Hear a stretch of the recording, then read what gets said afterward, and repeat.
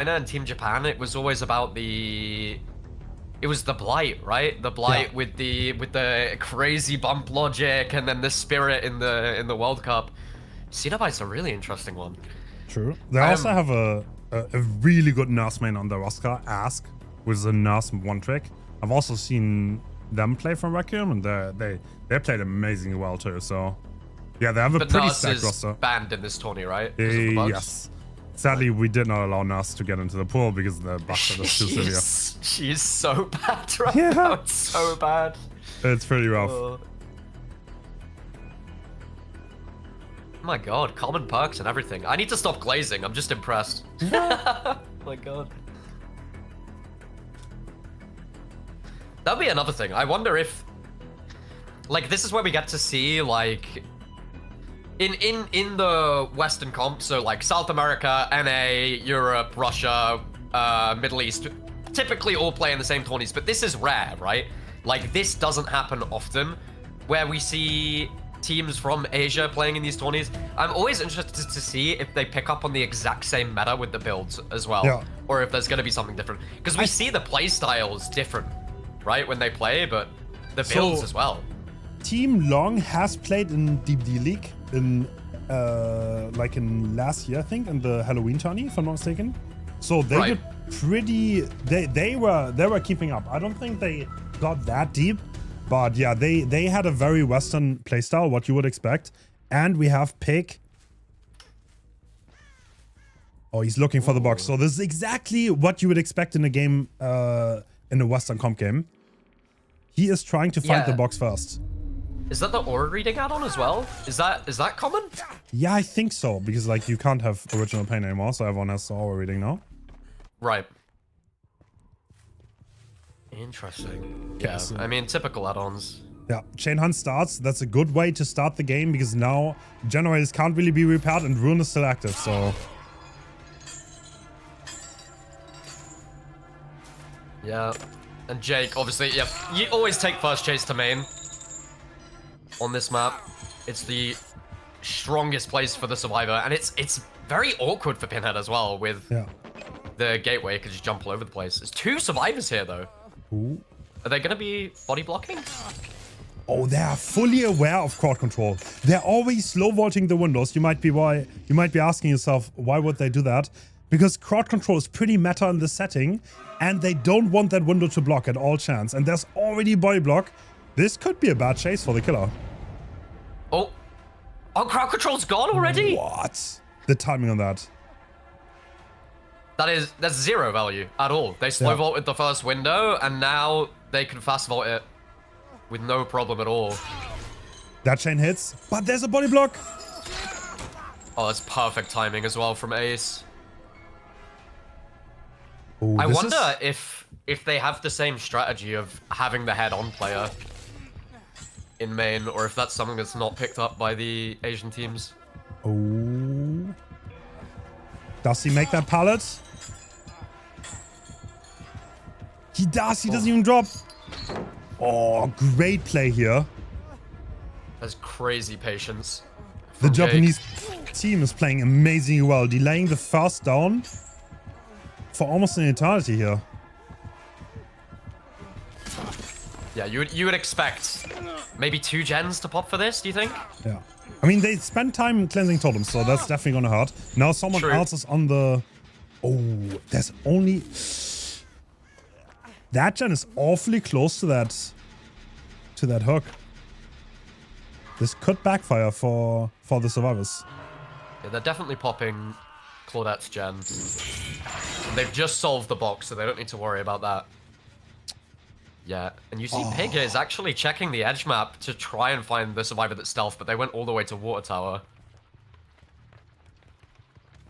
Okay, interesting. So, yeah, that's not ideal, because that gen is very hard to progress now. I'm honestly surprised that Pinhead is leaving, to be honest. Pig is like venturing out, even though there's a gen very high progress right next to that hook. And downlook is coming on very early, and we're going for the tunnel. Big decision, yeah, straight for the tunnel. Are they gonna wait the 15 seconds? You must do, right? Surely. Yeah. Is that on time? No, it's not. They don't even hit. That's a smart decision. It is crazy how much the 5% extra speed and the 5 extra seconds impacts comp across the board. Like every single killer. Man, the teamwork coming out is very impressive so far. And looks like Pig is abandoning the tunnel out. Interesting.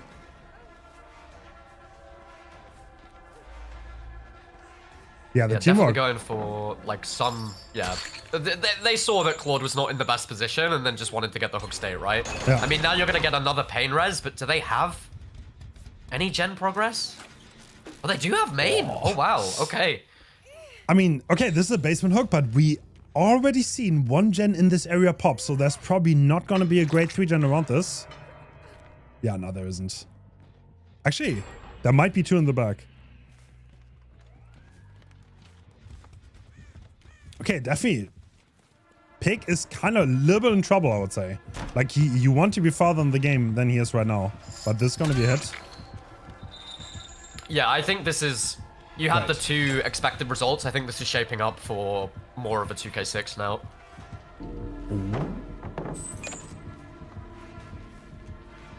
Oh my god, that was so spicy. And we're going back to the hook.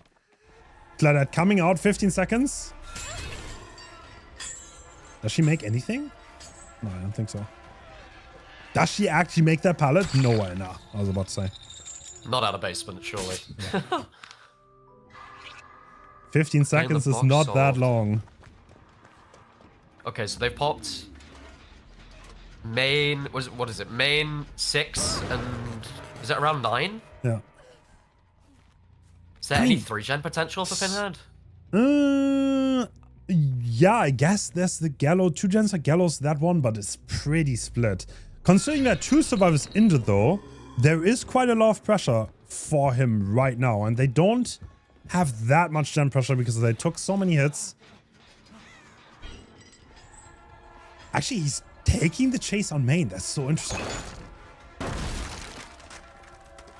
Yeah. Is that... All he has left now is the pain res as well. I feel like he has to try and secure this. Or at least get a trade or something for this hook. But they are just both working gens, right? The other 2 survivors. And they are injured, so he knows that the only one he really needs to worry about is this Jake. Can he deny this? This is a big moment. No, he can't.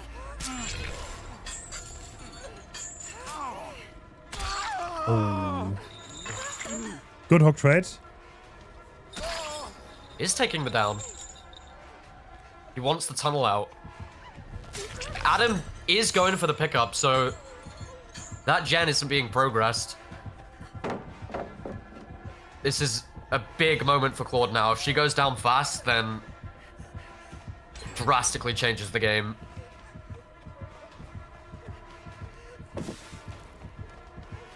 Yeah, this has to be a little bit of a chase. And I think there's a body block coming. Actually, is the head on? No, it's a body block. No, okay. no. Taking the hit to main. Yeah, now what do you do if you're the killer? Yeah, I was gonna say, you just take the pain res.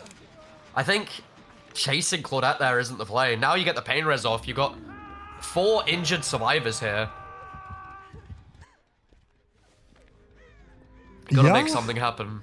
Yeah, I mean, everyone is injured. It can still snowball. But considering the gen pros and that the last gens are a little bit split, I think it's going to be hard for the killer to get much more than a few more stages here. I'm very surprised that he didn't go to the gen and is just chasing Claude.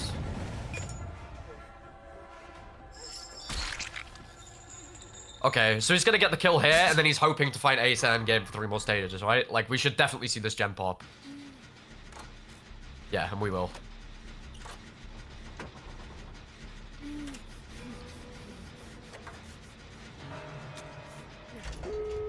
Yeah, now, Pinhead, if they want the best result, they need to find ace. I think there's a bit of game sense coming here. And he knows that ace was the one to pop the gen. He's gone straight over there. Oh, if he gets ace in this endgame, this is gonna be what, 2k8? That's not a bad result, really. Yeah, that's solid result that you can't complain about. Is he gonna go down there? Obviously, there are two teammates who. Oh! I think he wanted to break the chain with the wall, but that ended up backfiring big time. But they did reset. There is no gate progress right now. I think if you're Pinhead, you're just happy with your 2k8, but true. I mean, they can try to there's a save bit of this. room here. They could try. Or are they just gonna leave? They're probably just gonna leave. You think? I think They have a gate. They have a gate in the corner, a bit closer to the hook. If they open that one, it's doable. I mean, they could try because worst case, Shiaru can die for them again. No, they're just gonna leave. That's a 2k8, so pretty, yeah, well played from both sides though. Awesome. I wonder if that was a call, like whoever's playing killer for the team was just confident that they could do better than 2k8 and just told them to take it.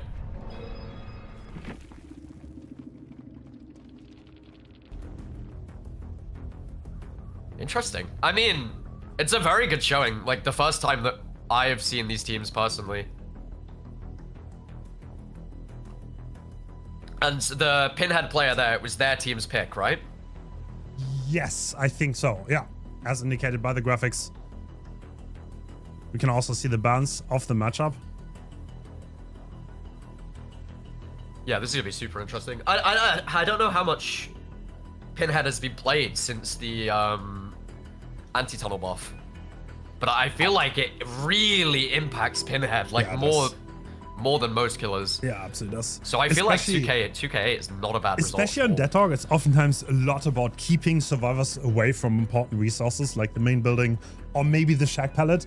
And the 5 seconds extra endurance, like zoning, is just so hard off the hook, which makes tunneling out very hard. And I think that's a pretty good result. Yeah. Yeah, I think you've not done bad there at all.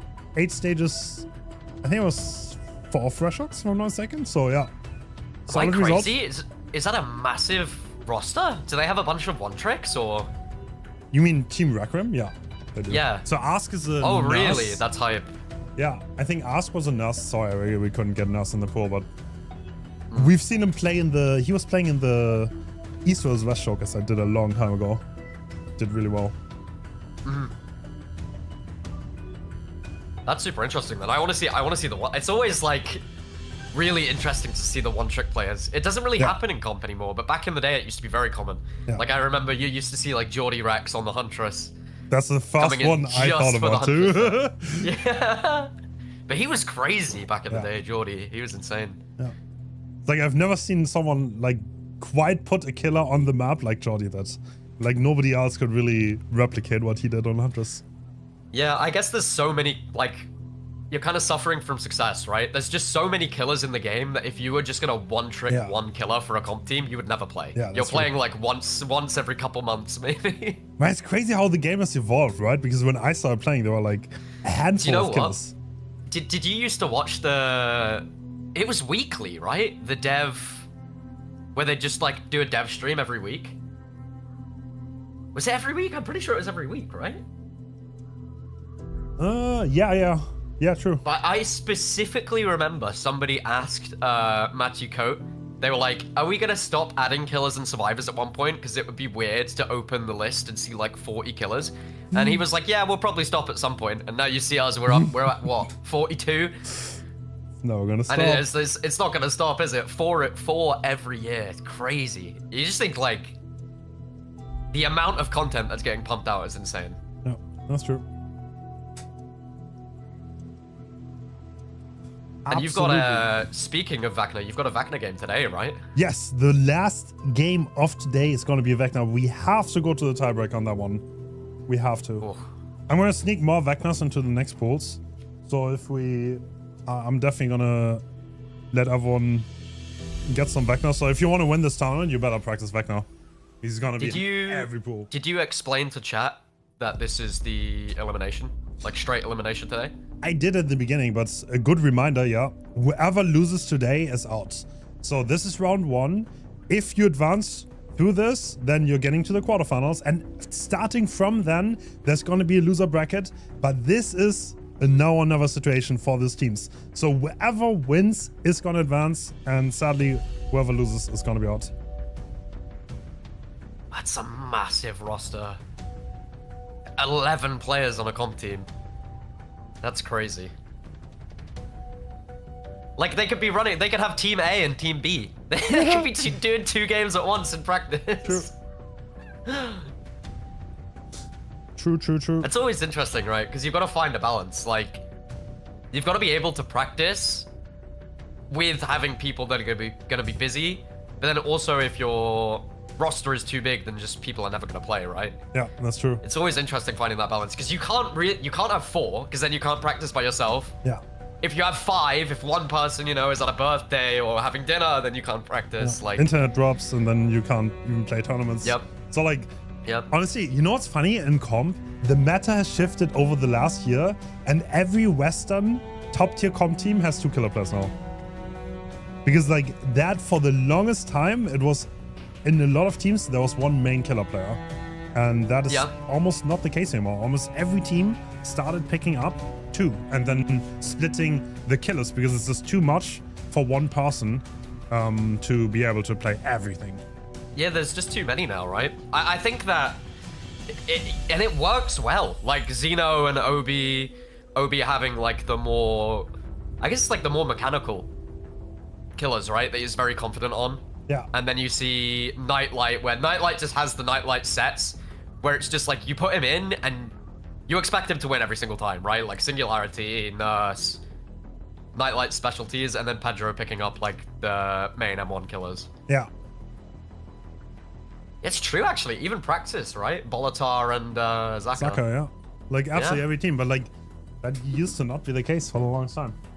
Yeah, no, it was always, yeah, Oracle was Xeno every single time. Agony. Well, I guess Agony back in the day, you had finger guns and Nightlight. Yeah. This is like the result we just saw, by the way. 8 stages for Fresh. That's almost the maximum you're gonna get before 4King. It's yeah, kind of hard to beat that without 4King. Yeah, and it's always like the killer has to make the decision, right, of abandoning the tunnel, and I think Pig made a really good decision, to be honest. Like, abandoning the tunnel out when they did, getting the extra hook, getting the pain res in, it changes the pace of the game. Like, we had one moment there where if Pig committed to the tunnel, which is a very easy thing to do, they were doubling that gen in the corner, they would have popped, and it would have been like, what, maybe 1k4, 1k5? Like, drastically different result.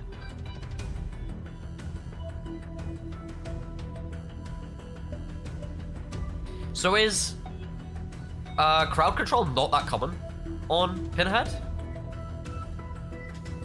I mean, it is if you want to go full totems, but I think no, I would say so, yeah.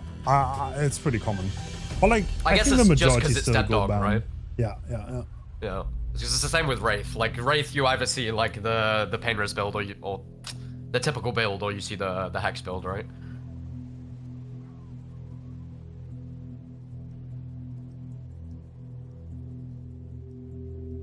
I guess Hive Mind is one of those ones that would never be used in comp, right? Because the killer players are always just gonna... Yeah, but even if it was allowed, it would never be used, right? The killer players are always gonna trust their own... You think? To be honest, on stuff like Blight, yeah, absolutely. But if that was allowed, you would see it every game. Like, because like, I mean, game sense is good, but like 100% info always beats game sense. But like generally, to maximize skill expression, these kind of things are oftentimes bad because like Hive Mind is a little bit of an autopilot park where you can just completely rely on your mechanics. If you're like, for example, if you're like a really good Blight player, you could probably turn your brain off and just go to whatever gen is turning red. And then just tap people up.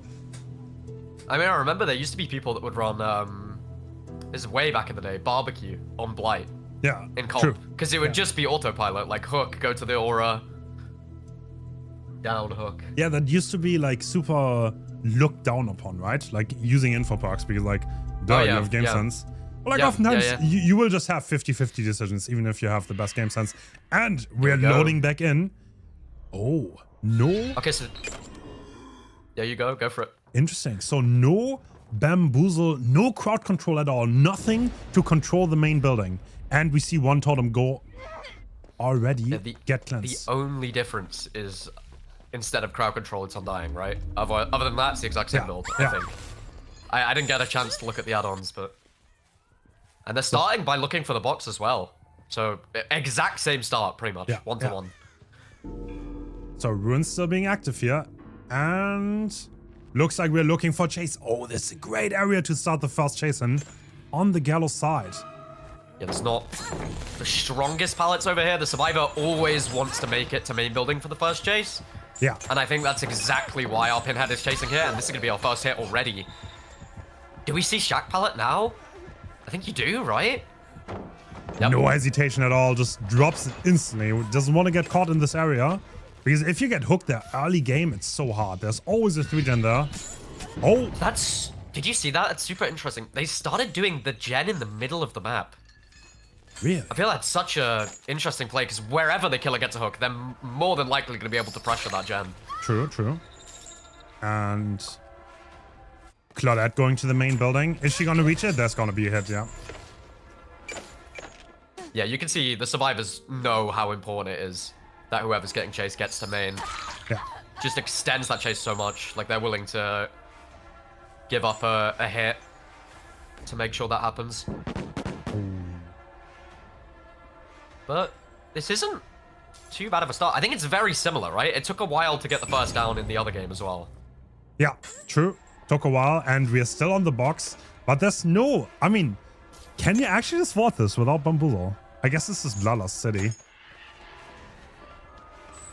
Yeah, I mean, this is one of those ones where I said, if you're going to 4K, you need to pretty much hit every chain. Yeah. If you miss one chain here on main, Yeah. it's so punishing, the amount of distance that they make.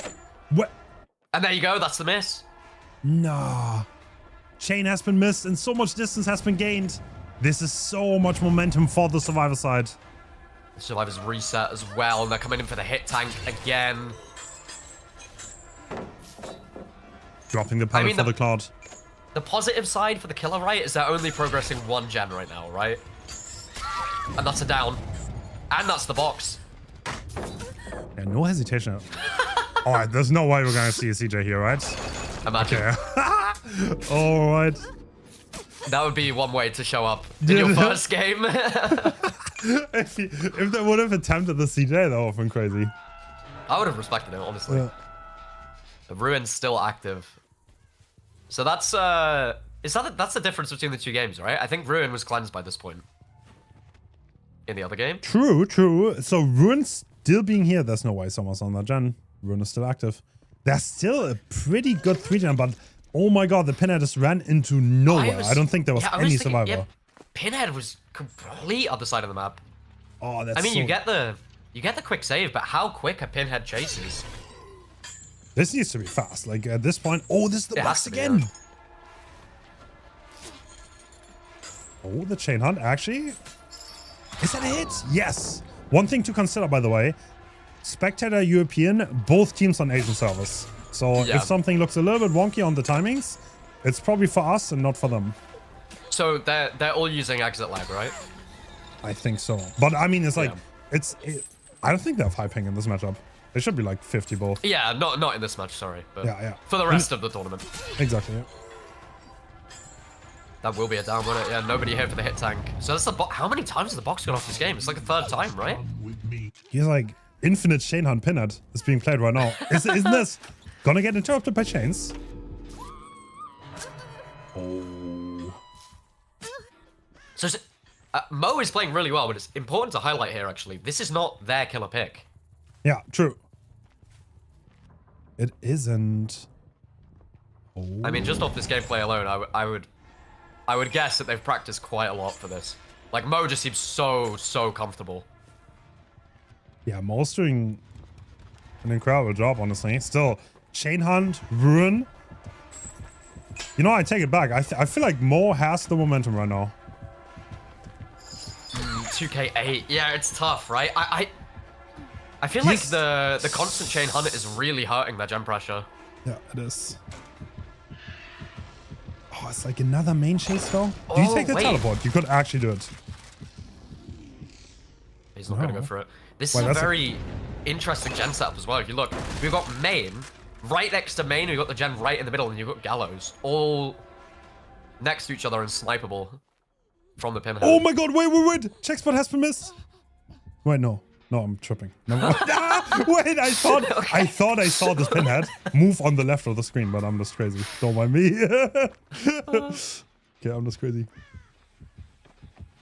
Yeah, I just feel like we keep looking at the survivors and I'm like expecting to switch to a survivor and see a high gen, but there just isn't one, is there?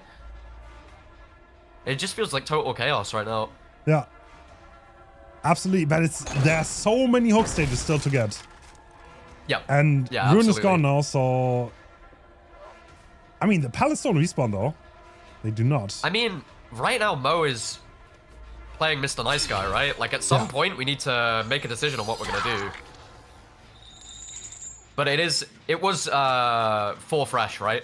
Yeah, 4 fresh. So that means he needs to get 9 stages. We're seeing the gen pressure now. You're too close to popping. The box is being solved as well. You'd assume that Claude is going to be the one that's going to go for save here. That's a good hook to get. Do we still have 3 gens in this? Was that one of the gens they were working on? So did they have to pre-leave that, or was that Claude's gen? It's a good question. No, There's they had nobody to leave there. it, yeah. Yeah. I think that was one of the 2 that they had a high progress and they had to leave. So that's actually really good for Mo. Wait, what is this gen sub? He has 4 gens in that area. Yeah, this is a really weird gen spawn. I feel like this middle map gen is super uncommon. Right, what is Mo gonna do here? Looks like he's not even looking to be in the area. Oh, this is such like a pivotal moment. Like, it could swing either way, but I feel like Mo is in such a comfy position right now. Yeah. And now you just take chase on Claude, right? Get us to stage 2. So the Shack Pallet, if you remember, got thrown very early into the match. And this is where this could actually start hurting. I mean, yeah, there's a hit tank. Now they make main. We've got 3 survivors here as well. We've got 4 gens left. Wait, where's this turnaround? The pellets are gone. Yeah. And this is pain res. Oh, that missed, though. That gives crucial distance back to the Nia. So what she was doing there, she was just gonna run in, take a hit, and W key to the gen that they had a high progress, but Mo, like, really good split-second decision there, just goes, hang on a minute, you're running into an area where there's no gens, no pallets, and the gen is high progress, like, you get the pain res there, you hook on it, that gen's regressing. Oh, yeah. Well, actually. What was that teleport? You teleport onto the stairs and then just turn around? Okay. Fair enough. I came in the left. Yep. Yeah, I mean, I don't think there's much for us on these 4 gens that are really close together and there's a hook in the middle, but Mose is playing so loose here. Not even... I mean, now is he going back? Now he's going back. You can maybe correct me. Constantly, we've been switching to this Claudette, and she's been using, like, urban evasion to stealth. I feel like I never really see that in Western comp. True. You could correct me if I'm wrong. I feel like it's super uncommon. Yeah, true. That's very rare. Oh. There is a hit tank coming through again. I mean, Nia does not comfortably make the main building here. If one chain lands...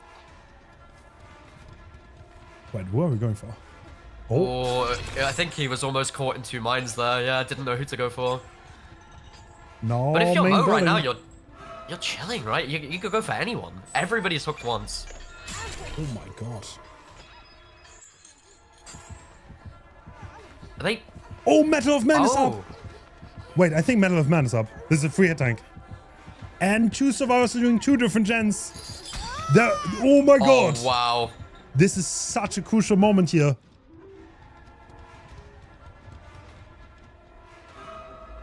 It's like they're playing with each other to break each other's chains as well. Like, is the other survivor gonna run away? Like, we're gonna see another gen pop here. We're gonna have 1 gen left. And the situation is that Mo needs 5 stages. 5. Yeah. And it's not like in the other game where Pig got the 3 stages bonus in endgame, right? Because he hooked a survivor that was completely fresh. Mo doesn't have that luxury. He's not left anybody so he could get that bonus 3. He does. It's gonna be really tough. At least this, and then... Yeah, honestly, this is so hard to get. He needs so many stages from here. And they're already on the last gen. I feel like the game has just swung, was really in Mo's favor, I think, and now it's really swung the other way. They're doubling that last gen now. Oh, this is such a bait. This is a great bait by the Clot. Yep. He needs to interrupt that gen. Does he realize it's too late? Yeah, because if both those survivors escape that are doing the gen, it's over. Unless my math is wrong, right? That would be 8 stages, but Mo needs 9. Oh no, it would be a draw. Yeah, it would be a draw if they both die. Okay, but so if an Anno comes through here, then I mean it's pretty easy for them to to only give 7. I mean, Claude is staying in the area by the hook. Oh no, they got the unhook, okay. And now, now you've got the endurance, the bonus speed, and the healthy survivor hit tanking. Honestly. And you see effect is on the gate already. Yeah, I don't think much can be done here. Excellent team play coming through. Dude, are they just gonna... Is he... Wait. Hits the Claude to get the box. Nah. No, not. Yeah, no way. No way. All they need to do is spread out, right? So this is what? 1, 2, 3, 4. This will be 7 stages? Damn, valiant efforts. I feel like Medal of Man actually won that game. Crazy. Yeah. Yeah, it was that moment on main. It allowed them to push 2 separate gens. And then, honestly, the bait from the Claude off the hook. So that they could just double the gen in the distance. Maybe Mo just didn't realize how high that last gen was. Probably not. Probably not. But that chase on main, no bamboozle, no core control. I mean, I feel like the build kind of walked until it didn't. Yeah, the last chase is broke it. I think Mo was in a position to win that, for sure. Yeah, for sure. But I do think that happens a lot with pinhead games, where you think somebody is in such a good position, and then you take one wrong chase on main, and it swings completely in the other direction, and they lose the game. And that's exactly what happened there, right? Yeah. That and the Metal of Man was absolutely massive. Metal of Man.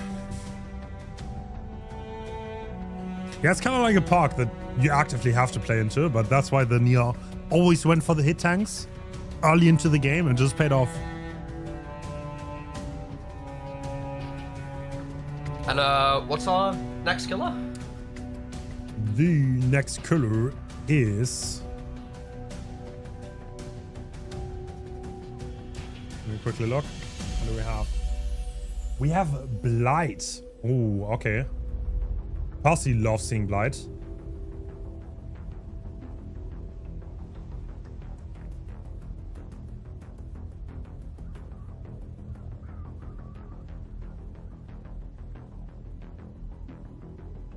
What map is Blight on? Oh, you're asking a good question. Okay, I don't like Blood Lodge. It's definitely not Blood Lodge. I think it's Suffer Pit. Oh, we'll be I able to see can already tell you I don't like Blood Lodge in comp.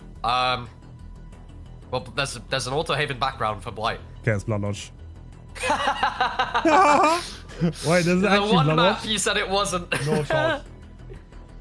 Okay, my ARP memory is maybe? not the best.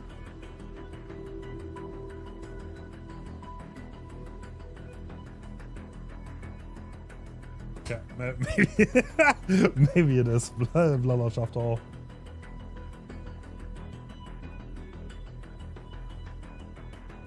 And then after this we have Invictus. Is it? How do you pronounce it? It's Serene? I think so. Serene, yeah. We have Invictus play after this. Oh, we have some juicer matchups, by the way. So we have Invictus playing after that, and then Sauce versus Praxis, but Team Thailand versus Praxis. Yeah, that's gonna be massive as well. Yeah. Okay. Do you know what? It's Azarov's have a resting question. place. It's Azarov's resting place for Blight. Oh, okay. Okay. Well, it's not Blood Lodge, at least. Yeah. Interesting. Because Blight is like one of the few killers that can actually play both sides on those maps, right? Like the same with Suffer Pit. Yes, Like- he's so fast with his rushes. I mean, Blight is kind of considered the strongest killer in comp. He has the least amount of... Like, he's the most restricted, and the survivors have the least amount of restrictions. And yeah, he's if you master that killer, he's so strong. And even the best survivors can oftentimes not avoid getting hit. And yeah, he's also so fast, he can cross the map.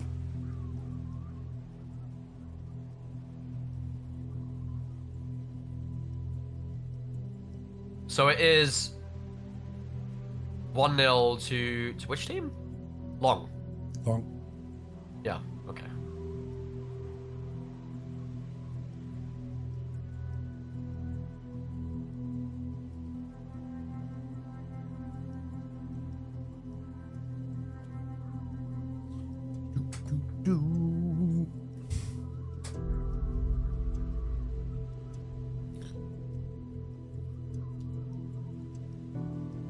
So this will be Requiem's pick, right? Yes. So do they have Blight 1 trick? Or is... I'm not entirely sure. I am not entirely sure. I just had a thought. Yeah, there's a high chance they do. Requiem and Long don't practice with European NA South American teams, right? Like, I feel like there isn't much mixing, right? So are they going to be used to that ping? I mean, they did play. There was some Western tourneys that they did play, but they're definitely less used to cross-ping than you would think about European or North American teams. Because cross-continental play for them is like completely normal. Like every tournament you're gonna play against that. So this is going to be their most comfortable matchup, really, in terms of ping. Yeah, realistically. But Team Long also did pretty well in DBD League, so they're not that unused to it, I guess. Mm-hmm. Yeah, I assume they would be playing a lot with each other in like World Cup events as well, right? Yeah, true. Or being from the same country. It's always interesting because I feel like back in the day, you used to see a lot of like, you know, European players who play for an NA team and an NA player would play for a European team and so on and so forth, right? Yeah. Whereas like now the rule sets in comp just don't allow it at all. Like it just never really happens that you see. I don't know, is it completely banned or does it just not happen anymore? I think this doesn't happen anymore.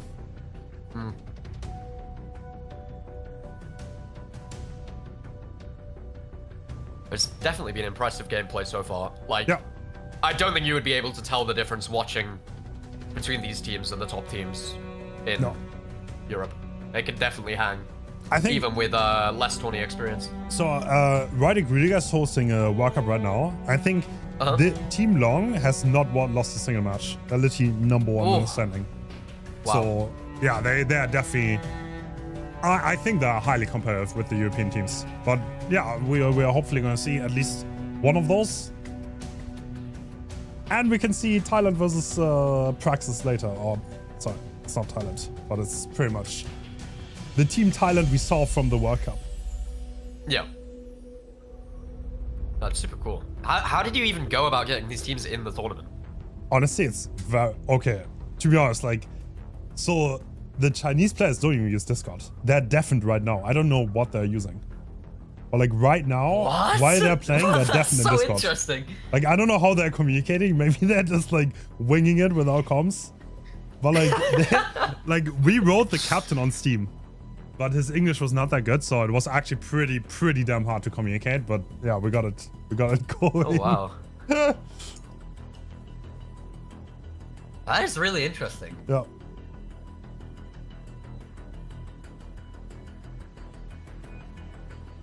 Is Discord, maybe Discord isn't available in China? Honestly could be, I think. I actually think it isn't, if I remember. Yeah, it probably isn't. I mean, I think they have ways around it, like realistically. I think everyone has a VPN as a gamer. Yeah. But yeah. Discord is blocked in mainland China. It is? Okay. Yeah. Well, that's what Google said. Yeah, the captain does not use Discord. Super interesting.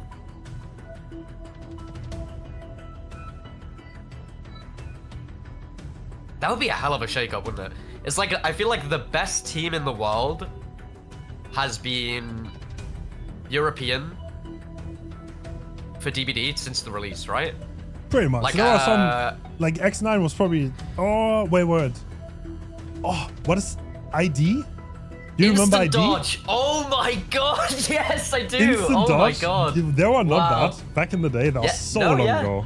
They were very good, yeah. But I think besides those two, Like, during history, European teams have always dominated. I can't even imagine, like, Asian team being the best team in the world. There'd be such a difference. Because we had just pretty much 10 years of European NA dominance. That's crazy. Yep. Sorry, the lobby is taking a little bit longer. There was some communication issues. It's like, this is pretty hard because, like, language barrier, right? Yeah, yeah. So the next one's especially be faster. if you don't have any staff member that speaks like Mandarin or anything, it's gonna be really hard.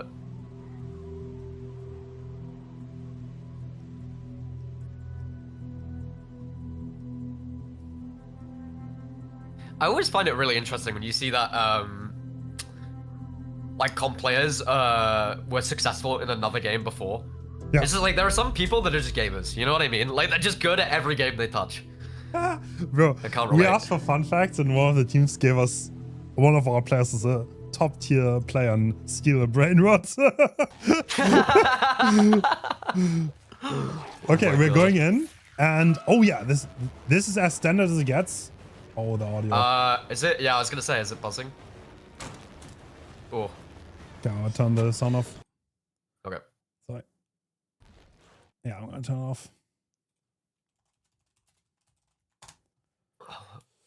I guess it's just like a loose cable or something. I don't know. But this is a new killer player, so maybe a blight one trick. Oh, yeah. That was really nice mechanics. Oh. We're gonna drop the pallet. He's just walking it down. This is exactly what you usually see. He's walking it down. Now he's gonna rush. And probably outplay this pallet? No, actually, just going straight into it. Yeah, really nice. I mean, that's the kind of play that if they do progress in the tourney, they will not be able to make. But waiting for that stun, perfect timing.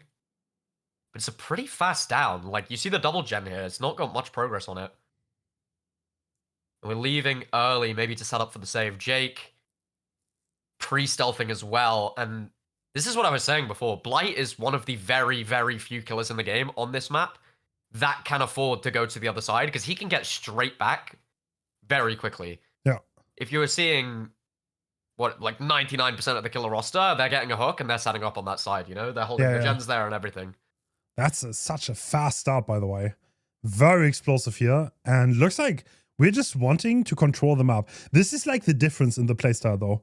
Like, these killers, they care way more about controlling the map, kicking the gens, and they're not that hyper-focused on tunneling someone out. But, I mean, we're straight back on the tunnel out. Maybe I'm eating my words. Yeah, it's no, actually. Interesting. No, this isn't the tunnel out. Yeah, it's interesting, though, right? Because, like, you can have your tunnel out. If you lose them, they disappear. All of a sudden, you have to fight for stages. You know what I mean? Like, your win con is gone. We are chasing the Deliverance player, by the way. Oh, this doesn't connect. Yeah, this is really good for Team Long right now. Yeah. This is the exact person you want in chase. Gens are being progressed, and this survivor can free themselves. But honestly, there is only one gen done, so it's not the worst. Oh, he's actually slugging him. Okay, so we are counter-playing the deli. Yeah, and that's why you normally see Unbreakable paired with the deli, which I think it is in this situation as well, right? Yeah. Because that would be... The killer sees the first person going for the unhook. 99% of the time it's going to be Deliverance. That's what Requiem's killer has called out. Oh! Really nice play. Okay, very interesting build. We have self-care botany overcome, so that's a lot of distance being gained. Just breaking the pallet. Doesn't get the blind, though. Yeah, that should be a down, right? Yeah. Seeing the Infectious as well, because Infectious is very common in... We are full on slugging this. Oh, that's the tunnel out being found. The Nancy... Okay, this is a huge momentum swing. Because if this Nancy died fast, then there's a slug there. There's someone dead on hook in that area. And there's Dead Hard. Oh! The bait! That was Dead Hard at MFT as well. If he hit that, it would have been a disaster. Can he reslug? Does he get the hit? He does! Wait, are we just format-singing this? Is that the vibe? He sees the third person as well. He knows the other one is going to be on the other side of the map. He can chase this pretty freely. Wow, actually, yeah, we're looking for the format luck, I guess. Is Effect gonna be able to get the pick? Looks like it. Such a risky play. No, he's got to go for the hook. He's playing safe. Okay. The Survivor's back on a gen. But this is looking pretty good for Team Requiem right now. What would you say is the average result on this map? Fucker 1, probably, I would say. I mean, you don't have to, like, this could go south, but, like, this is quite the strong start, and the resurgence doesn't come through either. Yeah, and Nancy does not have a lot to work with either.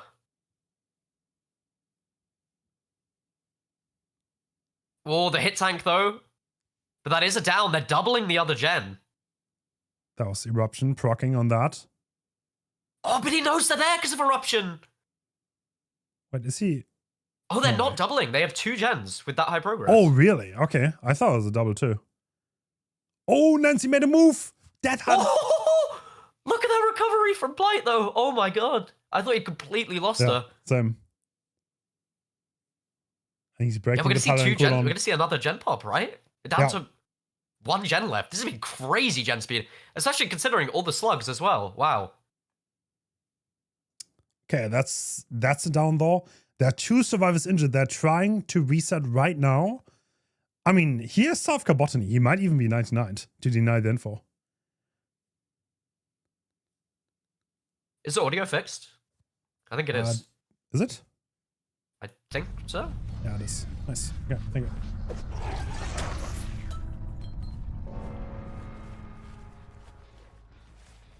Yeah, I mean, what generator position? Like, the most important thing now is, do they get the reset off, which it looks like they're going to, and where are the generators?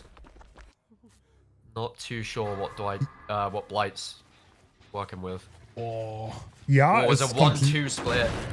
It is split, so everyone full health. They stealthed them out. This is honestly not the worst situation for the survivors. If they can avoid the chase for a little bit more, then I think they can definitely do this. They don't have the deli to work with, though. That is gone. Normally you would... Oh, no, sorry. They don't have the unbreakable to work with. They do still have deli. So that survivor is unhookable, but can just be slugged. Yep.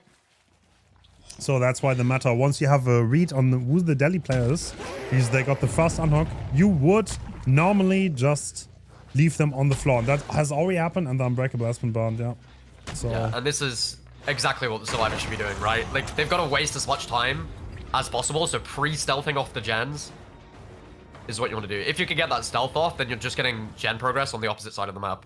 Yeah, honestly. Oh! This is such a risky play. If this works... Oh, no. Oh, gets the stun. Gets the stun. Nice. Getting some good use out of that flashlight. Going for the crouch stack as well. Is the hut lying to us? Are they actually not doing a gen? Nah, the gen was walked on for a bit. Oh, the pre-stealth. And self-care on the solo. This is insane. This is such a... Oh, he went to the wrong gen. Oh. Right, this is really important. If the survivors stealth him here, then this could be pretty low stages for Blight. Self-care is going to make such a difference. Is someone in their locker? Yeah, they went to the wrong gen as well, didn't they? So they had even more time to stealth.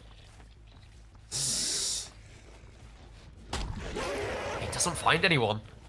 And he knows, like, the heals came out. He's trying to bait them back onto the gen, I think. Oh, this is so hard.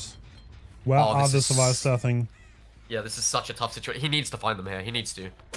Oh, he does! Just on time. But what gem progress does Jake have on the other side of the map? That's the question. Oh, gets the stun. That is really well played. Time is kind of running away from the killer here. Oh, plot twist. Now he has to hook. And he's going to.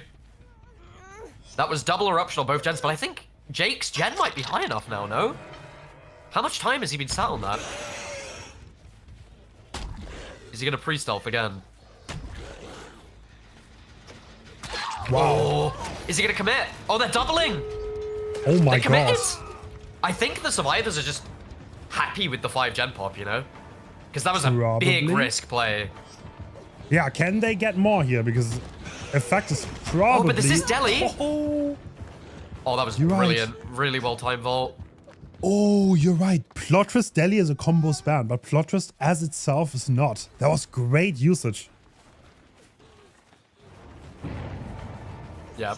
And now they've got the unhook. All they need to do is split up. They just need to stay as far away from each other as possible. And that's why Effect has took Blight all the way into the corner. And the Blight knows that he can't hook her because of that deli. Yeah, that was an incredible comeback from the survivors. It looked so bad at one point. They were almost getting 4-man slugged at like 4 gens. Yeah, I think right now, barring a survivor mistake, we're going to see someone out the door. Oh, the self-care botany is coming in clutch again. Dude. Wow. This is like the meta, by the way. They always do this. Like they are more stealth oriented, being able to reset yourself. And this is the playstyle they're used to. The stealth is absolutely won in this game. Like, and even the idea of putting Jake on that gen by himself and him getting tagged so he can just reset himself. The other two are together because they don't have the self-care. Using the plot twist, but it reveals Effect. Yeah. Yeah, we're probably wanting the fresh hook here just to make the result a little bit better. But even 7 stages, is that enough? Does Jake have Resi? Has he 99 himself? Oh, forcing the locker. They're happy. They're happy just to get Jake out. Yeah, looks like it. Yeah, Jake... Wait, but the plot twist! He never picked up. Yeah. So she's fully healed. Wait, actually... Oh, yeah. Oh, we have to slug, don't we? This is quite a spicy situation because that's Zelly. Oh! And Jake is healed. Jake can tank a hit. He's healed himself. That's Is he gonna get there in tag. time? But can you body block against the blight? Oh! Oh, this is massive. This is the difference between, like, a completely unachievable result. Yeah, that's true. And not. Okay, Forcing actually, Jake out. But now, she can just double back and pick up the other survivor.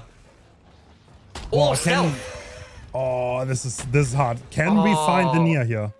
And now he has to make the call of whether she's stealthing or if she's going for pickup. Or we use plot twist? Yeah, she's fully... She is just stealthing. Oh. Was a greedy play to hit Jake out. That means he's not relevant for the rest of the game. But... does he have the nerves to just camp this gate all the way? Yeah. Yeah, because... Oh my... This is such a risky play, because she could be on the other side of the map doing the gate. And that's going to be in his head the entire time he's standing here. Yeah. But she's not. She's just waiting for him to what? leave. No shot! Wait, what?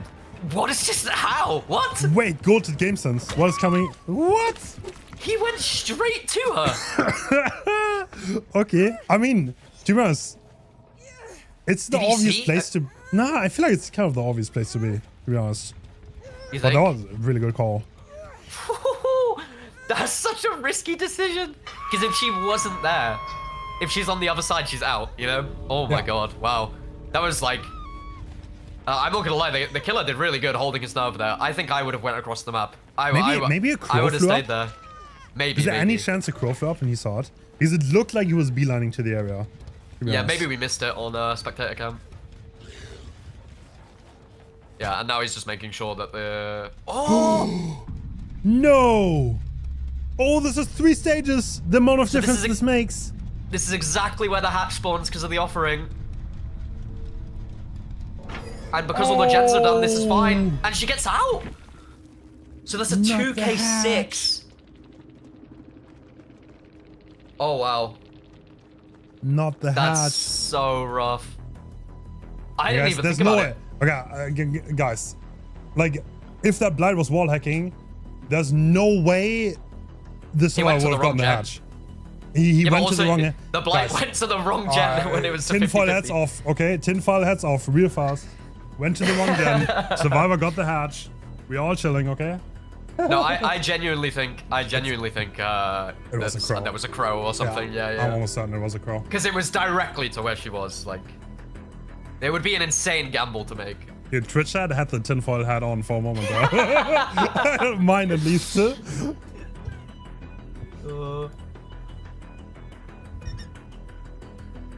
Wow. Damn, that was oh, what a game that was. I've been in that situation before. The fact that he held his nerve and just stood there at the gate is crazy.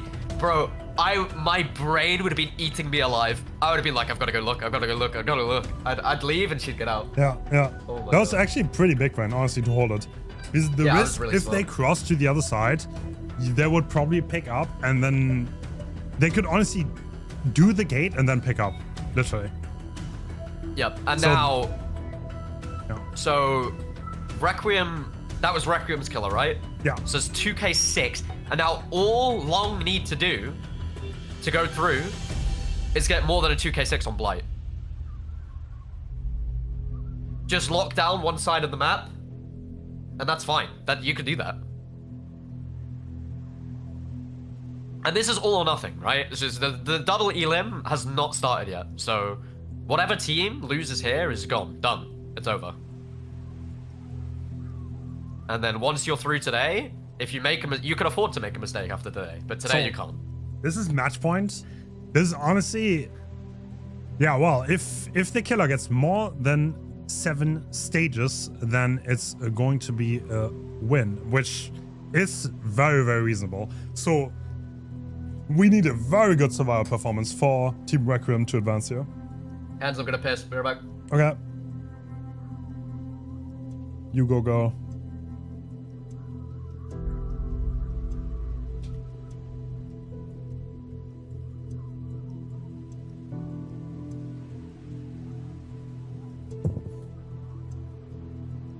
Possible results are 6 or 7. Yes. And indeed, is possible to get 6 or 7 stages. But it's hard. I mean, it's not impossible, but the first chase needs to be banging. That's how it is. So the first chase needs to be insane for Team Requiem here. Just needs it. Otherwise, it's kind of cooked.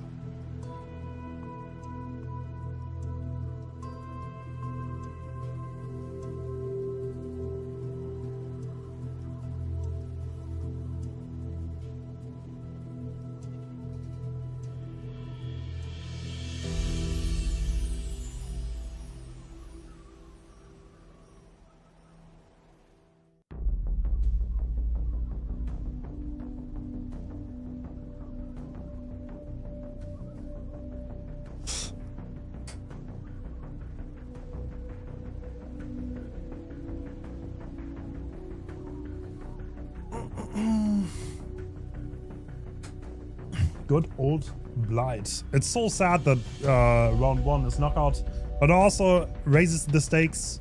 And thanks for the teams for showing up here and playing. I appreciate it. That's very kind.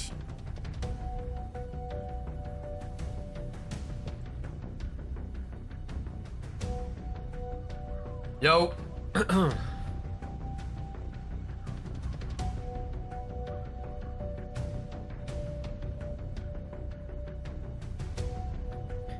Yeah, I don't know. It's such a rough position as well, like going in on Survivor and knowing that you have a hard win con, and if you lose it, you're completely out of the tournament. Like, the pressure is so on right now, and Team Long's killer, it's okay. Like, even if you mess up, you have a very achievable win con, and even if you do mess up, you go to the tiebreaker. True. So all the pressure now is on Requiem survivors. Absolutely. I just said the early game is probably going to be the deciding factor here on how well they come out of the gate. If the first down is fast, then it's going to be so hard to get back. Yeah, for sure. 100%.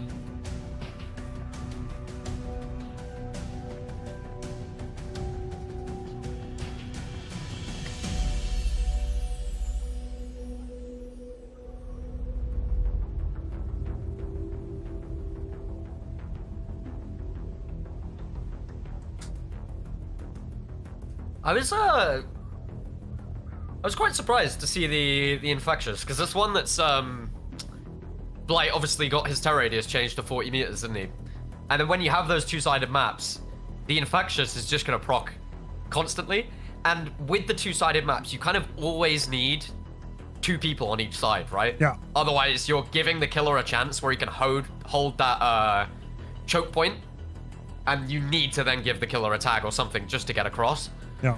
And that's when it can get really, really nasty. But the infectious is constantly giving the killer information of who's on that side and where they are. This is very, very good on the choke point maps, especially with that extra 8 meters on the terror radius. Wait, is that even accurate? Is infectious terror radius, or is it? It is terror radius, yeah. That's why it's so good, because okay. 40 meters, which means if there's anyone the side that's not a locker, then they will probably get caught in infectious. And as you said, if 2 people go down on one side and you kind of hold the choke point, that's when it can end really fast. I thought I was saying something really smart, and then I was like, wait, is it just 32 meters, not linked to terror radius at all? It is linked to terror. It shouldn't be, though, in my opinion, at least. Yeah. Okay, we are back in, and it is Pig. We have crowd control. What an interesting pick. Wow. I don't think you ever see that on Blight, or I have never seen it on Blight. Okay, it would be pretty funny if you vault into the main building and you're just stuck there. Oh, that's an early tag. Yeah, really nice mechanics as well on that swing. Wrecking. Oh, but I'm surprised we didn't see a rush there, actually. Oh, the short swing coming out. The short swing. And no one's nearby for the save. But there's no infectious. No infectious. I mean, you kind of don't need it, honestly. Yeah, but now we just see Ace stealthing, right? Ace is behind main right now. Yeah. If Pig finds Ace, it would be massive. Hang on a minute. Wait. What? He knows. How? That's a crazy find from Pig. That's insane. Oh, the double back. And now, neither of the survivors have got off their gen. They're just doing the gen on the other side of the map. If Pig gets a down here... Yeah, this is huge. What is Dace going to do? It's a slug and a hook. This is not even Delhi. Okay. Oh. Jake has just got off his gen. So you would assume Jake is now rotating for the save. That's a really good bait. He delays it as long as possible, and now, yeah, the rotate's coming in from Jake, but... Oh, it got red. Switched to Jake. Oh, wow. And now Kate is still on her gen, so they either need to rotate Kate across the entire map, or they need to send someone in who's injured, who's just going to get slugged straight away. And that's exactly what happens. I think Ace tried to plot twist there.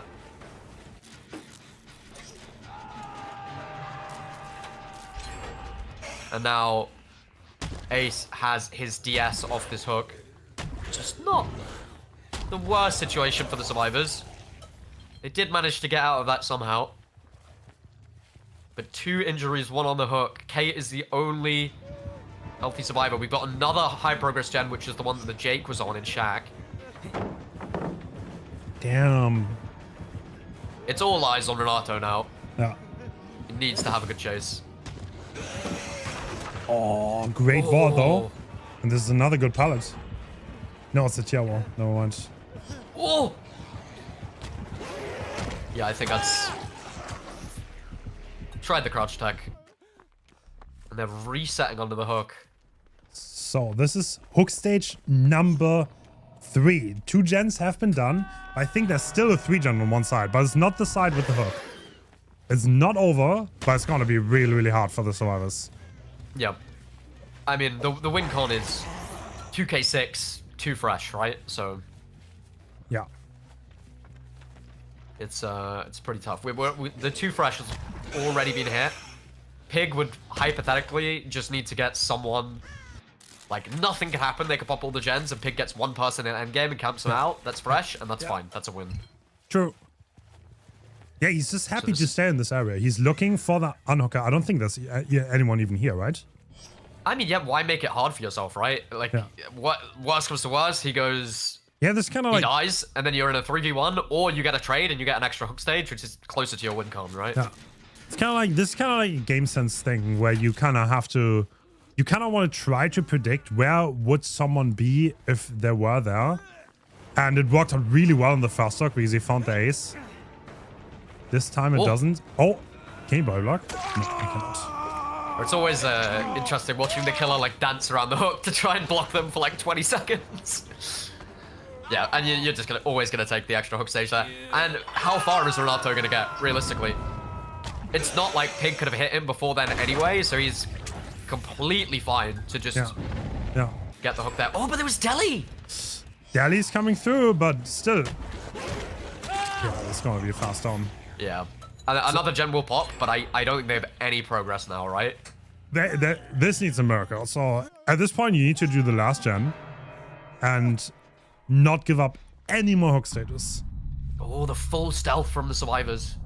You know, the hatch made this result so hard to achieve for the survivors. Imagine if you would have gotten those stages too. Yeah. Yeah, no, true, actually. Yeah, extra 3 stages. Yeah, it's such a difference. 1 extra flash hook. And they were like, what, 10 seconds, 5 seconds off of bleeding out as well. Like, it's crazy. The full stealth, 1 survivor's healing in the corner. And all of them are off gens. They want to make sure they're fully healed before they start hitting these gens. Because Jake getting found injured right now would be terrible. Survivors are playing a game now where everything needs to be perfect.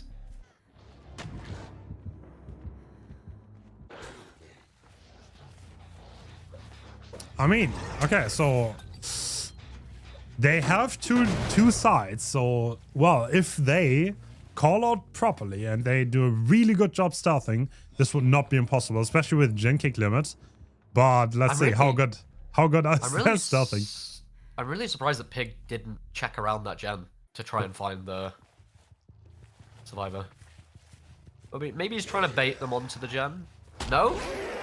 Okay, he's trying to the opposite side of the map. Okay. He's trying to make it as hard as possible for the... Oh, this gen is so close. Oh, it's not deep. That's like... Yeah, yeah. Yeah, this is pretty...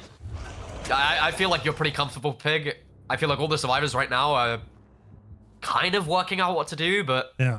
They're gonna have to give someone to the Blight for gen progress. There's no way. Yeah. The gens are too close, even if they are split. Oh, he knows. Oh. Yeah, and now this needs to be a good chase, and I don't think Kate really has anything, right? Finesse. Yeah, true. Is there a filler? No filler? Shack pallet's gone, if I remember. Wow. Very smooth rush from Pig. Maybe balance landing? No. Well, maybe.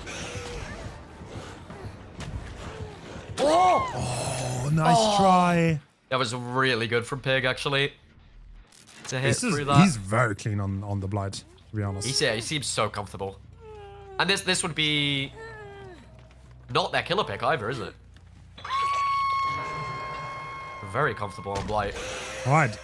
With that, we have 6 stages and 3 fresh hooks, which means that this game is going to be a 2-0 for long.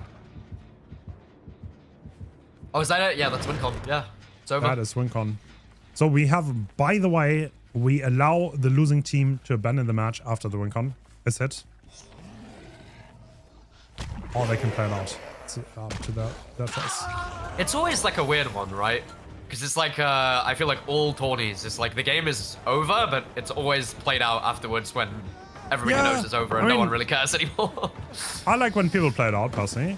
But at the same time, if they don't have the mood or like they're too bad and they don't really want to play, then I think it's better to just let them go. Yeah. Oh, dude, Pig is doing amazing combos here, though.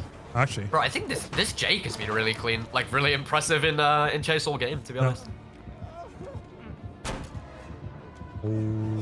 Oh, what a gamble. That's it. There you go. And Ace is just sat on his gen. They're just trying to pop all. Pig know? Would he be getting the notification from Cole O'Brien? You should. Yo, he's showing straight there. Down. Kicking the gen. No shot. That is serious gaming, right? Yeah, he's making sure. For the stats, you will not get that gen done. Yeah, that's super, honestly, yeah, team. Dude, honestly, the mechanics really are insane, impressive. no? Holy. Yeah. It's One thing like I was intrigued incredibly about, clean on Blight. do they know about the momentum trick? They do, right? I think he just did it. Yeah. I love it. Wow, GG. All right. Nice. Wow. And what's next? Next we've got Invictus. Serine, right? Or Syrian? Yep. We got those two. I think. Wow, it's gonna be hard. Invictus definitely the favorite on this one, but upsets can always happen. Upsets can always happen. Yep. I mean, it's a time where like so many different events are going on as well, so it's always like how much practice have they put in for these sets? But True. this is, if you were gonna put practice in for a day, it would be today, right? Like you can't afford to make a mistake today. Yeah. You can't. Yep. Once you get to the quarterfinals, you still have the loser bracket, so you can lose from that point onwards. You just gotta lock in once you lose.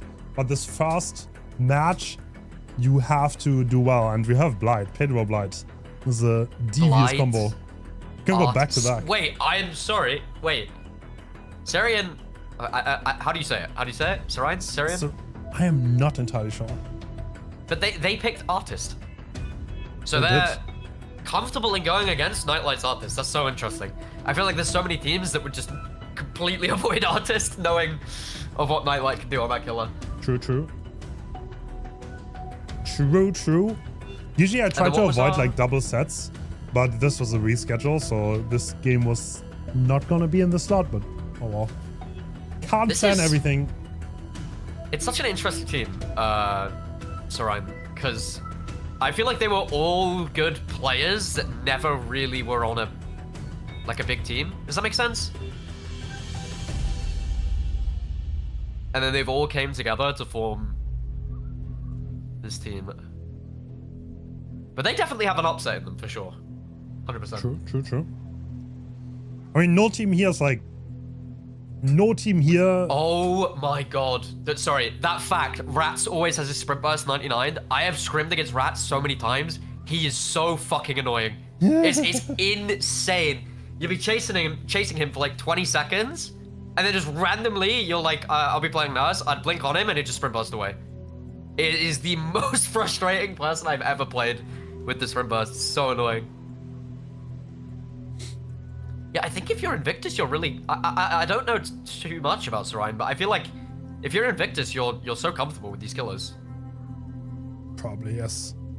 Probably. But then again, it's Invictus. Like, what? Yeah, the thing is, Invictus has two like really solid killer players that cover almost everything. There's nothing really you can pick where you're gonna catch them off guard.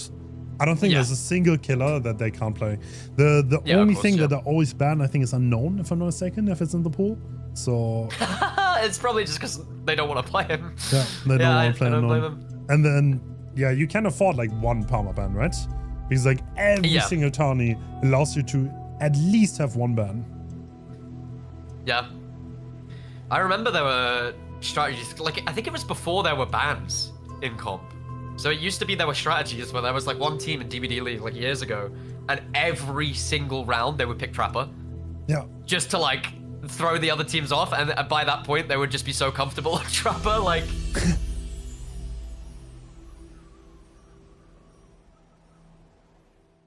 Oh, there you go. Night Owls and Paradox.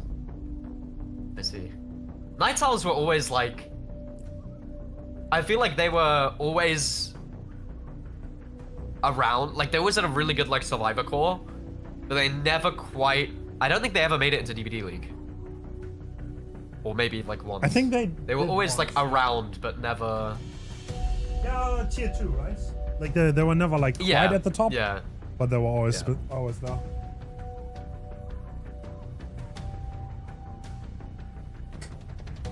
They confidently, they kind of stomped through the qualifier though.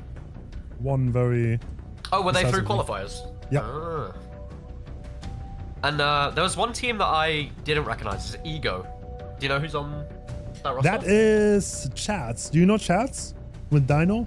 Yes. Yeah. Oh, did they go through qualifier as well? Yeah, they did. They wow. kind of stomped the qualifier, to be honest.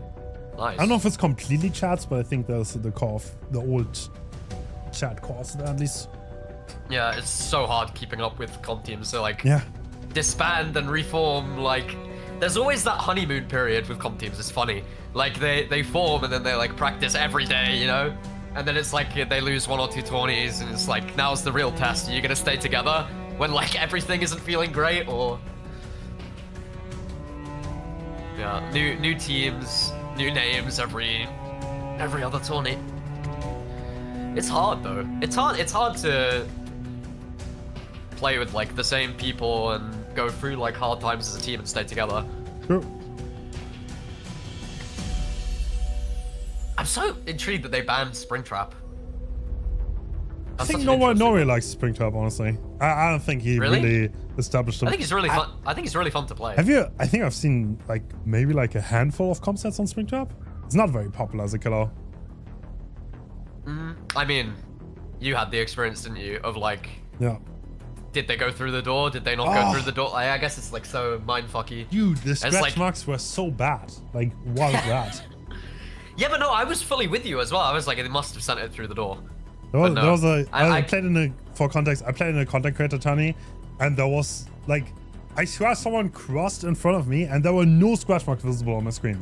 I looked at my recording afterwards, and I was kind of like a little bit upsetting because I was like, did they go through the door? Did they not? Because if you go too far away from the hook and the survivor just takes the door, it's so easy to lose them. So easy to lose them. Yep. Invictus has the most confirmed tourney wins, as opposed to unconfirmed. I don't know. They confirmed them themselves. Like handshake on it. Yep. They gave us the facts. We asked the teams. Actually, I don't think they told us that Dan is scared of Nemesis, but that's okay. It's a good fact. Yeah, it's a good fact. So, for Sorian, I assume their main killer player is Arushi, right? I think Arushi's the only one I've seen playing killer. I actually have no idea. But I always thought with Night Owls before, I didn't see too much of Paradox, but it was always like they were really good survivor roster, but then just didn't have the like one trick killer main to pull it all together.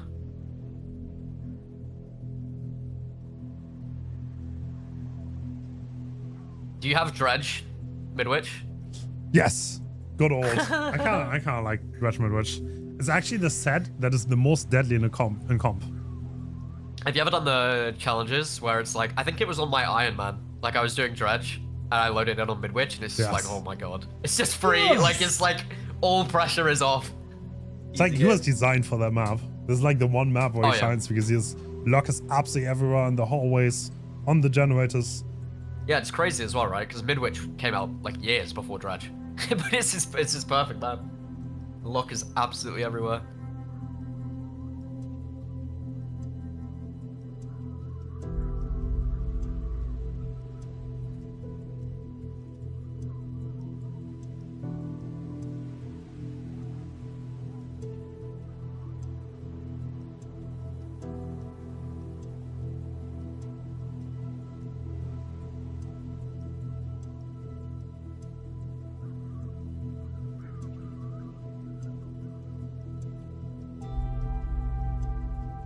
Interesting that they, Dredge ban. I mean, like, Dredge coordination is always, like, Invictus is really coordinated on Survivor. So, honestly, who's your favorite to take this tournament off?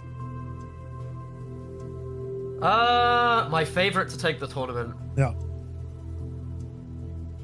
I feel like you would be silly to not say Invictus, right? Kind of. Praxis has been really good, though, to be honest. Yeah. No, Praxis won the, was it like the Christmas tourney? The just after Christmas tourney? Yeah. Yeah, Praxis has been playing really well. I would not count them out. Zaka's absolute demon right now. But the thing is like, I feel like Invictus, for how good they are, they've never reached the consistency that Eternal had. yeah, true. Like, there are like noticeable ups and downs, and there's like there have been noticeable mistakes. Whereas, like, I feel like I used to watch Eternal and it just looked like everything was perfect all the time. Yeah, you know? that's true. So, And that's like no slight on them. I think they are the best players in the world, but it's like, I don't know. It's just like something's not there sometimes. yeah. But here we go. Here we go. No, I mean, shut me up straight away. Oh, Rancor. I really like that. All right, I really like that pick. Pedro looking. Is someone crossing on the side? And the survivors are actually stealthing deep. Okay, yeah, Pedro's not wasting any time at all. He's just gonna try to search edge map if someone wants to cross from here, but I don't think they're even that close to this. Oh, someone's on that rock pallet, I think. Bro, this is so funny, because this was a strategy around BOTB. Like, you would stealth corrupt every single time, and it's kind of made a comeback, like, very, very recently. Yeah, that's true.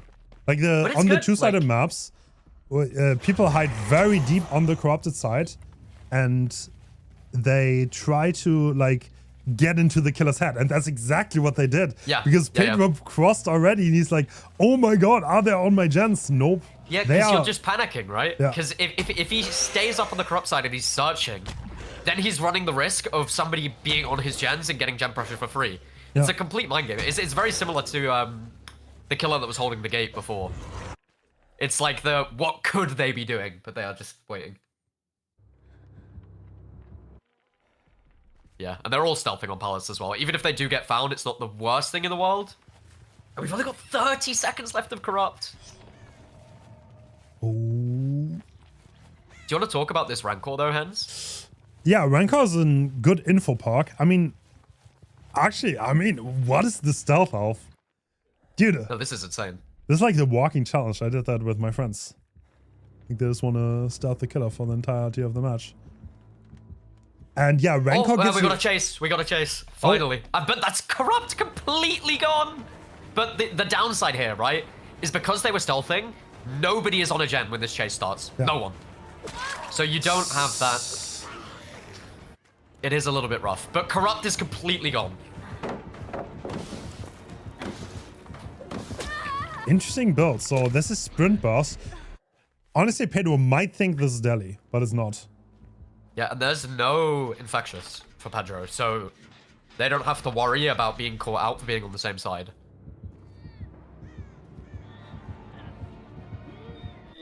But this is the thing, they have to con that Rancor really early as well, because now the survivors can kind of play around Rancor, because they get Pedro knows where everybody is when that gen pops. Yeah.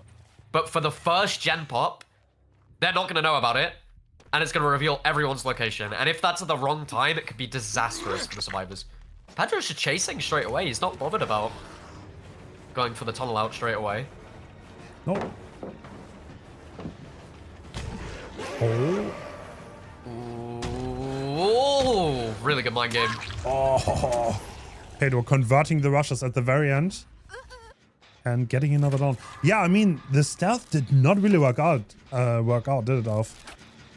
I mean, it's always that risk, right? Because you could have it so that you get a little bit of gem progress at the start, but on this two-sided map, they would have had to stealth, they would have had to get the entire way up without Pedro seeing them, right? Yeah. Like, I don't know. It didn't work out as good as it could have, but I still don't think they're in like a terrible position, you know? Because like the alternative is they get found straight away and they've got some people running to the other side of the map. Ooh. But still, they're not going to have crazy jump progress. Did they Wait, get the this save? is not good enough, even with overcome. Oh! Oh, this is a disaster. Yeah, this is... Yeah, Okay. now we're seeing probably a high gen 4K, right? Actually, this is unbreakable, probably, on the floor. Surely Pedro Oh, knows is it? this. I didn't see that. Because Delhi, right? Like, very likely it's to be unbreakable. I didn't see it, but I would guess. Sadly, the spectator doesn't have a hut. Oh, there you go. Arushi's up. Pedro's not going back? But now he is. No, oh, is it Anno coming through? That's a huge... Yes. Oh. No.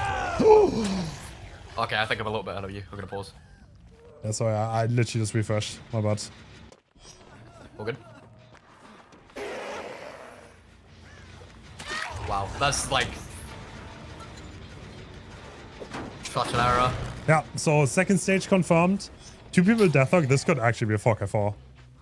Yeah. I think most likely result right now is probably 4k3, right? Yeah, They get considering this gen how high off, this but- gen is. Oh, Rushi's back up. They got the save. Okay. Little bit of a recovery. Everybody is injured though against the Blight. Like, Yeah.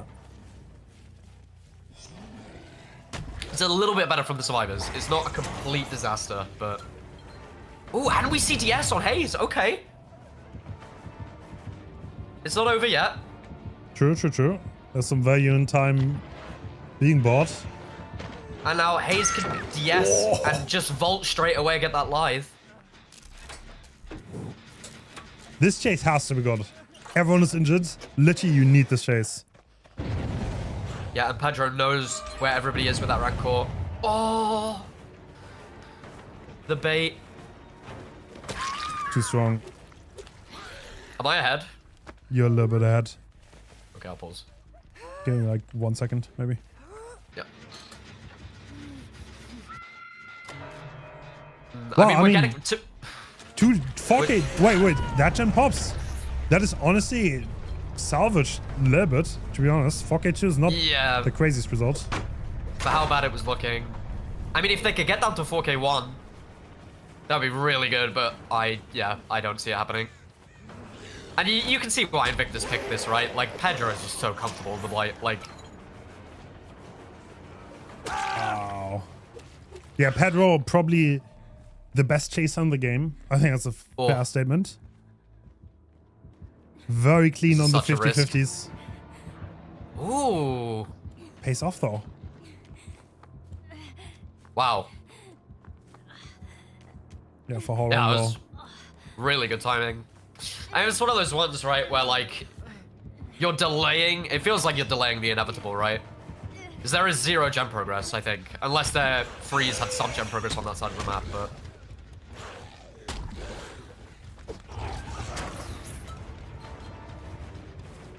Yeah, But if the both, survivors could get down to a 4K1, it would be a really good result for them, especially where they were. Hard. I just don't see it happening. Yeah, it's gonna be hard to even get like anything more done from here. No, 2 people are slugged. Yeah. Yeah, that's gotta be over, yeah. And Quentin has been found in the corner. That's so rough. I feel like it was just such a panic from on the survivor side.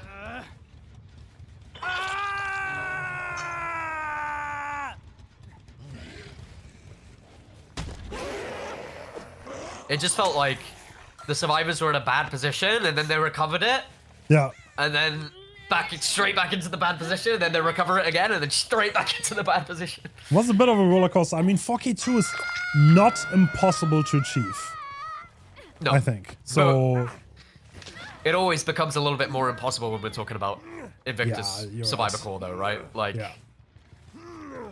I know, Invictus is extremely coordinated. They're probably in Chase.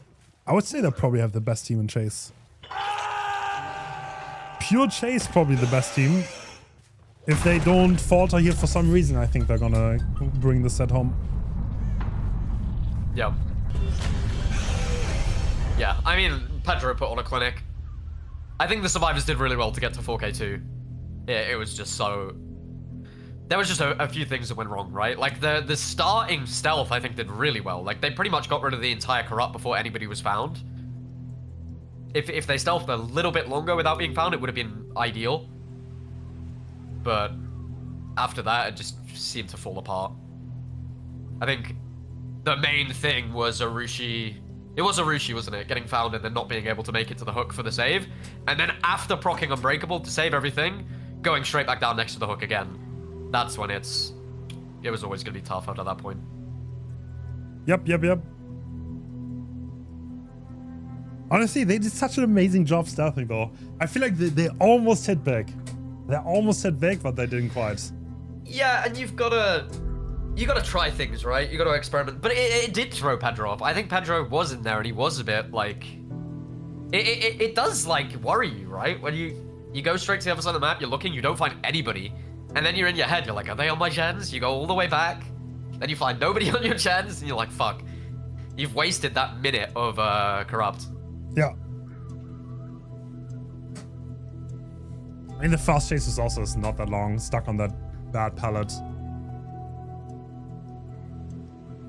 That's kind of like the risk, though, of like being deep and corrupt and stealthing. If you get caught on it and nobody's on gens, you're gonna have a bad time. Yeah, yeah, for sure.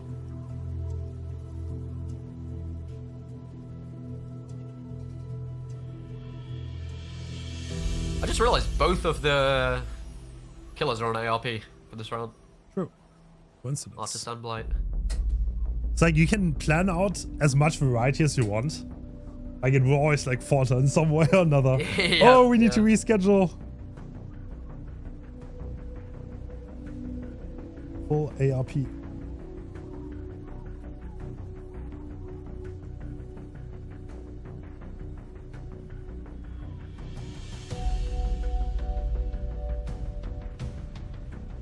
Yeah, I mean, yeah, Syrian have arguably got the worst seed for this tournament, like the worst round one.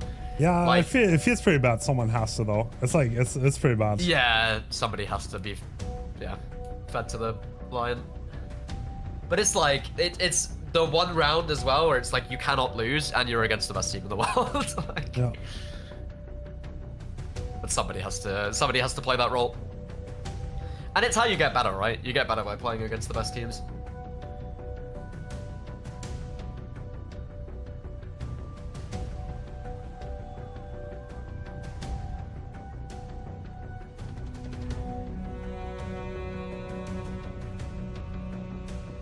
Absolutely. Yeah, I don't know. Blight ARP. Do you think that's harder for the survivors than a map like Suffer Pit?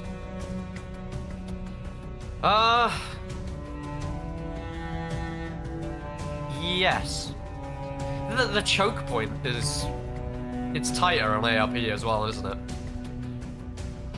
I feel like Suffer Pit is like a wider map. Like the choke point is you have more room, and then you have all of the like the tiles in the middle. So if you do get caught in the middle, it's not the end of the world, you know?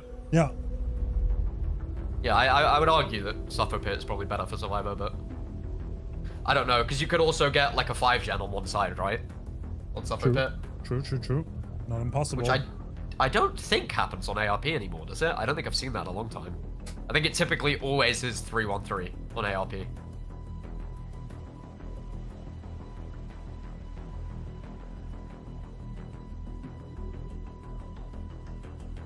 Okay, well, a little bit of technical difficulties. This lobby's taking a bit longer.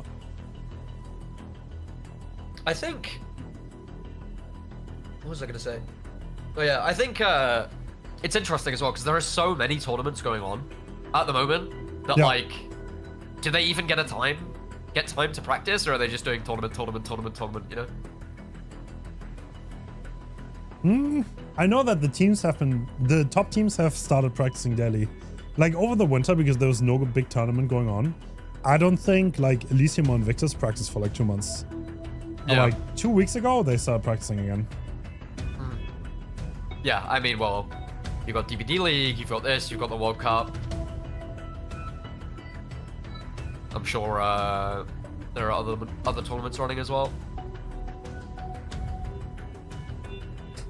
So yeah, quite lovely. Honestly, it's pretty hard to schedule nowadays. Because you always gotta be like, oh, is this going on? There's DBD League happening. Yep. Is it every tournament every invitational you've hosted has been won by an NA team, right? Yes. Interesting. So far. So like the NA plot armor. Every invitational I have ever hosted has been won by Jar. Jar's the only player that's in this tournament that has won every single one. For every tournament I've ever hosted has been won by Tofu. Every single one. What? How crazy is that? Dominated by Tofu. That's crazy. He's commentating today, right? Later on? Yeah, yes. It's gonna be a long day with 12 hours. But it's always crazy. I feel like whenever you host a tournament, you just don't think about it, and then you get to the day and you're like, this is gonna be 12 hours. Like, I'm gonna be sat in this chair for like all day. It's always good. I love this stuff. It's like so hype. I'm like, I love to commentate it because I'm like, if I wasn't commentating it, I would just be sat watching it anyway, you know?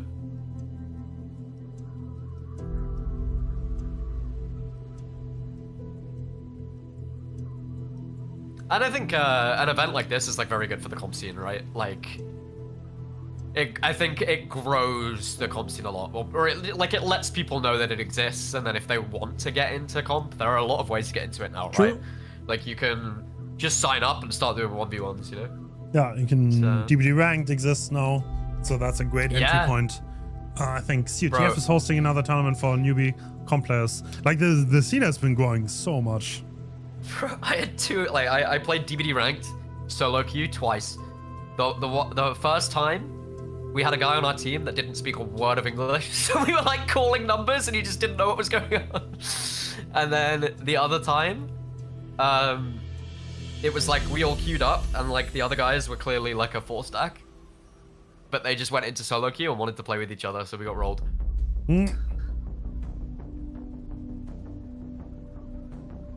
But I think if you have some friends to play DBD Rank with, it's really fun. How much do you play? DBD Ranked? I played me and Dave 18. Oh, played really? quite a bit together. Yeah, me, Dave 18, Hannah, and Dunder, we queued it up, which was really fun. Damn, dangerous combo. They asked me once, but I was busy. Oh, Dave, yeah, I love Dave. Yeah, Dave is so cool. I love Dave. Here we go. Such a old school DBD legend, and I'm surprised. I don't know why. I assumed it would be Arushi on Blight, but that shows how much I know. We have Rocket, Kexo, Dan, and Spitz. So I feel like this is like Invictus chase core, you know? Like when I think his game crashed. Oh, okay.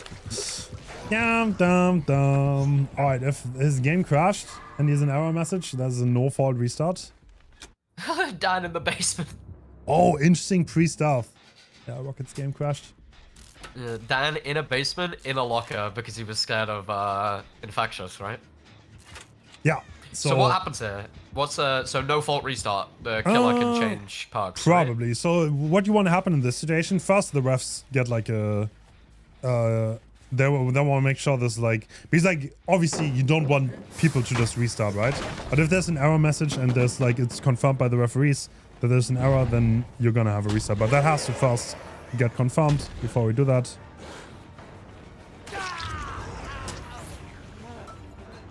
Actually, I mean, yep. Okay, the restart has been called. It's gonna take a little bit, one more moment. Sorry for the delay, guys. I know it's been a long time, but we're gonna try to keep the lobbies as fast as possible from here on out. Do you know what would be diabolical? If Blight put on Infectious after this. It's like they've just seen that there's no Infectious, and now they're not gonna stealth it. And then the Infectious comes out. No fault restart means anyone can change their perks. So Rocket's game just crashed. He got an error message after lithing. And yeah, because it was so early onto the game, we're gonna have a no fault restart. I always like it's something that you have to have in DBD because like it's just the nature of the game with the crashes and stuff. I assume it happens with every game, right? Yeah. But it's so rough. Like as for the killer player specifically, it's so rough because it's like you've brought those perks because that's what you're comfortable on. That's what you wanted to bring. That's what you've practiced probably, right? And then now you can change perks. But if you don't, the survivors know exactly what you're bringing, right? True. I feel like more often than not, you don't change perks though. Yeah. Like, yeah. You just hop back in.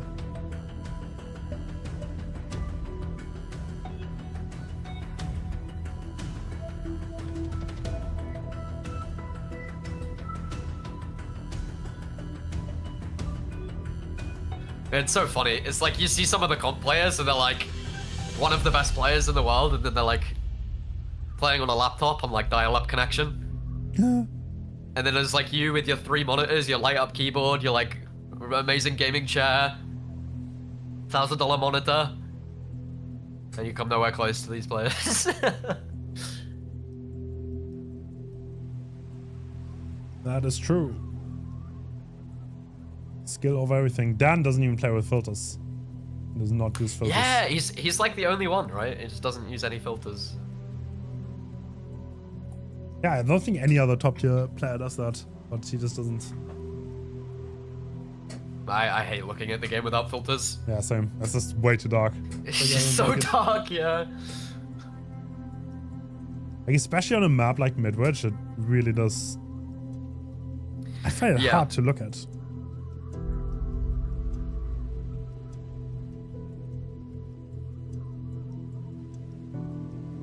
Yeah, this is what always messes up your schedule as well, right?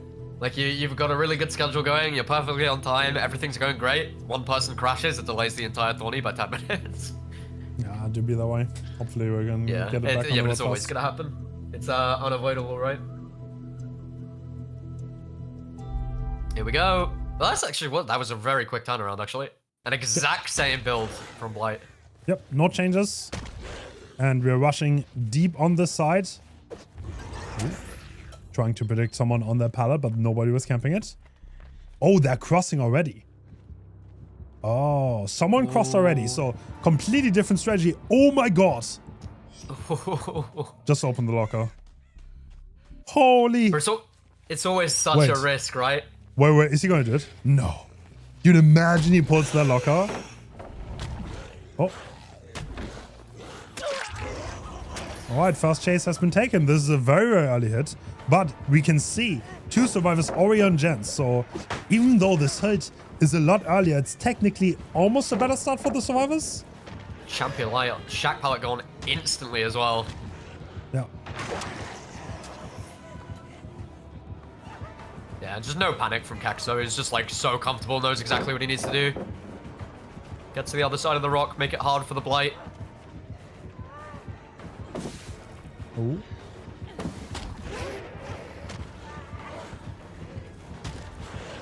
Oh, great play. Oh. Gets the blind as well. Yeah. Out of luck, but that's a really good start, I think. Well, it's...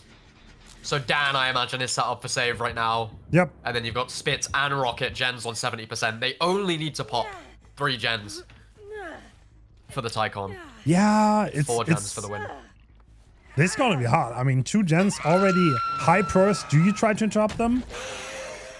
Like, at this point, you kind of need to hit every rush. I feel like when you have this kind of win con, you just need to find the savior, right? Like, that's the only way. Yeah, true. Oh, you get a high gen 4K. Spitz avoiding that attack beautifully by hiding in the locker, in the corner. Yeah, it's like such a horrible position to be in, right? Yeah. That you're just trying to stop the inevitable, and it's like you need to land everything. Oh, balance landing coming in too. Well played from Nero though to get that hit.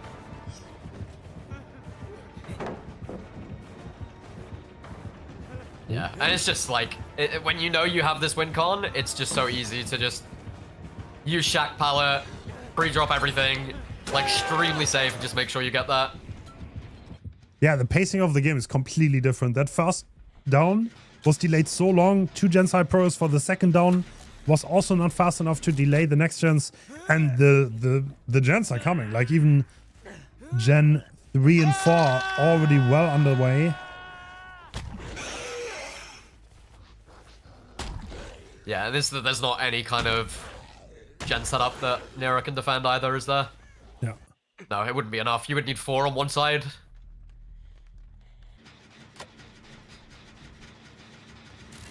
Yeah, and you can see how high this Shack gen is. Dan's about to pop as well. Yeah.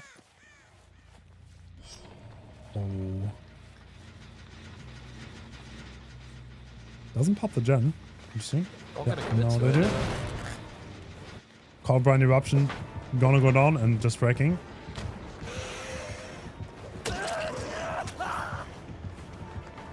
And Dan is deli as well, so even if you get this hook, it's not getting you much. All the survivors just stay on their gens.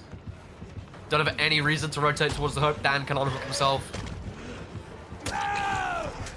And I think Nero probably knows it, right? Yeah. Knows that Dan has the deli, but knows that it's Yeah. gonna be tough. Thing is, no matter what you do, until the unbreakable burns, like Dennis is completely untouchable. These are both unbreakable and deliverance.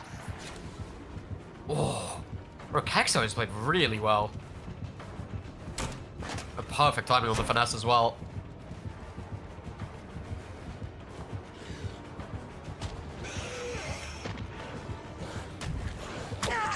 Patience, nice, gets the hit. I'm playing it safe on the jungle jump, but even pre-drop this is not completely safe. But yeah, Kixos is playing it so well. I just jinxed him. Oh, Unlucky. yeah. And then this is what you always see with Invictus, right? Like they just know what they're doing, like 3 steps ahead. Like Rocket is there, ready for the save. As soon as Caxo gets hooked, Blight leaves, tries to spread pressure. Oh! Didn't see Rocket in the tile. And now Rocket just gets the unhook completely for free.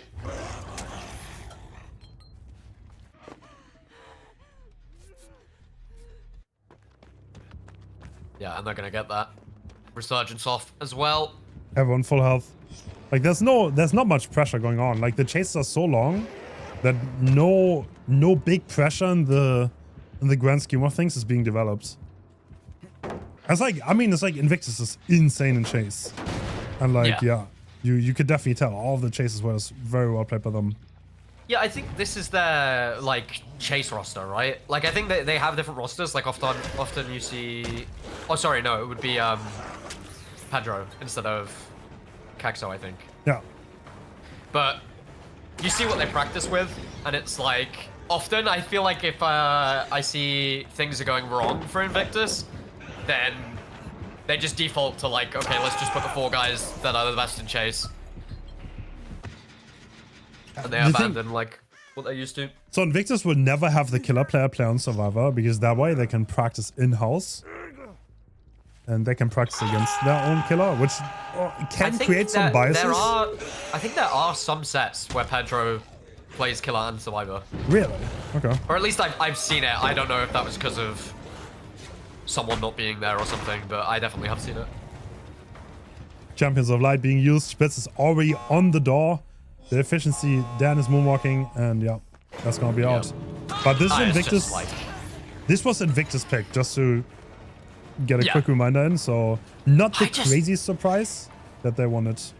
I'm just so intrigued on the artist pick. Like, what have they cooked up on artist? Like, I'm so intrigued on like why Serena picked artist against Invictus. Like, I think if you're Invictus, you're so fine with that. Yeah. GG's. That is 4 survivors off the gate. Also, this makes the Tycon really hard because this was a very one-sided situation. So today, by the way, if we end up in a tied situation after 3 sets, the first decider is how many total hooks the killers got for their team, and the second one is how many gens the survivors did in the sets. So because this was a very one-sided situation hook-wise, Invictus has a big lead on the tiebreakers. The reason we do that is because we have a scheduled 12 hours of playtime today, as really hard to also like fall behind and replay the sets. That's why. So if it's a tie out of the best of 3, whatever side got the most hooks on killer wins. Yes. Is that what you're saying? Yeah. Okay. Got you. Yeah, well, yeah, the Tycon is completely out the window for Serine now. if it completely ties, it's not good enough for them, okay. So they would need to win the next 2 sets. I feel like Oni is such an interesting one. I mean, Pedro's confident on all killers, right? But What is the 2k7? 2k means 2 kills and 7 is hook status. 7 hook status. 2 kills, Okay, 7 hook status. we just had that conversation as well. It's like 4k 3, 4k at 3 gens, Yeah. and then you have 7 stage 4 fresh or. Yeah, yeah. So if it's a 4k, obviously, like if you're 4k, obviously you have 12 stages, that's obvious. So if it's 4k3, then the next number is how many gens the 4k was at. Yep. And if it's not a 4k, then the second number is the stages. A little bit nerdy, but makes it really easy to communicate the results. It's hard. It is really hard to get into comp. Like, it's just like stuff that you slowly work out as you watch it. Yeah. Yeah, those Somebody needs to acronyms. make like a complete guide, like a guidebook before you even like. It's like the same with all the rules, right? Like you think for like a brand new player, you go in, you're like, why is this person not running Pain Res, Grim Brace, Corrupt, whatever? Yeah.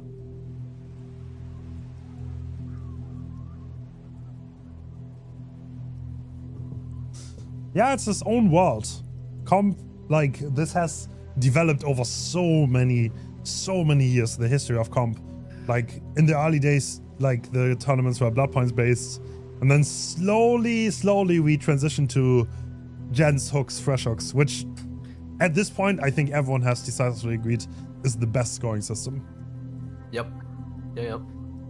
I mean, I think it used to be gens hooks, fresh hooks before, but it would be like that was the premise, but it was kind of like disguised behind points. Yeah. But this Which is was like so the hard to read. easiest way. Yeah, this is like the easiest way to understand it. Like somebody could come in and be like, okay, the last team popped 3 gens. That's the first win condition. We need to pop more gens than them. But it was originally the Russians, I think. The Russian tourneys were the first ones that put set killers on set maps and made it so that both teams had to play the same killer. And then it was adopted by the rest of the world, I'm pretty sure. Pretty sure the Russian tourneys were first for this kind of format. True. Yeah, the Russians did fast. Man, the early comp games were also so hilarious to watch. Like nowadays, they're so different. Like, you know what the meta was early on? If like the ball time savior also had urban evasion, and they were just like running around the map goofing. Really? Yeah, that's crazy. It's crazy to think back to the time where like, if you got unhooked and you didn't have the unhooker didn't have borrowed time, you just get whacked down straight away. All right, Crazy we to have think about. back end with rats, and we have. Okay, there's no big surprise here. We have rapid brutality, agitation, painless, corrupt. What's the green add-on? Is that the is that the hindered one? I think it is. I have no idea. I know the hands spreads to other people, so it's better for slingshot. I think that add-on gets you hindered after you get infected by swarm. Right. Right, so rats trying to shoot off. See, did anyone cross? Oh, yeah. Scratch marks have been spotted. Someone definitely crossed to the other side. Oh, yeah. Oh, no. So all 3 survivors in this one jungle gym. Looks like it. That's the top mid-gen that they're gonna do. Yeah, that's the hindered add-on. Which has become a little bit meta. Dan kinda needs to watch out. Can you get tapped here? It'd have to be the first crow, and he'd have to fire it straight away. No, I don't think so. Although... Oh. Oh! I think I'm a Just little bit missed. ahead. Gave him a little haircut. Q, That's refresh. Really fast. Yeah. That's the first down at 5 gens though. That's really early, right? Really early stuff. And a painless.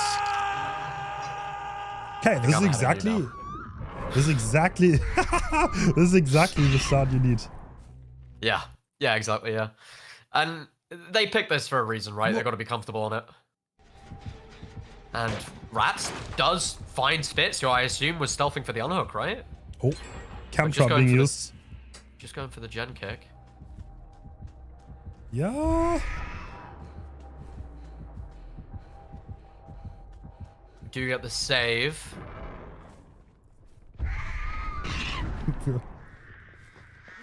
Okay, Let's go for the so tunnel. is this hittable? Oh! Oh, that on! Oh, that's... Dude, I almost want to call that obvious. I don't know. You think? No, I'm not gonna lie, that caught me completely by surprise. Okay. Like, the moment he starts, like, wrapping that locker, I'm like, huh? Yeah, it's a little yeah, bit sus. true. Yep. It's like a skill in itself. It's like whenever you're like, this path thing doesn't make sense, Yeah. chuck the locker. Is he playing game theory optimal in this situation? And looks like Rats is completely abandoning the tunnel out because that made it to the other side of the map. But this kind of also means he's abandoning the chance to 4K. Yep. What? Hold up. What just... What, did Did he just leave? Yeah, I think it just left. Oh. Yeah, Victor's just dodging so well, like not even giving Rats an opportunity. And it's like all of this time, just the pressure gets more and more on Rats. The pre-stealth. Still 2 survivors by here, Claude and Pedro.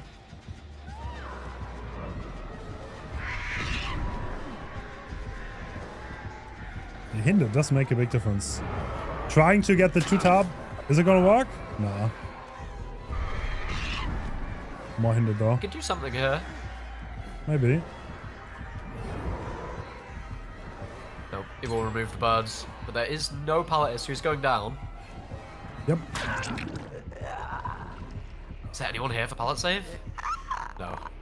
Oh, he sees the 2 survivors resetting right there. Actually, And Spitz will still be injured. Oh no, they 99'd each other. It's really clean. Obviously, the survivors 99 each other so that the killer doesn't know that they're resetting. Barely misses the crow there. There's cam trap on the pallet. Spitz is having fun with it.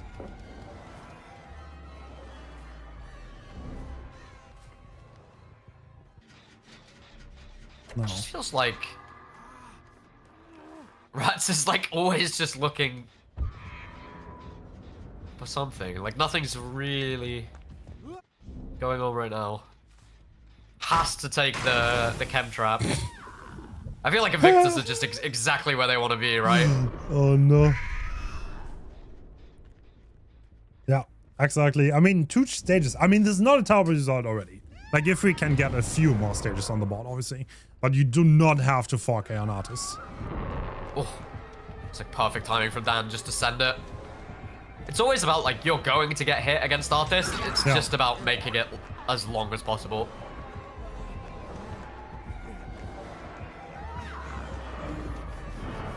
All right. Oh. That was double crow, though. His cooldown's gonna be too long. Yeah. Dan can reset. There's a pallet jungle gym up. I feel like Rats hasn't been sending the birds onto the gens either. Yeah. Like just using it for chase. And yeah, he's zoned out. He's going to the corner. Wraps the rock one more time to waste as much time as possible. Actually, we're going for an extra loop. We can't be far off all gens popping, right? 50% on one, the other one pops. This will be Painless, though. Oh no, it's not Painless, sorry, it's already been used. This is rough. I think we're probably gonna end up around 6 stages, you think? 2k6? Sorry, not 2k6, just... Yeah, I mean, 6-3 fresh is not crazy. Like, it's not... This is an okay result for Artists, especially against the top tier team. Yeah. Yeah, you always expect the average result to be lower when you're playing against a tier 1 team. Yeah, absolutely. I mean, obviously, you gotta get those status. Right now, it's only 3-1, so 3-2, so we need a little bit more, but could get there. Oh, the adrenaline! They wanted Spitz hurts. and Chase. That hurts. And he doesn't get the hit either. Are they straight on the gate? This could be. Is he gonna switch? He's switching to Dan, Yeah, but Dan is only gonna be 4 stages. Oh, I was talking about 6 hook stages. This would be 4-2. This is significantly worse. Yeah. Like, that puts us in a situation where you get 1 hook, and then the second hook you can face camp it, and you're winning. Yeah, and it might not even be that. Oh, and he does zone Dan away. Bro. Is there a Kexo to take a hit on the other side of this window? Or... Ain't no way. Yeah, that's the hit tank. Did they get past with the hindered? Yeah, he's actually getting good value out of the hindered add-on. Oh! Oh, that's gotta be Kexo to bow block though. Yeah, yeah. Oh my god, they're infecting themselves though. Got zoned away. Wait. Oh, just Rats didn't know where he was. Oh, Dan with the pathing. That's only 3 stages. Oh, that's so rough. I think I cost him a little. Yeah. Yeah, you definitely did. My bad. 3 stages too fresh. So, going into this next game, well, I assume Nightlight can get 1 hook, go out, hook another person, sit in front of it, you win. Spitz, I mean, it's like, you think that's, like, obviously, you might think this is random, but, like, Spitz is obviously going to run into the killer if he knows he hasn't run. Like, yeah, he's just going to take the bait. And, like, they just did it perfectly. Like, he looked vulnerable, he really wasn't. Because he can get those people's... Yeah. It's such a depressing perk. Adrenaline is like... You think you're fine, you're like, okay, 6 stages, adrenaline pops, and everything falls away, and then you're fighting just to get 4, you know? Because you get all of that distance. It's 5 seconds, right, adrenaline? 5 seconds, 150%? Yeah.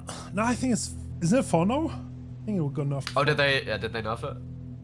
But either way, you get all of that distance getting you to the other side of the map, and you get healed. It's just... It completely kills anything. Yep. The momentum was gone. Well done by Invictus. They're showing up strong on the first set, honestly. Their team play seems to be on point. They have such a stacked roster, honestly. Like, if you look at the roster of Invictus, it's kind of insane. Like, by the way, we did not see Nightlight yet. Nightlight did not even play. I quite like seeing Nightlight playing Survivor, because he never really did that for Eternal, did he? But in Invictus, it's more common to see Nightlight on the Survivor role. Yep. Oh, it's 3 seconds on Adrenaline, by the way. I think it got nerfed from 5 to 3. It nerfed that hard? It definitely used to be 5. Yeah. Do you know what I would love? I keep saying about this. I'd love another perk overhaul.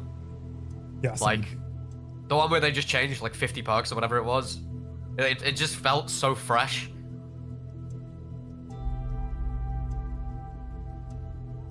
But I don't know. I don't know how behavior works, but the way that I see it is it's just like they have such an insane output of like DLC that anything else is like hard to get done, right? Yeah, absolutely. Absolutely. I mean, this is gonna be like, realistically, do you stand a chance here off from the Survivor side? Do I stand a chance? Like, if you were the Survivor side, would your Jeff bring this home? I believe it. I don't know. If you're going in Survivor against this, it's just so rough, right?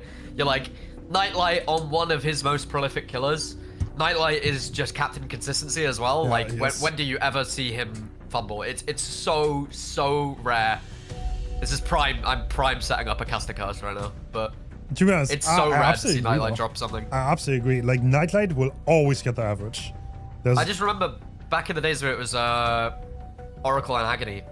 It would be Nightlight's nurse and it'd have a bad start, and you're like, oh my god, Oracle might actually win this. And it just did not matter. Nightlight always found a way, even with a bad start, to just grind out a result every single time. Yeah. It's like, he'd always find a way. And it's now you're giving him one of his most comfortable killers with a 5-stage or 4-stage 3 fresh win con. Oh, it's not even that, is it? It's 4-stage win con. It's 3-stage 2 fresh. It's just, yeah, it's so comfortable for him.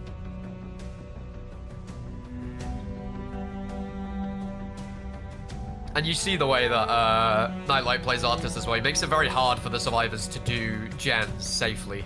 Yeah. So you see a lot of slingshots and yeah, wasting time. Nightlight's game sense is just really supreme on Killer. Like he's always so switched on the game sense, and I feel like his decision making is just like definitely one of the best on Killer. Yeah. Yeah, well, I mean that's what makes Invictus so good, right? Like they have 2 killer players that have incredible game sense. Yeah. And Pedro maybe like more mechanics, and then you have Dan who just seems to make the right call in every situation. You know, it's like we've played with Dan before. It's like you don't have to. If Dan is doing your IGLing, you just do not need to think about anything other than your chase. It's just you do your chase and like everything else is being micromanaged. There we go. We are running it back, and Nightlight, this is almost the same build.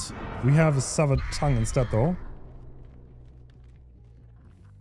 I mean, what is the thought behind Rapid Brutality?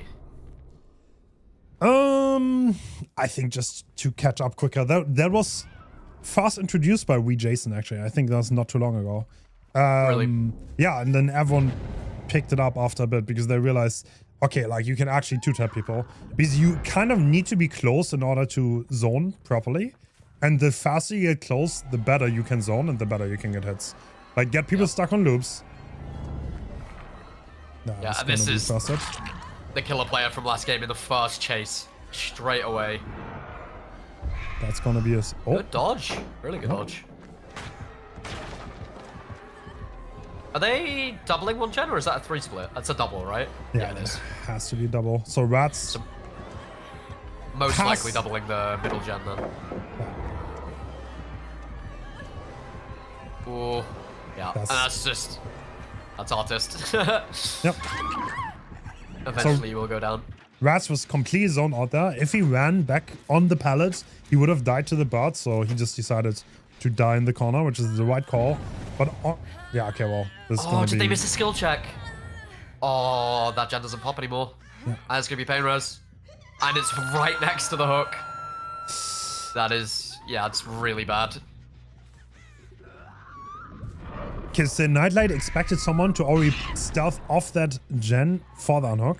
But instead, he found someone going to that side. Okay. Yeah, obviously, given the win con, you probably don't have to move here, right? Like, you literally just do not. As soon as the killer has a hook next to a progress gen, especially when you know it was doubled. Yeah. Why would you lose? Yeah, What's the point? it's so free. Because like 2 survivors, like you know they're not gen efficient. 2 survivors have to rotate. The gen progress that they just did is gonna go away if you stand there. And that's one thing that the Asian teams did not do early on. That's one thing that was kind of like interesting to me because in the pinhead set, on the first game, like both killers kind of had a chance to like camp a little bit more with a good gen setup, but they did not take it. Nightlight just does have to be careful he doesn't give this unhook for free. True. But we see exactly what's happening here, right? Freeze is positioned in Shack, and then MX is pushing that middle gen. But this is what I was saying. Nightlight's got a slingshot set up on that gen, so they cannot do it without risking a hit. But Freeze is... Okay, it's going to be a trade, but gets the unhook before Rats goes second. Yeah. But Hayes came all the way here for... I mean... Not much reason, right? That's gonna be another Pain Res.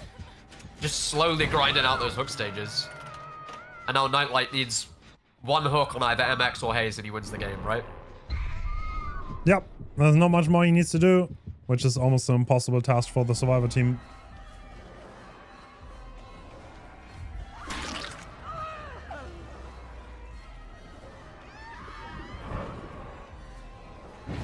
Oh. Yeah, and that's over already. I just got that relatively quick down, but about as long as of a chase you could have had when Artist is always just pushing you off of pallets and into a corner, and then you just get hooked right on the gen. Like, they needed that middle gen to pop. They needed it, and as soon as that didn't happen, it's just such a rough situation. Yeah, he's just playing it down. So Invictus once again starting off very strong into the tournament. Yeah, that is. I feel like they always like do so well in matchups against like lower tier teams. Like they never ever lose these matchups. Yeah. Yeah. Yeah, it's like they come in so confident, right? And they just know what they're doing, and it's like they have the game plan, they execute every single time. And maybe it's like when they come up against those higher tier teams, and we're not saying Invictus still win the vast majority of the time they're up against a higher tier team, right? Yeah. But maybe it's like, I don't know. It's like a little bit different. You know that you have to make something happen against the other teams, and then they swerve off of their game plan a little bit, right? And instantly get hit into the endurance, but a hit tank is coming through.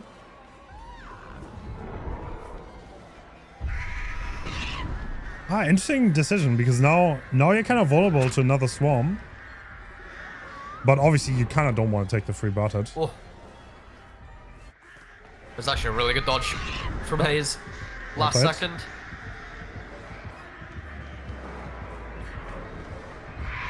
Oh, it doesn't get hit though. That's a good chase. Hayes is showing Nightlight who's boss.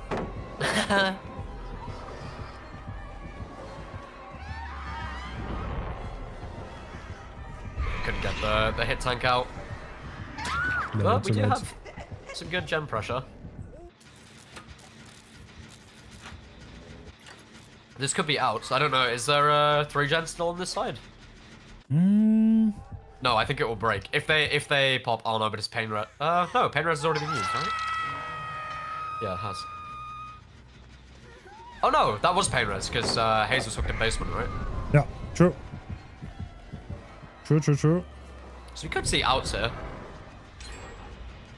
I find Artist such a fascinating killer to watch good players play. It's like you got to be very conscious on your bird placement. Kind of like a thing where you have to think it through. I feel like there's like, whenever I watch a good artist player, there's always like so many different things they're doing at once. Like they're chasing one survivor while sending birds onto a gen, setting up a slingshot so that they can't work on the gen without risking a hit, so then they have to wait for the birds to disappear. Like, there's a lot that goes on to like a comp artist match. Yeah, absolutely.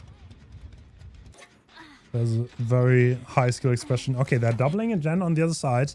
Meanwhile, the Adam is in position to get this unhook.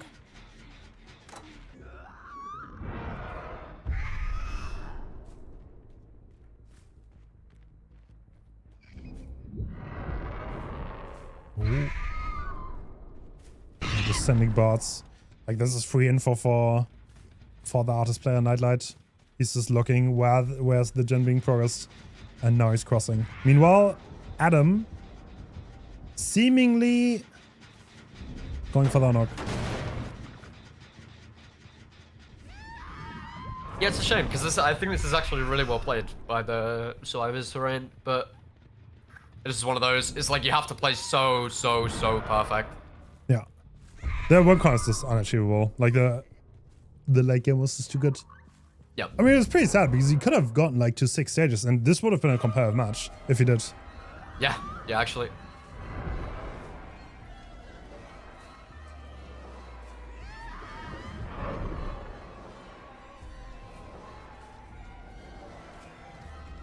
Ooh. Yeah, Nightlight trying to get the fresh in endgame to get the maximum amount of stages that would put him up to 8, I think. 8 stages for fresh.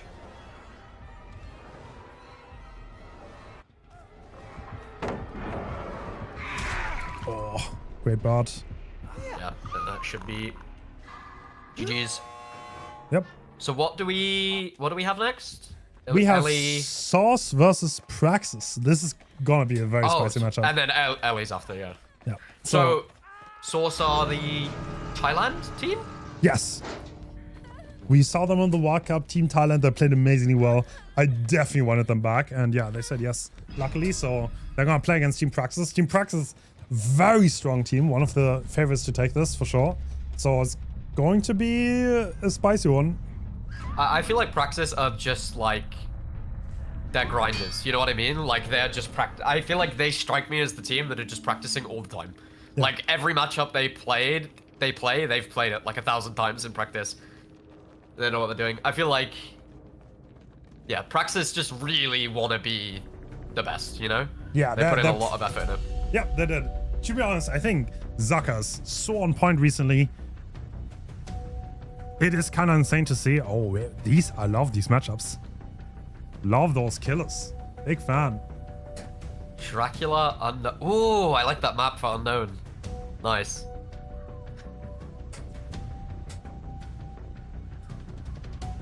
I love Ormond Lake Mine. I feel like it's like very divisive. Either people hate the map or they like it. I personally do enjoy quite a lot. I thought it was really funny. Was it in DBDL or a different 20 where everybody brought All Shaking Thunder on Ormond Lake Mine? Yeah.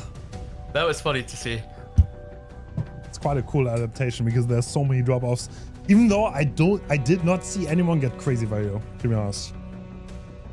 Honestly, Praxis might be my favorite team logo. It's cool, yeah. Little chess piece. I like that. Oh, I completely forgot that. Marco switched from Elysium to Praxis, right? Yeah. That's like fairly, I say fairly recent, like past few months, right? I think. Yeah, also Steve now on Praxis, the Spanish 1v1 goat. Yes. Yeah, but he was gone for a long time, right? Yeah, he recently came back. V1 can't cook chicken. I mean, Lovely. It is what it is. Yeah, the teams gave us those facts, by the way. Like, I don't know what's going on with Team Praxis, but they were cooking up a storm. I don't know why he can't cook chicken. Should I ask him? To be fair, I don't think I can cook chicken either. I just take stuff out the box and put it in the oven. Dude, air fryer. Oh my god. Air fryer is the greatest invention ever. It actually is, yeah. It's so good. Yeah, Why, what are you okay, making I'm your gonna air say it fryer right Hens? now. If the upset happens, round 1 is this game. I'm gonna say it. This is not free for Praxis. I don't know if they practice for this. It's also the ping, right? Like, is this similar to Europe to South America ping, or? Yes. This ping is not crazy high. Thailand is not that far away. And I think these players are also a little bit more used to playing on ping. Gastrix, I think, is considered the best 1v1 in Asia. Fun fact. Oh, really? Yeah.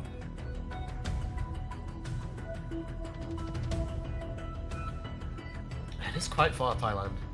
I mean, to be honest, like, they played so incredibly well against in the World Cup. I'm very excited. I think they can definitely compete with the top tier EU teams.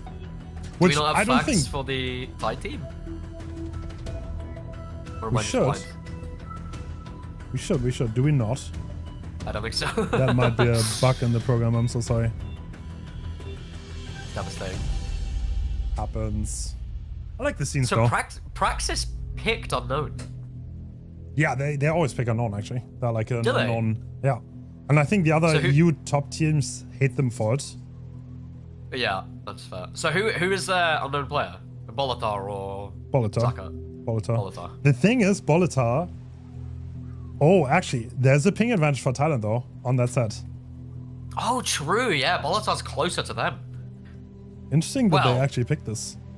It depends what server they go to, right? He's gonna go to Mumbai. He will have to play Mumbai. Ah. Because otherwise it's unfair. Like you should, like either he has an advantage or disadvantage, and like if there's disparity, you should never have an advantage from ping, in my opinion. Yeah, I mean I always think about Bolitar, and it's like, I don't know, it's a shame, right? Because Bolitar is clearly a very skillful player, but people are, oh, there you go, there are the facts. People are always going to complain about the ping, right?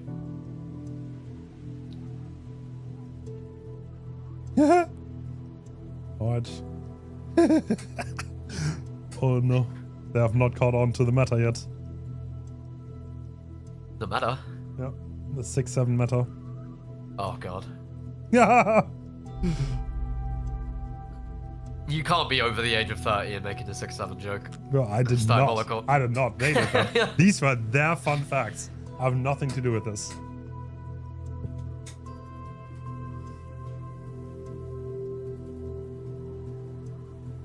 Where is Demo? A Wretched shop. I think so. We'll quickly look at the. Or is that balancing. Wreckers? That might be Wreckers. Is that ARP? That almost looked like ARP. Like you don't even know. I mean, I did them, but it was so long ago. Oh, you don't have dynamic balancing for ping, do you? No, I do not. I always kind of thought like that the was- idea, but it's like so convoluted and hard to follow, to be honest. Yeah, I always say I do like the idea because it's like, mate, it's like you watch the South American killers play against like European survivors and they're just getting absolutely shredded. It is just so hard to play on that ping. True. It's much easier with exit lag though, for sure. Yeah.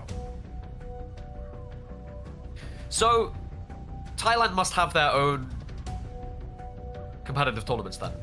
If this team is the Thai team, but it's made up from multiple Thai teams, surely, I think right? so. I think so. There's a tournament scene in Asia. It's getting bigger. There's some also like, I don't know, the way like we work with the way we do tournaments like EU and NA, I think the Asians do it there over there too. There's not much Right. overlap, but like they do have their own tournaments and they play quite. The quite Aussies regularly. playing them? I think so. Yeah, I think so. That's actually sick. I like that. So like I know Very cool. Japan has its own scene, very active Right. too. There are a lot of people who watch that. Yeah, but they used to do. So do they do similar to our win conditions now? Because it used to be like blood points and stuff in Japan, right? I think they adjusted a little bit. Yeah. Right. They a lot of the players actually like they apparently did not like the system, but I think they Right. adjusted it within the last year to be a little bit more westernized, I guess, the way they work. Nice. I feel like I'm gonna be honest. I truly do think that gens hooks, fast hooks, if you do comp for long enough, you will logically arrive there, and you will also do Yeah. it. Like if there's Yeah. like an alternative universe where like comp restarts, I think over the time they would arrive at that again. This is the best. Do you want to know what like the thing that like always seems like a fun idea but it never pans out is the ones where you get to pick the killer and then you get locked out. Like I remember there were 20s back in the day where you would pick the killer, but this is when like it wasn't a mirror match. So like there were 20s where it would be like first round, Yeah. a team would pick Nurse, and then the other team would be playing like Hag. It's just like, but then the team that advances has already used their Nurse pick, and it was always like a good concept, but it never worked because then it would also mean the best team in the world would just be playing against Nurse, Billy, Blight, whatever every round, you know? Yeah. That sounds a little rigged, but it's also good variety, I guess. Could Yeah. definitely see some upsets there. But like, imagine like first round, like, isn't that like odd though? Like, are you always gonna go for the S tier then? This is like prisoner's dilemma, right? Like both teams would Yeah, be better because off. then if you go forward after burning your S tier, you're fucked. Yeah, but if you don't later burn on. your S tier and you lose against us, you're You gonna lose. be an idiot. Yeah. Yep. One of those.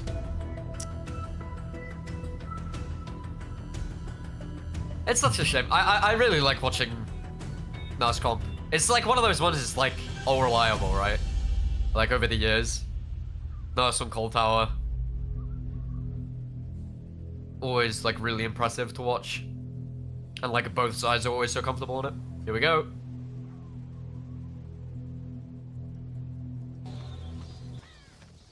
All right, so Painres, Cob Eruption, and Ruin. what? What in the cook am I watching on the boat? That is very interesting. Oh, Steve is playing Survivor. Yeah, I was gonna say, this is a bit of an unconventional lineup on Survivor side, right? For Praxis, Marcus, and Steve. War got Whoa. blocked off of the pallet. Giving the wolf a hug early on. White Ward kinda being a little bit caught out. By the way, he should have ping advantage, no? He should by far be the lowest ping in this lobby. Yeah, definitely. Oh, Oh, great vaults. Holy. That's gonna be it though.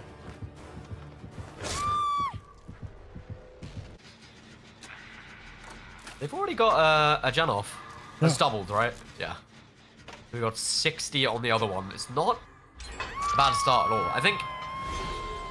I mean, Ward is... If he wanted a survivor and chase, it would be Ward, right? Like, he's got to have considerably lower ping than every other survivor in the lobby.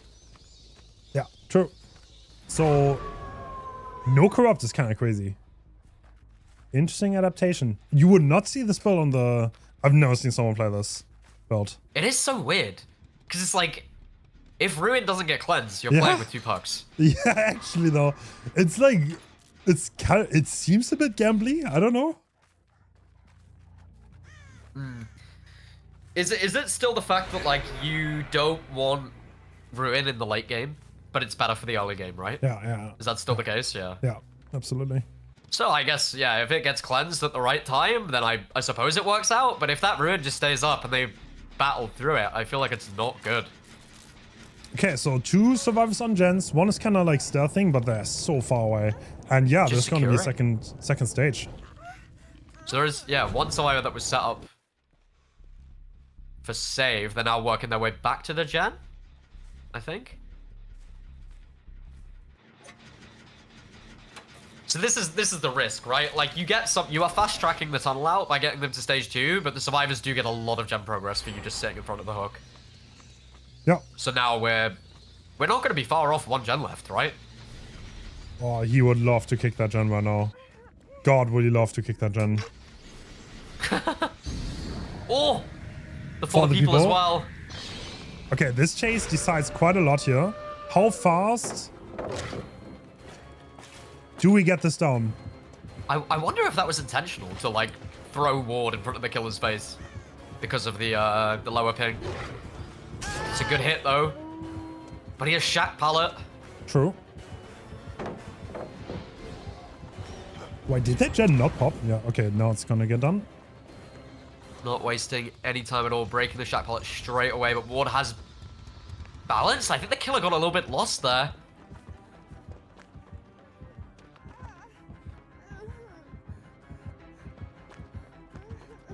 And now taking him to the rock.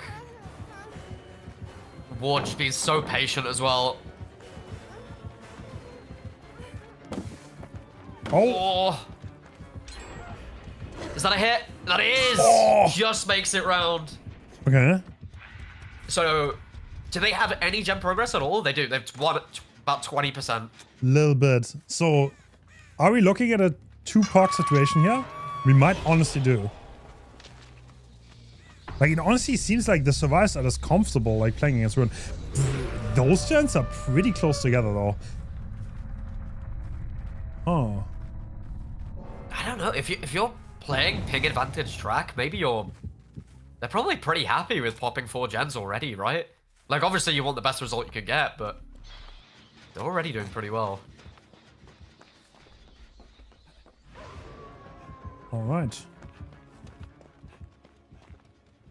Not chasing Zaka. The survivors are pre-leaving insanely early, as they should be. You're gonna see a chase and just breaking the pallet.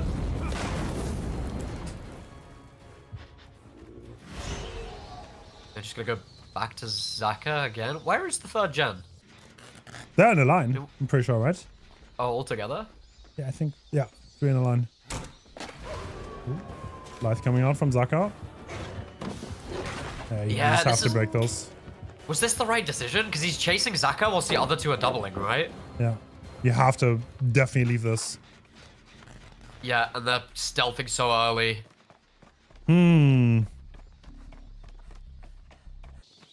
Wait, are they looking for Ruin? There must be. I don't like, think what is so. Steve doing, though? Splitting the 2 gens, though. Steve left early. Steve just ran all the way to the main, though. You think he just wants to leave that far? Maybe. And now he is committing to a chase with Zaka. So every second in this chase, the other gen is getting doubled. I think, yeah, he's going to leave after getting the tag. And now, yeah, Survivor's pre-leaving again, going to the exact same spots they went last time. Yeah, I guess he just pre-leaves far. Yeah, I guess you're right. He doesn't want to get caught off guard.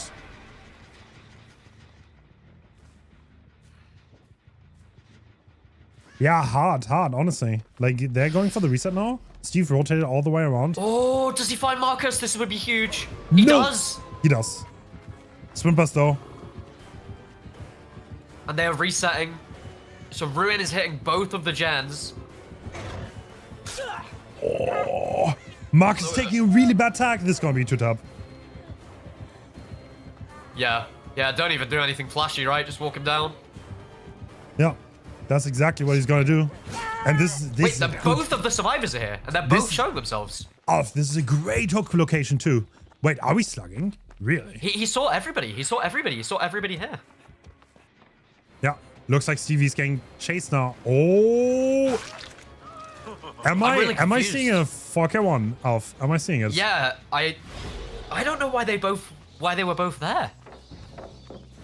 This I don't looks understand like some what the plan was. good, but he switched on, right? X-Star Yeah, he's is doing. so well. I think he doesn't want to take the risks though, does he? He's going back now. He's gonna catch Steve and Marcus injured in a dead zone. Marcus does make it to this pallet, but it's not great. Yeah, this will be a down. Is he still gonna slug? Now he's going to take the hook. So now what we're seeing is what I thought they were going to do. Steve is going to the far gen. Zaka is setting up for the save. So... But the far gen's been hit by Ruin, right? So it's going to be 0. Now the question is, will he find Zaka set up for the save?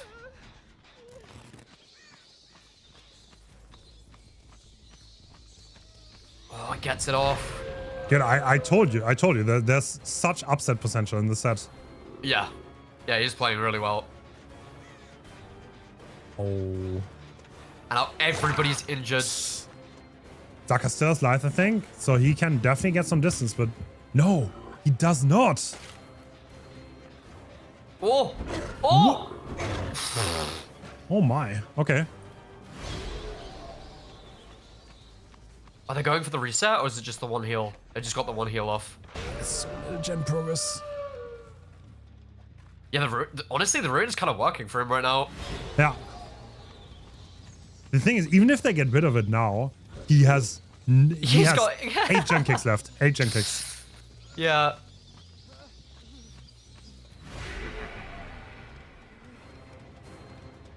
I don't know. Is it even better for them to get rid of it? I don't think so. Tank the Ruin. But yeah, but I don't. Do they? I guess they know that there wasn't corrupt, so they must assume that there's gen kit perks behind the Ruin, right? Yeah. Like what else would he have? True. Wasn't quite sure on what hook to go to. He's not going to get the pain res off. The gen still isn't even 25%. We're constantly playing this game of if he sees... Did you see Marcus? If he sees the Savior at any point, the game is over. The gen progress isn't high enough, right? Yeah. If he gets a fast down on the Savior, it's over. Yeah. And... I mean, it's like, he's kind of letting them reset right now. This is bad for him. Now he's taking another chase on a fresh hook, full health survivor. Yeah, and he still has pain res on everyone. True. Yep, fully reset. Okay, so now Praxis are in a decent position. Does he get this? He's going for it. Oh, big risk. Oh. Honestly, they could... Oh, I feel like he kind of lost the plot somewhere in the middle. Like yeah, I feel like he just was lost all cooking pressure. there, and now that, yeah, now all pressure is gone. It's like allowing the reset without chasing someone Yeah. is the opposite of what you want to do. And now that we're back in that situation where he needs to get a tag, and every second he's not got this tag, they're doubling the far gen. He is slowly getting rid of resources on the map, but True. I don't know if this is going to work out for him. Oh. Yeah, he will need to 2-tap someone again, which not ideal, but he will. Okay, this is a chase into the gens though. Yeah, Zaka is running towards the other gen. Oh! Almost threaded the needle there. Yeah. Just breaking the pallet again. Oh, I can really see this going both ways. Like, He's slowly getting rid of all of their resources. But something needs to happen. That gen is so high, though. Oh, and he whiffed. Oh, Steve fakes the vault, gets away with it, and now he's Shack now. And he has to leave, but they're gonna double. Okay, this is unholdable now. This is actually unholdable. This is sprint burst too. He needs to find Marcus. Yeah, and he's got sprint burst through. He doesn't even find him! Oh my god! No way he steals with that! Jen is about to finish. Oh. Wow. He could have had so much. It just went, yeah, one way, and then the other way, and then one way. Maybe I actually jinxed it. Yeah, no, that fully could have been a 4K1. But now he is doing the right thing. He's realized the gen's gonna pop, and he's going, okay, let's get the 2K8. Good run. It's Spade! Is he going for Zaka? Oh, he still wants to interrupt. No, it's not a run. He's just taking the hit because he's already been hooked and he doesn't want to give Steve fresh hook. Yeah. Oh, yeah, the greed though. Oh!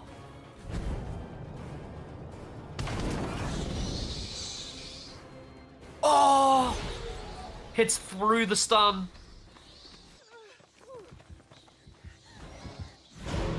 No shots. Oh Wait. my god. The 4 people. They want to get that fresh hook out so badly, and I think he's gonna get it, right? Surely. How does he cut him? Wait. Oh! That? This is doable. That to the window? This is doable.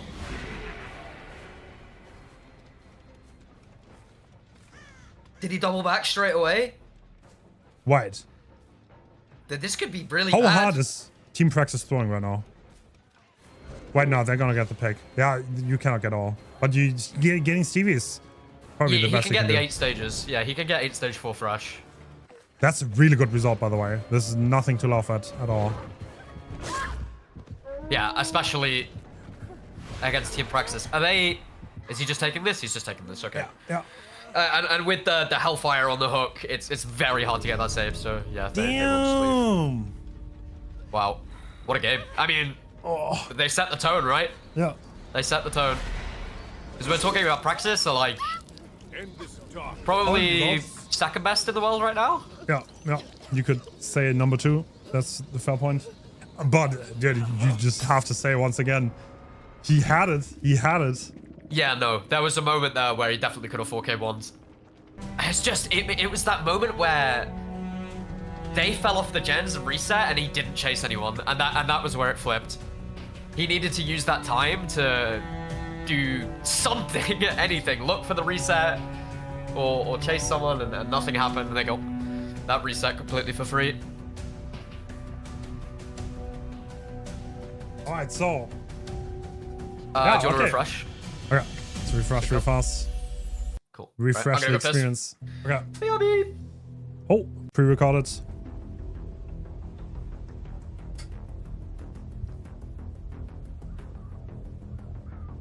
What is the price pool? Good question. So, the price pool right now is 2.8k plus Behavior also supports us and gave us some gifts for the winners, some EV shards and blood points. So huge thanks to them. And if you want, you can still donate to the prize pool. I think if you do exclamation mark donate, you can further increase it if you want.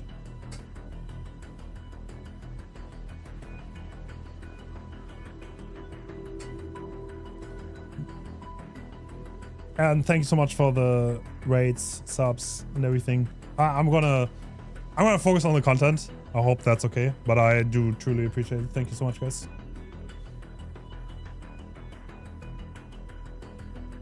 The balancing is in the Discord.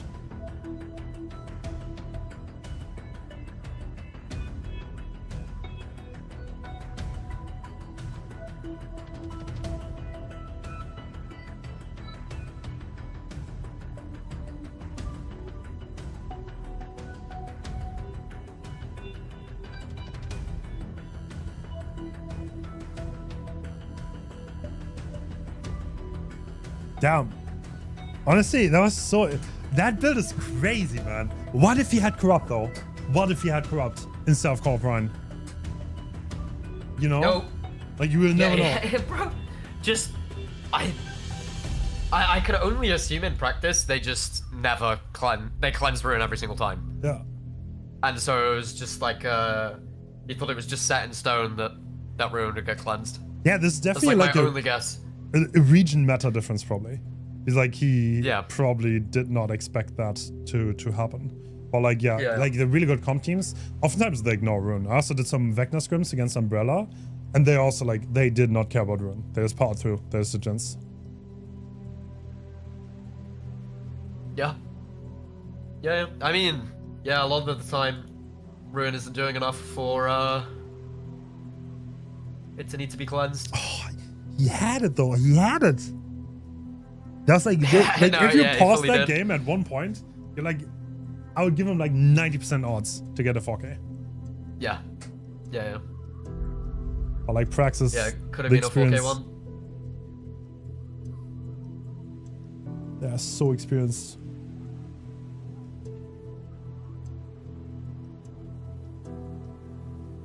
So who plays? It is Bolitar and Dracula, right?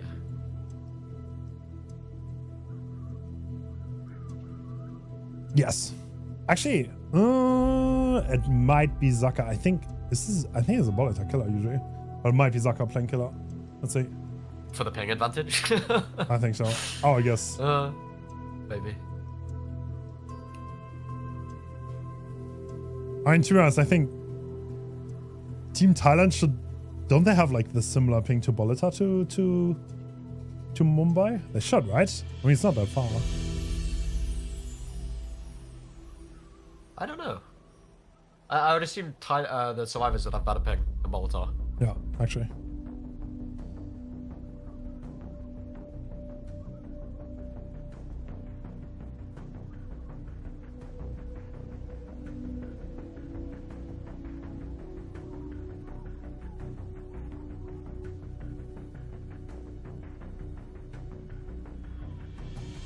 I feel like the Praxis roster is actually like... They've got a very big roster now, don't they? It's like eight players, I think? They like pretty much assembled the old Team Torment in Praxis. Did they? Yeah, there's like Marcus now, there's Stevie. To be fair, if they get Ivan, then they have full team. It's like a Spanish core Praxis, Yeah, right? yeah. And then Invictus is like Portuguese. Kind And of. Ellie is just kind of everywhere.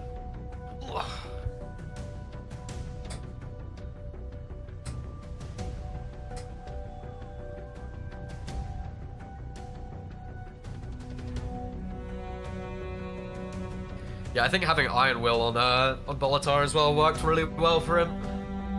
True. I feel like it just felt like it with Bolitar being the tunnel out, like everything went to plan for Praxis there, Yeah, and it's true. just like it looked a little bit ropey at the end, but they pulled through. Yeah, they got it done. Got the job done.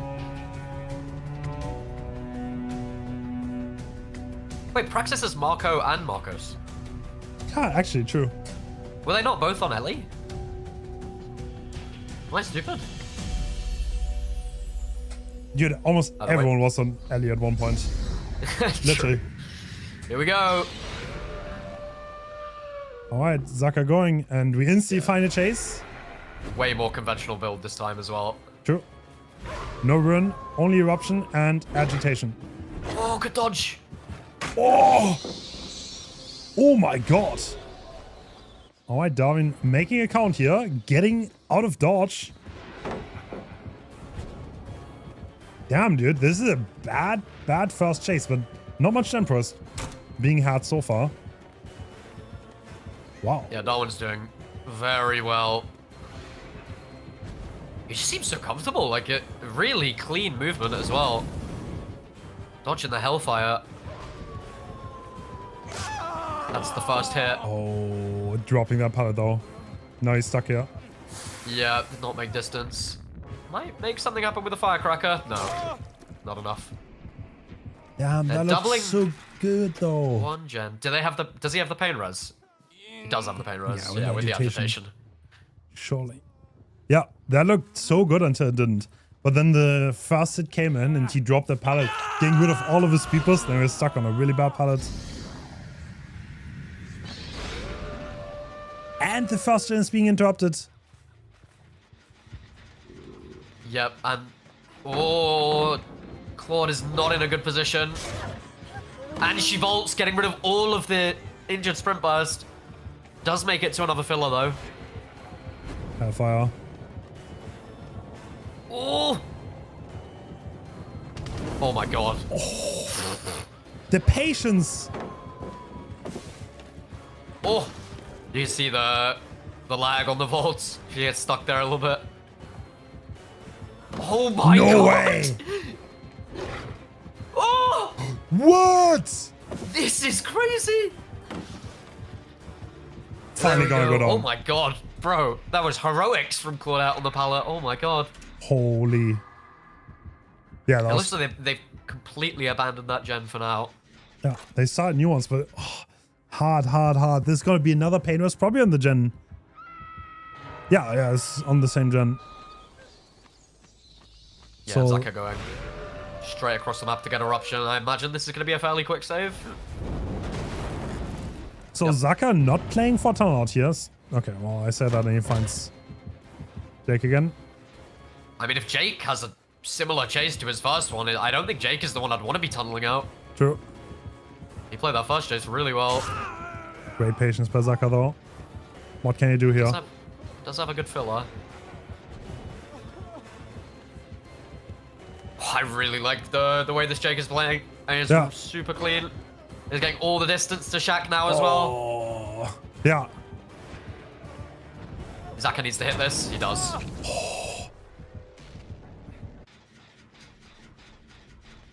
He thought it would make it. Gen popping. So no. Nancy's- Oh, basement though. Still 4 gens to be completed. Yeah, this will have to be a really fast save, right? Like, they need to be in there, like, right now. Zach is just gonna keep putting on pressure.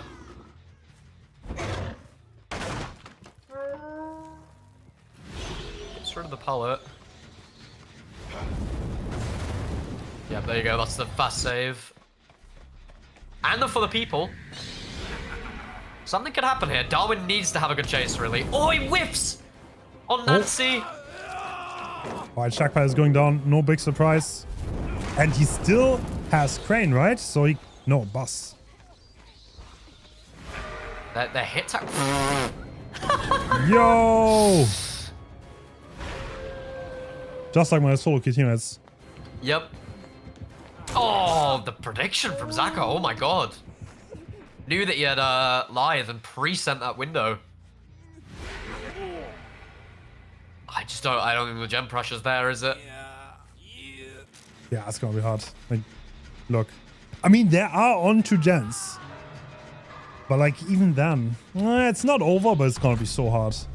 I mean, to call back to last match when the first kill came on the board, there was 1 gen left, right? Or just about 1 gen left. Yeah. No, if 4.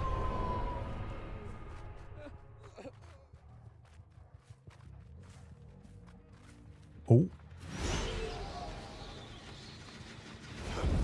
Taking Put the gen again. Eruption down, yeah. Does find Alex. 3 drops of pallet. Sprint burst coming out. Should make it to Crane. Oh, good dodge. Damn. Does he have a pallet there?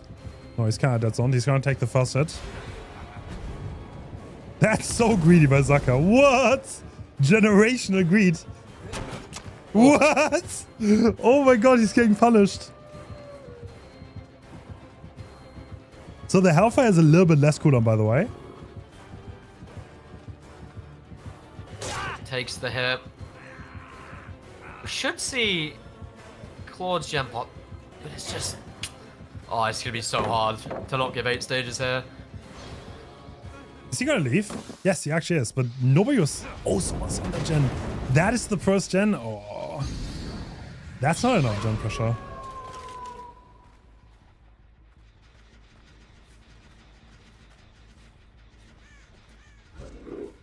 It's in chase with Claude. Does she have anything over here, or is she just going to tank a hit? Maybe she makes the window, but I think Zaka's well aware of what's going on. Ooh, the fake. Really nice. For the first hit. Shack pallet is long gone. Should not even commit to the chase. Happy to get the tags. And you sprint bus. Oh! No, he doesn't have the sprint bus ready. That is down. So this will be the 5th stage. Oh, this is doable, but it's getting really close. True.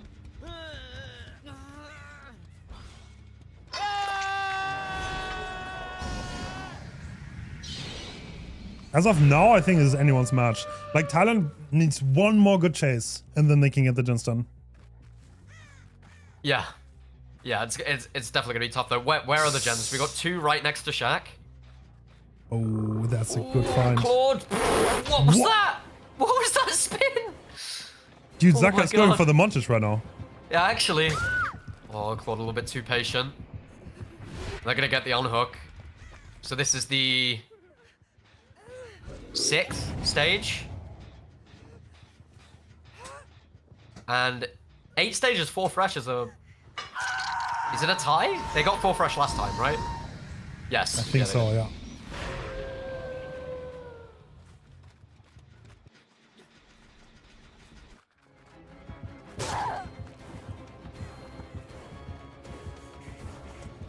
Where is she running to? It's back into, like, the same tile. Oh. You can't really do much here. Goes into the... Huh? Forcing locker. I mean, doesn't want to get slugged so they can get the unhook. But is that fast enough? Is that fast enough here? That gen is still high proc, though. Oh, what? He almost didn't get the save. He doesn't get the save. Oh, my God. He cancelled too early. This must be Pink thing. Oh. Hit into mending. It's over. Yeah. A really good mind game from Zaka as well. 4K1. Oh. Mate. Team Thailand, though. Holy shit. I mean, they made it competitive. They... 100%. Dude. Yeah. Oh, damn it. They're probably not as used to the ping, though. You can definitely tell, because they dropped some pallets after getting hit, which they might not have expected to hit. And Zaka just played it pretty well. Even though he greeted for Hellfire and got punished into oblivion. Yeah. Jake, though? Darwin? Great chases. Yeah, he played really well. Yeah, really well. Especially with that first chase. I really like the movement. And he was like constantly knowing when to W key just to prolong the chase a little bit longer. Very nice. And now we're on to unknown on Lake Mine, right? Yes! Ormond, Lake Mine. Wait, I'm gonna step out for a second. Sure.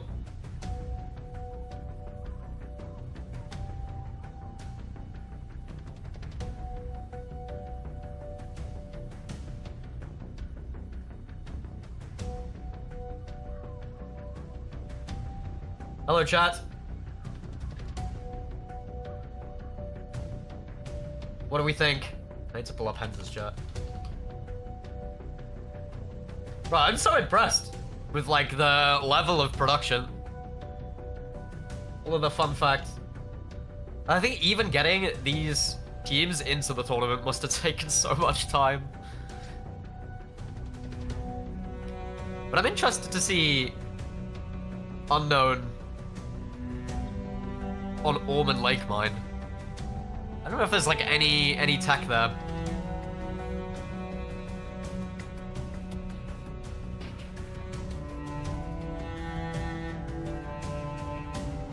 I don't even know if All Shaking Thunder is allowed. It'll be interesting if we get to see some All Shaking Thunder on the unknown.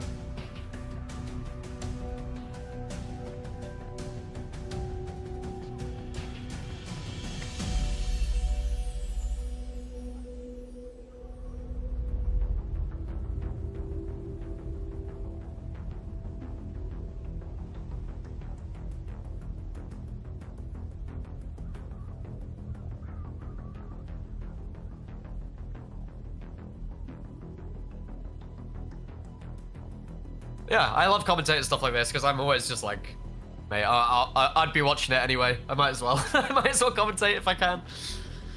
But I've been really impressed. I think Team Thailand was super impressive. It's the first time I've seen them in a tournament like this. It's always a bit awkward, right? Because you're never going to be used to that kind of ping unless you are playing a lot of tournaments.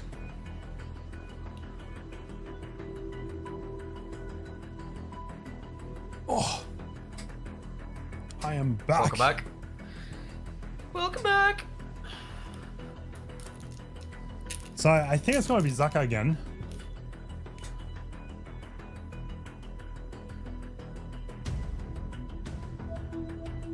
On the unknown, even though I think it's usually a ball attack killer, so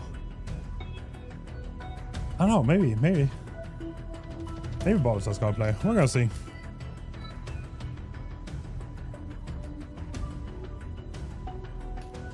Did you watch? Oh, did you watch Thailand versus Poland in the World Cup? I don't think so. Is this recent? Nah, it's a few months old. Honestly, you should watch that. If you actually, I know, actually, that was such a great nerf set. Really? Yeah.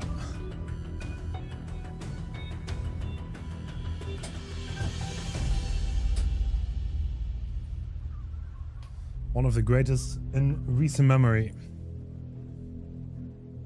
Like Nars Cold Tower is like, it's so figured out that you rarely have like really insane sets that are super cool. Yeah, it's like perma 4K1. That's cool tower.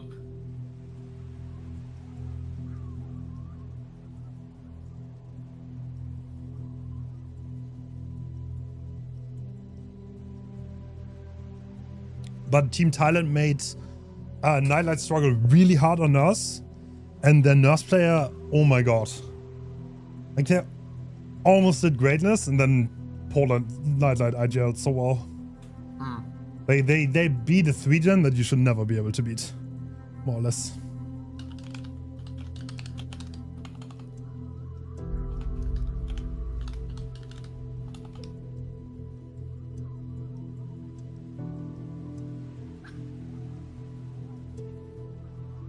Yeah, I mean, they beat them. They've been fun to watch. It's always rough, though, when you drop, when it's your sets up first and you drop it, and then you have to go and outperform them on their set, you know? Yeah. Here we go.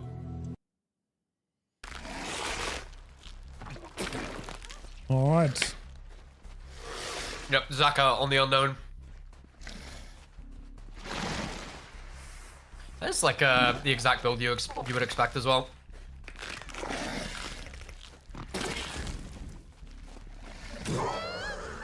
Decent chasing from Claude. Dodged out of the weakened, but leaked the regular hit. Dodges the UVX again. Oh, stays at Shack actually. Okay. Oh. Interesting mind games. But just holding that check spot for long enough. Oh, that's... Oh, bro, Claude just knows what's going on. Oh, risky. Yeah, she didn't see the stain at the door. Does she make the vault? I don't think she does. No. Nope, that's gonna be fast down. Did they? Okay, they're doubling in gen though. Wait, what? Oh, he teleported too fast. That's what I thought. I was so confused. To be fair, you're not gonna have a useful teleport in any position, so I guess that makes sense. Yeah, true, true. Oh no, the mid gen doesn't pop though. That makes such a difference.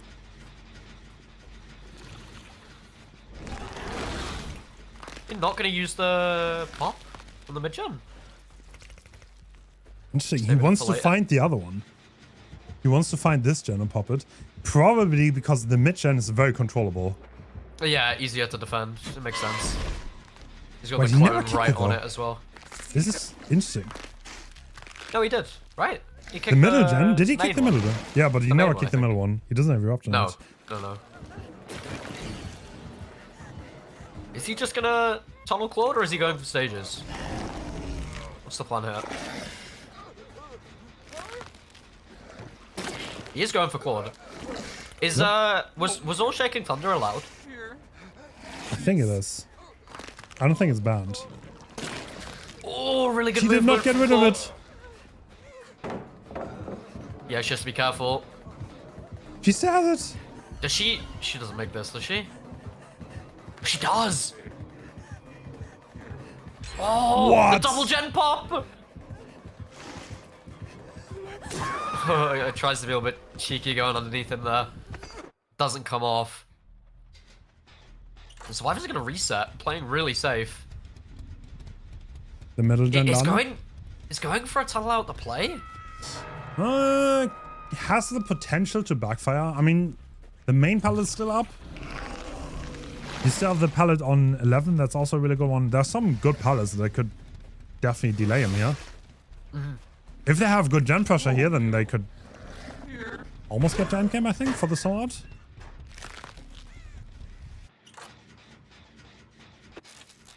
Yeah. Well, actually, they're doing that gen. And someone is starting for the pull. Okay. Okay, he just had the gen first. He knows the gen is like, what, 20%, so... Can you help this? Oh, is the survivor already sneaked in? I think he might be close to the hook now. The Renato, yeah. Scratch marks. That's gonna be a trade. Yep. Is he gonna take the pain rose? No. Just go straight for the tunnel. 15 seconds.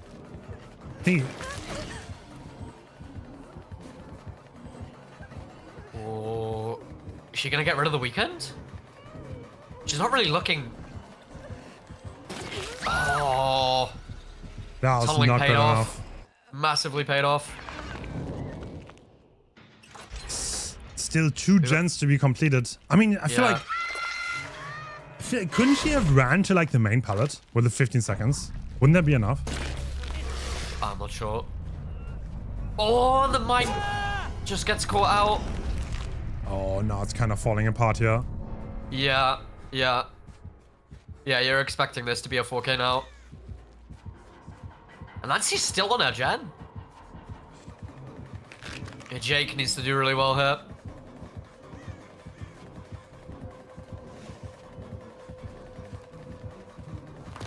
Doesn't make the pallet. Yeah, he drops Throws it. the pallet. That Oh, the race- teleport away. Oh, but she was going for save. Oh, Zaka's game sense is so good here. And this would be pain res. Hitting that only gen with progress, I think. He doesn't even want to. He would rather have a better hook placement. That's such an interesting call. But this gen is so high. Like, why? Oh, This might backfire on him. Nancy's- Yeah, Nancy's been found as well. Oh. Oh, if you're Jake now, you just commit to the gen, right? And hope it Yeah, gets done. yeah, for sure. Oh, but he's got off. Is he going for save?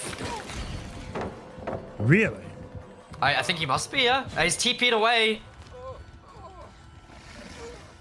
He's looking doesn't the see wrong him. direction, though. He's straight up looking the wrong direction. Now Jake's Jake's going gonna... back to the gen. I think Zaka's not expecting this gen. It's a little bit of an odd gen to do in this situation, to be fair. They're literally but walking the surely- 3 gen. Surely now, yeah, now he would realize, right? He hasn't seen someone anywhere else. Yeah. Ooh. The little escape route underneath? Wait, does he know? I guess not. I think he still thinks someone's here for save him. They're both sat on gens, so all of this is just dead time, just free for the survivors. I think I'm going, Got I think off I'm going the gen insane now. again. Why? I don't know. Oh. Yeah, this is gonna pop. Yeah, I think Zaka had no idea, right? Yeah, actually, I mean, 4K1, that's not bad. There, even Nancy's on that gen, to be fair. Does that pop before he dies? I think that might be around the same time. I think he went to main, right? Underground.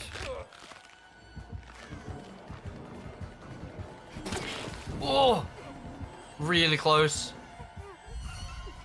And Nancy removes the weekend as well. Oh, so satisfying. It's gone.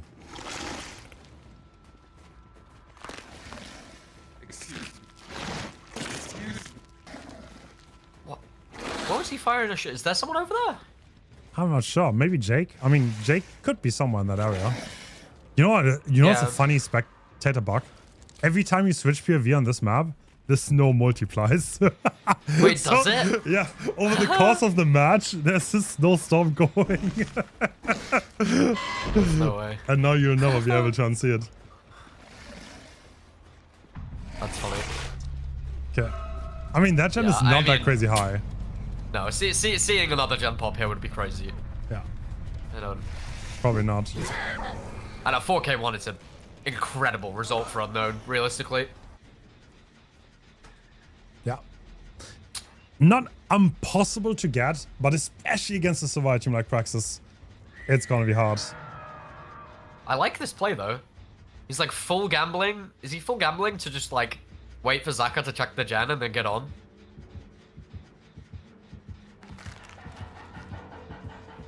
Oh my god. Oh my god. I thought he's checking. I thought he's same. checking. Bro, he looked right at the hooker.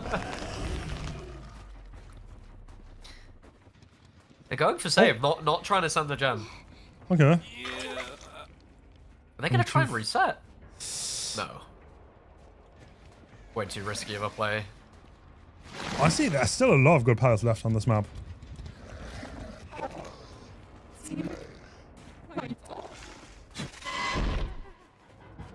Yeah. Oh, great teleport though. Does she make the vault? I don't. No. No, he's just gonna try and find Jake. Jake has Iron Will though. He is right here.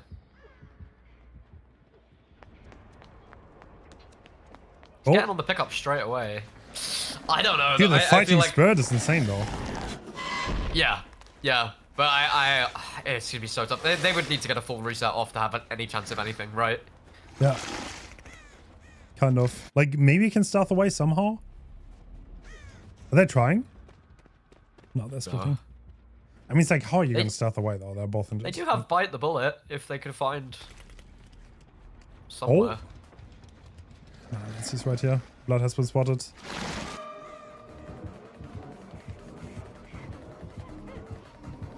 That is... That should... Oh, really good stun. Zaka's Oh, just what gonna is break. Jake doing right now? I think Jake is just waiting for the pickup, right? He is waiting for the pickup again. Yes.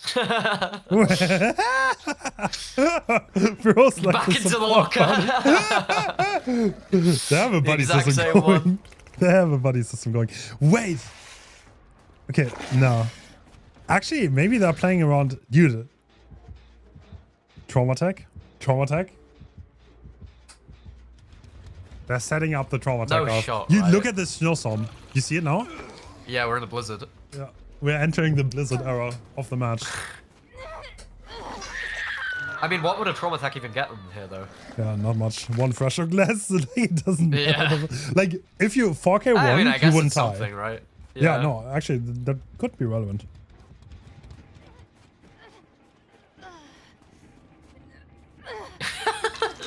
Where's this Jake the Savior? Oh. Bro, this Jake is my god.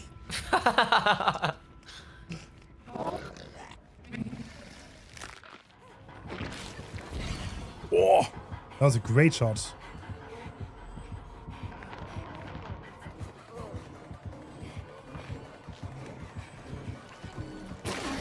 Oh. Oh. She get over? No. Nah, she doesn't make it, and now she's dead. Is Jake still in the locker? Yes, he is. And now Zaka has a little bit scared of Hatch, I think. Is it so far? No, it's not. No? Do you make that? Yeah, I guess. I mean, so. Hatch doesn't mean anything, right? Fresher is tonight. Oh, is that what it is? Okay. Yeah, Oh, he's running for it. he's going. Does he get it? No, right? No. Block him.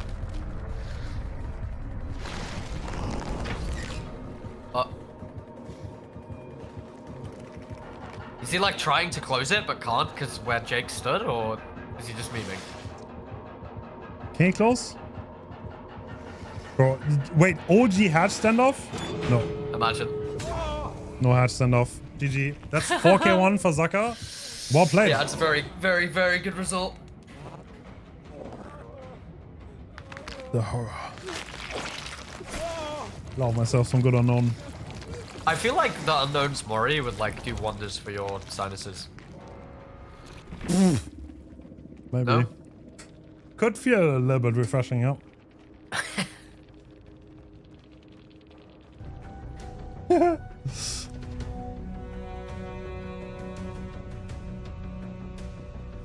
Alright, so match point for Team Praxis. If Team Source Killer has to get a 4K1 in order to tie this. Yep. Like getting And more then than if that we would tie, kind we of be go insane. to... Alright.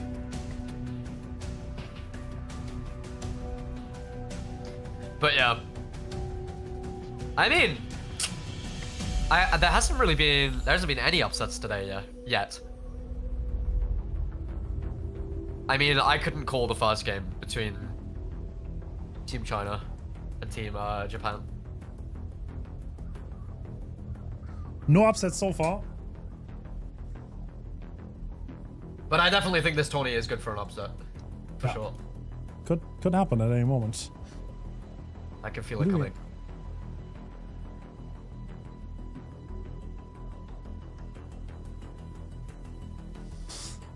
I mean, after this, it's going to be Elysium versus Averno. This is going to be a hard matchup for Averno.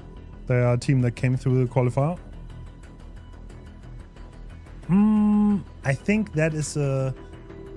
I don't know them. They came through the qualifier. Apparently, they played in CUTF prior, but I did not know any of the players.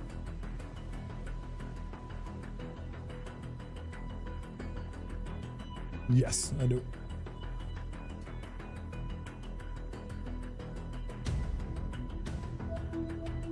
You know what's so perfect? I didn't even realize when you were like telling me. The second that I stop commentating is when the Newcastle game starts. Wait, is it about to start? No, it's... I'm meant to finish at 5:30. That's when the game kicks off. Sorry. They're like actual perfect. Team Eternal does not exist anymore. Long gone. I mean, it's... Team Eternal is Team Invictus minus Zaka, right? Team Invictus True. is Team Eternal minus Zaka. True. That's like one thing that comp is missing right now. Like, I guess Elysium is still a relatively big name, but like the Oracles and the Eternal, you know? Like the household names. The big names, yeah. I recognize one of the players from Averno. I think. Interesting. Oh yeah, and Blizzard are the South American team. Yeah, we Jason making comeback. So Why has he been away? I think so. This is his first tournament back.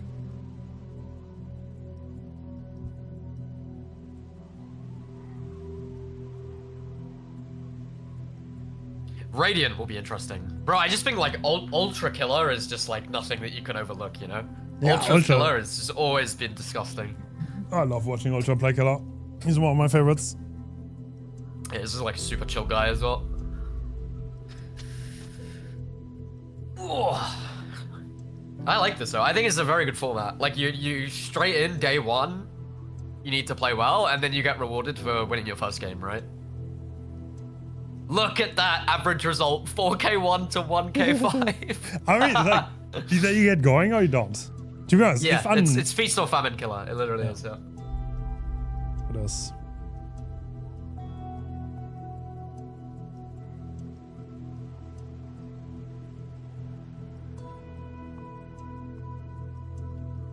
But yeah, it can get really hard because you can juke an unknown. It is definitely possible. Yes.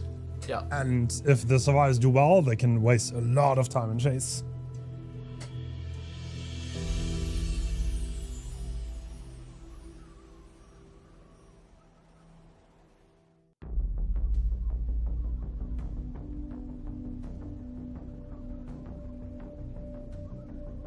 Yeah, I feel like Unknown, when he first came out, it was like, I think the consensus was like 4K1 average. And then it just slowly got lower and lower and lower. Like, honestly, this is a matter of survivors, like, getting really good. At this point, if the survivor is really good, it's like, you need to be so precise on unknown. He can still be oppressive, I feel like, even against good survivors. But the precision and mind games required are just, like, almost inhumane. Yeah. Yeah. Yeah, I've seen, have you ever seen... Oh, never mind. Whatever. Alright, so... In we go. Okay, so this is actually the same build as Dracula, but there's one change. No Call of Brian, instead we have Corrupt. It's the same survivor lineup as well for Praxis. Sure. Sticking with it. Let's see, I'm predicting a... I think the first down is... Whoa, what was that bounce? That was so odd. I'm predicting the first down to come in much later, I think, this game. Whoa. Wow, that's such great movement by Zaka here. This pallet is unplayable from this side, no? From the... Yeah, I think you have to go down to the other side. Yep. Oh. Yeah, Zaka is so confident. Dude, Zaka, honestly, in the last few months, he's honestly been the survivor that impressed me the most out of everyone in comp. I think that's why Praxis really works, is Praxis' entire roster are all the ones that I feel like really want to grind and really want to practice all the time, you know? Yeah. And it's like they've all found each other and it works. Alright, a lot. Revealing the kill aura. Yeah, sacrificing the shack pallet and instantly dropping chase. Ah, bro. Steve has the Ormond cloud, bro. No Does way. he? The Ormond camouflage. His shard has a little bit of white on it. Oh, he's got a min-max.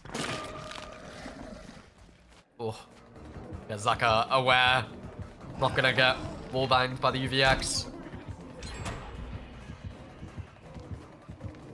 Clone in shack though. Oh, Zaka tried to bait it. Does not teleport though. And these are 2 gens already being completed.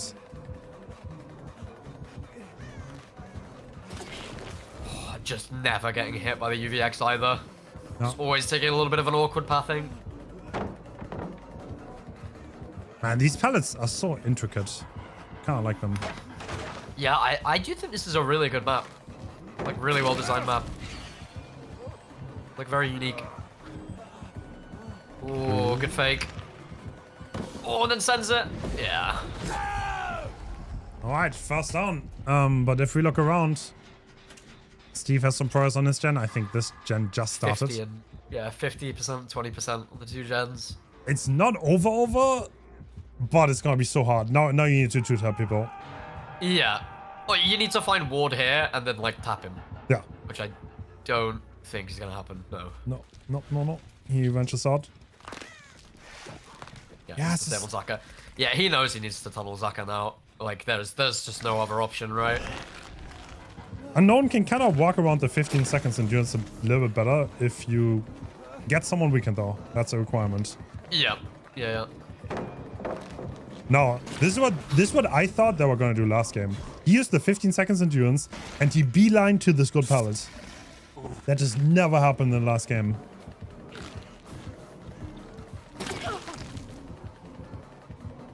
Oh, great check spots. Looking through the wood. Oh, barely. Just barely. Oh! What? Marcos is one of those players, like, whenever I watch him, he always just, like, does stuff and it works. And I have no idea how it works, but it works. He's one of those. It's very methodical.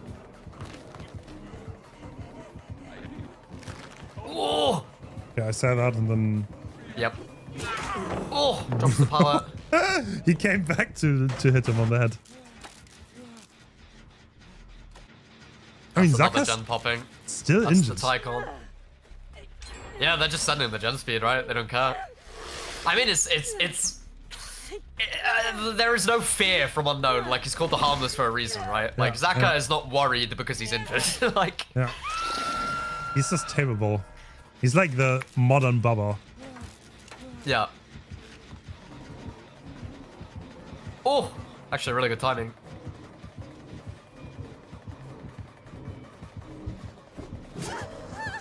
That's the hit. But Praxis is just in complete control right now.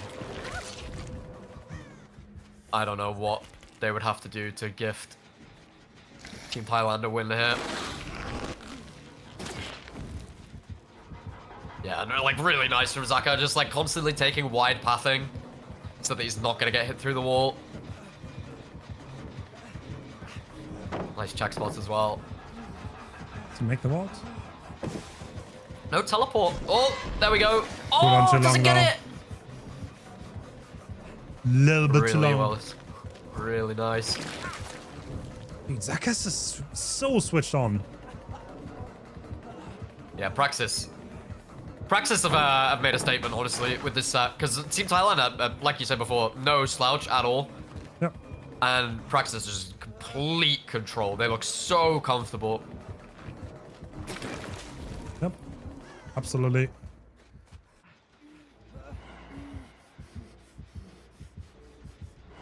Yeah, and now they're starting another gen.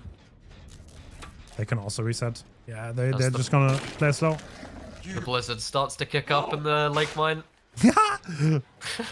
I'm never gonna unsee that now. Honestly, that would be a cool feature. I wouldn't mind if that's actually true. Like the snowstorm gets more intense the longer you play.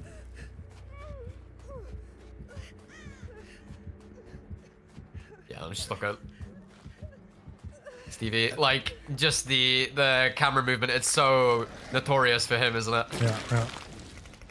What is that bounce? What? It's a bit of an awkward map for unknown, right? Because even the floor is a bit... Yeah, it's not always even. You need to...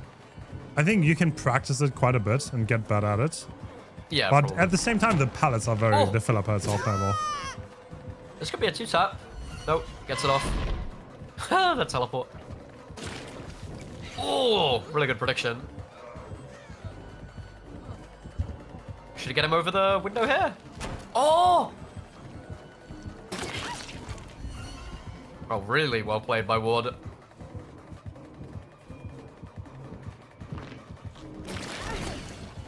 Yeah, it's like you do all that work and it's just to get weakened. Yep. The weekend timer. Oh!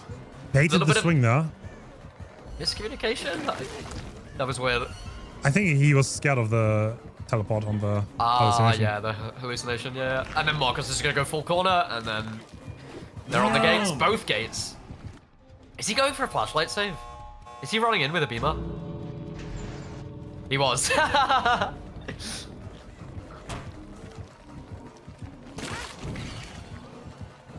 Yeah, Team Praxis little- definitely... Be a little Showing up. 2K here. They have a very hard bracket, by the way.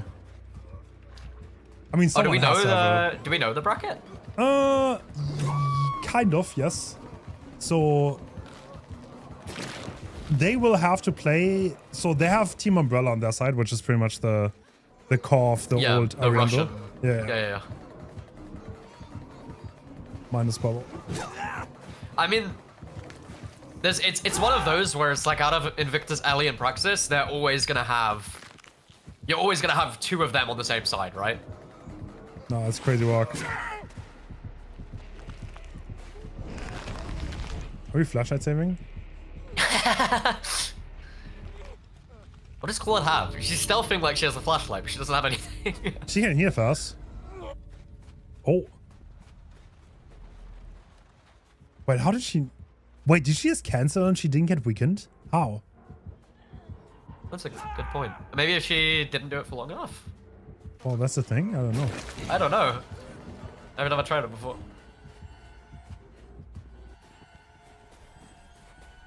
Hold up.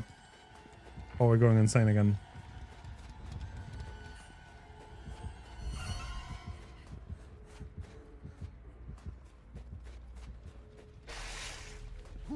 Well, I guess we're going to take the hook on Zaka. Volatil's going to leave. And I Yeah, think that's going to be really- fast Vegas. Yeah, really well played overall from Team Thailand. They had a hard first match. But yeah, Praxis just looks so confident. I think they're going to be forced to be reckoned with this tourney, to be honest.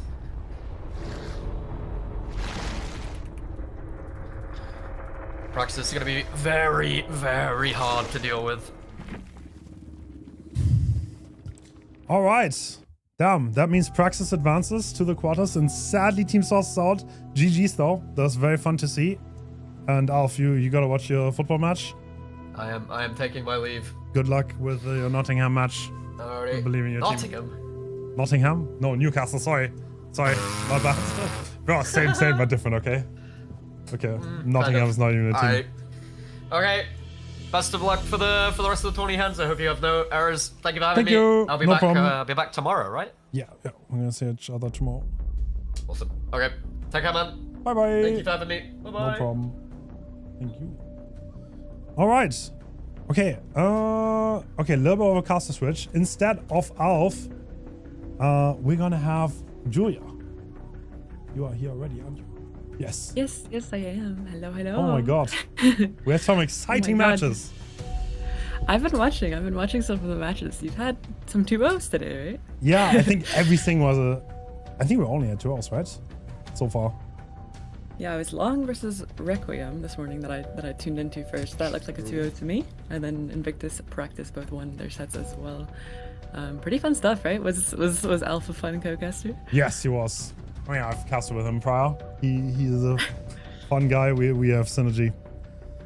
Okay. I will say I did tune into the stream and I heard Alf say the unknown Mori is good for your sinuses. So it sounds like you guys are having a lot of fun this morning. Yeah, I mean he does do be a goofy guy sometimes. Okay, next up we have another favorite, by the way. We're going through them one by one. We have Elysium versus a team that came from the qualifier, Averno. Have you heard of Averno before? Yeah, I've been watching them a little bit on DVD League. I think they've been in some other tourneys too. Elysium, of course, I have heard of. But Averno, a lot of Russian and Ukrainian players I saw from their roster. It's Ewame, Ju, Monroe, March, Stalex, Subster, and Wadeka. That's 4 Russian players, I think, and 3 Ukrainian. Yeah. So, yeah. They got a heavy draw, but do be that way. Not everyone can be lucky. So we have Doctor. That's a very, very chase-heavy killer. I mean, Elysium has a lot of good chasers in their team, so that's probably their pick. Yeah, look at this roster. I'm always looking at the Elysium roster and just it's so stacked. What do you even do? But this is gonna be a fun matchup, I think. Hopefully not another 2-0. It's kind of fun to see some tiebreakers going on. Yes, please. And we have Spirit, I think, for the tiebreaker this time, right? Oh, love some good old Spirit. It's kind of funny. Almost every European top tier player has been on Elysium at some point. There are only very few that haven't. Yeah, really? Yeah. I mean, it's like, okay, there are a few, like Dan, Nightlight have never been on there. But if you look at like the Invictus roster, a lot of them have, and the Praxis roster, almost the entire Praxis roster was on Elysium at some point. Yeah, it's fun to see the team shake up, a little bit of a shift in the meta, right? Lately, Yeah. We have some Praxis forming, Invictus forming, Elysium staying the same team, but different players switching around. Yeah. It's kind of cool. It's very open right now. Like, you could honestly not really... I mean, I would still say Invictus probably the favorite, I would say, but it's not. It's so close. Elysium is also really good. Praxis is really good. Like, the EU teams, they are very head-on. Yeah, Elysium roster, if I'm remembering correctly, it's Bubbo, Ivan, Obi, Pedro, HC, Silhe, Zeno, Zynox, Marcos. Am I forgetting anyone? I think that's most of it, right? Obi, Silhe, Pedro, Zeno, Ivan, Zynox, Bobo. Yeah. Yeah, okay. And we're going to be seeing them in Doctor. I think you said Elysium playing the Doctor first. Is that on the Wretched shop? Yeah, I think so. Classic. Nothing too surprising, but I still like seeing it. It's a lot about teamwork. Can hit tank quite a lot. And like, the Doctors oftentimes bring like 3 perks to counter the hit tanks.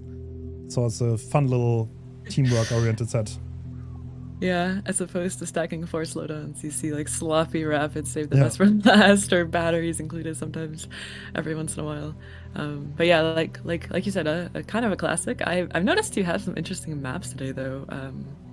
So like Spirit is on Forsaken Born. I think that's Set Sense, if I can see the map correctly. Yes. So some Ormond Lake Mine. And what was your decision for putting Henry Creel on the gas heaven? Can I ask about that? Wait, is he? It says that, yeah. It's a later set today. It's Ascent versus Exodus, the very last set, the tiebreaker. To be honest, we had to decide that literally like one day after the killer release, and we were like not sure. Like, is that talk too much? Because he can't really walk around elevation too well. To be honest, right now I wouldn't do that anymore because now I have like 2 weeks worth of experience. But like the killer came out and like the Thursday afterwards we had to like finalize the balancing, but I think it's gonna suit him. Like he can make the bigger maps work too, thanks to his mobility. He can literally play anything, to be fair.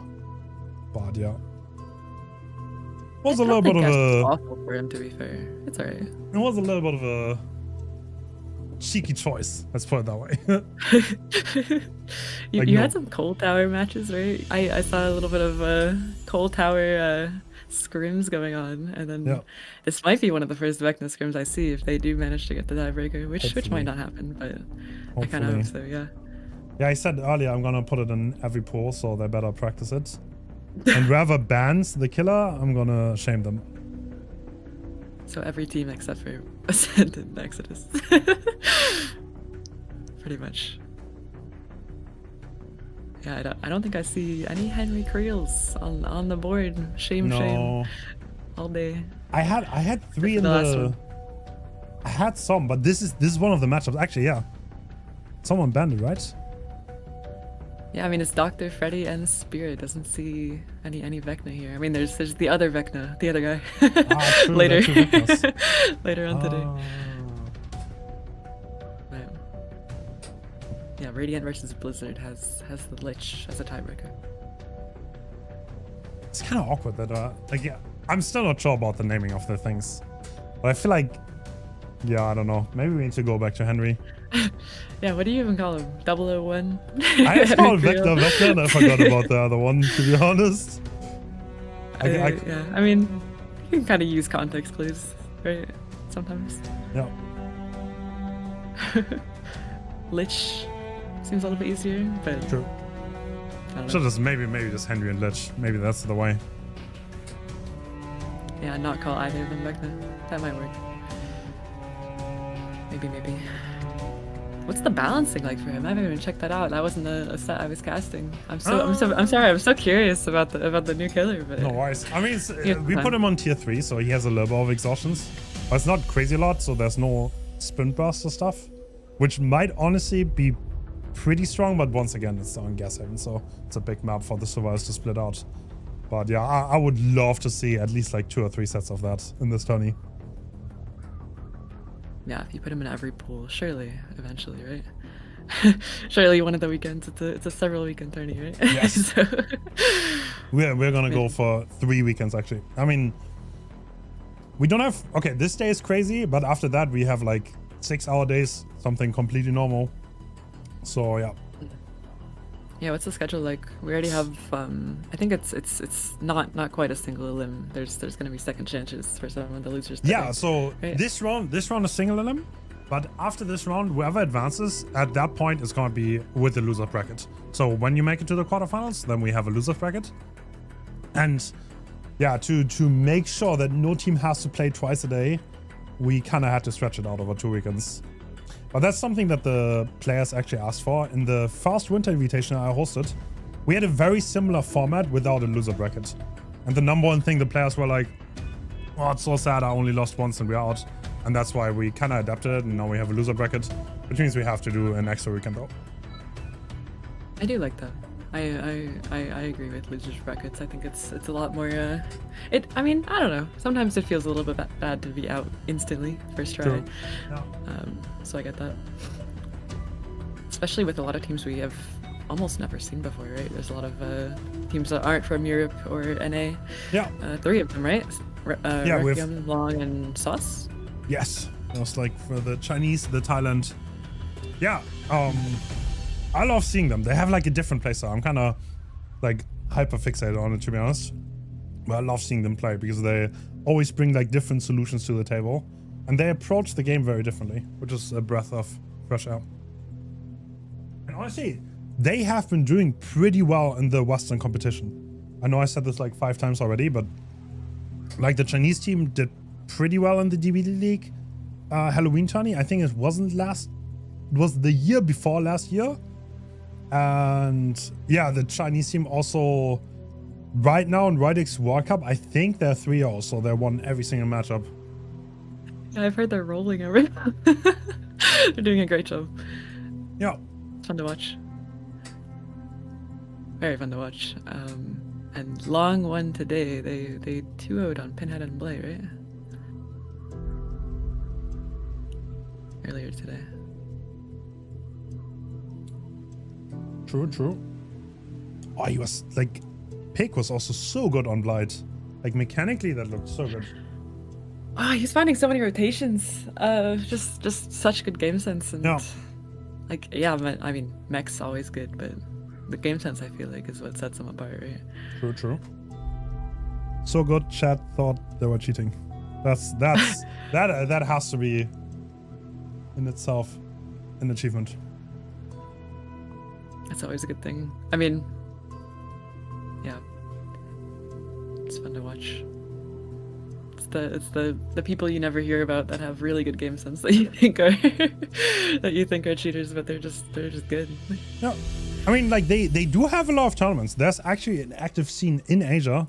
Obviously, we have like zero crossover, right? Because we don't really speak the language. They don't really speak English very much, so there's not much crossover. But they do have an active tourney scene, which I kind of also like following. And we are in. And Xeno has 2 Pogs to counter hit tanks. We have Rapid and Sloppy. Yeah, that tends to be what we see on the Doctor sets. Just lots of, well, lots of just M1 perks, right? And there's the Lara by Shaq isn't gonna get found. It looks like he's going to this tile, and everyone's on gens already. Hens. We've already rotated. True, that's a pretty damn early start. Oh, he wins that mic in, but there's not a good pallet to be stuck on. Loses the second one, gonna be taking a tag. That's Rapid Brutality coming in. Sloppy doesn't matter too much quite yet.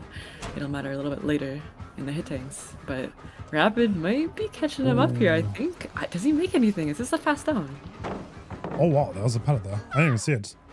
That was interesting. They didn't even look back. They're so confident on their pathing. And another hit tank being taken. Yeah. And wrapping around Shaq. That's going to be a making to the Shaq pallet, but I don't think we can drop it. We're going to be shocking after it. And is there a teammate there to drop for him, maybe? Okay, Lara is here, I believe. Lara's wrapping Shaq with him. They kind of got out of that a little bit. Actually crazy. Yeah. This is a good setup. Look at these 2 windows. 2 windows, Shaq window, the pallet in between, and we're making it back to the pallet every single time. Xeno kind of struggling on these couple of loops, and I think we finally won the last 50 there. This is a great start for the underdog here. So 2 gens. This gen is almost certainly gonna pop, and then Claudette also has one on main. This is like the opposite of a comp outfit. It's like red and blue. Yeah, it's Doctor. You don't really need the blood, then he can find you anyways. Passing points. To be fair. Wow. There's 2 gens popping. Wow. Yeah. Okay, so Xeno wanting to break that. Maybe he has a little bit of a gen setup on the side. No, it doesn't even look that good, actually. Oh wow. He's just clearing out the area for now, and it looks like this Survivor kind of stealthing for the pull, worried they were gonna big shock, but Xeno had already shocked in the basement. Now gonna be looking around the area, knows that somebody might be rotating in for the pull because they did pop this generator over here on the left side of the map. And there they are. Yeah, we're in chase now.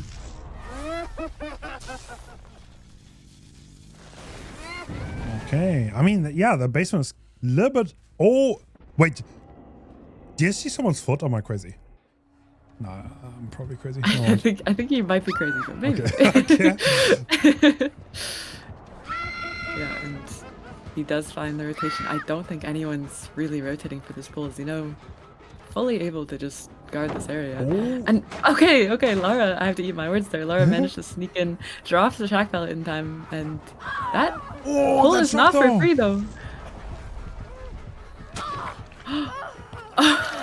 Okay, barely gets it. We are going to be getting the trade, but considering that was almost a pull for free, Xeno did a good job of shocking the survivor off of that, and we're instantly in chase now, going to be chasing Ace, and that was Rapid Brutality once again coming in, so he's kind of catching up quite fast actually. Not even 15 seconds BT. Head on though. Okay, that's something that can save him. That's very well coordinated. That's perfect. Yeah, he couldn't even dodge. The tires there were in the way, blocking his wider path around it. And there's a tag onto Claudette. That's several sloppy tags through multiple survivors, and Lara is still in the basement. I think we're just taking the hook here, Hens. Yeah. Wow, another gen though. This is a very great start for Averno. Yeah. Another gen with 0 pain rest hooks coming through. There's 2 basement hooks. So yeah, no PR. We still have all 4 PR available, which probably was why we didn't take the immediate trade onto Lara. It's much more worth it if you have an instant painters, right? True. I'm looking for a survivor. I don't think we can camp this. Yeah, especially with so many survivors injured, I think Xenos wants to get more pressure on, and that was a great movement. Instant gets the down. There's definitely a painters here, right? Yeah, surely. Yeah. I don't know if it really hit anything though, because that generator was doubled out. There's probably a pretty low progress gen that it must have hit, and we are going straight back to the basement. Where we know, I think, yeah, we're going for this survivor by the shack. They're heading up the map though. They have some distance, and we're Doctor. We can't really catch up quite fast enough.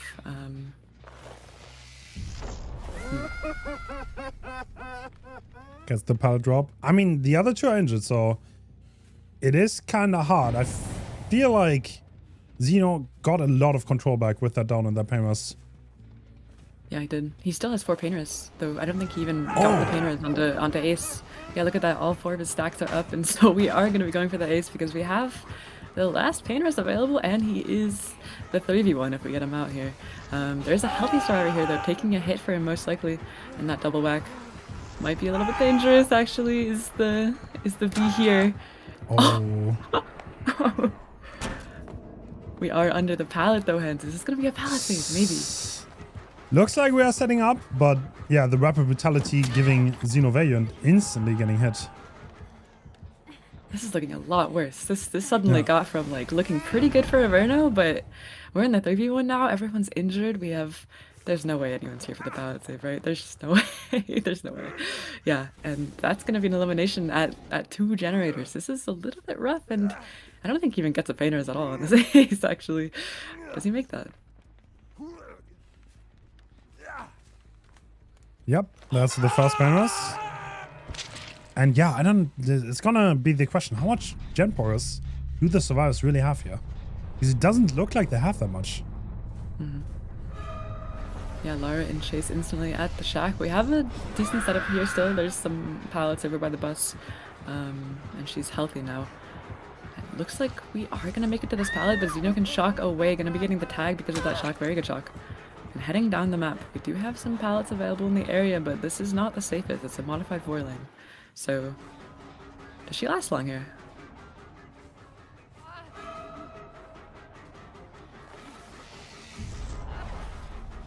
Oh. Hit tank. Oh! Oh my god, that almost went. That almost backfired, but rapid vitality here. Gonna make the difference, right?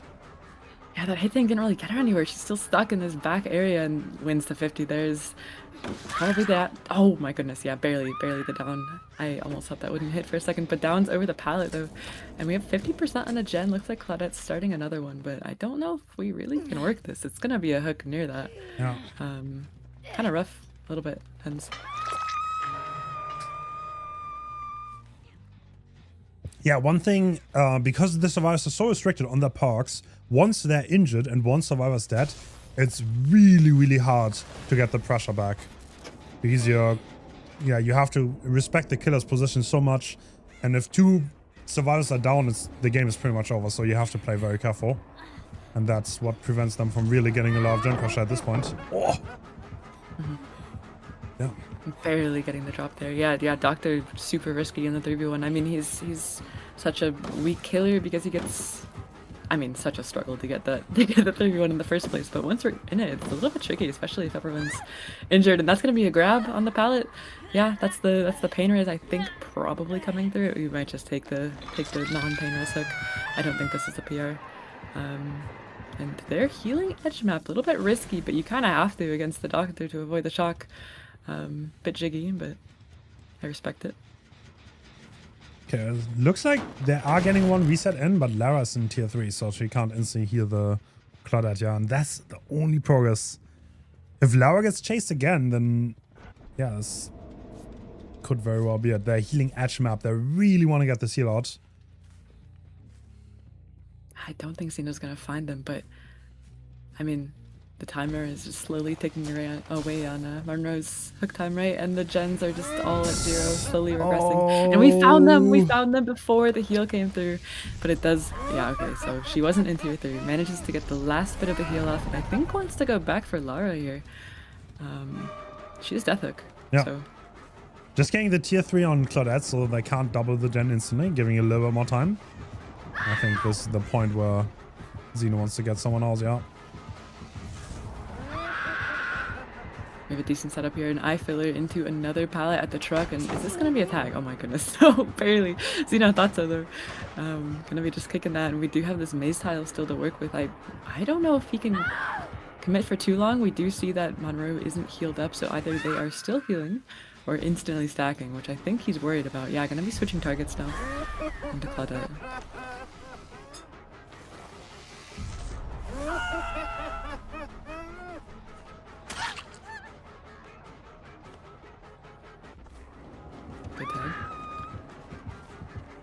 She does have a pallet here, so maybe she can do something. Oh, Xeno.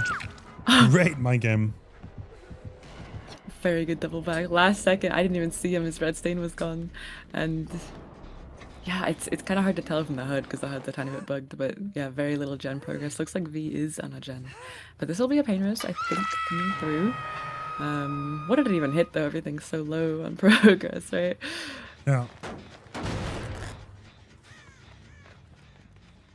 It's like even like stealthing for the knock against Doctor is so hard because of the static blast. Like you can easily get found again. Yeah, you kind of have to unhook fast like Lara just did, to be fair. Yeah. And we are going back, I think. No, we're committing up, I think. The terror at least is getting quite loud. Yeah, we are chase now on the V. I think this will be a... Yeah. Okay, Xeno. Alright. Shocking away from the pallet. Oh. Jack spots not found. Actually, that's quite hard to see the mask. I wonder if that's like a min-max because it looks like the wall. Maybe. I mean, also his red stain's pretty much gone. True. And yeah, very, very difficult check spots there. I'm not gonna blame Monroe too much for that. I probably would have done the same thing. Yeah, instantly dropping. I think Lara's a little bit nervous to go the same way. And we do make this vault though. Very good job making the vault, and Claudette has to snap out of it. She's in tier 3.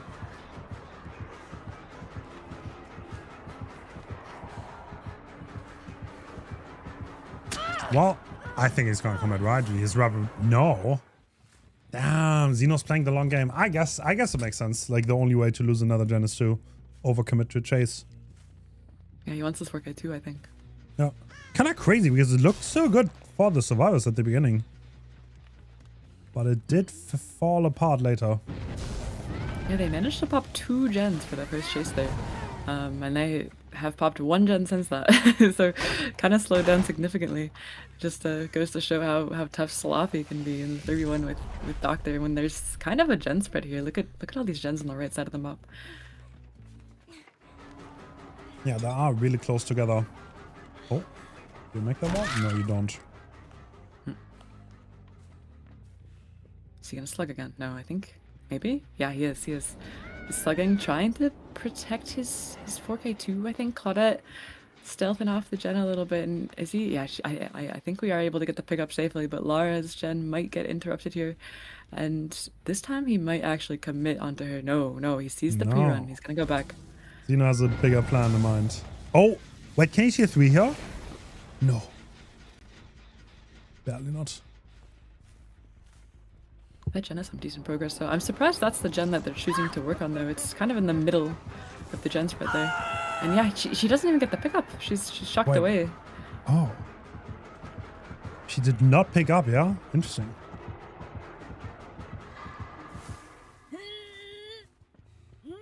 He's hooking near Lara's gen. Somewhat. Is that a pain rest? Yes, it is. The last remaining pain rest. I mean, yeah, he will kind of have to care about Lara's gen at this point. They're going up. I mean, she can kind of pre-run around the backside of main building, but that gen was not nearly high enough. I mean, Xeno kind of has to start worrying about that gen, though. It's getting a little bit worrying, I think. But he does want to commit this, it looks like, onto the Claudette, who is not Death Hook, to be fair. The only non-Death Hook survivor. Is he gonna slack? Yes. I mean, like, the Lara can pre-run, though. It's getting a little bit dicey for him now. The Lara can pre-run around the main building. Xeno knows this. He's trying to cut it off. And the other one can pick and double the gen. So if the Lara has a little bit of a chase here... Oh, she doesn't have the distance, though. He doesn't. She has this pallet. She doesn't have the window open. It's on the other side of the main building. And this eye filler, which Xeno does shock her off, to be fair. But she does not make it back to this pallet, I don't think. That is a very fast doctor. Yeah. That's going to be a down. That's going to be a 2v1 hand. This is maybe looking like Raps, I think. Yeah, that is...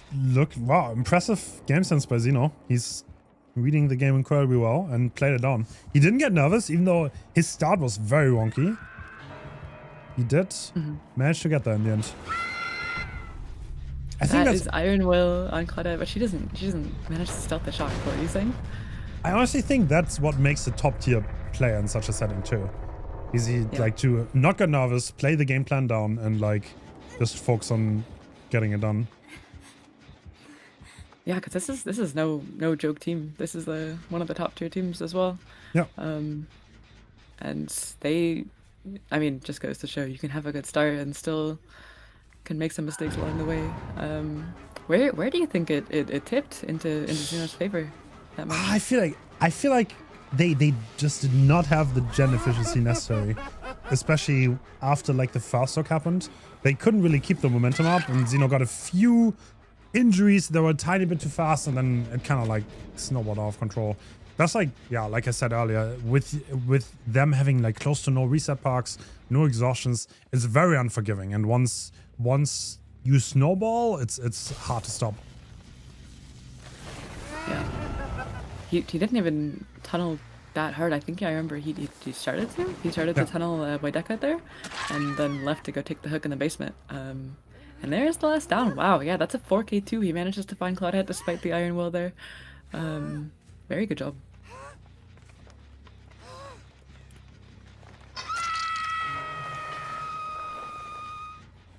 You have to collect our slugs now. I don't think Lara is getting the hatch here. Nah, I could be wrong, but not gonna happen. I mean, it doesn't matter anyway because she's fresh hooked, but yeah. Maybe if Xeno's feeling nice today. But no, you found her. Yeah.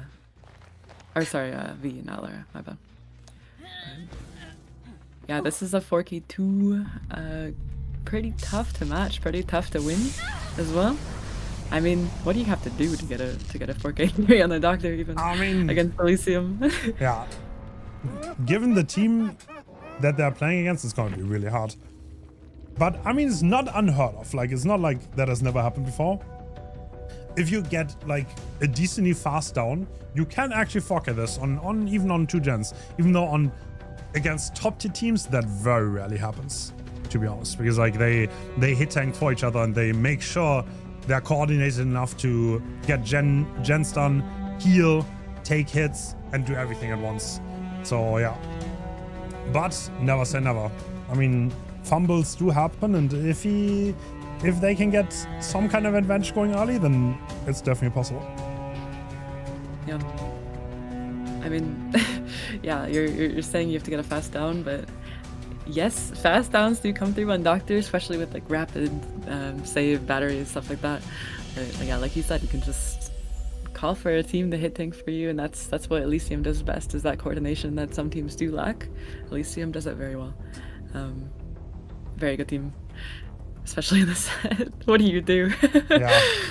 I think this has to be Elysium's pick, right? I'm gonna quickly check, but I'm pretty sure. Yeah, Zeno played first, so I would expect so. That's True, yeah. how you're doing it. True, absolutely. I totally forgot, yeah. The killer who's playing first plays for the team that picked the set. So that's... to be honest, it does also happen a lot of times that... like the win rate on sets that the team picked is not as high as you might think. Like it's very often times there's like scenarios where like the opponent wins the set. Mm-hmm. Yeah. I mean, I've seen Elysium on the Nightmare before as well, and that is the next set for anyone wondering. And they've also done pretty well on that set. I've seen a Verno on Doctor before, I think, and they did well. It's just really a matter of. I mean, both of these sets are so chase heavy, right? Both Freddy and Doctor are so chase heavy. Yeah, true. Like two. Yeah. It comes up, but like, oh, who do you want to chase on Elysium? It's like they have so many good chases on there. Zeno, you have Bobo, you have Silly, you have Ivan, Zynox also. Stacked roster, always, always a stacked roster. That's the thing that sets so many of these top teams apart. Is like some of the weaker teams, the mid-tier teams, you have a very clear target. A person that probably will play a little bit worse than the others in chase, or maybe will make some interesting decisions. But there's no weak links here. there's nothing. So tough.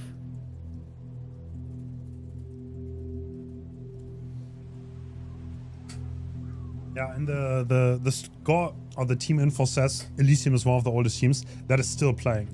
I think out of the teams in the tournament, Elysium is the oldest. I'm almost certain. Because like more often than not in comp, there's like rebrands happening every once in a while, like Team Switch or like Eternal becomes Invictus. And honestly, looking through the list, almost no team in this tournament is more than 1 year old. To be honest, like Elysium Invictus is relatively. You consider Winter, even though it's basically the same players.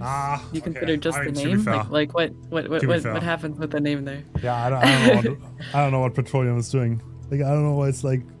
Maybe it's winter depression. Who knows? Yeah, I mean they can't really take summer in the summer anymore. But we're not gonna go in that. That's yeah, even Ascent's been around a minute, but not as long as Elysium for sure.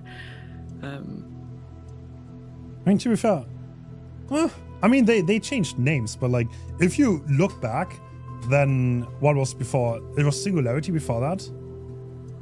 Like Xeno Captain with like the same players has been around for like years, like 5+ years, I think. Since he left Oracle, that was a long time ago. You remember that? You were in comp for that? Yes, I kinda. That's when I started watching actually, like 2020. Yep. Yeah, I'm not that old and hip. Okay. It's in your tags on Twitch. To be fair, Yeah, I'm looking at the Twitch tags.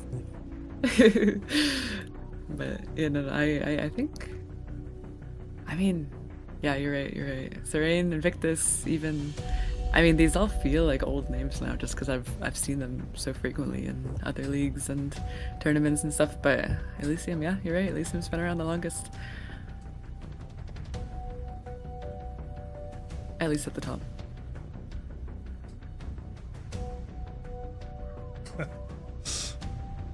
Right, heading in. Oh, okay. Starlex is bringing a more offensive build, I guess. We have saved the best for last in Rapid Brutality, just to not get rolled by the hit tanks. And yeah, he's a tall ask. He needs to 4K with 2 or less or more gens left. And we are chasing still. Hey, they have a truck out here, wrapping around the truck. I don't think we managed to drop that. That was a very good shock there, but we do make it back to this pallet. I mean, I think he's gonna maybe wrap around this pallet. Yeah, he's just chaining these two pallets together. I think eventually the hit is gonna come through, but he's wasting a lot of time. Sure. Oh, alright, Xeno's around, so he's not on a gen. Oh, he still gets the stun though. That gives a lot of momentum back to the survivors though, because now he could drop the pallet for free. Silly has distance on the crane. Yeah, this was a huge stun for the survivors. Xeno also the obsession, so if he chooses to run in and take hits, that's the biffle is not gonna look too hot. Gonna get a little bit less value there. And we do have Pallet here playing around this pallet, I think shocking away, so Silhei does make it to the second filler, just taking distance here, and I wonder, are we wrapping for Xeno? Yes, we are. There is a Gabriel, Somo taking a hit here, and he does not want to hit him. Nah. Doesn't want to lose his save stacks, but has to. Oh. Oh, interesting pathing by Silly. Vaulting instantly on the medium. Oh, this is a nasty tile for the Doctor. Hard to shock. Yeah, Silhei knows he's not going to make it to that pallet without a shock, so very, very good job wrapping around. Doesn't expect it. Salix is going to be having to play this pallet once again, and are we wrapping back for a hit tank? No, we're just dying in the pallet. I don't think anybody's here. We're healing and finishing the gen across the map, I believe. Okay, so the start is a tiny bit worse than the last game, but comparable. And yeah, he's not going for the pain rest. That's pretty smart, because there's no gen to regress, and he knows this. Yeah. This is the last gen we can pop to protect our win condition though. Any more and it's gonna be a tie. So definitely has to venture out a little bit. I think tunneling Silhei here would not get him that win con for sure. There's no way Silhei dies before that second gen is popped. So what do? You just have to find the rotator maybe? I guess. He's trying. Yeah, I mean, this is definitely... If there's someone stealthing somewhere here and you pull him out, that's one of the only ways you can win. But he's looking at the wrong corner, and like Ivan just went up and got the unlock, so that's unfortunate. Yeah, it's very unlikely that Elysium's gonna make a mistake rotating like that, but you kind of have to try because there's not much else you can do, I think. Sure. Shocking away from this pallet, very good shock, but he makes it to the window. Ooh. Okay. I mean, Xeno's here. dude, someone has corrective action in a competitive match. Wow. Maybe somebody's been missing skill checks. They definitely don't trust their teammates.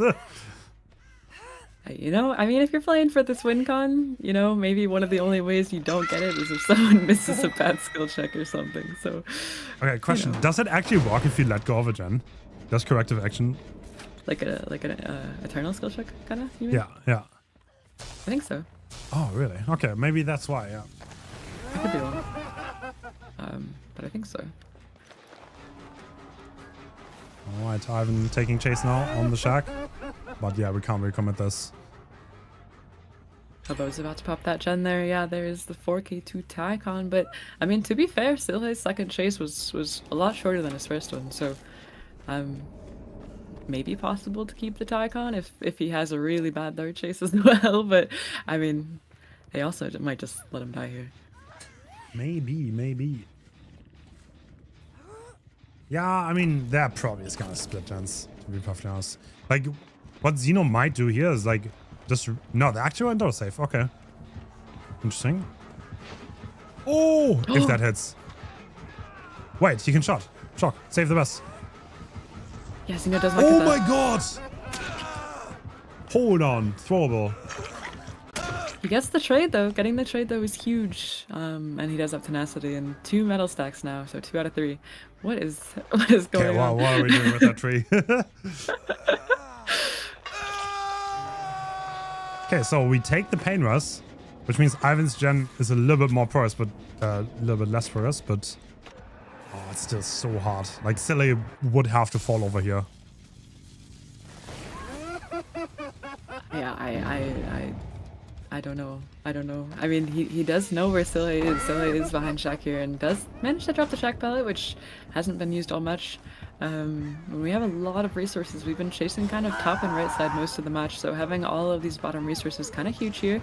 We do make it to the bus pallet as well, but a good shock gonna stop him there, and we drop it. But do we make this bot mid pallet here? Okay, we barely, but he's kind of trying to play it, and Xeno's here. Xeno's here for a hit tank, and that's gonna be stupid stacks all the way gone. There's no way this perk is getting any value this game. I'm pretty sure Xeno took 3 hits now, which also means he has a 1 for free deal with Metal of Man.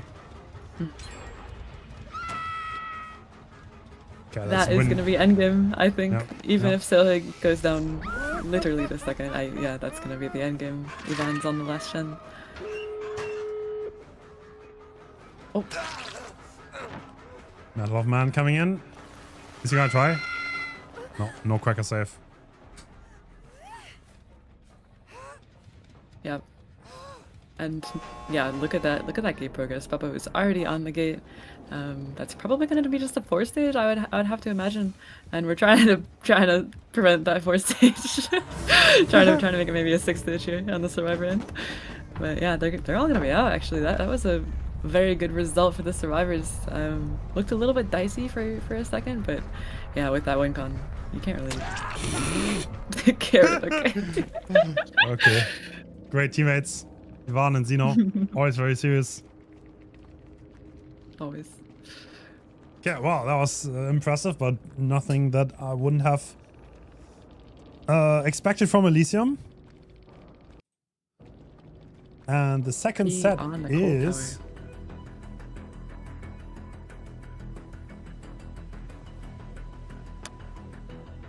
Yeah, looks like we have the Nightmare, which, I mean, getting a little bit more common on the Cold Tower. We used to have him a lot on DBS, but I've been seeing it more and more often on this map in comp.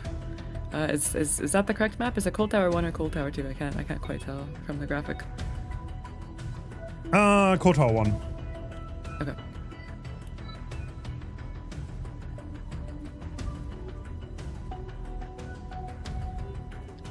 Yeah, this set's surprisingly dangerous, I think, for survivors. I mean, you can put up fake pallets in jungle gyms, fake pallets on snake gyms or lightning tiles, whatever you'd like to call them.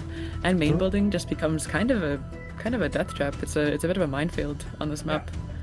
There are also some... So the meta, I think, on this map is to take the pallet explosion rate add-on, because there's certain loops that become so unsafe with it, and like you said, the main building also.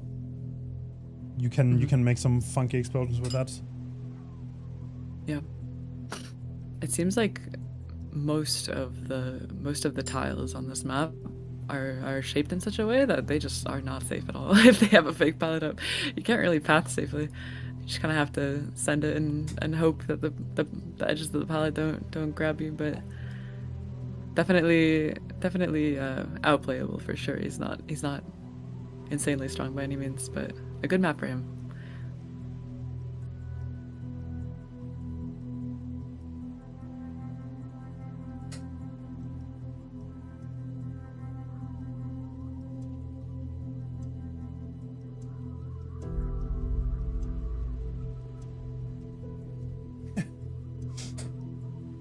I kind of hope we get to Spirit though. Is that 10 cents?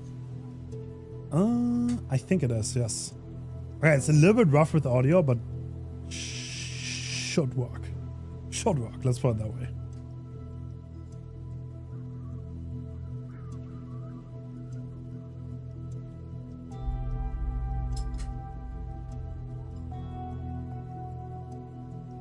Dead Sense is another map that I kind of want to see more of in comp. It kind of makes sense. It's a relatively small one. The pallets are not that crazy safe. You can play for pallet saves though. Yeah, I've been hearing that same sentiment from a lot of people actually.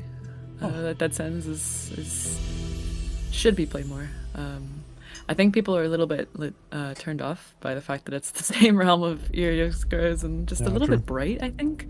Yeah, it so is. It tends to be hard to look at, but it also has a I don't lighting mind bug where it's like it gets like incredibly bright in some spots. It's a little bit nasty. Yeah.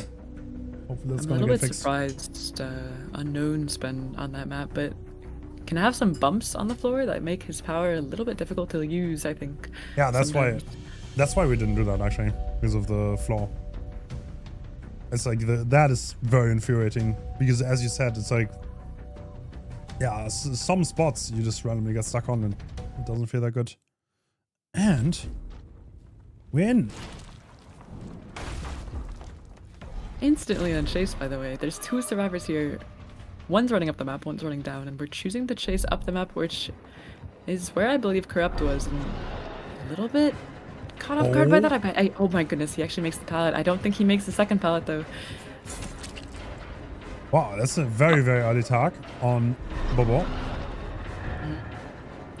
You can see all the fake pallets getting placed around main, and that's going to be the main door getting broken. This is a real pallet, though, and we do have maybe a choice to chain it into the main building, but no, we're going to the jungle gym here, and I think I'm surprised Bubble didn't just instantly drop that pallet because this can be a little bit dangerous, but we do make it to the Ormond gym. Yeah. Yeah, actually. He could. Honestly, he's kind of risking it here, right? Oh! Xeno once again helping the teammates out, though. Yeah, that is what sets Elysium apart, is always just the altruism here, and winning that 50 there. Gonna be heading back to the main building. This pallet, also a real pallet, but after it, I think we have to head to the middle of the map. Yeah, there's just some great chainable loops here, and none of these pallets are fake quite yet. We are still at the start of the match, so lots of good resources for Bubbo to use. He's doing an excellent job winning so many 50s, oh my goodness, and makes it back to the main pallet again. Yeah, Bubbo, one of the ladder players. They usually excel on chase because they play the 1v1 chase so much, and you can definitely tell. He tried to die through the window there, and yeah, 2 generators popping, and they are healing through the sleeping state, but I don't think Stalex is going to be able to teleport to that fast enough. Maybe barely. No, he doesn't even want to.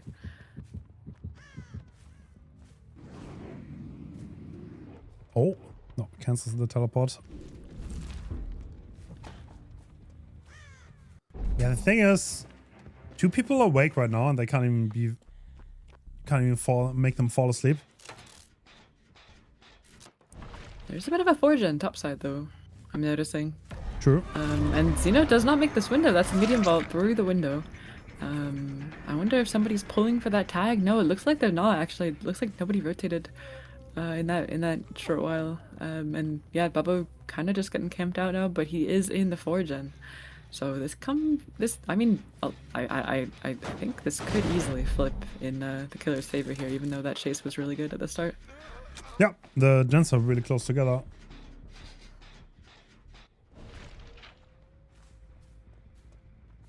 And looks like, yeah, Bubbo does seem to be going second. Yeah, he's teleporting instantly, gonna be instantly pressuring Xeno. That's Lithe coming through and rapid response, a great combo there. I think we were just leaving, decommitting, gonna be applying eruption there onto that generator and maybe committing onto Xeno, but I mean, if we pull Bubbo here, it's still gonna be stuck in the 4-gen, and it looks like Xeno taking chase now. All these pallets still up, you remember. I don't think Bubbo dropped any of them, and he makes that window vault, double vaulting. Heading back to the Ormond gym and wins the 50 actually. Oh my goodness, you know. An excellent job.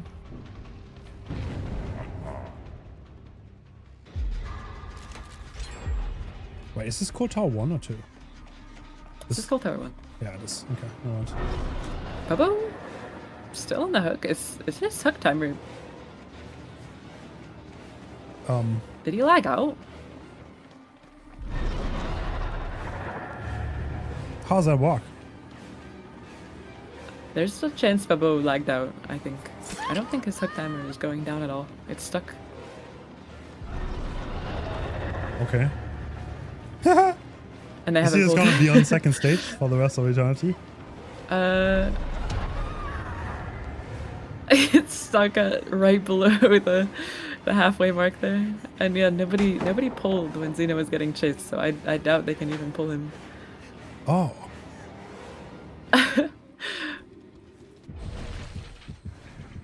His hook isn't even there. Okay, Bubble's dead. Okay. What the heck? It's too late for a restart. in the game, but he sadly lagged out. That's actually quite bad for Elysium here. That gives a lot of pressure back because now they have to play 3-1, right? Yeah, yeah. I wonder at what point Alex realized that Bubba had lagged out too. I wonder if he's Actually- kind of was playing for it. I've never seen that. Interesting. Xeno taking a tag there, heading towards the main building. He does have rapid response light, so getting some good distance. So I mean, yeah, we're stuck on a 3v1 and Sloppy's being applied and reapplied to all the survivors here. But this gen is so high in progress, and we see Zynox also is working a generator elsewhere. Yeah, 2 different gens, both being progress, and I think Zynox gen is almost certainly gonna pop now. Silly also Yeah, not he being was- asleep.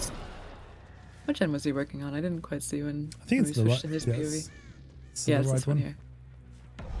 Is he gonna commit it? Wow, he really wants to pop that gen. You know, I actually think despite the TC, I actually think they can maybe get out here. This Yeah. generator is so high in progress, but the snowball is definitely possible here with 2 survivors injured in a 3v1 and 1 on the floor. Balance landing though, making it to Shaq. Yeah. That makes it really hard to chase this. I don't know, I'm wondering what Xeno's doing. Oh, he's picking up, okay. I think I'm slightly ahead of you. Should I restart? No, reset.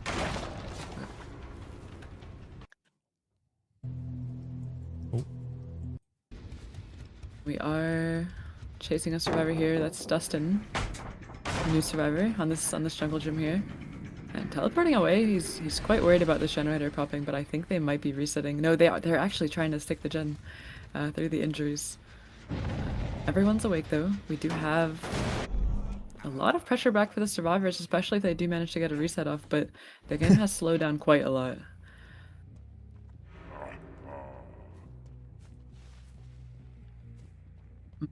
yeah, actually, I mean, this is a nasty gen setup. I think Team Elysium will have to try to get some resets on the board. Like, they're so close together. I guess they just want to try to bash the gens. They do have 1 Yeah. high progress. Yeah, I mean, we have balance landing on this hill almost every time. He's actually just cornering up here. Has to take the corner, and I think he's taking that hook. Yeah, that's gonna be a pain res. Xeno in the meanwhile has a generator very high on progress, and it looks like he doesn't have a pain res close by. Look at it. Yeah, he has really bad pain res this year actually. They're all topside. Ooh. Oh, he's... Does he? Yeah, I was about to say, there's no way. Oh my god. That is painful though. Not getting this hook. Like, there's so much time lost, and now Sally is also just like running around again. Yeah, Elysium, I mean, they had a DC, but they're looking pretty formidable in the 3v1. I can't lie. They're playing around this so well, and that wiggle off, I mean, definitely hurts Alex a lot. That was his one chance to get some regression there. And Life again, rapid response Life. The gen is almost certainly gonna pop now, right? Oh my god, that wiggle. He teleported away, but barely in time. And this is Dustin with hope, by the way. If he slugs here, this is going to be a tough survivor to chase with that extra 5% speed boost. He's trying, though. I mean, of course, he doesn't know it's hope, but he's got some distance on the main building. Oh! Little bit too early. And barely gets away from that pallet explosion there, maybe with the 5%. I wonder if that actually helped him get the distance. Oh my goodness, the camera movement. Yeah, you can camera tell that movement's crazy. Zynox was a teammate with Steve for a long time. He makes it back to the other window, though. That hope speed is... Yeah, it's actually saving him. Yeah. Wow, honestly, even if he goes down here, this is a crazy good result for Elysium, considering that they lost Bubble so early. Yeah, Yeah, it felt like it just didn't matter at all. It felt like I just shrugged it off a little bit. We still have the Shack Pallet here too, and I think if we didn't have Hope, we wouldn't make it. But maybe with the additional 5%, we actually do make it back around. He vaulted that. He gets the hash now. Yeah, he does. Does he not? hash. What? No. What? Okay. So There's no way. Bobo lagged out, and he never got anyone after that. That was insane performance by Elysium. Oh, what the hell? I don't think they could have played that better. No. I mean, that wiggle out though, super unfortunate Yeah, for that Stalox. sucks. He wanted that payments really badly, but he just couldn't get it. I think he just had to take the regular hook. He had to accept that he wasn't going to get a painter's, but stubborn, which is understandable. Yeah, I mean, 3-stage win con on Freddy. This can be a 4K set occasionally. Yeah, you can see the 4K one as the high end and 2K8 as the low end, and 3 stages is definitely above average, I'd say.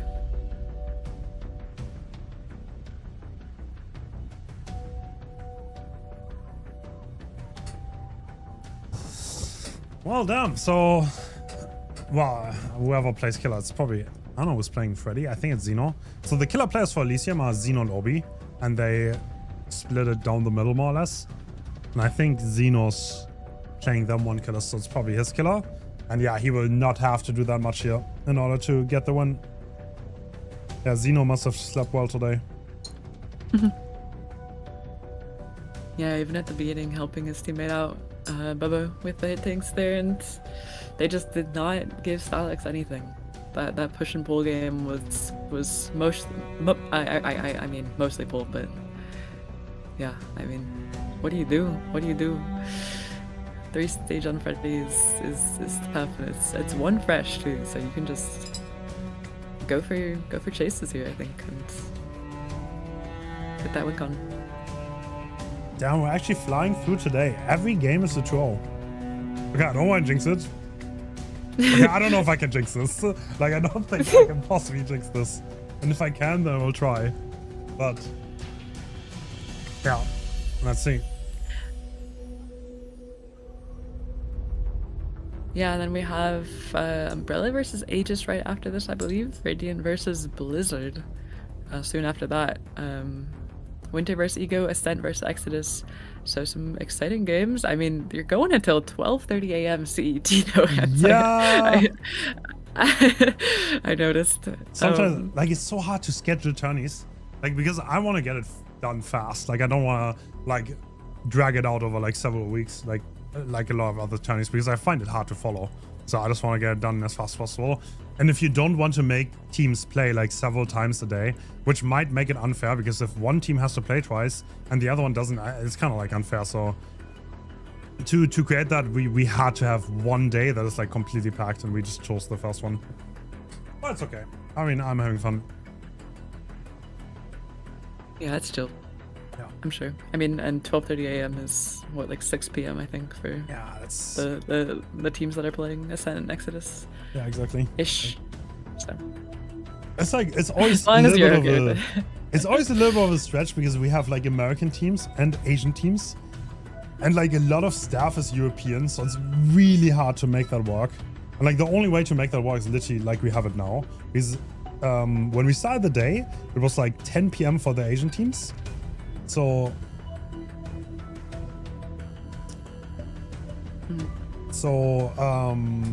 they played until midnight, and then obviously for America it was like for the West Coast it was 5 a.m. So we can't even schedule those against each other. And then the European teams play, and at the end it's the American teams. So I kind of do like time-based scheduling.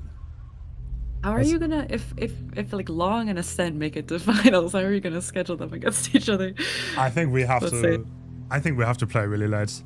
Like, I think the staff would have to suffer, because like there's the only way to make Asia versus America work is to play late for America, very early in the morning Europe, and then it's middle of the day in Japan, I think. Oh, we All are right. loading in.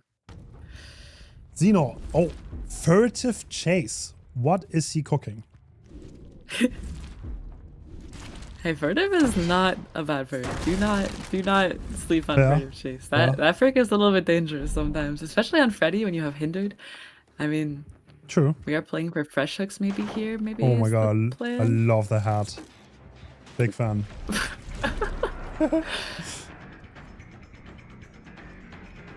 I have no comment, but we are in chase now at this maze tile. Gonna be, I think, W keying. Look at that W key just all the way up the map. And Xeno's kind of poking around here, looking for some chases, looking for somebody caught out of position, but nobody quite yet. Good start for the survivors. Okay, I said that and then get hit.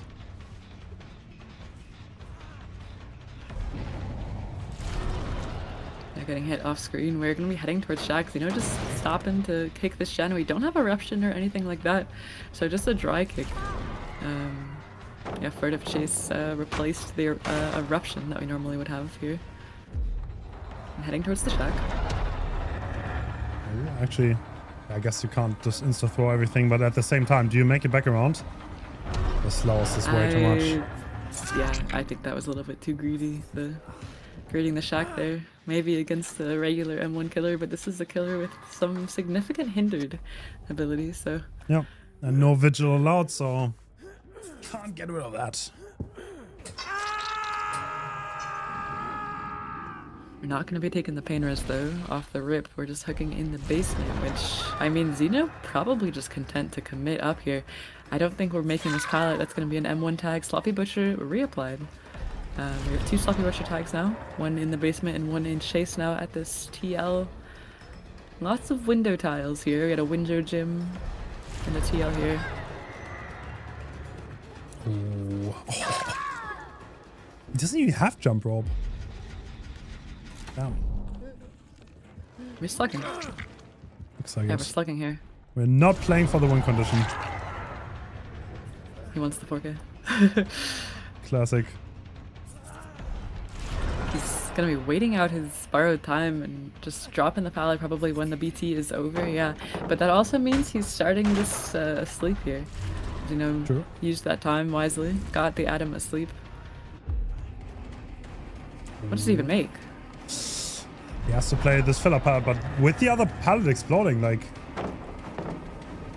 Oh, you can barely hide in that corner. Actually, I think don't you know. cannot play this with that. I don't know if that was super lucky by Adam or very carefully calculated, but we do get the ball here. Oh, check spot checking. Yeah, there's no way. This is super safe with the hook here. Xeno just has to break it. Yeah, Xeno's still testing, but yeah, Adam is actually doing a good job keeping the dream alive. What's so funny? I'm like, get a shock pallet fake. We're gonna be exploding in here. I think I'm ahead again, by the way. I'm things are happening that are a lot funnier in delay, but we are gonna be playing this filler pallet at 6. Oh, he plays that super safe, doesn't vault in time, but this is not the safest pallet. There's no extra hook extending the loop. I believe in the check spots. What the heck? What? Nah, this is crazy! There's no way. Go, Adam, There's go! no way. Oh, okay. Oh! There's no way! He got rid of Bladders, by the way. Oh my god! goodness. He's He's been the asleep goat. this whole time. Nah, he's the GOAT! What am I watching? For 5 chance, for 5 chance, bro. What is happening? Oh my god. No, what, bro? Is this real? Bro, Xeno's about to lose. Xeno's so stubborn, he's about to lose on this pallet. Look at this. He's not leaving. He wants it How bad. many 50s? How many Bro, 50s he's can one person walking win? What? There's no way. There's no way. Wait, we're What? one gen. Guys, I cast a curse this match. I don't know how to tell you this. We're absolutely back. 1 hook, 1 gen. I can do jinxed this. I jinxed this. They can do this. Nah, I believe they definitely can do this. There's 2 people injured. We're chasing a healthy person, I believe. So this person, yeah, Jake here. Jake is asleep. He's immune for a few more seconds to the dream state. He's probably gonna get hit here, though. Does he just want to get him asleep? I mean, this is gonna be a hit for sure. Yeah. That was crazy. I don't know what I just watched the last 2 minutes. Anyways, okay. We are going to be tasting, I think, teleporting away, maybe. Yeah, teleporting away, trying to cut off the Jake here, who very much aware to that teleport. You do not want to chase that Adam. You look away from that Adam. You're not chasing that Adam. Adam might be the greatest player of all time. Ooh, we're getting the stun here. Okay, very good stun. Very good stun by our Jake. And they didn't have the pallet set up in time. He had to replace the pallet, and how did that not hit him, by the way? All right, so we have a little bit of gen progress coming in. So the Sable's on a gen. I don't think they have that much yet, though. There's still a lot to be had. Is he actually gonna commit this? There's a good chance that Ace is doubling that generator. That's a very fast gen, it looks like. The HUD is a little bit bugged, I think, so we can't quite see, but that gen looks like it's zooming. I mean, he has one hook. One hook, that's it. Like, even... Adam here. Nah. Oh my god. Dude, Xeno's getting sauced up. What am I watching? No, he goes down. Okay, that's gonna be pallet. down under a pallet though. And we are in the end game now. He has no Noed. Adam is here for the save. That's adrenaline, by the way. Adrenaline no longer wakes you up from the dream world. He's gonna be taking the tag, but is there another survivor here trying to play for that pallet save? They could just play this safe, to be fair. They could play this safe. Maybe just get the double save. No! Oh, it's the hard side. Are they gonna get it? No, they don't get that hook. But it's still not over. It's still not over. They do not get the pallet save. Oh, bro. Okay. Oh, I cannot. What am I watching? This might be the closest game I've ever watched. There's no way. They're gonna try. The survivors definitely have plot armor. They're gonna bring this. Where are we teleporting? Oh god, he wants to interrupt the reset, but he went to the completely wrong side. Yeah, my skill check there is gonna alert Xeno to where the survivors are healing. We do not get the reset off onto our Adam, and our Adam, despite not being a fresh stage, will be the win if he goes down, by the way, because that's too fresh. Yeah. So next hook is a win for the survivors here. But look. Wait, I think. Oh, he's teleport though. But the gen isn't close enough to the gate, is it? Oh! No, it is. No. No, Sable takes a hit. That's gonna be all 4 survivors injured. I don't know if we're gonna be able to get this. Who has the flashlight though? Who has the cracker? Oh, I'd get the juicers out. Okay, yeah, I think it might be over. Bro, he wants that, Adam. He wants that. He wants it bad. That Adam is his arch enemy now. Oh, the cracker was on the Jake, but he does not get that save there. Damn. Gonna be getting the win. Yeah, that's gonna be. I think he wants the Jake just for a guarantee 2K because I think. Yeah, he wants that extra stage. But that was already the win. Oh my goodness, getting the stun though. Jake is out. Jake might unhook though here. Oh my god. Can't get over this match. I don't know what I just watched. Yeah. Okay. Wow, that might have been the most 50-50s I've ever seen won on a single pallet. Same. Actually, that has to be comp history. Like, how many 50s can you win on a pallet? That's insane. Wow, well played, well played. I mean, that's an Elysium win. They got such a good survivor result, so that will be a 2-0. But that did not feel like a 2-0. That felt like way too close. Oh god, yeah. Well, they almost made the impossible happen. That was actually crazy. What a crazy set. The first one was also crazy. Elysium did so well, and then they almost brought it back. Holy. Okay, we have a little bit. Okay, we're so far ahead of schedule. I think we have a little bit of a break going on because the next team is not quite ready. Okay. You have tofu coming in, right? Yes. Thank you so much, Julia. We are hopefully going to hear from you later on this journey, if you're interested at least. But I'll DM you about that. Thank you. It's been fun. Those are some interesting matches. Yeah. I don't know if interesting is the right word, but definitely fun to cast. Thank you, my Hens. god. That chase will go down in history for sure. Oh my goodness. Yeah. Okay. I am going to head out, but I hope Umbrella versus Aegis goes well. That's your next set, I believe. Yep, it is. Legion on Ormond Lake Mine starting off. So. All right. And you have a comp match soon, right? As a player? Yeah. I have a best of 5 coming up. So. Oh, okay. Good luck. I'll be heading off to that soon. Thank you. All right. Have fun. Good luck. Thank you. Hens. Talk to you soon. Bye. Oh, that was Julia. Really good caster. There's so many good casters. Dude, the comp scene is growing so much, by the way. It's crazy. Crazy. Yeah, Julia had a comp match coming up, but we're gonna hear from Julia later if she's interested. I love casting with Julia. Okay, so guys, every match was a 2-0. We are massively ahead of schedule.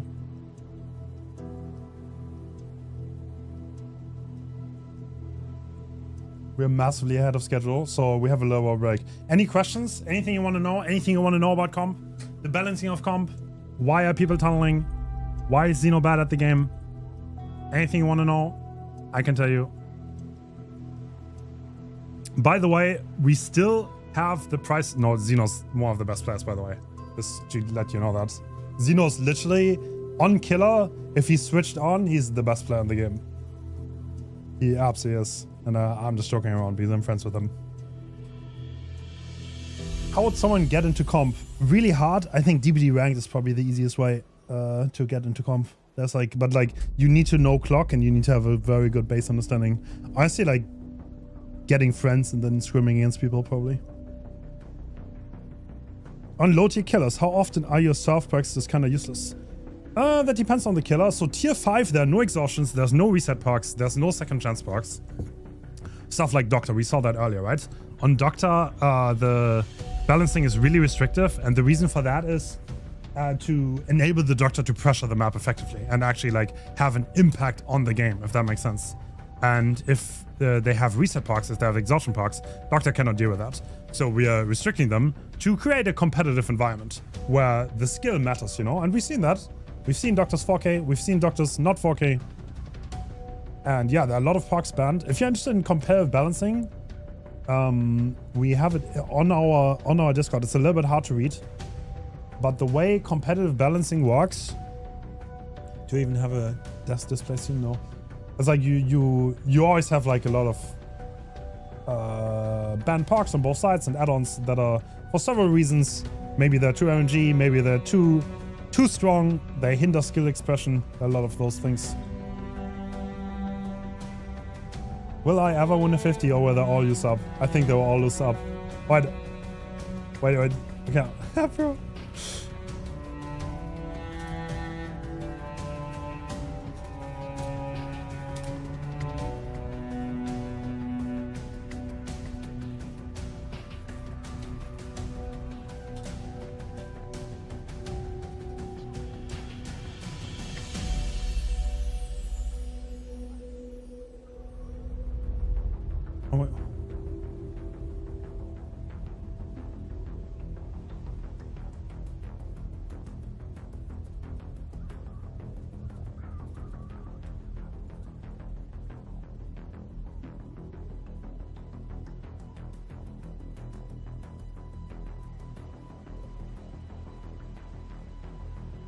What?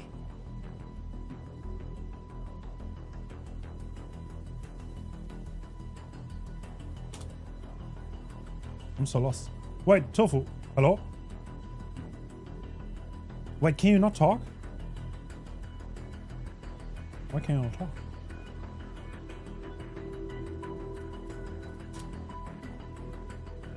His Discord is bugged. Oh, okay. Sorry, I was a little bit confused. Sorry! Wait, I wanted to say what Xeno said. Okay, Xenon match game chat afterwards. You could have became a millionaire today if you just gambled or got a lottery ticket. Instead, you used it all on that one fella. Sometimes that was definitely on me. Yo, do you have the RTC Connect thing?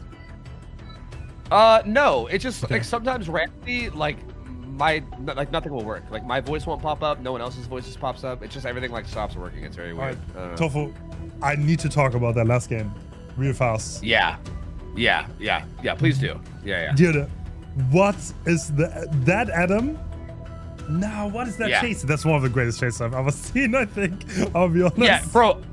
I literally had to go back and rewatch it. I guess it depends on how you define a 50, but I was counting them pretty like loosely. I counted 29 50 wins in a row on that one pallet. That's what I counted. I guess it depends on what you consider a 50, but it's crazy, dude. Like I could not believe that he literally just sat there and survived there for that long. It was crazy. Yeah, I gotta go watch what you guys were saying about that, because I don't think I could do. I think my casting during that moment was just me going what the whole time. Same, to be honest. I just couldn't even comprehend what I was watching, dude. It was crazy. Dude, Subster, the hidden god. Oh my god. Like actually, yeah, that was so nuts, bro. The fact that they almost lost that with a 3-stage win con is like the most bizarre thing ever. Yeah. I don't know. They were so close to getting it. So close. Yeah, that's crazy, dude. That's so crazy. But yeah, we had all 2-0s, so like, are we like really far ahead of schedule? Is that what's going on now? Yeah, because we won too many games. So got you. I think we are waiting like 10 minutes for the next one, if I'm not mistaken. So we have a little bit of downtime. That's sadly unavoidable. Scheduling, you know what it is. Like teams have other tournament games on that day, and sometimes they can't play an hour early because I think we're literally an hour ahead of schedule, if I'm not mistaken. So. Yeah, that makes sense. I think every round's been a 2-0, right? So yeah, that makes sense. Yeah. Bro, I am pumped for round 2. Team Long and the very first matchup looked real good, dude. That's like Blight had like team, insane right? mechanics, right? Yeah, dude. Like so good.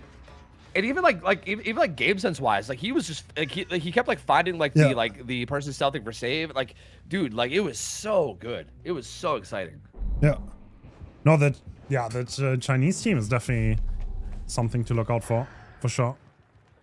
Yeah, I mean, it's a little, I say unfortunate, but like, I mean, it is what it is. It's a tournament, right? But they're going into Invictus, which is a rough matchup, but it's still gonna be exciting to see what they do, you know? Like, if they even put up like a pretty good fight against Invictus and then go into double elimination, it'll be really cool to see. Oh my god.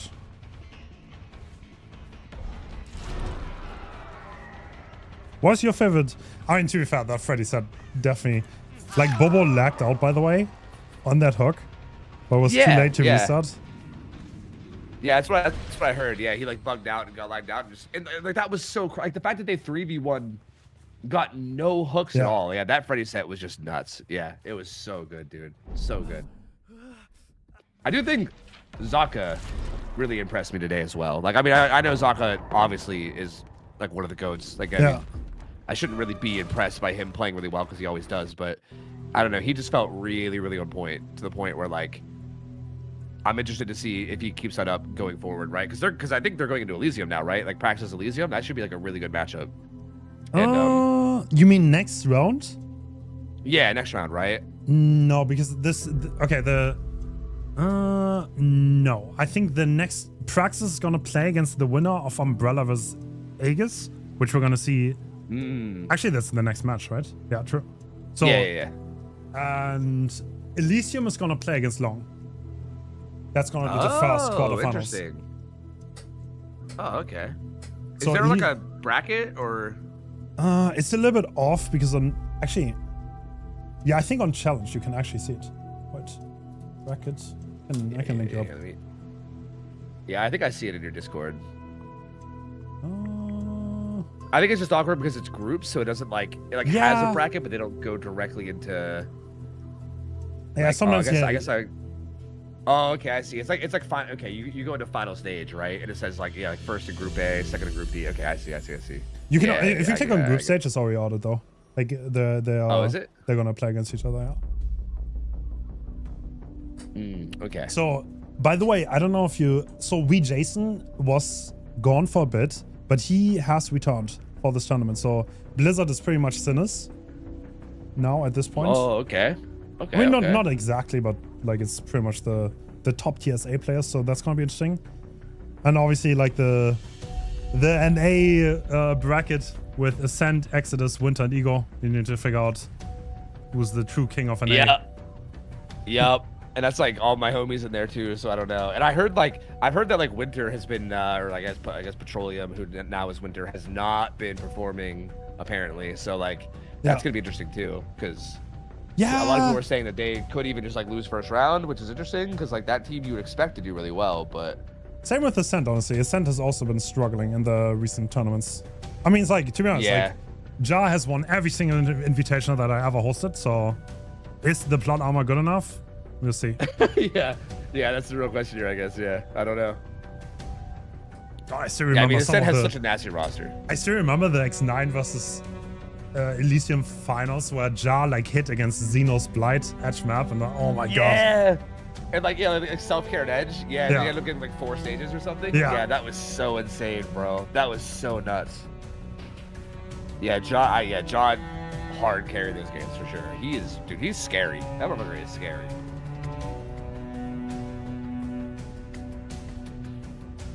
No, yeah, I think unironically these second half games might be a bit better, I think. Like I think the first matchup was like really close. Yeah. But the other 3 were pretty stompy, but also like obviously that's gonna happen right in the first round when you have like high seeds versus low seeds. They definitely were a bit stompy. I'm not gonna lie, I thought Sauce would. I thought they're gonna. And I feel like maybe they didn't have the right killers. They looked a little bit weaker than the World Cup. Yeah, I agree. Yeah. Like I think Tap still looked like pretty good. I like maybe not on Unknown. I think on Unknown maybe like they kind of looked like they were a little bit uncomfortable, but. I mean, Tap's insane, and on the Survivor side, I think they just seemed like they were a little bit unfamiliar with Unknown in general, as much as maybe like everyone in the West who spams that killer a lot. I don't know. Yeah, maybe. Okay, I didn't even realize that Radiant is like kind of like an interesting mix-up of like old Misery and like Cynic, kinda. That's interesting. Yeah. Ultron killer though, I've seen him. I see Radiant won against Ascent. I've seen them win against Ascent like 3 weeks ago. So. Damn.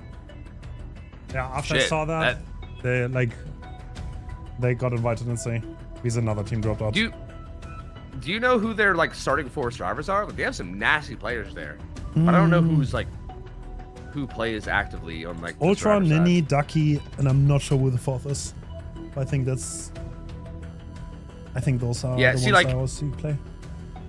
Like, I wasn't sure if Nini was like really grinding again. Like, I know he like quit calm for a while, but if he's like actually grinding again, like he is disgusting, bro. Nini's so good.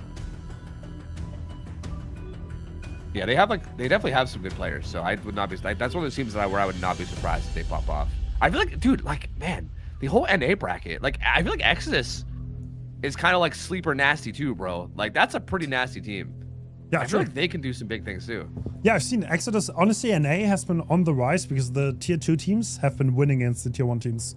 I've seen it quite frequently. Both Exodus and Radiant have, I think, both won against Ascent within the last month. So yeah, gonna see. I guess it just depends on whether that's like Ascent struggling or whether that's them doing good, right? Like I guess it could be a little bit of both, but yeah. Yeah, we'll just see how they do. I don't know.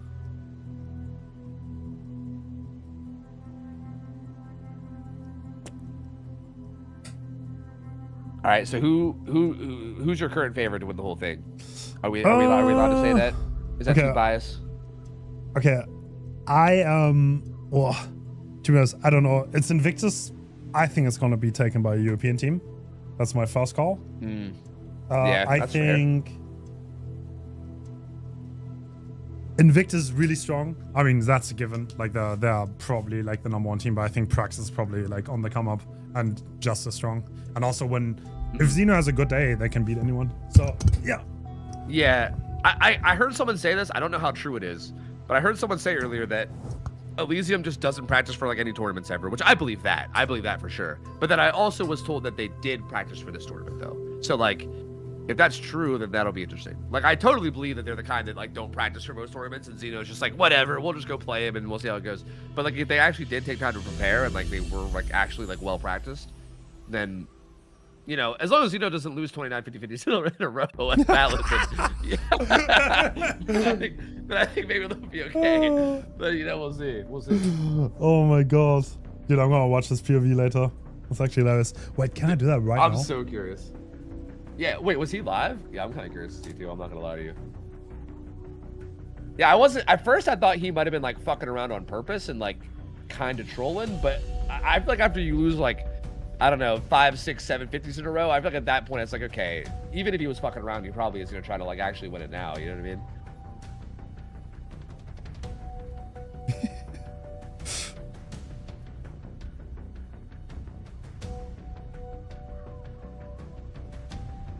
Oh wait, is he not? Oh, he probably was live. He's not live, but he probably. Oh yeah, he was. Yeah, he probably ended because that was all their games for the night.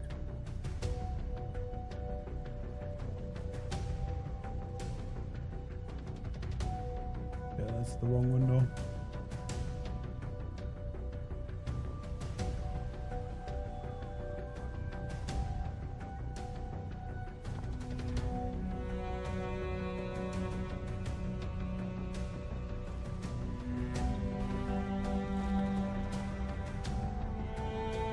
Here's another.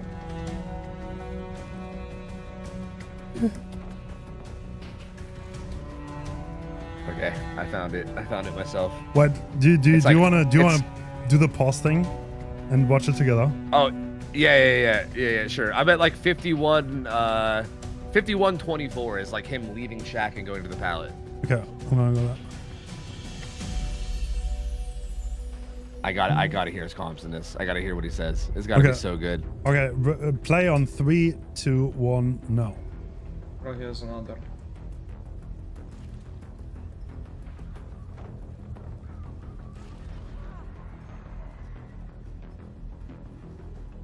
Bro, why do I have music?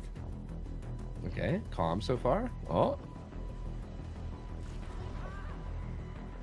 Oh no, it's starting. Oh no. Why do I have music? Oh my fucking god, bro.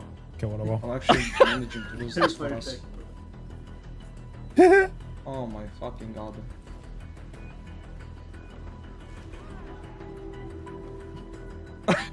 Oh my fucking god. Bro, this is crazy. Bro, oh my god.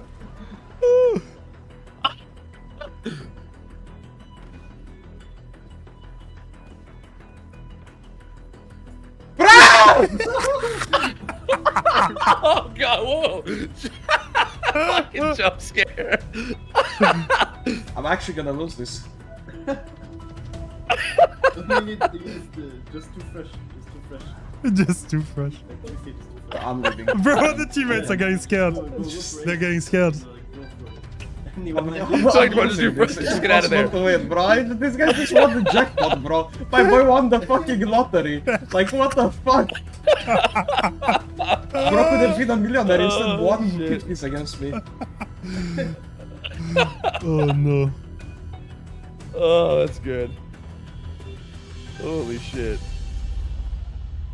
Okay, I feel like if this let's- wasn't so like comfortably in like a good spot for them, I feel like you would have lost it so much more. Yeah, I feel that's like true. we could have had even better content.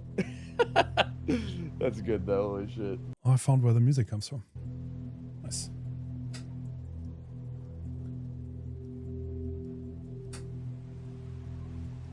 How far ahead of schedule are we, actually? Oh, we're like an hour ahead. Oh, damn.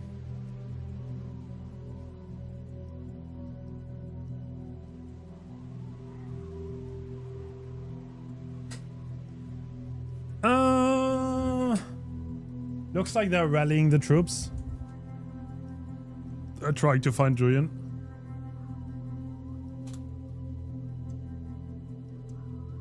Yeah. Looks like it. I think,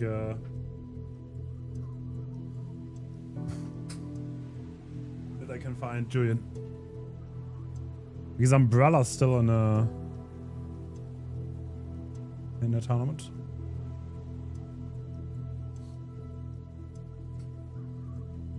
Dude, I was so scared of tiebreakers, and then everything is a 2-0.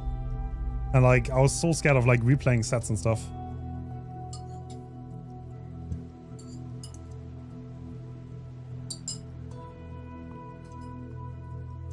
Our first tiebreaker, okay, because it was 12 hours and we didn't want to be late.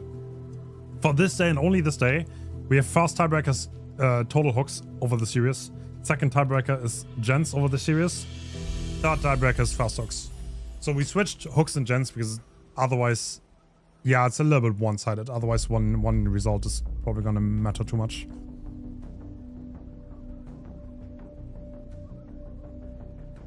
Yeah, just for this because we were too scared of running behind. But haha, we are far, far ahead.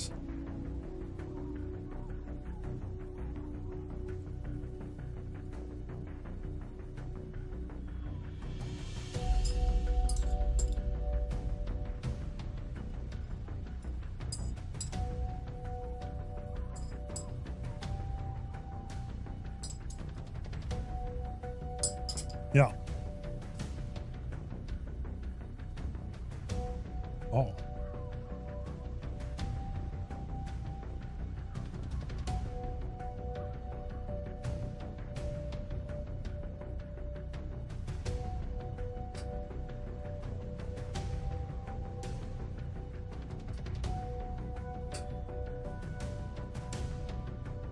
I'm just sad we only have one potential Henry game, man. I wanted more of that. But, well, maybe it's better, though, to save it for, like, the later rounds. I'm hoping we see, like, big name teams go against each other on that killer. That would be really interesting. If we see, like, I don't know, Invictus versus Praxis or something on Henry, that would be so gross.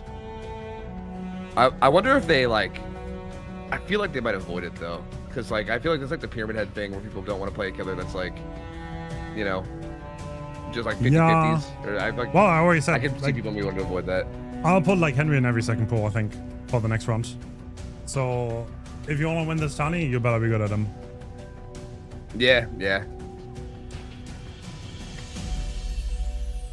I mean, not every half, but I think a lot of teams are gonna ban it because they love their comfort, you know. They know what they want and they want to play their comfort killers. Yeah. Yeah, that makes sense. I do feel like it could make sense for like a team that's like weaker on paper. Like I feel like that feels like a good, maybe a good killer that you could maybe like sneak out an advantage on, you know, because it's like very 50-50. And I feel like if you're like a grinder and you played him a lot, and you just feel confident that you could just actually like hit your shots. I can see it. Like, I guess it's just a matter of people not banning it though, you know. Yeah. Okay. By the way, we have the other stream up now. If you want to switch. Yeah.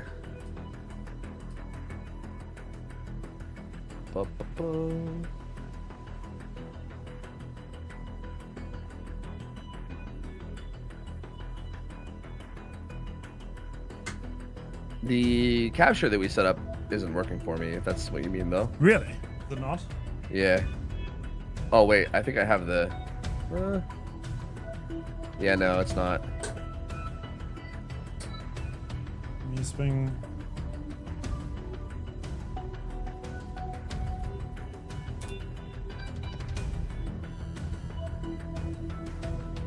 Oh, I don't have time to fix it. I'm gonna ping Oh stuff wait, with us. the second one is there.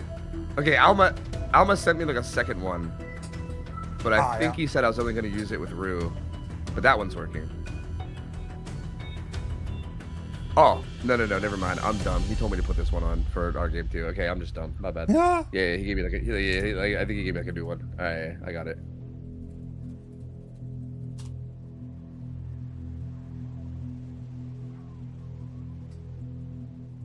Okay, I think we might do.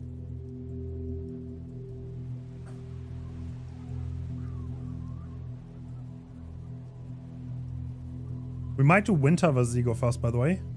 I think because that matchup is ready earlier, as it seems. Yeah. I'm down for that, dude. That's just basically the homies, so I'm fucking down. Sign me up.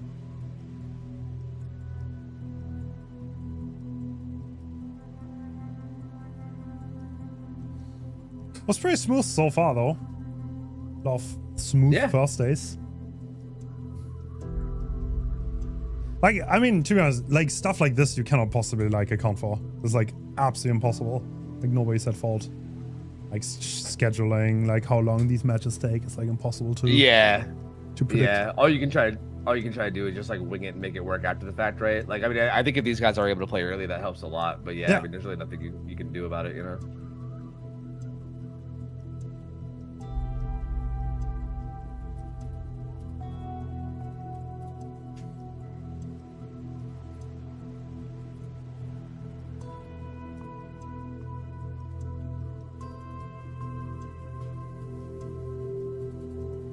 For the record, too, everything looks amazing, bro. I love the like the addition of like the expected results on killer. Is You like that? So sick. Oh, I that was love that. Yeah, so that's many so cool. like filling out those spreadsheets was like a little bit of a pain, but yeah, I think it's worth it. yeah, it's like- I think it's really really cool, man. After we host tourneys, right? Like we always go together and we're like, okay, what do we want to do better next time? Like we had those, we wanted to have those for World Cup. We sadly did not get them ready though. The expected results screen. Oh, yeah, it's cool. Yeah, I know. I think it helps a lot to like kind of give people like a gauge of like, like because again, like you go into like a blight game or something, and like if you're not like familiar with comp, like I don't like they get like 6 or 8 stages, and you're like, is this good? Like I don't, like it's kind of hard to know, right? But if you have that kind of heads up, then I think it just helps everybody. Okay, we're okay. So yeah, Ego vs Winter's gonna go ahead. Obviously the delay still needs to catch up, but this is the game we're gonna load into in a second. Nice.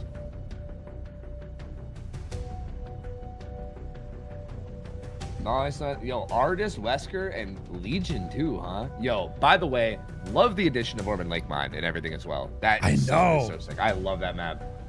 Some people hate that map, but I love that map. Same. I think it's so good, dude. I think it's so good. Like seeing it on like so many different killers. I think you guys had like Kaneki on it as well, right? I don't think we have any Kaneki games today, but I'm real excited to see all these killers on it. Actually, I think didn't it's we- real good.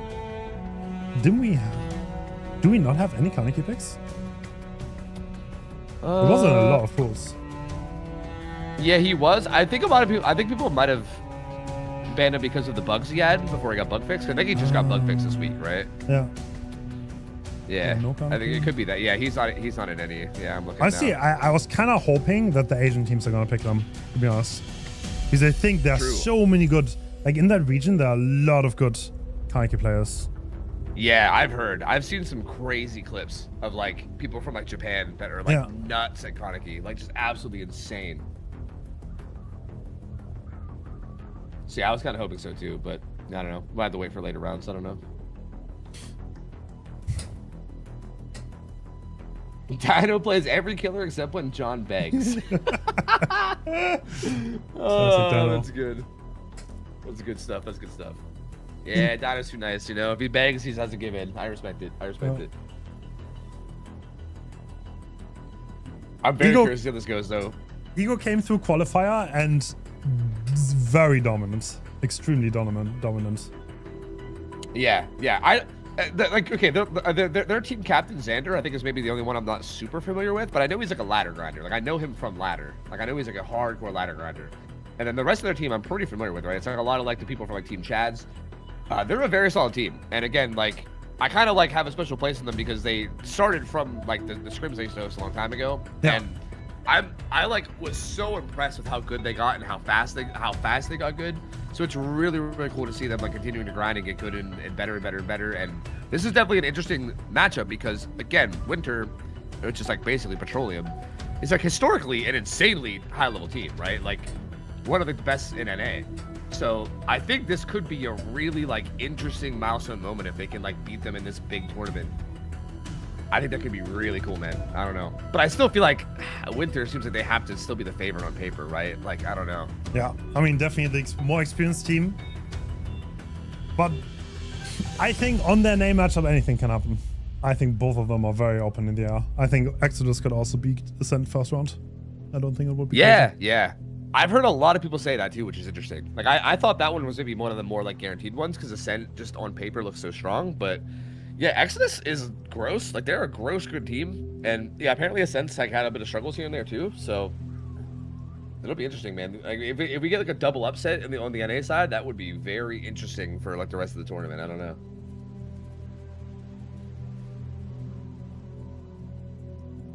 Also, yeah, no one showing up to team practice. Winter's crazy, bro. That's crazy. I swear. I don't know why, but the NA teams always have like the most cooked mental. I don't know, they just never have it together. Like actually though, I swear every time I like go watch a stream from NA comp gamers, everyone's just yelling at each other, dude. It's crazy. Like everyone, it's like hearing your parents fight. It's wild, just constantly. Dino does not fit in though. I feel like no, Dino could never yell at someone. I refuse to believe it. Oh yeah, no, yeah. I feel like Dino gets like like from experience. I think the most I've gotten into Dino is like disappointed dad. You know what I mean? If he like calms something and you like don't listen to it, and then you're like, yo, where was the calm? And he's like, he'll sometimes say stuff like, okay, you're gonna make me pissed. And I'm like, whoa, Dino, whoa. But yeah, he's too chill. Yeah, like you can't really like be yelling at people, you know? Yeah.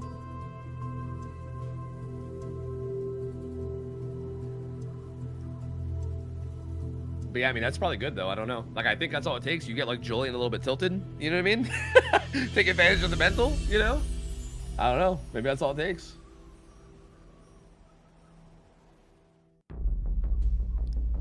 What do you think about the matchups? Like, Artist was a pick from Winter. That's interesting. Ooh. Like, is Momo... Does Momo play all killers for them? Julian plays a lot, I think, to be honest. I think they switched around a lot. Too. Yeah, but I think Artist, like Julian, I know Artist is definitely a Momo killer though. Yeah, that makes sense. It's interesting that Ego chose Wesker too, because that's such like a that. I know that Momo plays a lot of Wesker, or at least he did. So like, that's interesting too. Like maybe that's one of those things where you just kind of choose your strength regardless of the other team. You know what I mean? Yeah. But it feels like the killers seem like they're pretty decent for Winter in terms of comfort and experience. I think almost nobody picks like that. I think almost every team picks for their own comfort, not for the enemy weakness. I think that almost never happens. Yeah, I feel like I've noticed that. That is interesting. Like I'm kind of surprised that more people don't do that. Like earlier we saw who was it? Saren chose Artist against like Invictus, which again, I mean Invictus, like do you really get a pick that they're uncomfortable on? Like I don't know if you really can get anything that they're uncomfortable on, but I also feel like Nightlight is like known to be like an insane artist, right? So like yeah, I mean I guess at the end of the day you just pick what you know you can play and then you just hope that you outperform, right? That's probably the best thing to do. Pick for comfort, yeah.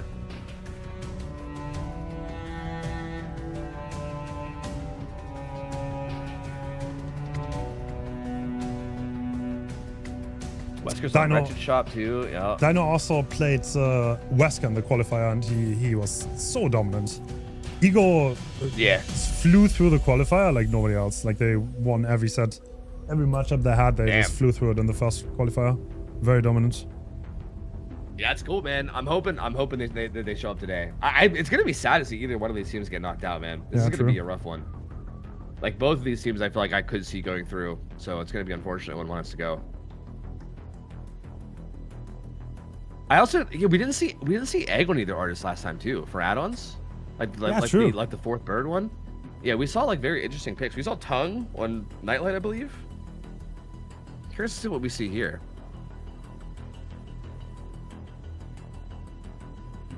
And also because this is Winter's pick, that means Winter will be on Killer first, yeah. And so we'll see Ego. We'll be seeing Ego survivors. Yes, I think so. Almost gonna. I didn't even see. What? Everyone on the team is fluent in Spanish except Julian, who is Mexican. That's crazy, bro. What the fuck? That is crazy. What's up with that, actually?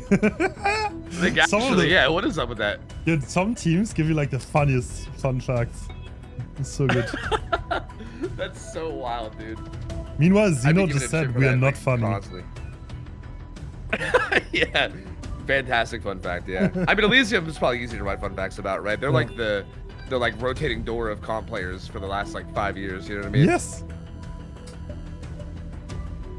I had a discussion with Like I said- actually like 3 days ago about like how almost every European comp player was at Elysium at one point. And first he United, then we went through the top tier teams, and in the end, yeah, it's actually true. Like over half of the people that are active right now and like top tier comp in EU were on Elysium at one point. Yeah, like I literally like I think if you looked at like a full like list of their roster history, it would just be like all the top tier players. Like it would be insane. Like yeah, that's absolutely a thing. Especially like during that period of time when like Eternal like disbanded or whatever, and then everybody like yeah, especially during that, because then they all hopped in too. It's crazy. Also, yeah, you know what? I'm finding this kind of interesting too. What's your thoughts on everybody running Rapid on Artist? I think that's become an interesting like meta choice. Yeah. And, like at first, when I first saw it a long time ago, I was like, what the hell are they cooking? But like I'm seeing it more and more, and it's very interesting. Yeah, it does make sense. To me, it does make sense. Because in order to actually have meaningful chase pressure on artists, you kind of need to be close to the survivor. And you can follow up way easier. And like, if the survivor runs 25 meters, you're already like in range to pressure a pallet with a bird. So yeah, I definitely see it. It looks pretty strong. That was actually, I think Jason did that fast.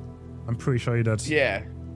Yeah, it kind of makes sense too, because I feel like survivors will do like everything in their power to not get hit with bird damage, right? Like if you set up a bird, they'll like zone themselves to edge map to avoid the bird hit. Because like getting a bird hit is basically like having Stabiful, right? Like you get like no like downtime, like you don't have to do a weapon wipe or whatever. So yeah, it's like you either get a bird hit and you don't lose that much distance, or they play to not get a bird hit and then you M1 and get rapid. So yeah, it does make sense. Like it kind of just, no matter what, when you get damage, you can follow up with your second damage like faster. It is kind of cool, yeah. It's weird because it seems so like illogical at first, because you're like, what? That's not like a pure M1 killer, but yeah, no, it's kind of nasty.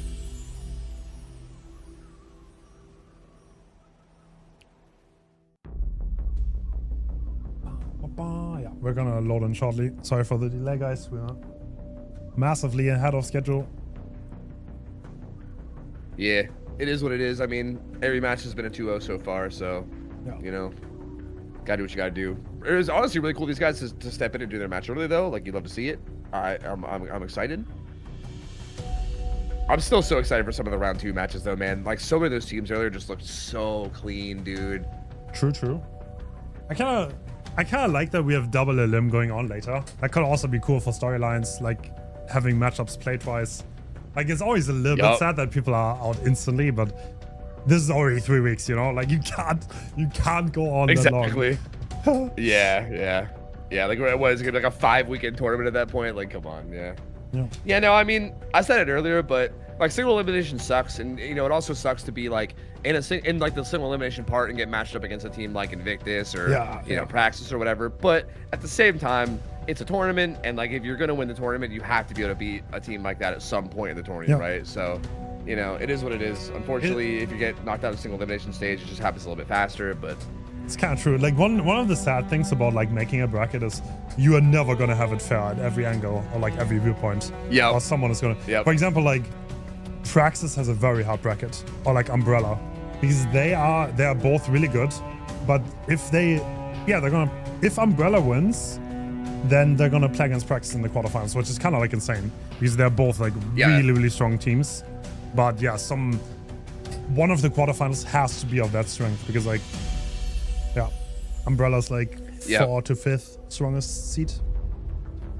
Yeah. Like, there's gonna be some people that get like, you can't call them cakewalks because obviously every team here is like good, but yeah, some of them are gonna have like much more one-sided matchups, than some people are gonna have to like really fight hard every round. But yeah, it's just kind of naturally how it goes. Yeah, there's really no way to balance that. Like, that's just always gonna be the case. But again, like if you're good enough to win the tournament, you should be able to beat anybody anyway, right? Like. True. I don't know. Realistically speaking, if you're the number 1 team, then it shouldn't really matter, right? Like, fuck it.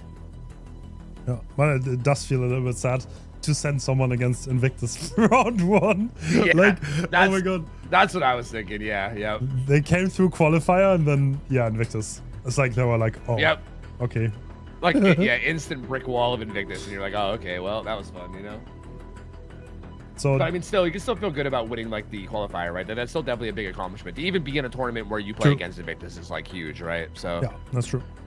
I mean, it's like we try to have the 16 best teams in the world here, so that in itself is already like there are quite a lot of teams nowadays, to be honest. A lot of tourneys going on, so Yeah. that's an achievement. Yeah, to like be considered in the top 16 is a huge deal, man. Because you're getting people like teams from China, teams from Thailand, like we're talking the whole world here. Yeah. So yeah, that's I feel like just being able to participate at all is like an accomplishment, right? So that's pretty huge, yeah. And also, to be fair, you can't feel bad about losing round one to Invictus, right? Like, you know, you can just chalk that up as like, okay, well, we want to get to Invictus. So, you know, like, what the hell we're supposed to do? It's not like you like playing against a team where you're like, yeah, we have like a really good shot at winning, and then we just choked. You know, you're like, yeah, I mean, it would have been really cool if we won, but you know what? You know, it is what it is.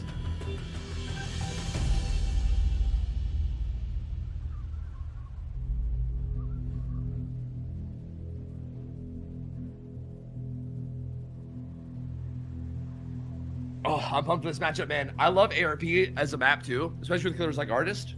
This is something I was talking about a lot earlier, but I feel like this is definitely the kind of matchup where like rotations and stealth is so important, right? Like if you're on the same side as the person hooked, not getting found is sometimes like the difference maker between like winning and losing. I see. I love these like high pressure macro maps, man. They're so good. You know, do you remember the Blight match where Pedro played Blight and they kind of hit him out for almost the entire corrupt, but then they kind of it kind of didn't work out for them. They almost got it, but not quite. Yeah, the chase started like right as the corrupt ended. It was so close. Yeah. All right, now looks like we are splitting the map. Dino's running down. Yep, they're rotating into the gens at least, starting to. Dino is taking chase into the gens that are unblocked though. Avoids that though. Huge. Insta breaks that jungle gym. Okay, okay. Staying at the jungle gym. Bot coming down. Yup, east side M1 is gonna head to Shack. This is interesting though because this is like among the gens, right? Like where do they have progress? Like, they have a little bit of progress here in Shack, right? Is that what I'm hearing? Yes. Yeah. So yeah, this is a pretty unfortunate place to have chase. He could BL up this hill and make it down the map. I think that's probably going to be his plan, assuming he doesn't eat this bird. Oh, that's so many. What? Oh my god. One of the birds was on the hill. Okay, that's a fast down. Yeah, kind of unfortunate, honestly. Too. Yeah. This is not the greatest start. I mean, they do pop a gen mid-map, right? So they got one of the mid-map gens done, but that's a basement hook on the bottom side, and I believe there's still a 3-gen down there too. So that's going to be a bit tough to tackle. They're going to have to be real delicate about how they go about this. Yep, 3 in a row right there. Yep, yep, yep. I wonder, do they play... Yeah, do they just do 3 gens far? There's probably someone stealthing far knock, I would imagine. Yeah, see, I feel like that's. Wait, I feel like if you split 3 gens far, oh, they're literally hard pressuring 1. Okay. Oh, okay. Or not 1. Sorry, that was like 7. Yeah, I almost feel like maybe you could. I feel like if you do that though, you're kind of just letting. You kind of have to accept that Dino would die then most likely, and then that's pretty rough, right? Like trying to play a 3v1 It's a with all these gens down here. Oh, is it? Yeah, it's a 4-gen. Oh, wait, yeah, Shack. This is the most disgusting 4-gen I've ever seen. Oh my god, wait, yeah, that's insane. So they literally just, they can't split 3 gens far away. There isn't 3 gens far away. Yeah. Wow. Yeah, this is the only gen that they can do probably far away. There's one more on that side, I guess, but... Yeah, Momo's just going to fully protect this. Yeah, yep. He recognizes the situation for sure. You know, this is also a skill though, right? Like, you kind of never want to die in this area with this gen setup. Like, you have to recognize that early. Because it's so important on a map like ARP to understand the gen setups and do not give downs in advantageous positions for the killer. Yep. That was definitely something that needed to be recognized early and played around. So yeah, it's very unfortunate. Or fortunate, I guess, if you're Fancy Winter. Oh, gets the swarm and the hit. What, the dumb tech? Okay, that's... Avoids the birds, though. What? Okay. Wait, how did that work That ends out? up working out. I don't know. He really just wanted to get away from Shack. So, like, I get why he did it, right? Like, he just really wanted to take the chase away. But also, like, yeah, how did that work? Dino really has to get the hell out of here now. He's got BL here, so he's gonna try to play this crane with BL maybe. Well, Ace is here to try to get him away. I mean, Trigger's rapid, okay, though. now Momo has to choose. Can he really go for this turnout if Dino makes it to the other side of the map? They could even die for him, honestly. Yeah, they could. Maybe should. Like if he could just get deeper top, like into like the maze house up there. Yeah. Wait, Dino what? actually going back down towards bottom. Wait, he just pathed. Oh, you packed him. Yeah, he's gone. Oh, Momo was so obsessed with keeping him away from the top side of the map that he's just chilling on the hill now with balanced landing. Yep, and he BL's down. He does have to avoid these though. Yeah, this is gonna be hard. Oh no! Does he find the Tried gap? to No. cut in there. Oh no! What? Oh no! What is that call? What? Oh no! Check his PC?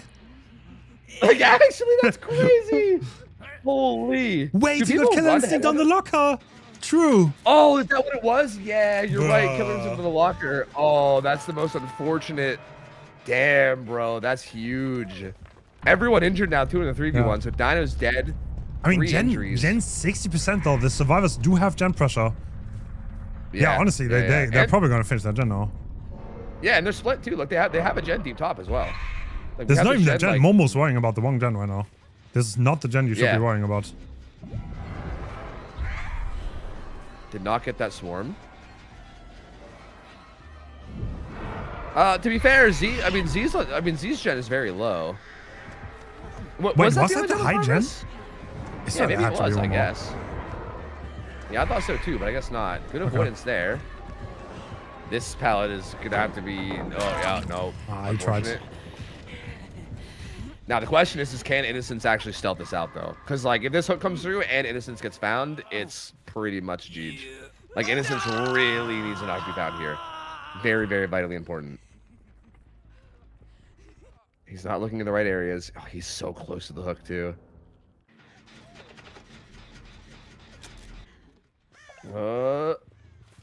Doesn't get found though. That's pretty big so far. If he gets found, that basically forces Z to get off the gen to come down and get the pool, which is just kind of ruins everything and kind of just basically ends the game. But they do get the pool for free, and now there's gen progress on both sides, right? They got gen progress on Shack and a lot of gen progress way down by main building too. So this is where it becomes really tough for Momo. He's got to get it down fast and find the rotator, ideally, I think. Okay, Z. No pallet here though. He will be dead. Okay, actually, I mean, they are doing that Gen. Is it gonna pop? I feel like it's probably going. It's got to be pretty high progress, right? Yeah, like it was already at like 60. Yep. Yeah, it's gonna pop for sure.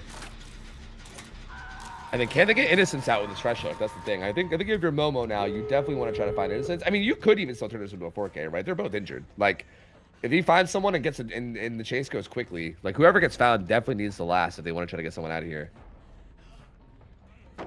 And like, what? How do you? Okay, Momo. I kind of thought he might commit to that. Like, I don't think he had that much to work with there. He's on that pallet, and how much more did he really have? But doesn't want to take it. Innocence. He finds the fresh hook. He wants the fresh hook guy. Oh, that's not dropping that is crazy. Yeah. Head on? Dead. As a boss. Do they have a gate on the bottom? Yes, they do. I mean, this is all the fresh hooks collected. This is quite a good result for Momo now. Yeah, like I don't think they'll be able to save this. And if they were just to leave right now, that would be 9-4. like 9 stages. Yeah, that's yeah, so, 9-4. that's almost a 4K. That's like you have to 4K 0 to beat that. Yeah, yeah. Like That's the- a pretty damn good result. Yeah. The reason we say that is because it's like almost impossible if the survivors deny you this kind of amount of stages. It's like the easiest way to get to these kind of stages is to straight up just kill them to 4K. Yeah, yeah. Like it's such a rare situation to get like 10 or 11 stages and still have someone get out through the gates, right? Like that's Yeah. so rare. Like, yeah, you're probably gonna have to just get a full on 4K. Yeah, that was crazy early game with that down happening in that 4 gen. I could not believe how bad that gen setup was. That was so wild.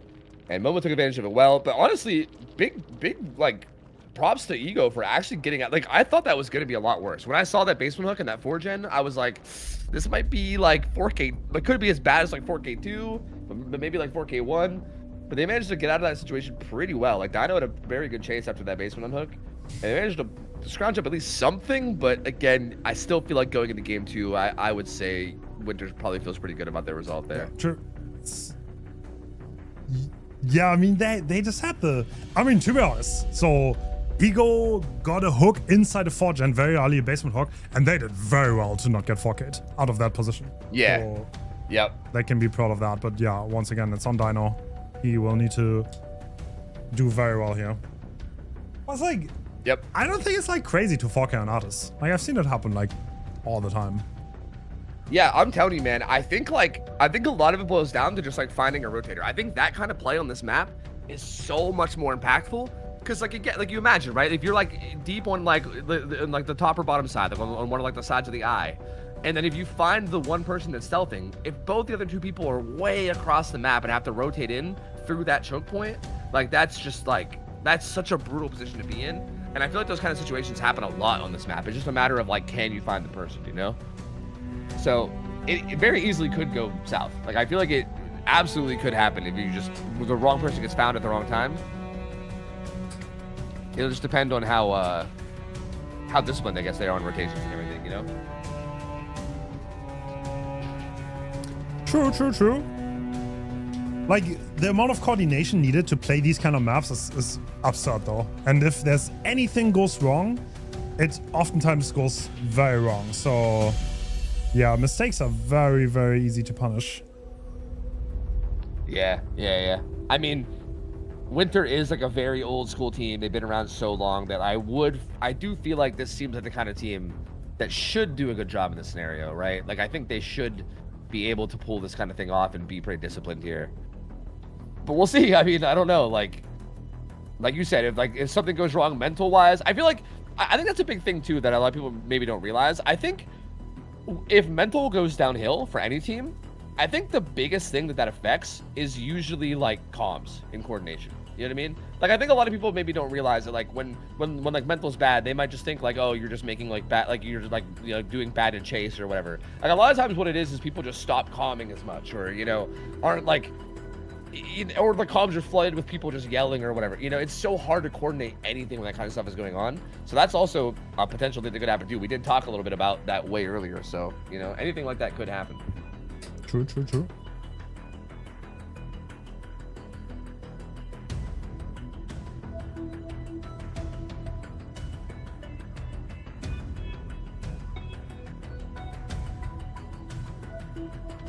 Do you think it's how like realistic do you think it is to wait out Corrupt on a map like this?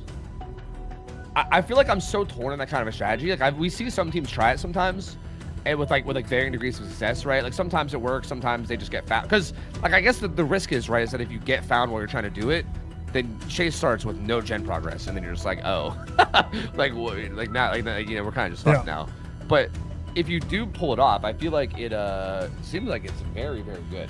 Yeah, the early game, I don't know. Like, getting a good early game on Azarov's resting place is so hard, honestly. Like, so things can easily go wrong. And if you have like a bad chase and nobody's on gens, that is terrible. Because Corrupt Intervention is so strong on this map.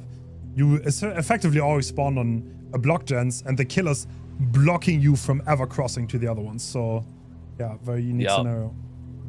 Yeah, I feel like it's like the two strats we saw. Like, we kind of saw Chads do like the sorry, I said Chads. My bad habit. Ego. We saw Ego kind of go with like the brute force technique, right? Where you kind of just like rotate in the killer's face. You're like, oh yeah, go ahead and chase me. I'm already rotating, and we'll just like take chase that way, right? Or like you try to sneak in. If you sneak in, usually you're gonna get found too, right? Because it's such a big choke. Or you stealth it out. It's such a hard thing to tackle. It's such an interesting balance, and I'm finding it really interesting to see how different teams handle it. You know what I mean? Because I do think that the last one was maybe a little too aggressive, right? Like, you get it. The chase ended up going into the gens. Down happened like right near basement. It didn't really pay off very well. I mean, kind of, but they did pop a gen for it. So like, it kind of has its like pros and cons, right? If you play it aggressively, then you get more gen progress for the first chase. It's just that the death spot might not be as good. It's just like a give and take, and I don't know. I'm curious to see how Winter handles it.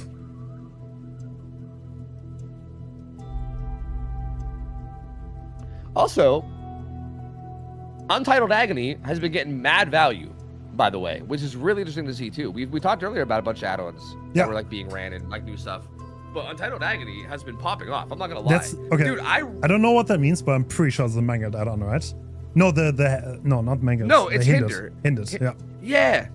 Yeah, dude. I swear, I randomly got that in like Chaos Shuffle or something, or like a randomizer or something, like 2 years ago, and I was like, wait, this add-on like is kind of insane. Like it was so strange because I swear the add-on's been around forever, but I think no one ran it for like a long time. And I think people were like finally coming around. Like I thought I was crazy. I was like, this feels insane to me, but I feel like if people like, if it's actually insane, people would probably run it, right? Like maybe I just don't realize that it's not actually that good. But I guess it was insane. I should have just trusted myself. I don't know, because now apparently everyone's running it. I don't know. I'm not a good enough artist to know, I guess, but yeah, that add-on, it does work for people, man. Like that Hinder hurts, Yep. dude. We see it once again, and Dino is crossing to the middle. Let's see, can he get a good start going? He kind of needs it to get to that win condition to start off well Yeah. into the series. There is a 4-gen down here, though, on the side of the map. True. Not quite as bad of a 4-gen as the last one, but it is still a 4-gen. Oh, wow. And they look like they're wanting to stealth out Corrupt, maybe. Well, not happening now. Oh, that's Wow, I can't almost an believe injury. I even swarmed him. Oh, multiple birds set up. Oh, acid. What a split there. Holy.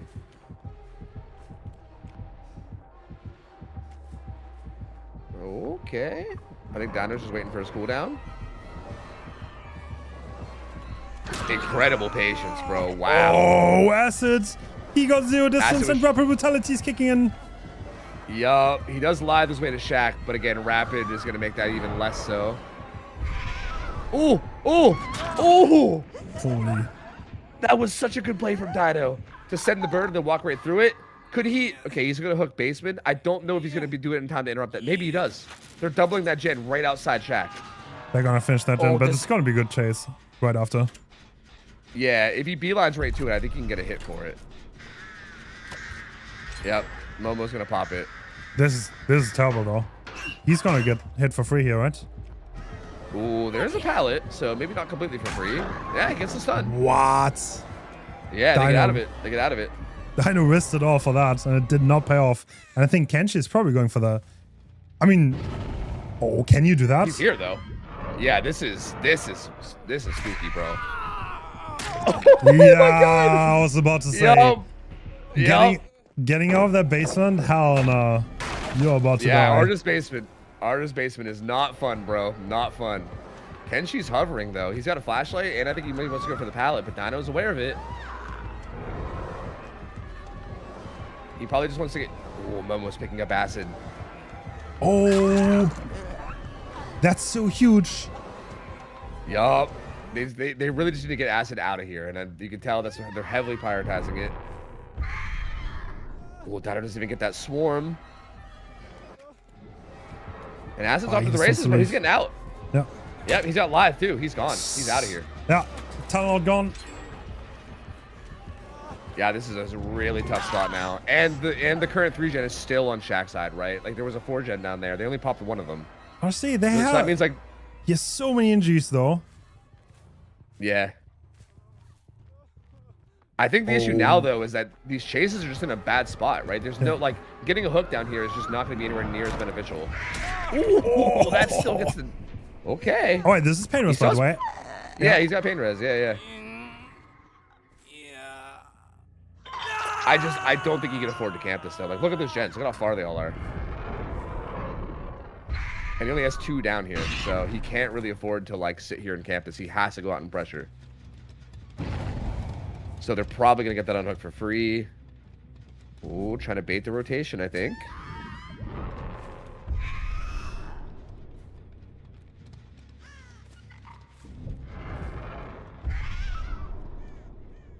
I mean, does find a rotator here. This could be, I mean, I'm assuming if this guy's marching down the map, I feel like it's safe to assume that no one else was down here then, right? Like, this might be the only person coming down here right now, which might force another rotation. So this actually could be really beneficial. Oh, Julian Julian gets away actually from that, though. on the pathing, and Looks like Dino's getting a little bit scared. Oh, what are we See, doing? no, this is good though. Yeah, see, he kind of baited the rotations, right? There's Yeah. 2 different people rotating, so this actually ends up getting. This is pretty much as valuable as this hook could have been. They're probably gonna double save, but if acid doesn't last a long time, it still He could be doesn't pretty hit bad. it. Oh! Oh, he got a hit and a Swarm. swarm. Wait a minute. Oh! Wow. Okay, this Oh, is wait a huge. minute. I mean, there's That was no nasty. 3-gen, but 2 survivors injured. We still have a bunch of pain resist. Dino can go ham here, for sure. Dude, yeah, I'm telling. All it takes is like getting a hook and then finding the nearest person to force a rotation, and this 3v1 here can go downhill so fast, so fast. If Winter isn't careful. I mean, I do feel like Winter still could pull this out and be in an okay spot. Like, absolutely. It's just, it's gonna really depend on how these chases get played.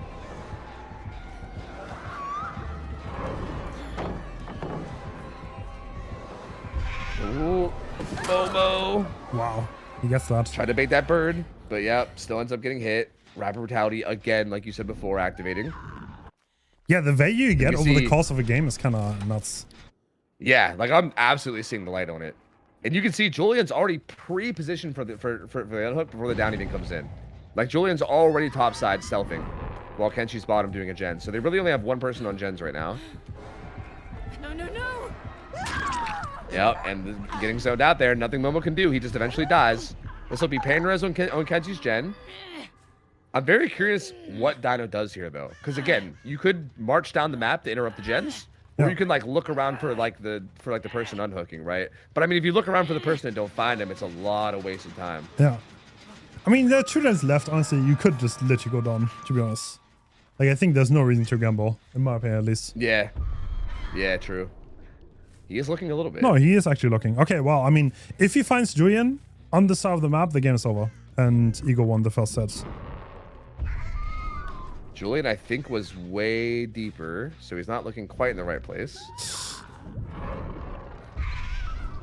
Setting up birds that way, though. I mean, like, there's no... Kenshi cannot do 2 gens in this time frame. True, yeah, that is a good point, yeah. Like, even if he pops that gen, like, if Dino's confident that, like, I guess it depends, like, how confident you are. True. Like, you can't know that Julian's just sitting there doing nothing right now, right? Like, if you think Julian was on that other gen the whole time, then you're like, okay, well, that one pops too, right? But, yeah, I mean, it just depends on how much of a game sense call this is. If you think Julian's just been down here stealthing the whole time, then yeah, I mean, yeah, what, does Kenshi do that other gen from 100 to 0? Like, that's crazy. Okay, I'm gonna guess, yeah. He's probably gonna leave after this goes second, I would imagine. I would Yeah, expect him to leave yeah. now. Let's see. Is he just gonna stay? I mean, anything is winning here, to be honest. Like this, like it's very hard for Dino to lose in this position. Yeah. This is definitely a very, very strong spot to be in. Julian's gonna come in now. And he's gonna chase Kenshi off this.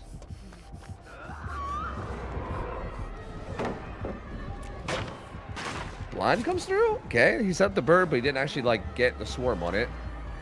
They are healing Momo across the map too. I mean, Winter basically just needs like a really insane chase right now to have a chance at this. I mean, I think the Giant Jump Pal is still up, so there's a little bit of a setup for Kenshi. But I mean, Artis Yep, it's burdened. kind of So what shuts are you that gonna do? down. Yep, and like what are you gonna do, right? You have to try to bait the bird, but not go down. Like it's such a hard balance, man. And I mean, okay, Dino. I think realistically here, see, I actually would have loved to see him carry him up the map. I think. Oh, were they hiding the reset? Oh, they were hiding the reset. I guess that's why. Because I was gonna say, like, if you think or know that they're resetting, you should know that they're both like kind of towards top side of the map. I would have loved to see him carry that hook towards top side, and put it like near where they were. But I think they were hiding the reset, so he had no way of knowing if they were actually doing that. Maybe thought they could have rotated down for that gen. But we're currently sitting at hook stage number, what, 6 right now? With 3 fresh. And we need, what, 10 stages to win. Which, again, is basically a 4K. But we are in kind of a weird position where there's a lot of hook stages building up. Just currently watching the choke.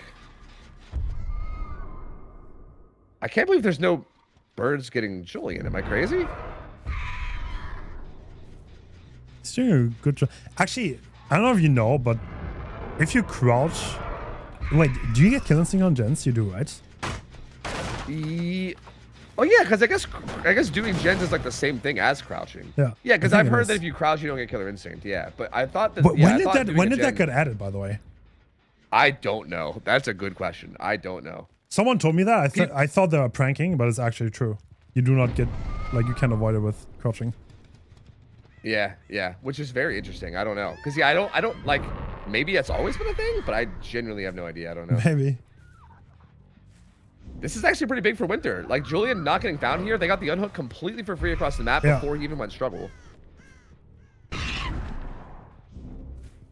Actually, I mean, oh, he's right on that tile. Did he get seen? Did he get spotted? I don't think he did. I don't think he was around the corner. He didn't. That's huge. That is massive for Winter. That was like potentially game-winning stealth right there, actually. All right, so Dino needs Julian in order to win. If Julian escapes, you cannot win. So at some point you need to hook Julian because it's 4 hooks and 4 fresh to win. Ooh, yeah, he needs Julian and then also like a lot more hook stages beyond that too. Finds Momo. I mean, if he can quickly kill Momo, I mean the problem here is quickly. But if he could somehow quickly kill him, I mean a 2v1 is also a pretty good spot to be in, you know what I mean? He does find Julian now though. Julian has not a lot here too. This is like pretty dead over here.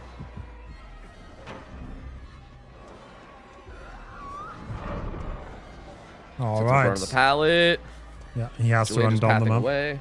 Actually, Yeah. did he avoid head-on from the locker? Interesting pathing by Dino. Yeah, he might have. Yeah, he definitely might have. So the gen is only 50, so it's not that crazy high. I don't know about Kenshi though. Yeah, I'm not sure either. They could even be doubling it with how fast that's going up. I can't tell because I know that like the overlay gets a little bit goofy on Spectator. I think they're doubling actually, based on that. Yeah, speed. I think they are too.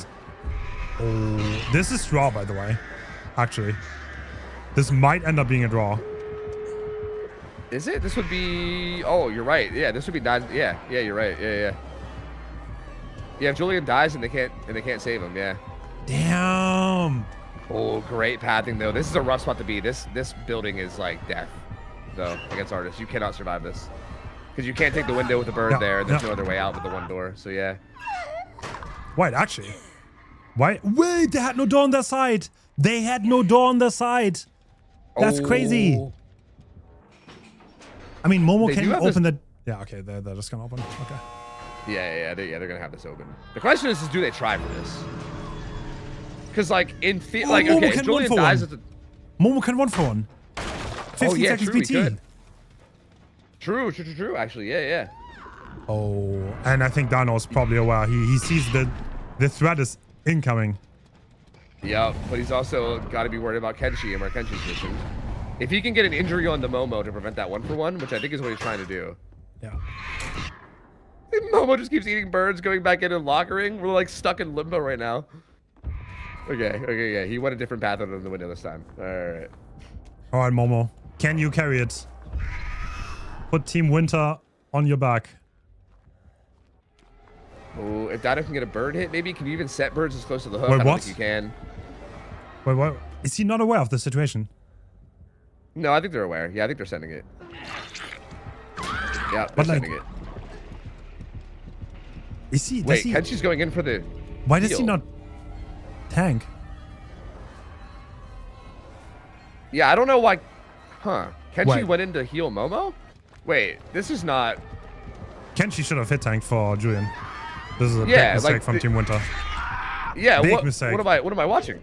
Yeah, what? Because now. Bro, I swear they got the hard part right and then they fucked up the easy part. I don't know. how they Yeah, did right. that. Yeah, Oh, no. what? That was so Oh, no. weird. That was so strange. Because all they had to do was let Momo die and get Julian out, and it was over. But like they played to pick up Momo. That was so strange. And now they can't do that again because Julian has You know that what's search funny? stage. Like now. I think there are only 4 people. They're only the people in VC who are playing, so they don't have a 5th one who can maybe like give those easy calculations over. Yeah, that's actually it's an interesting. Wait. Why are they still going for? Wait. Wait, if Kenshi. Whoa. Wait. Hold on. Wait a minute. He could have. I think he maybe could have hit Momo with that bird. And two-tapped him, because Momo would have also been enough. Oh! Oh! No! Wait a minute! Wait, what? Wait a minute! They're out! Did he They're just out! like They're that? out! Oh! Whoa! What just happened? Tofu. What? This was like such big throws from both sides that I'm at a loss of words, bro. I'm at a loss of words. Oh my god. What did I just witness, bro? Dude, I think they were both throwing for skins. Like, actually, what is this? This has got to be some insider trading, dude. I don't know what this is. This is crazy. Wow. So, in the end, Winter ends up winning it by 1 hook stage, but that was wild. They had like an easy path to victory that they didn't take, and then Dino had an easy path to a tie that he didn't take, and I don't know what. Oh my god, you have to also acknowledge though, it's like a really stressful situation. It's hard to think straight, but like they're gonna beat themselves up over that. Both of them. Oh yeah. I mean, it's like, oh, I guess for sure. Winter won it, so it doesn't really matter for them, but yeah. Got them. Yeah, but even then, they kind of won it while making not so great calls on the way to winning it. So like, yeah, I don't know. I'm not sure whether that hypes you up or makes you, you know, rethink everything. But yeah, I mean, that was very bizarre. Very bizarre to do that. What the hell? Well, 1-0 Winter, though, going into set 2, going into Wesker. This will be interesting. Wesker is an interesting set. This is like, I feel like this is like, I don't know. I feel like I consider Wesker to be like very like standard DBD. You know what I mean? Like, this has got to be like one of the most like standard killers. Just has like, you know, a good double dash ability. Although, actually, have people really been taking advantage of the new like crazy slides you can do? Like, have you seen that? Like, No. the crazy buff they gave him? Yeah, I've apparently not seen anyone actually do anything. Yeah, I feel like it's probably not worth going for in like a competitive setting, most likely. So I don't know how much people will really take advantage, but yeah, apparently he's just a slippery, slidey boy now. I don't know. He just slides on everything now, apparently. So Dude, we gotta could see get something. Obi a Wesker set. That's how we True, get to see like it. actually, I guarantee Obi would do something. There's no way. There's no way he wouldn't pull off something throughout the match. But yeah, this will be interesting. I think it'll be Dino right back on Killer now too, right? So this is also where like I think mental is a big deal, because you know definitely that was a bit of a fumble at the end of that last game.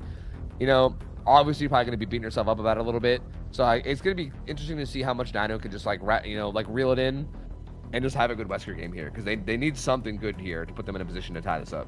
Yeah, true. Gotta have a mental reset. Ah, it hurts. Yeah. It hurts.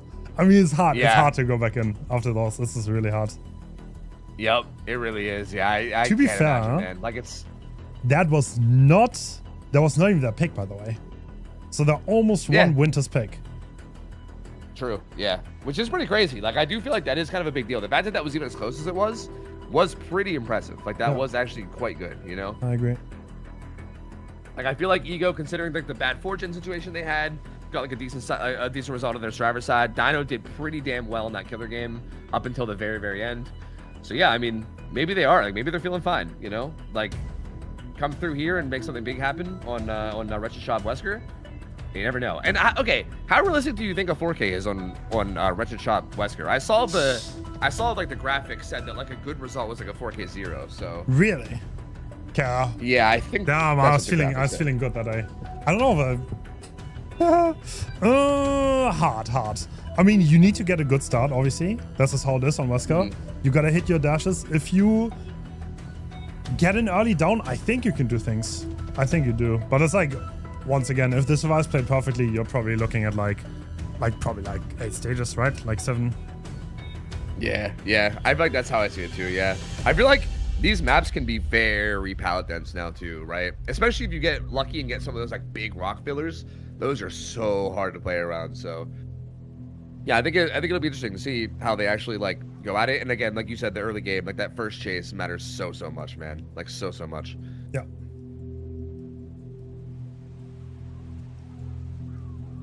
I mean, new palettes though, a lot of them are very playable. I feel like if they don't get like insane setups around shack, I feel like the shack area of this map can be super nasty on Wretched Shop. You get like the shack into like that little car filler beside it. Sometimes like a crane or a bus there too. Like you can get some pretty wild setups down there. And if they take advantage of that and have like a really, really good first chase, I don't know, man. I don't know.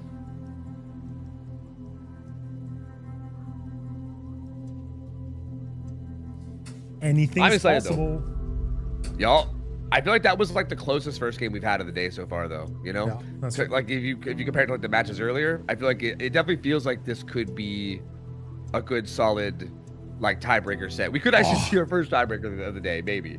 Yeah, the first game, I feel like the pinhead of Japan kind of had it, and then he lost it all. He. Do you remember that match? Like he Yeah. What did he need? Oh, he ate Metal of Man in main building. He got stuck in a long chase, and then he lost like 2.5 gens for it. That was so sad. Yup.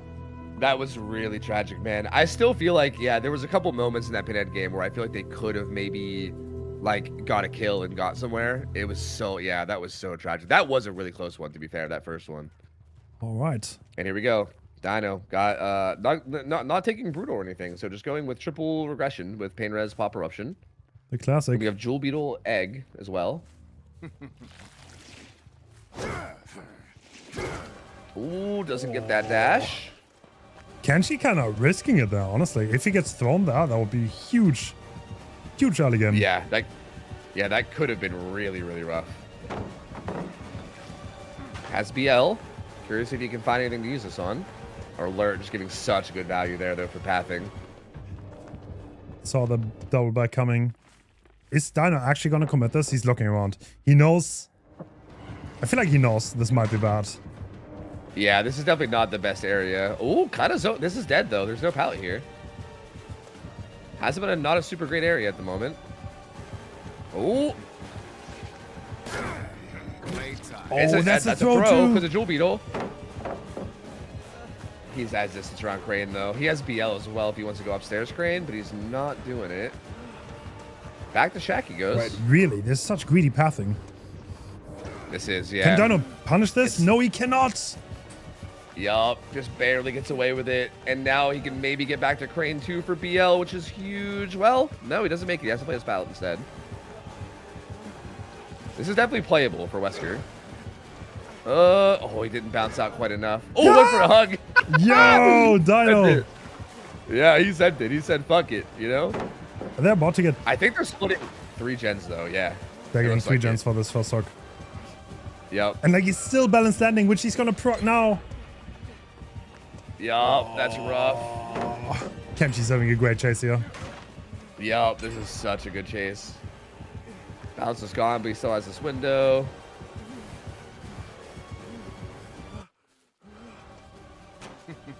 Dino baits it. No. Gets the down now, but yeah, 3 gens down makes this really tough now.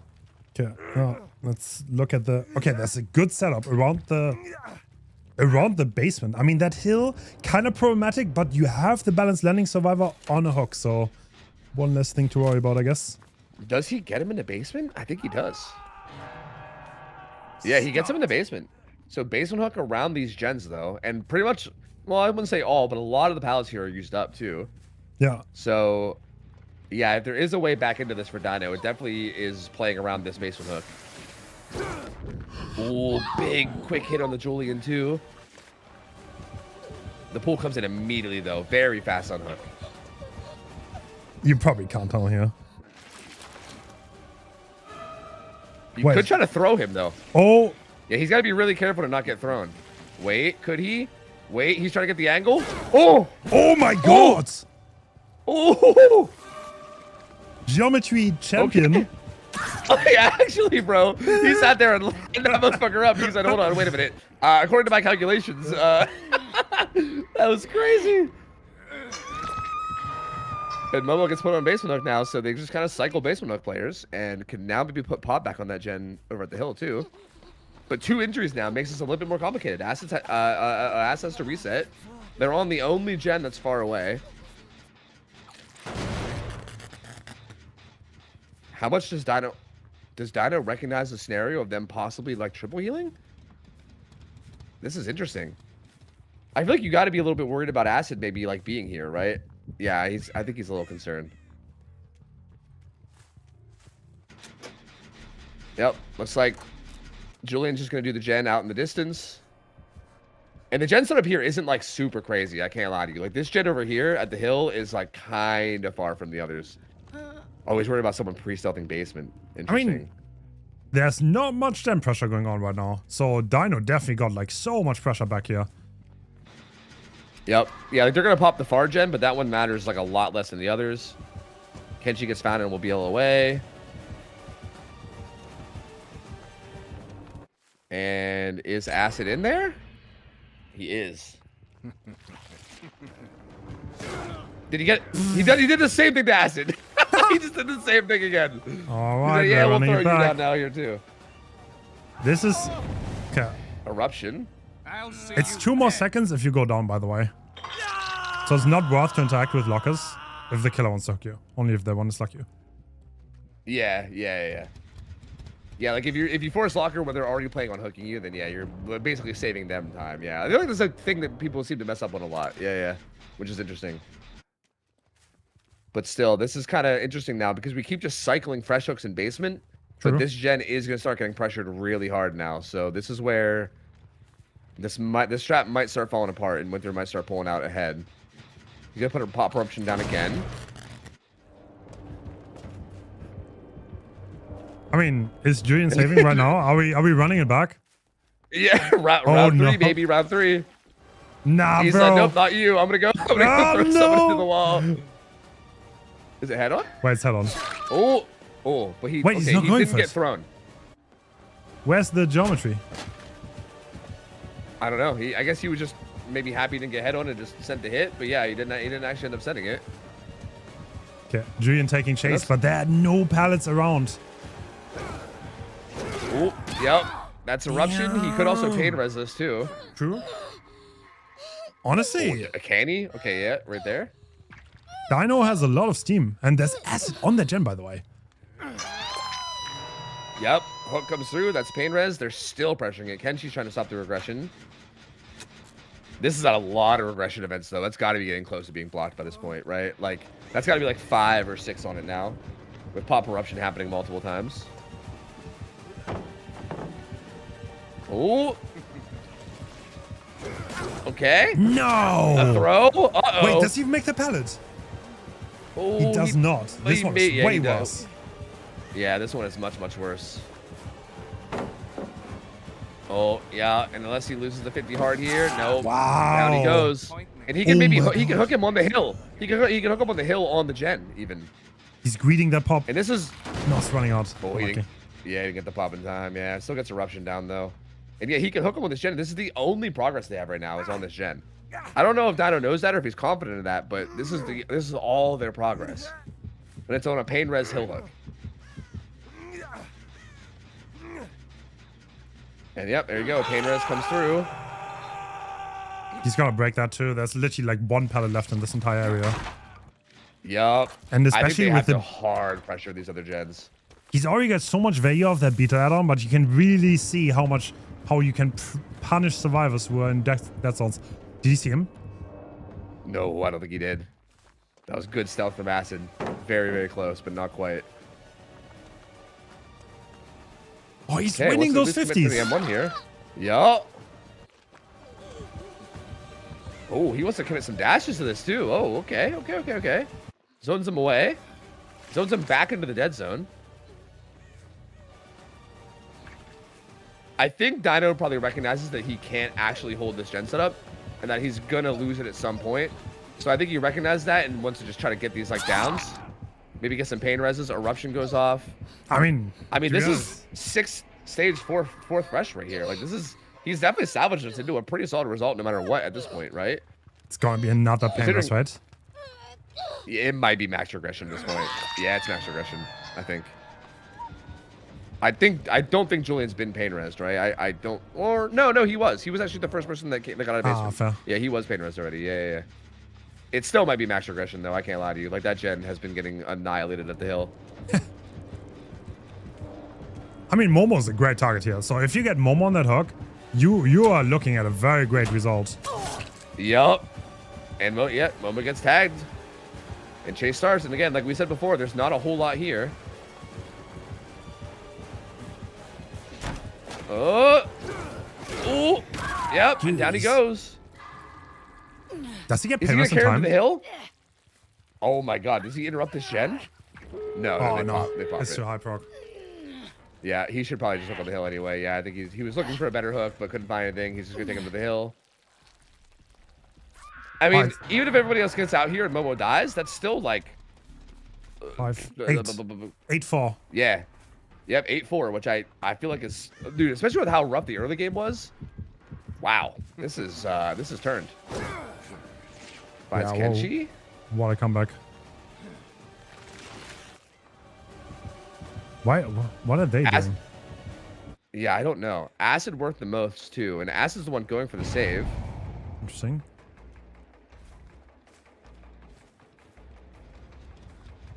Interesting by Dino to greed for more here, honestly. Yeah, I agree. I think he was maybe hoping to find Acid. I don't know. Ooh. Yeah, he's just going. Holy. Okay. That was pretty nasty though. But yeah, we'll get Momo dead now, and I don't think he's gonna get anything else unless he get. Well, wait. Throw. Oh. Oh my God. If they're not careful, he could throw Acid to the right. Oh wait, he slammed him into him. Oh, that was sick. That was sick from Julian to jump into that actually. Last millisecond, because otherwise he would have been to the right of the door, and that would have been a free down. Hold on. Yep, that was a super nasty body block at the end there. Wow. Well, 8 stages for a fresh though. I mean, I don't look. If we didn't see anything about that game, right? Like that game was weird because it was like a rough early game for Killer, very good early game for Survivors, and then it kind of turned around, right? And the Killer got a lot more. If we just ignored all that and we just said, okay, Wesker, Wretched Shop, 8 stages for fresh, like, how we feel about that? That seems like solid to me. Like that feels like solid result. Like, I don't know if that's like good enough that you're like, yeah, we're like probably gonna win this, but I feel like that's like definitely not a bad game at all, to the point where I think Ego could definitely make something happen here.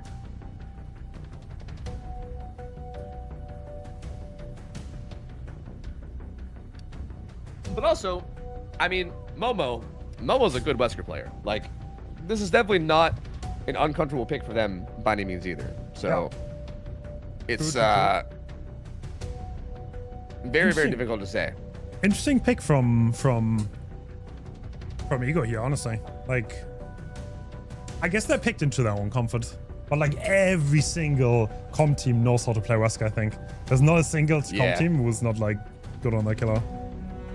Yep, exactly. Yeah, like it's kind of like I said, he's almost like standard DVD. I feel like it's like Demo and Wesker. It's just like simple dash killers, right? Like nothing really that crazy or fancy. No like absurd projectiles or anything. Just pretty straightforward DVD. And I feel like comp players, like pretty much everyone is very, very familiar with this. Which again, I mean, at the end of the day, if you think you can perform better, like I guess it's probably not a bad pick. So I ain't mad about it. I honestly love watching Wesker. Ghostface, Spirit, Chucky, Kaneki. Yeah, Ghostface and Spirit first, then Chucky, Kaneki, yeah. Yeah, I mean, that makes sense. I guess, like, given the other choices they had, I don't feel like that's, you know, an insane thing to go for here. I mean, Dino did do pretty solidly. It's just going to be a matter of how good these survivors do. I mean, okay, under the Ego card or whatever, it mentioned that a lot of the survivors play ladder. Yeah. Is Wesker still popular on ladder? I feel like the last time I played ladder, I didn't see a lot of Wesker. He used to be pretty popular there. Like I'm pretty sure. Yeah, so he that kind could of also fell be off. A part of this too. He kind of fell off a little bit, I think. Yeah. Which is kind of weird. Why the hell is that? What? Like Wesker's so fun. Like what? Like why are more gamers not like what's going on there? Why is there not more Wesker ones going on? I'm confused, man. I want answers, man. I want answers. We're already in. Okay. All right. All right, Momo on it, and yeah, he's using brutal instead of pop. And wait, unicorn medallion on Azarovs. Interesting. Okay, I personally love this. I'm a Uni believer. I feel like no matter what map it is, I think Uni is just, I think it just creates, there's a lot of like little scenarios that I think Uni gets you potential hits that you couldn't otherwise get. Like even if you're like looping around Shack or whatever, you could just start pulling up your power a little bit sooner, right? To like zone around a corner. I'm a Uni believer, so I don't hate this. I know a lot of people probably will, but I personally don't. Interesting. So I'm honestly not that sure because on these kind of loops, I guess he's brutal for them. So his perks synergy is there. But on a lot of these loops, Unis is not very good for the killer. But this is... Oh. Good pathing there, though. Oh! Does not want to get jewel beetled. It does get the vault. Jojo hardcore playing to not get thrown. Yeah, it's definitely not a good spot to be stuck, though. Well, he can make this filler. This is a pretty good filler. Yeah. SB up. Nice. Very good use of 9 on SB. But again, gets zoned back to the LT wall again. Oh, no. Try to go for the sneaky slow ball, but doesn't get away with it. Damn. Down comes through, and this is much faster than last time. I feel like he should have believed in his play. It actually worked. Yeah, it really did. Yeah, I think if he would have just went to the side, he actually would have got away with it. But we got one gen done. This other gen's at about half. Gets hit by pain res.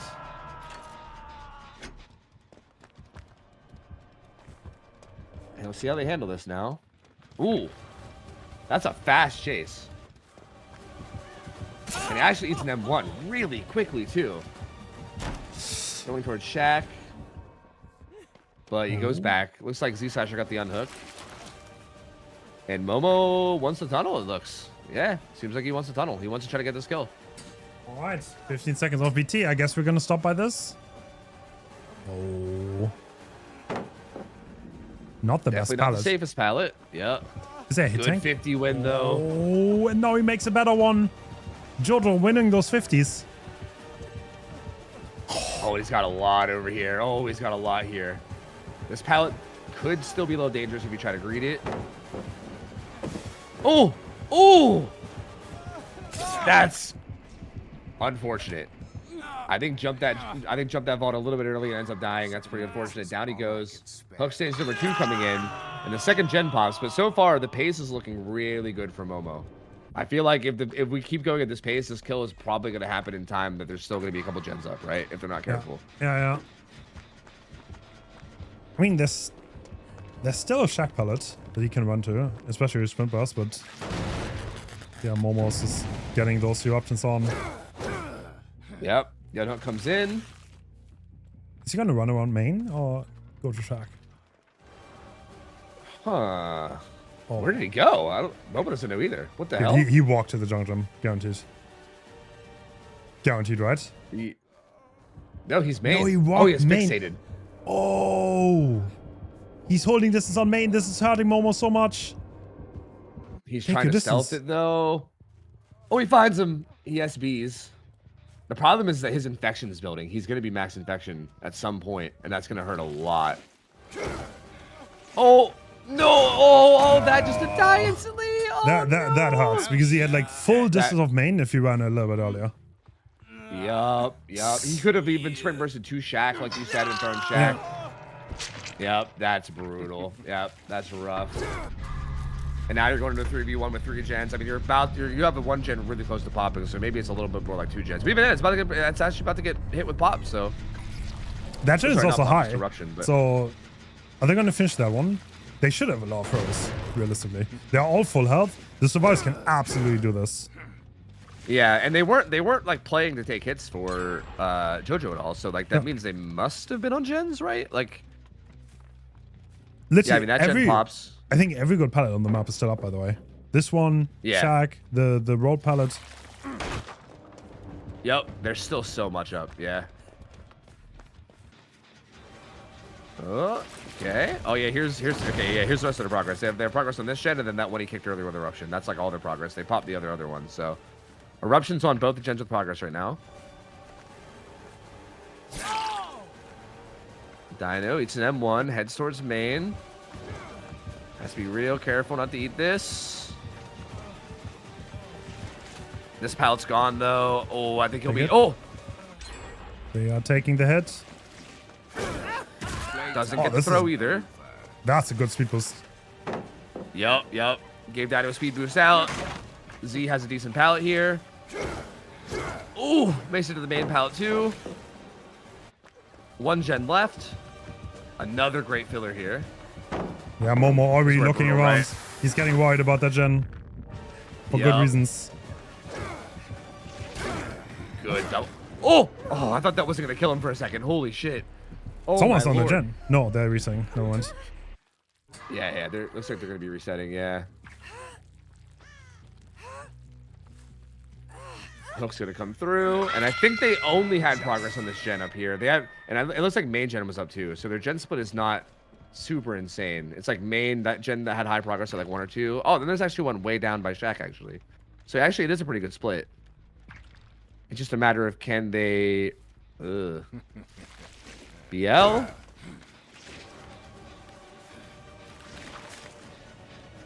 Oh, information on where everybody is. That's not really great. Gets a hit on the dino. Is he gonna turn around and go for the hook? No, he's just gonna commit to dino. Looks like. That's interesting. I don't know how I feel about that one, to be honest with you. Oh, do you notice that nobody wants back anymore? Yeah, like no one even goes for it. Yeah, it's interesting.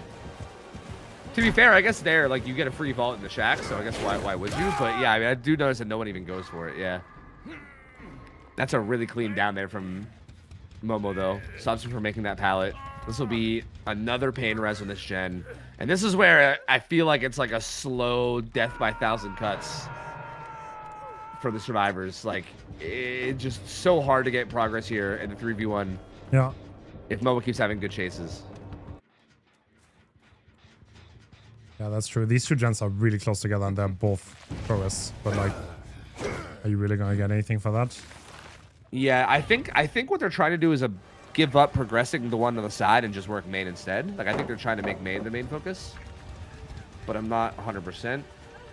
Oh, Z doesn't win that. He goes down 2, so down he goes. There's another down, and again, Momo just doing so well in these chases. Like, it's going to be so hard to get anything done as long as these downs keep coming through and they keep having to worry about unhooks and possibly getting hit by pain reses and eruptions. There's another pain res. That's hook stage number, 6 right there, towards the win con of 9.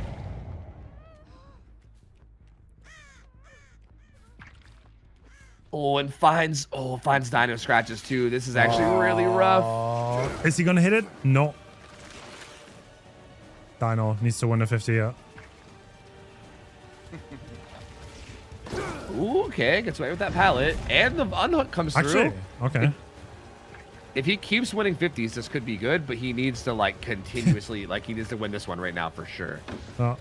No! Well, you know, power of the casters, I guess. Not everyone can win 29 50s in a row.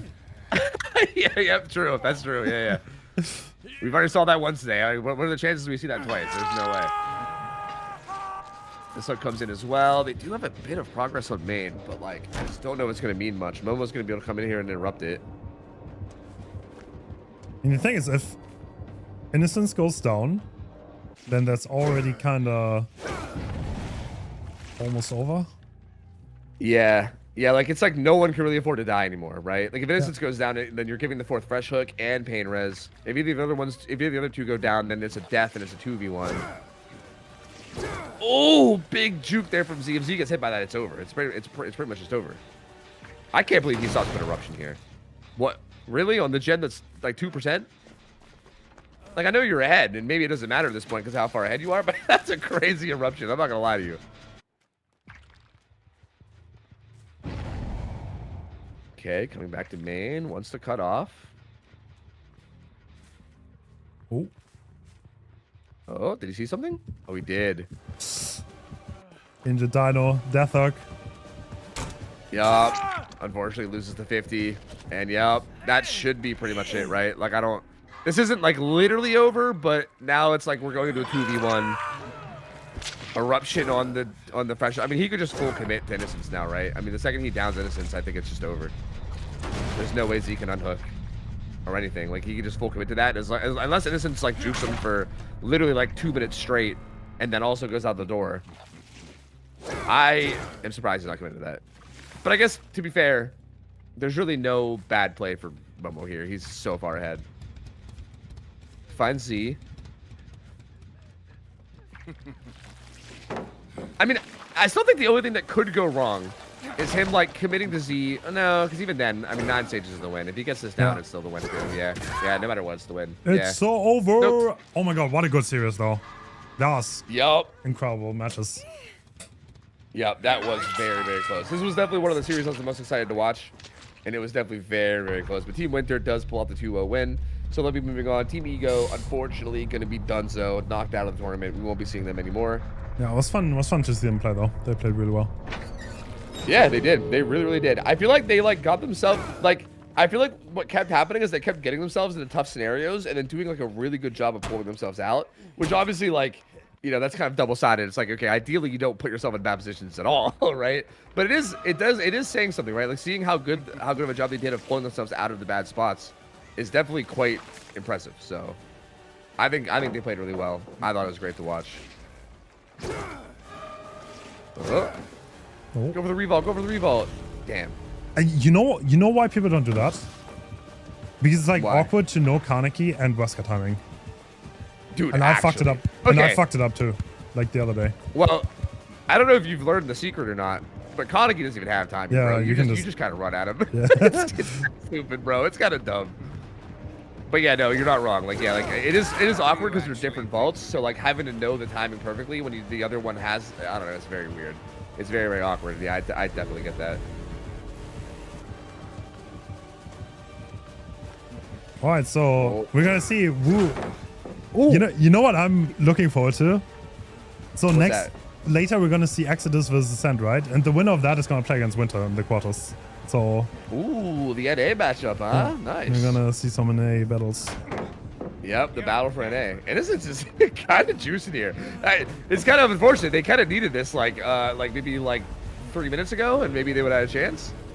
But this is the exact kind of chase they needed to like actually come through and win. But Innocent said, "Yeah, hey, now that the game's over, don't mind if I do. Hold on a minute." But yeah, that should be really interesting to see. Is that like? No, that's not all the NA teams, right? I think there's at least one other NA team, right out there. Like I think Radiant. Yeah, Radiant, Radiant's yes. out there still. Radiant versus Blizzard, which, yes, there's a team, the predecessor of Sinners, I guess. Also, you can't count that'll be them out, interesting to see. honestly. Yeah, bro. I'm telling you, man. The South Americans, like, especially gamers from like Argentina, I just, you know, any Argentina just makes me scared. After watching World Cup and everything, like, Yeah. those gamers are nasty good, bro. They are so good. So yeah, I would not count them out either. Yeah, absolutely. And so, especially with Wee Jason making his comeback too. Oh man, that'll be spicy. That will be spicy. All right, so next up, I think we have the matchup that we want to actually do before this, which is Umbrella versus Aegis. Nice. This one would be cool to see too, man. Umbrella basically just like I guess you can call them Trauma, Ariendel, whatever. It's like Yeah. it's like the Russian team, but they don't have Bubbo anymore, which is interesting. Bubbo joined Team Elysium. Yeah. But even without Bubbo, they are a nasty good team. It'll be interesting to see who plays killer for them though. True. I think it's Granite, actually, if I'm not mistaken. Oh, is Granite actively playing again? See, I feel like he's always like taking breaks or like, you know, pseudo retiring and then coming back, so I have no idea anymore, honestly. Yeah, I think Granite is playing, I'm pretty sure. Interesting. That'll be He's cool to also, see. I think he plays almost every killer for them, if I'm not mistaken. But they have a deadly survivor roster. I mean, it's like Yeah. pretty much the Russian team that we had in Walk Up. Yeah. And they are so good, bro. They're so good. I love watching survivors play. They're almost like the founding fathers of like macro play, right? I know it's Yeah, kind of a weird true. way to word it, but like that's a big thing. Like I know like early on in like the comp scene, like the Russian players and a lot of like these exact Russian players even were like really big and like discovering a lot of like the crazy macro things that people will do even to this day, and they play so clean with it, man. It's always so good to watch every time. Yeah, it's a great time. I still remember in the World Cup how the Team Russia played so well against Legion specifically. So let's see if they can bring that back. It's interesting because then they picked it here, right? Like maybe that's like an interesting little pocket pick for them, right? I imagine a lot of people aren't scrimming Legion. Maybe I'm wrong, but like Legion feels like one of those killers where if you asked a team to scrim Legion, they'd be like, "Shut up," you know what I mean? Like, no, how about we play like Wesker or Odie or something instead, you know? So I imagine this might be one of those sets where if they are really comfortable with it, I don't know how much other people are practicing Legion. You know what I mean? Like on the regular.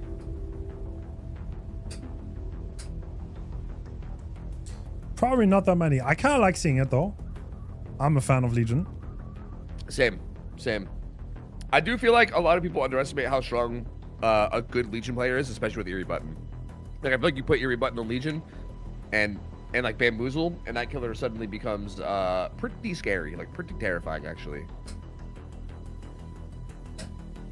And speaking of Oni and Wesker, wow, that's so funny. Was that like did I like subliminally message that to myself? I literally used Wesker and Oni as examples of what I said earlier. That's the other two sets, so that's actually hilarious. I love We're having a Oni. guaranteed Oni set, which is great. Same. We have not seen Oni all day today, and I was a little salty about it, so I'm kind of glad we get a guaranteed one now. It's like funny because like I min-max to have like everything appear in the pool a little bit, but not too much. And like I swear people always ban and pick the same things anyway. yeah. I mean, at the end of the day, if you give people the option to for pick bands, and everyone in comp seems to like what they like, Yeah. People love Wesker, people love Oni, Everyone's gonna be banning Twins and everything, which is unfortunate because I still think Twins is like one of my favorite sets to watch, man. I still wish we had more of that. Okay, if I was a lower tier team in this tournament, I would pick a cheese pick and practice that. Oh yeah, same. Because like the top tier team will probably not practice much against the match, and I think that's how you get the most upset potential. But I've never seen anyone do that. Same. It's so interesting. I feel like that seems like such a good way to go about it. Like, I don't know. Like, there's definitely so many odd picks where I feel like if you just grinded it and really learned the set in and out, yeah, like you can maybe squeeze, like something out. I don't know. It's very, very interesting. And you like never see it happen. Like, okay. In terms of like strange, like off the wall killers, like do you have like Crassu in this tournament? No. I thought about it. Okay.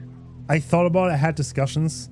Honestly, I kind of regret it a little bit, to be honest. Yeah. I mean, it would have been fun to see. I would love to see it. But like, I don't know if Cross is that deadly in like a comp setting anymore.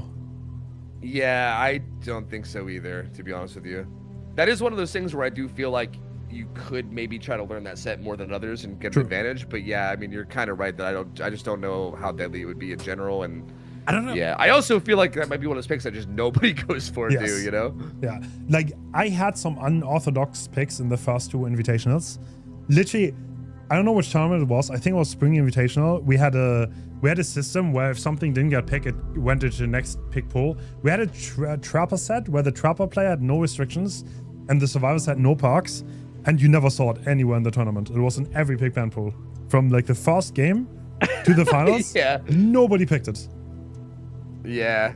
See, that's the thing. You can only force variety so much, right? Unless you're literally just like, okay, guys, you're just gonna play this set, like whether you like it or not, which is kind of insane. Like that's not a good idea. But unless you did that, I think that's like the only way, right? Yeah. Like if people don't like a set, they're just gonna not pick it. So, yeah, it's pretty unfortunate, but it is what it is. I mean, there's a reason why the people in comp like the sets they like. Like they're the ones that are the most fair and interesting and.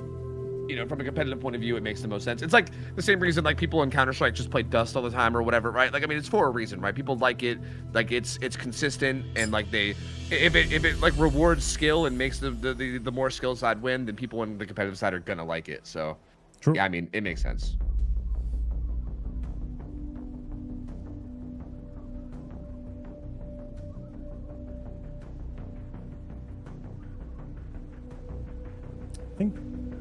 I think there's a scheduled channel in the Discord. The ones that are asking. And wait, what? Oh, Legion's on Ormond Lake Mine too. This is actually really, this is gonna be really sick. I'm curious how this will go. I think everything I've seen before from Legion was on like Wrecker's Yard, and I feel like Wrecker's Yard is a like significantly stronger map for Survivor. Maybe, I think. I think I would say it's significantly stronger. So yeah, this will be interesting to see.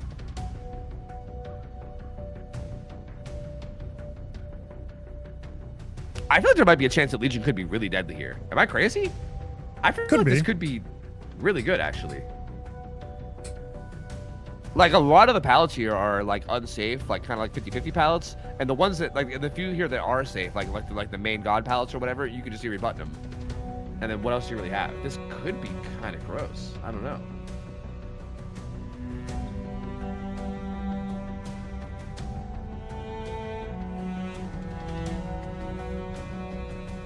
Team Aegis, by the way, this is also an interesting roster. This is like one of those teams that I'm like mostly familiar with, but probably a little bit less familiar with than some of the others. But a lot of these players are really good, man. These are some very, very good players.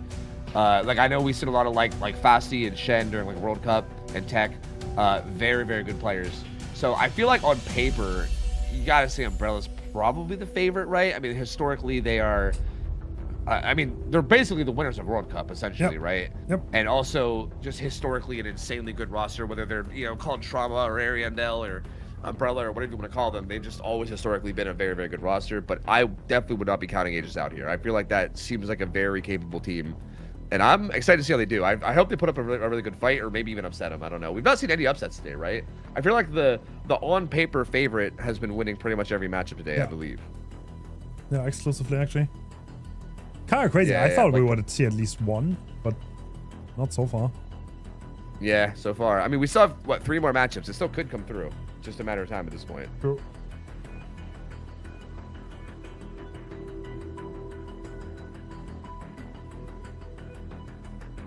Interesting that the Magic just switched from keyboard and mouse to controller. Yo, I had somebody telling me one time. I'm so curious what you think of this, how much this is cooking. I had a gamer that was doing hybrid, mouse and keyboard and controller. They were What? basically using a controller joystick for movement, and then they were using their mouse to like control their camera. Wait, so they that's would like, possible? yeah, apparently. And like apparently like the inputs, like it like switches back and forth through the inputs or something, but apparently it works. And they were playing hybrid, bro. And they were telling me that it was the future of DVD. I don't Wait, know. that might be the meta. That might actually be Yeah. the meta. So You you, get so like you the have like advantage of controller the joystick mouse. movement. Yeah, you Yeah, get the right, best that's of what I'm both saying. worlds. No way. I'm telling I think maybe playing killer like that might be the tech. I don't know. That might be the secret hidden tech of playing killer. Well, okay. I'm gonna take it farther and get like a steering wheel and some gas pedals. we're gonna go real crazy with it. Going Right? all I'll have the my way. whole setup. Dude, that hard on gas pedal though? That's gonna go so hard. that's activate the NOS. That's so good. All right, so Granite is in. We see Ruin, Eruption, and yeah, Eerie Button and Legion Pin. So no big surprise, I guess, on the build. Yeah, I mean, I was kind of expecting to see Ruler. I was very. That's one of the things that I did learn about in World Cup was Yeah, I think it was true. Bubbo that used Ruler, and I could not believe how good that add-on was. But yeah, we're not seeing it this time. Seeing Legion Pin instead, which obviously is also a good add-on too, so it does make sense. Oh, someone has been spotted, and it looks like the survivors already split the map more or less. Yeah, they're pretty spread out. Yeah, which is definitely very solid. Definitely where you want to be. Corrupt is like on main and also the left side. It looks like. I think Granite is misreading the spawn quite badly here. Yeah. Not quite able to find anybody, but does locate V now. Who is running into the corrupted gens. Pretty much what you'd expect, just far away from everybody, so hopefully you don't get a lot of frenzy value. Needs to be careful to stay near good pallets though.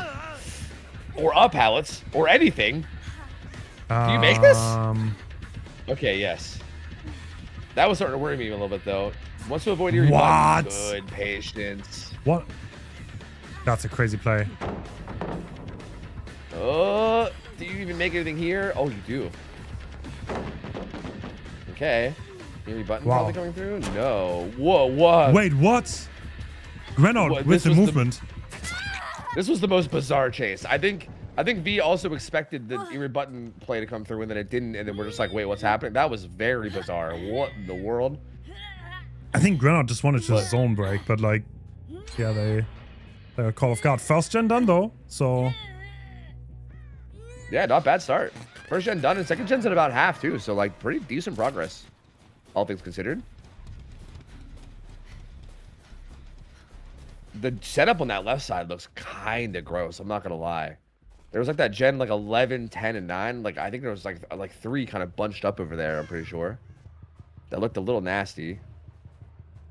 So they are going to have to worry about that at some point. Luckily, the hook is nowhere near that right now, so they could pressure that for free if they wanted. Whoa. Big frenzy value incoming, though. Hold on a minute. Should be able to get this before it runs out. Yep, there you go.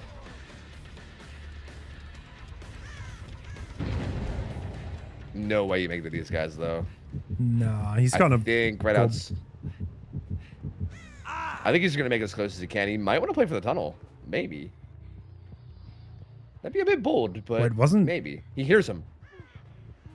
Wait, what? Oh my god, Here's that's the so wall. loaded. I mean, I guess the wall is there. Yeah. I think the gets stuck on that wall a little bit. Wants to head down the map now, I think. Wants to get away from main. Yeah, but there's nothing here. Wait, what? Oh, just empty, bro. Is there a pallet there? Wait. What? You're just dead. What is this RNG? Yeah, right? Like, just held W straight from main to shack, and there was nothing. What? Aren't they usually like double That pallets? is- Do they spawn somewhere else? They usually spawn like top mid, like in between. Yeah, like I think she ran through like a potential spawn of them, but I couldn't believe that pallet near shack didn't spawn. Like usually, like it's kind of like this pallet right here, like one of those pit pallets. I'm surprised that Yeah, wasn't it there. I didn't think that's what spawn they were either. trying to go to. Damn, I didn't know. Yeah, that that's so there's- bizarre. I did not know there's so much RNG on the map. Yeah, me neither. I feel like usually it's pretty filled with pallets. Oh, Granite, good mind Ooh. game. Oh, but he swung early. Oh, but then he gets it anyway. All right.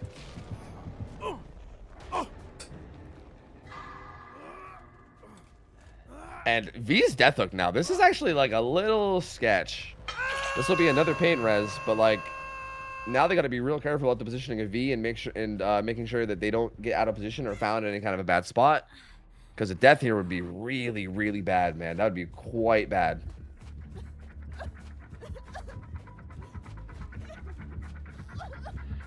Looks like Lori spotted out. Oh, once again, she's stuck with nothing here. Like, Ooh. Yeah. I don't know. Are they very just not unfortunate. spacing the map correctly? I Like, feel is the like RNG this yeah. bad? I mean, like, look. I mean, look. There's a pallet right here that he's walking past, Yeah, true. right? Like, I feel like they are, but they're just not playing it correctly. You know? Yeah, they're getting stuck in dead zones. Maybe they didn't practice the map much. And the snow. Yeah. Okay, Tofu, I have to drop this fun fact on you too. Okay. The more you switch POVs on this map, the more snows on your POV. You know, I was about to say it's looking really snowy. Like, I didn't remember it being that heavy of like a blizzard, man. So, wow, yeah, look at that. Holy. So, The like, the blizzard more is this coming. as the game goes on, yeah, it's Yes. just gonna get more and more. That's kind of amazing. What I love that. That should be a feature. It just Yeah. gets more and more snowy as the game goes on. Frenzy hit on the Lara, though. Is he able to find V with it? I don't know. That's the big question here. I believe that Oh, that was death V that hook. got that save. V needs to lock in. Again, Where are we they're going? Yeah, right? Like where? Grenaut takes pallet control and just dead. Just dead. Oh no. And not even close enough under the pallet to get the save either. That's really bad. That is very, very bad. Palace also. So is it like a situation? Do you get the? So is it actually 50-50 if you get the double pallets in top mid or not? Yeah, well, okay. They also can spawn on like one side. Like there's Yeah. one over there. But Oh, I is think it I've a- seen situations where they both spawn. Yeah, that's so what I was don't about to know. say. I thought you can get Yeah. them both. Yeah, I'm pretty sure you can. I'm pretty sure I've been on this map before and I've had 2 sets of double pallets. So yeah, I don't, and I think there might be a spawn over here where he's going to on this left side. Yeah. I feel like I've seen one over there as well True. before. So I think there's like 3 different spawns, but yeah, I think it's all. I don't think any of them are guaranteed. To be fair. Ooh, Fasty, do you make this? Is that a stumble? Oh, yep. I wasn't sure if that was big enough for a stumble or not, but it was. It's gonna be second hook on him. Still 2 gens left as well. Everybody injured. Yeesh, man. Grind out frenzying for distance. You love to see it. This is such a tough spot for Aegis to be in, man. Oh, Very, very tough. indeed. Yeah, I mean they need at least one more gen done. There's no. If you don't get 4K1, then that's gonna be impossible. Yeah, like going into your Legion set, needing a 4K3 to win and a 4K2 to tie is really tough, man. Yeah, like definitely something else needs to get done. I think Both these honestly, I gens getting think Eruption put down again, though. Team Umbrella is definitely a candidate for best survivor team. I don't know if Yeah, the you think killer so? players are like. I don't know if Granout is experienced enough to like really be top tier, but he definitely has got movement. But the survivor team is insane. And okay, bro. he just Yeah, he took the knows wrong scratch turn. marks, you know. he tried to make a read. He just, you know, unfortunately, not Happens. literate enough, I suppose. Does find him now though. missiles. Yeah, I'm not super familiar. Like, I feel like every time I've seen Ren out on a roster, the roster usually includes like Bubba or someone who like will play killer. So I'm not like super familiar. Like, I've seen him do like 1v1s where he'll play like M1 killer really well, but yeah, obviously that changes when you start to like bring in more mechanics and also like 4v1 macros. So yeah, it'll be interesting to see. But yeah, you're right that like obviously this driver team from Russia, we've seen a lot throughout different tournaments, and they are nasty good. So I do think a lot of their performance will be just how good Grenout can do on these killers. Damn, both these gens are pretty high prog, actually. Yeah, I think he was trying to deny them to break with that vault, but Grenard was smart enough not to go in power.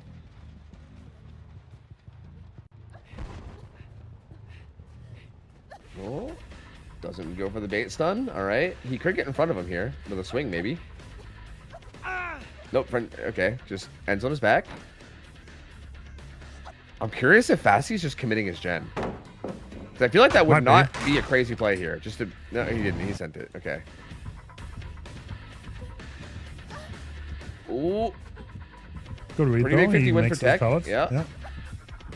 This pallet's like this is like deceptively good, honestly. Ooh. Shouldn't you Short swing pre-throw that, gets him. though? Yeah, maybe. Like, I think you pre-throw it, then you play like the side where you drop down. Yeah. Like, I feel like the only thing that could go wrong is if they go around the small side as you throw, right? Yeah, Like, yeah. I mean, he didn't have much Like, if you- afterwards. I don't hate the play that he goes for the sun, but yeah. Especially with the Eerie button, right? You gotta be worried about him just instant Eerie butting it too. So yeah, I guess it's not crazy. all right. Still progress. Progress is still looking pretty good though. Oh my god, the snow is getting thick, bro. You were not wrong. Look The at it. snow is coming. Holy.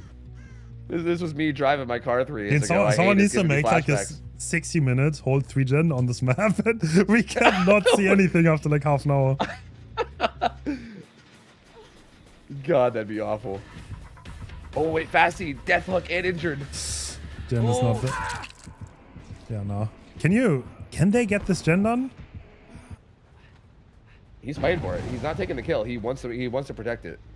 I mean, they have 2 gens, no? Don't they have 2? High progress? Yeah, the gen at like 3 over there is pretty high progress. I think it's less high progress because I think it might have been regressing this whole time. But it's probably like 50 at the lowest if I had to Yeah, guess. I can't see that far anymore. Me neither. I have no idea. There's too much snow. Yeah, it sounded when the camera was on lower right there. It sounded like it was actually kind of low, like not super high. Yeah, it's like 50, 60 maybe, if even. So yeah, I think definitely most of the progress is over here, and they're trying to.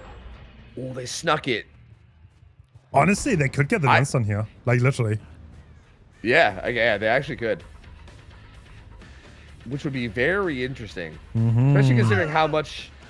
Especially with how much he greeted that other down. Wow, he gets Bro. that. Questionable. Yeah, I mean, you can't really safe drop those pallets, I think. But, like, he should have gone to the other one, I think. And then go around. Yeah. Might be nerfs coming in.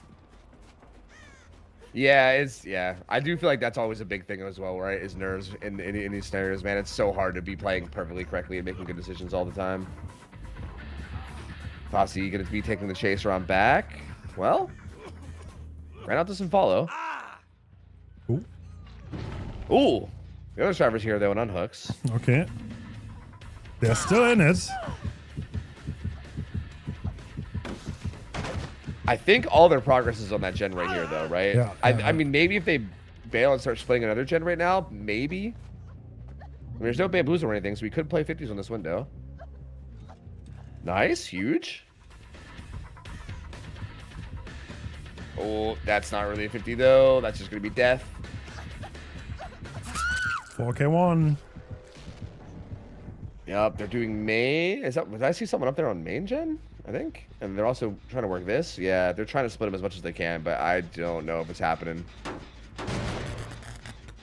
Eruption going down again. And yep, he finds the progress here as well. Yep, he knows where everyone is now. Yep, finds the progress here, finds Fossey, knows where everybody is. I'm surprised they weren't splitting. Is there not a gen like way far on the left side? I'm surprised they didn't start splitting that. Maybe just play for like the 2 split ones in the 3v1.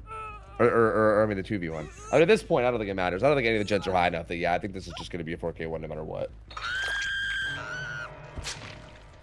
Hook comes through. It's going to be death. 2v1 now. I mean, how do you make anything happen from here? Yeah, no. Well, I mean, okay, never say never, but the gens are also so close together, right? yeah, that's what I'm saying. That's why I'm so surprised that they pressured these gens. Like, I'm pretty sure they have one farther away across the map. I guess to be fair, it's not that far. It's like mid-left, so good 50 win. I expected the double vote. Is he gonna leave to main? Yes, he is. Okay. Yeah, he did. Yeah. And he has like 3 pallets on main that he can use. Yup. I think the major god pallet downstairs was gone. He's actually just going deep left. That main gen had a lot of progress. So I don't know if Grenout can actually realistically leave this guy. Like I think he. Oh no, the main pallet is still there. I thought. Oh yeah, they greeted it. There you. Oh yeah, that's right. Yeah, he swung through it. Dude, that was crazy greet though. It was. Yeah, that was wild. Okay, this is actually getting crazy. Both these gens are high. Yeah. This gen's at like 75. Look at this. Yeah. Yo, look, that one's oh also my like, god, they're gonna get it gendered in the 2v1. He has the excise pallet. He could use it against Excise's teammate. Crazy.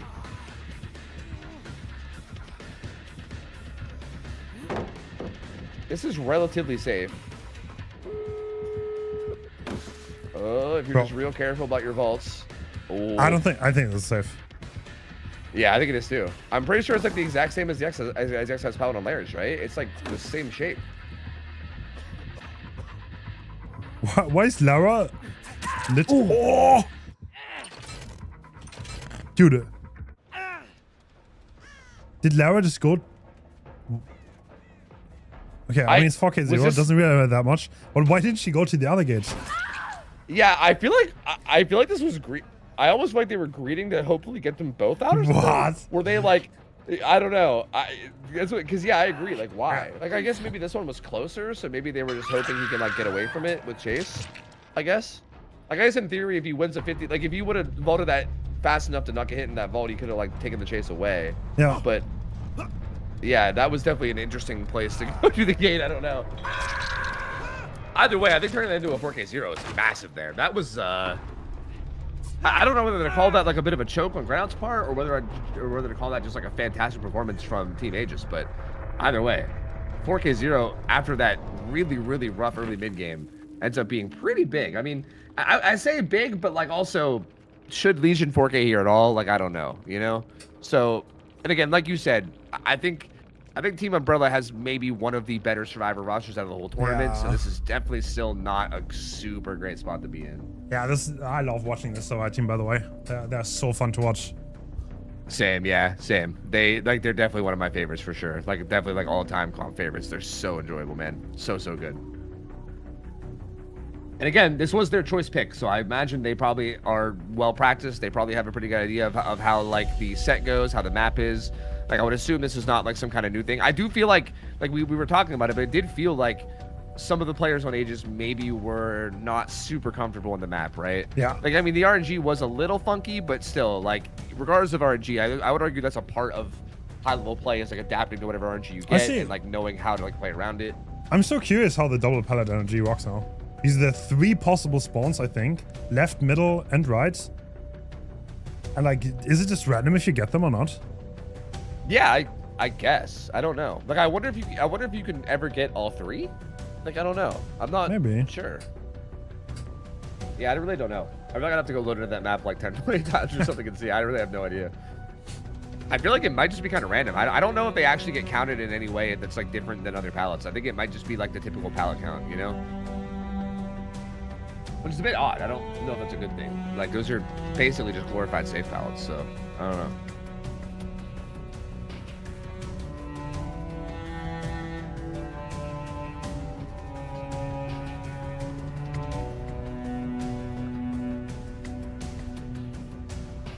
All right, this will be spicy, man. Do we know who might potentially be playing killer for Aegis here? I am not too sure. Yeah, I'm like a little familiar with a few people on their roster, but not enough to know who would be playing killer. Especially like Legion is such an interesting pick, man. Like I kind of like respect the fact. I really respect the fact that Umbrella picked Legion because it's such like an off the wall pick. When we, typically you just see the same old, like Wesker, Blight. This is definitely a very odd one, and I'm kind of wondering how comfortable everybody will be on it, even on like the killer side. It'll be a little interesting to see.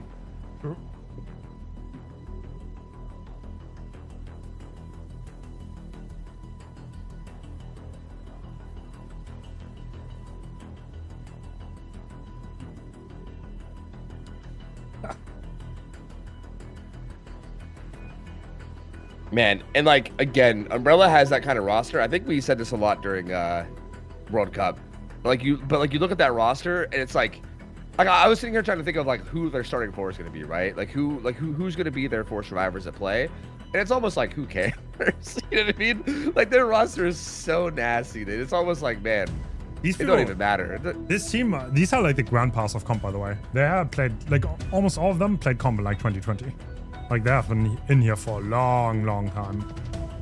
Yeah, which is really interesting. Yeah, it's like super cool to see, man. They're like the OG like original comp players. I was talking about this earlier too, but like that's kind of how like there are a lot of people still like that too. I remember watching comp like I don't know, like 6 years ago, and it was still like Nightlight's team versus Xeno's team, and the finals, like the same thing, right? Yeah, like true, it's actually. so wild. Nightlight and Xeno have been there for so long.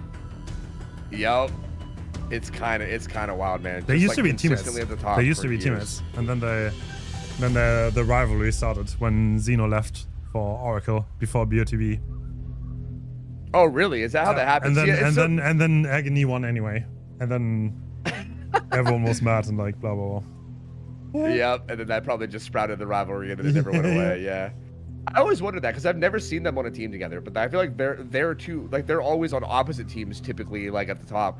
And I've always kind of wondered if that was a thing, but I didn't really know. I think one of Xeno's first big team that Xeno was on was Agony, I think, and that was the team that Nightlight I think was captain of, if I'm not mistaken. Pretty sure he's captain of Agony. Yeah, I'm pretty sure. Yeah, but I can't remember fully. Agony had like finger guns too, right? I think like that was like Ryan, that was so Axel, finger guns. Oh yeah, I think Royalty, right? Royalty I think Roy was there. True. Roy also really OG. Yeah, Roy was always so good at the Survivor, man. All right, here we go. Tech on Killer. Oh, he's got turn back the clock. Yo. And Pop. Dude, I've seen this like 3 times in tourneys. That's an insane combo, no? Tofu? Yeah, wait, why? Why would you do that together? Like, Pop doesn't work on that, does it? Does he want to regress 2 gens? Yeah, I guess maybe that's the idea, is if you want to hit 2 different gens. I guess if you want to hit 2 different gens with big regression, yeah, I guess you can pop one and then turn back clock on the other. What, the 360 mid... Holy. Hardwell and Chase, though. One into the corner pallet. He's got Filthy Blade, too, add-on, right? I think that's what I call it. It's like extra. No way, we're running it back. All right, Hardwell, how good are your check spots? Again. Yep. Oh, we're not going to see. We're not going to see. Fury button came through. Oh, good 50 win. He couldn't make the God Pallet downstairs. Yeah, he does. Yep, looks like he does. He didn't even say in power either, too. He ended power, so he has to... Oh, it came back so fast, it didn't even matter. Okay, never mind. Oh, he's getting rid of the edge map seawall now? Is that what we're doing? I guess we're just choosing a death spot now. Yeah, just going over here to die. Yeah, looks like the survivors are 3 splitting gens. They're far away. Honestly, not that crazy far, though. And this is a moment where turn back the clock and Pop might come in really, really handy. Dude, okay, they're literally on 3 gens. He has a perk for every gen. He can pain res one, pop the other, turn back the clock on the third. He's prepared for this. Look, bam, there you go. Still has pop up. Yeah, he can pop. Kick it. Pop nah. Wait, why? Oh. Wait, why? Oh, this is so greedy, and I love it. I can't believe this is actually working and getting good value. It's kind of blowing my mind right now. That's crazy. Just fully committed to the magic here as well. Not going back to the hook at all. That's a little interesting, especially considering that the win con is like needing a 4K. Yeah, actually, not going for the tunnel out. Yeah. I mean, if you feel get like it that was, fast like, down kind here, of you could get value again for your gen regression, but like, is that gonna make you win though? True, Oh, yeah. what? That was crazy Volus by the magic, by the way. That was... He was just sending them. Like, that was actually insane that that worked out. He will be dying now, but Bloodlust 2 in play there, so yeah, I mean... Tech he be going fast. He be zooming. Does he get this pain res before Swatter pops? I don't think he does. No, Swatter pops. That was Shaq. Here comes the green note again. Let's see. Ooh la la. Wait, this Okay, wasn't even not a lot on of pressure purpose. there. Wait, do we not? Oh, this is the wrong direction. No, think of the value. Right? I know he could have popped that one and turned back the clock over here, man. Yeah. Going the wrong way. Unfortunate. Ooh, takes the window. Oh no, sorry, takes the pallet from Swatter. But Wait, ooh, actually, Swatter does he even make this? I don't think he does. Oh, he goes pallet. Oh, he makes pallet. Okay. Yo, Bardic Inspiration and Potential Energy, by the way. Like, I know there's a lot of restrictions, but like that's still really cool to see, honestly. We had that allowed in War Cup, and I really wanted teams to make it work. I don't think anyone got crazy value though. yeah. It's a little risky to like group up and play a little song. You know, it's tough. It's tough to make that. As much as I want to see it too, I get why they're not doing it. You know. Oh, okay. Everyone ninjas here. Nah. Can he mind game this? I don't know. No. There, it's not getting hit by it. Gen number 2 pops. And falls into the basement. Still though, like this is where like I feel like not going for that tunnel out is interesting. Like gen number 3 pops. Yeah. Like this team is gonna be efficient, man. I mean, Yeah. ooh, little dance, do a little bit of a jig there. I see. Again. Oh no, Bruh. they're so good. The greed. Oh, greets it again. Oh No! my god, bro, what? How Stop can it, he Ace. do Stop that? it. He still has the back pallet back here. That's so disgusting, dude. That's got to be a tilter if you're on the killer, right? Like, Oh that's my so God. hard. Does eventually go down there, though. But god damn, that was so well played. Gen number 4 pops. We're creeping closer and closer to the win condition for Team Umbrella here. This is only going to be the 3rd hook. And Yeah, I yeah, feel they like- just get anybody out of the gate. That's so interesting. Why not go for the tunnel? I guess maybe it was too late already. Was that chase too slow? But like, what other way do you have to win this, right? Exactly. Yeah, that's kind of what I was thinking too. Like, based on the win condition, I do feel like you kind of need that. You know, like. I mean, he's Like, I think your regressing only hope is everything. He's regressing the world. True. Yeah. Actually, like, just throwing out every perk and all the gens, which is kind of nice, but he's gonna need to do that many more times if he wants a chance here. Find Swatter. I mean, yeah, we're like the final fresh hook now. Sure, I guess if you want it, but again, keeping this game at 4v1 this long, I don't know. Doesn't actually commit to him. Yeah, I mean, he can't lose that gen, but like, he can't do anything anymore. Yeah, so. I feel like it's just, yeah, I think it's spun out of control. Yeah, they just have too much pressure. Like, maybe if a couple of these guys get, like, insanely two-tapped, I mean, that was a pretty fast down, maybe. No eruption If though. he can do that a couple more times. Does he interrupt this gen? I don't know if he does. If they pop that gen, is he a pain res? I can't remember who he pain res and who he didn't. Oh, nope. Too late. All gens are done. Nope. Yep. Nope. It's done so. And yeah, at this point, as long as they get anybody out of the gate, they're fine. And with 3 survivors still up, somebody's getting out of this gate for sure. There ain't no way. I know it comes through as well, even. Umbrella looking so clean here on Survivor, man. Like, it's kind of like you said, like, not really that much of a surprise. We know this team is a disgustingly good Survivor team. But wow, they were really showing it here, dude. Like, they played this phenomenal. They ended the game so fast, we didn't even get a blizzard. Like, yeah, actually, like before the blizzard came in, man. Yeah. That's crazy.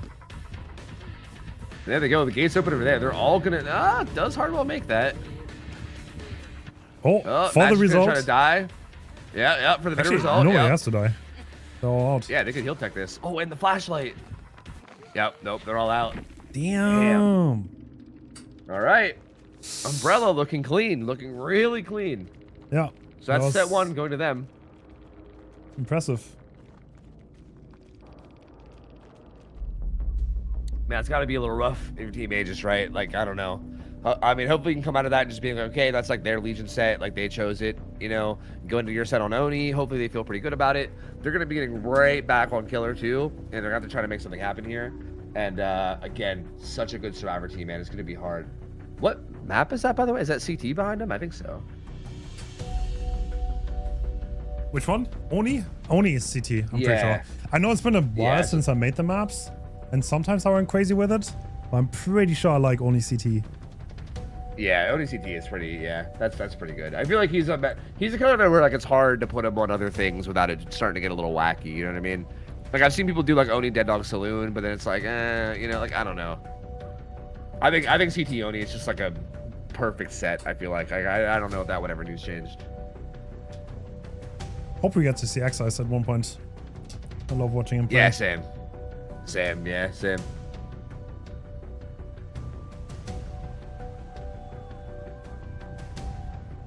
Curious. I'm also curious to see who we'll have on Killer. Like I'm curious if it'll be Tech on Killer again.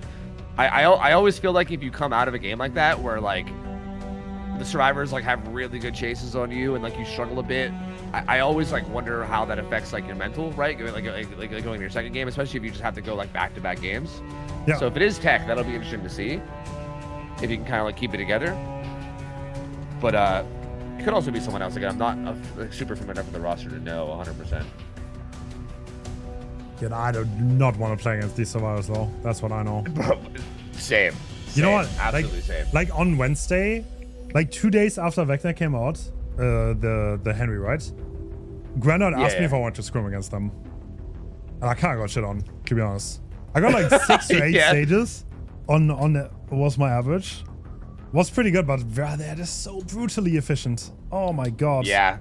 I mean, yeah, against a killer like that, I feel like it's like a lot of it's macro, and again, they're just gonna be so like perfect on macro. That, like yeah, the thing was, I was oftentimes doing pretty fine, and then I had like one chase where I didn't hit like 6, and then I was just miles behind, and I didn't get a fuck anymore.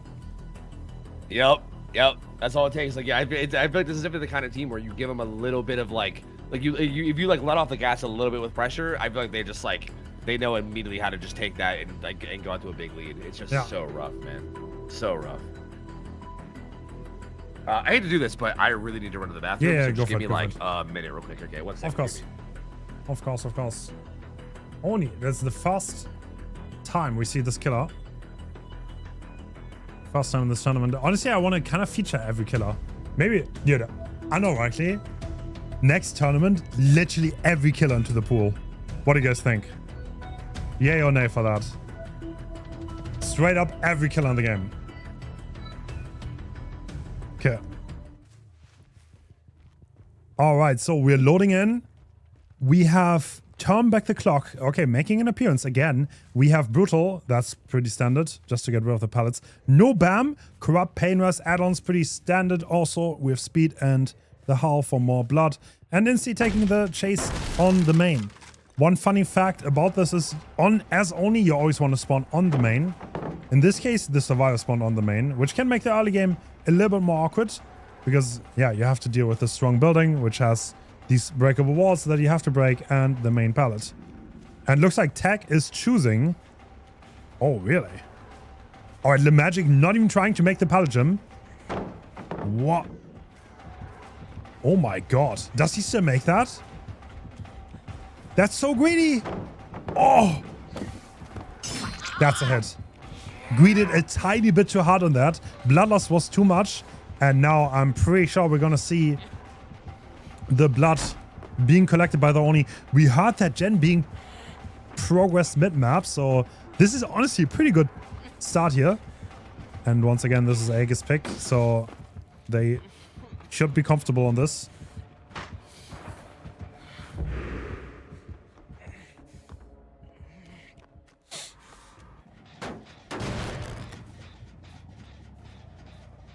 Oh my god, my left ear is going crazy right now.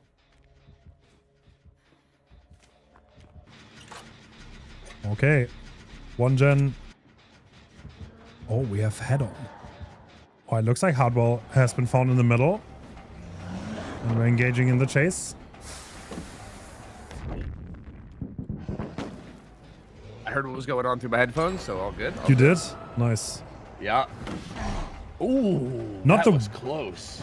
Not the worst start to the game, but he's kind of getting stuck on Hardwell now. Half the power gone. Can he reach that? No. That was a good bit of power used, though, yeah? Almost Wait. all of it. No way. Oh, Bro. he was right. He was behind the other rock. No. Wait, did they get this palisade?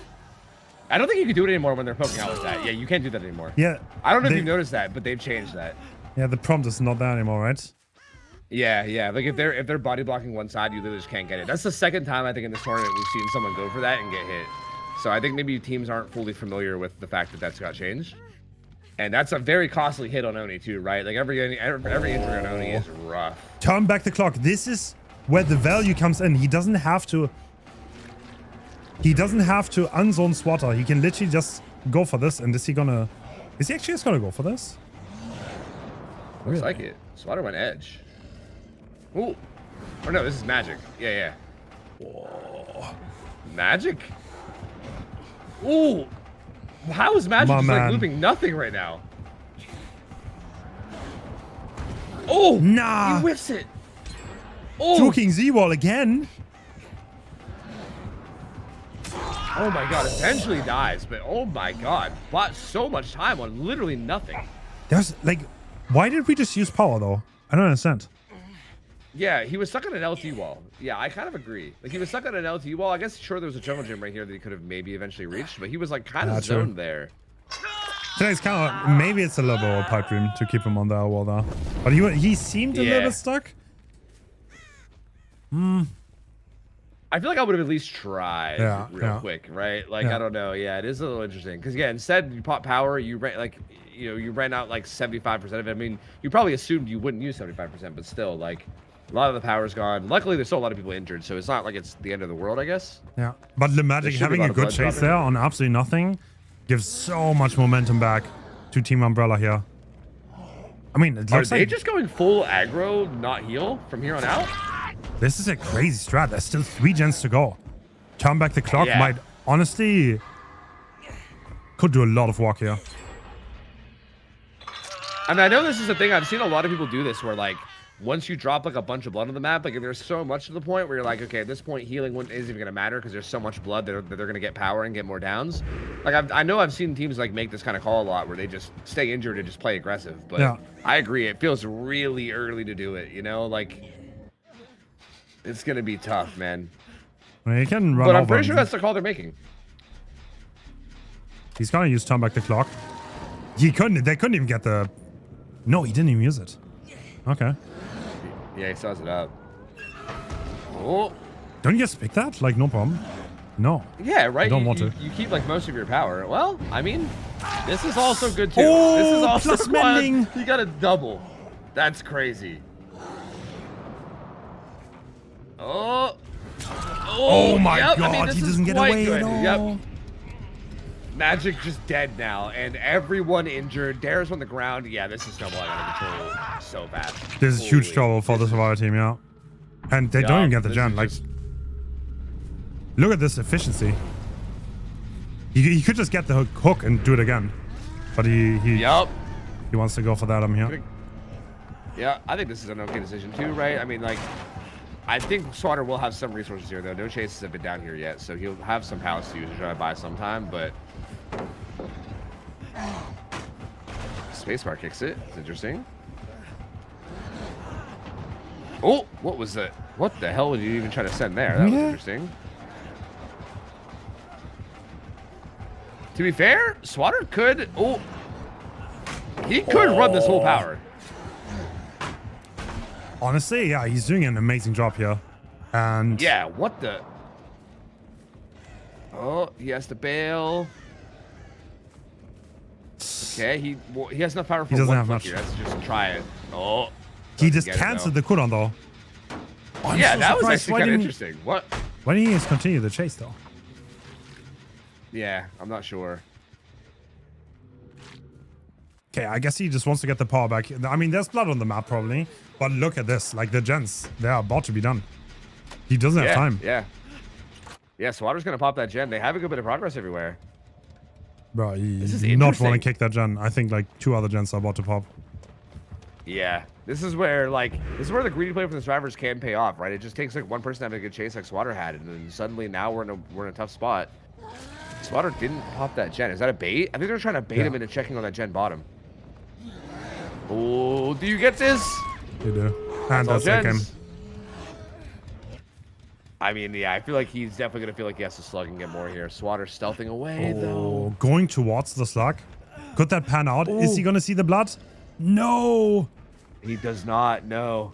He's checking no man's land, and the ace is opening the other gate. Yeah, I mean, you would have to think that he would stealth away from the slug, right? Kind of like you said, like going towards the slug seems so risky.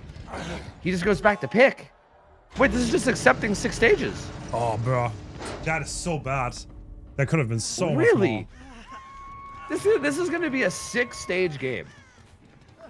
Wow. With how this game was going, where Magic died when he did, I cannot believe this ends up being 6 stages. That's crazy. Oh. You know what's sad? Like Swatter was free on the floor. After the magic died, Swatter was still by the hook, not recovered. So he could have hooked him, got another turn back the clock, but like he just got stuck in long power chases, which cost him so much time. Yep, 100%. Yeah. Like, yeah, he just wasn't able to get the downs in power fast enough. The survivors did a really good job of like winning 50s and forcing 50s when they could. And yeah, that was just brutal, man. That was so tough. That felt like that could have been like a 4K2 or something. It could have been so good with how much he was snowballing early game, and just nothing comes of it, man. It's so unfortunate. I mean, that puts Umbrella in a spot where they absolutely can put this away now, right? They have like a pretty good Oni performance here. I mean, what, WinCon's like 6 stages, 3 fresh. So they just have like a pretty solid performance here. Not even like a crazy, like, I would say that's just like a pretty like average result. So if they just pull that off, that's enough for them to get the win. And we'll see. I mean, you did say earlier that like, that could possibly be the weak spot of this team though, is the fact that they, like, you know, they might be a little so-so in killer. Again, it's kind of unknown, but like we know their survivors are good. If there's a weakness, it's gonna be on the killer side. So I guess, you know, maybe they can figure something out here if you're on Team Aegis to try to find something. But yeah, definitely a tough spot to be in. I think the early game is definitely key here, more so. But honestly, I honestly think, like with all the, after the pallet density and everything was changed, Cold Tower does look stronger than before. I don't know if you agree with me, or like the filler pellets, they kind of look strong. Yeah, they're definitely not bad. Like they're bloodlustable, sure, but like for instance, when Oni's in power, I feel like you have like they had so much to work with. Like they had so many like windows into like fillers. Like it like makes sense why he kind of struggled to like get the downs in power, because there was just a lot of resources to work with, and the resources were not horrible, like for sure. So yeah, I kind of tend to agree with you. Yeah, it's definitely does seem like a bit of a stronger map than it did previously, and I'm curious to see how that feels here. I mean, I do think the first hit could be easier though. Like I do think a lot of it's bloodlustable. We did see the first hit come through pretty early last game. I heard you through my wireless headphones. It sounded like Magic like greeted a jungle gym or something. Right? Yeah. Is that what happened? I missed how. I mean, first hit happened, but... he chose to play the tank truck pallet instead of going to the pallet gym, which is kind of crazy. Oh, that. I mean, yeah. it almost worked out, but then he got the pallet drop, but then he got mind gamed on the drop pallet. Oh, okay, yeah. I mean, I'm guessing he wanted to throw that and then go to the jungle gym to break bloodlust, but yeah. All right, Grenard. Obviously a little risky. He has the bear in him. Good to see. Oh, true. He be roaring. Got brutal. No turn back the clock this time. We're going with the old-fashioned eruption pain res. But it's kind of a shame. I think turn back the clock is pretty goated. I'm kind of surprised we're not seeing more people run it, honestly. Oh, okay. Does he go for this wall breakout? Looks like he does.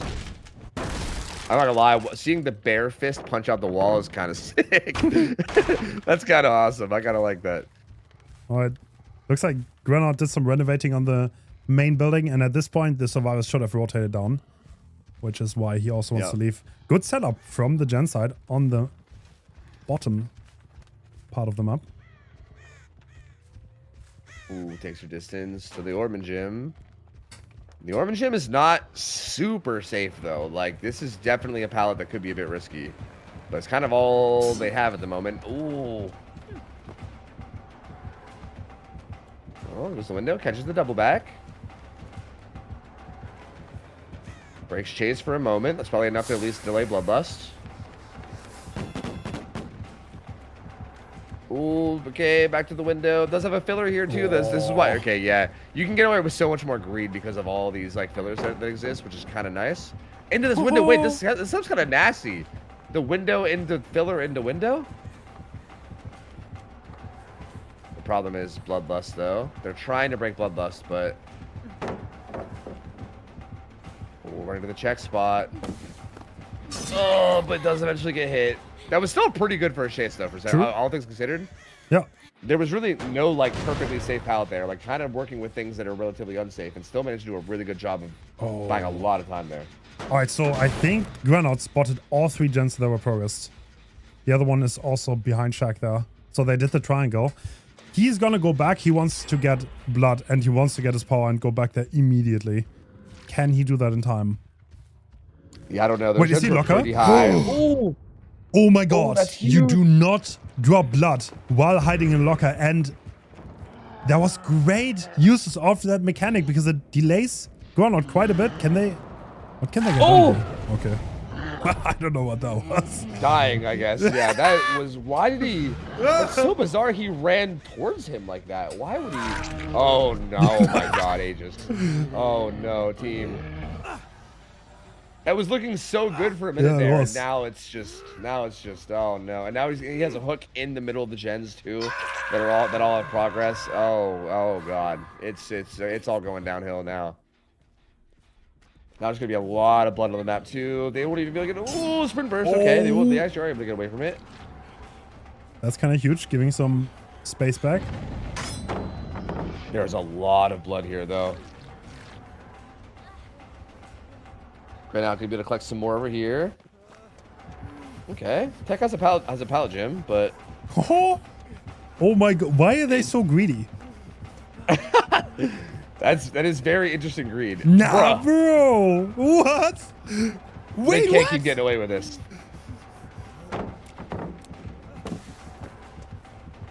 Bro, it's actually working so well for him. He's gonna die now at the bloodlust. But that was, yeah, I mean, that was pretty efficient. I mean, didn't use the god pallet and ran to the 4 lane and survived for a little bit. I mean, I think they know that he has power already anyway, so they're like, we might as well just play as greedy as we can with the pallets, and like, eventually he's gonna go into to you know, demon dash mode or whatever the hell it's even called. I don't even know. Blood fury, and then I think they need resources for that. So maybe that's the idea. I don't know. Hard to say.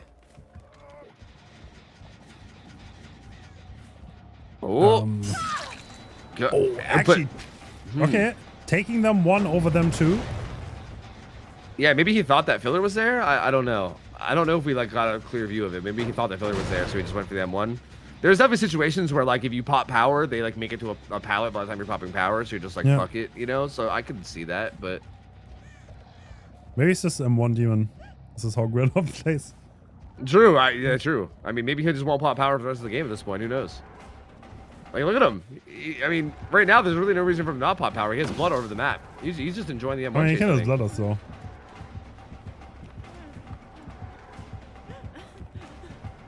Oh, Milston. Oh. No. I mean, if you think about it, you do. Power and bloodlust both make you go fast. Oh. Yeah, true. It's like which speed do you want? You know. That was a really good chase for Milston, though. That was some good 50 wins. Yeah. Dude, right out my... Okay, there we go. I was going to say, he might literally just say I'm one for this game. I don't know.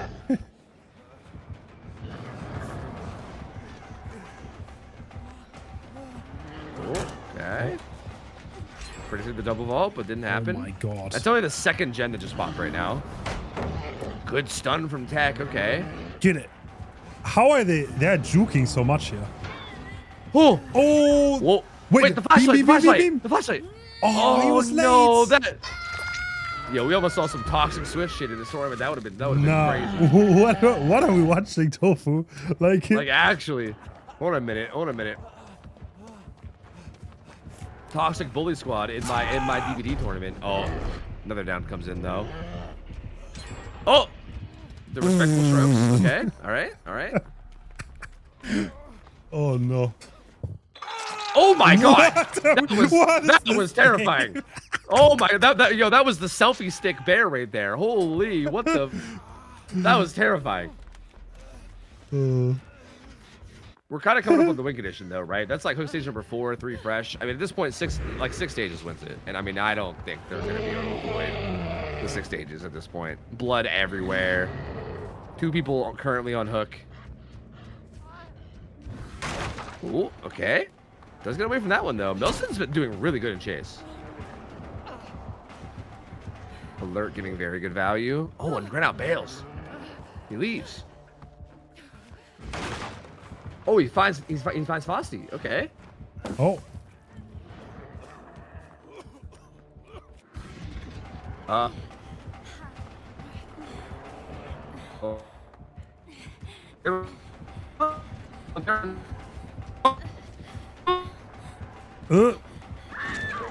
Oh my god. Another down. Tech is dying on that hook. Tofu, did I lose you? Okay, I think I lost Tofu. Wait, it's my connection. Bro, what is this match? This is like the least serious match I've ever seen. Why have 5,000 MS? Hello.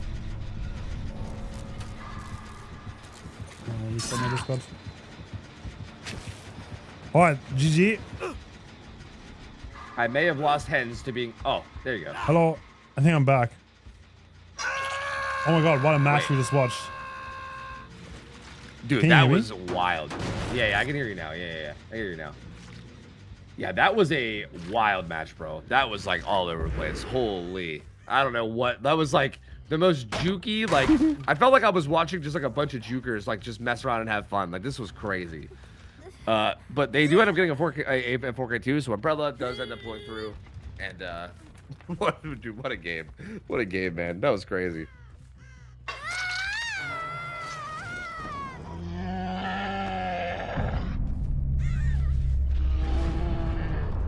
Damn, GG. Granite got it done in the end, but an amazing performance from the survivors, to be honest. I don't know what I watched, but it was pretty funny.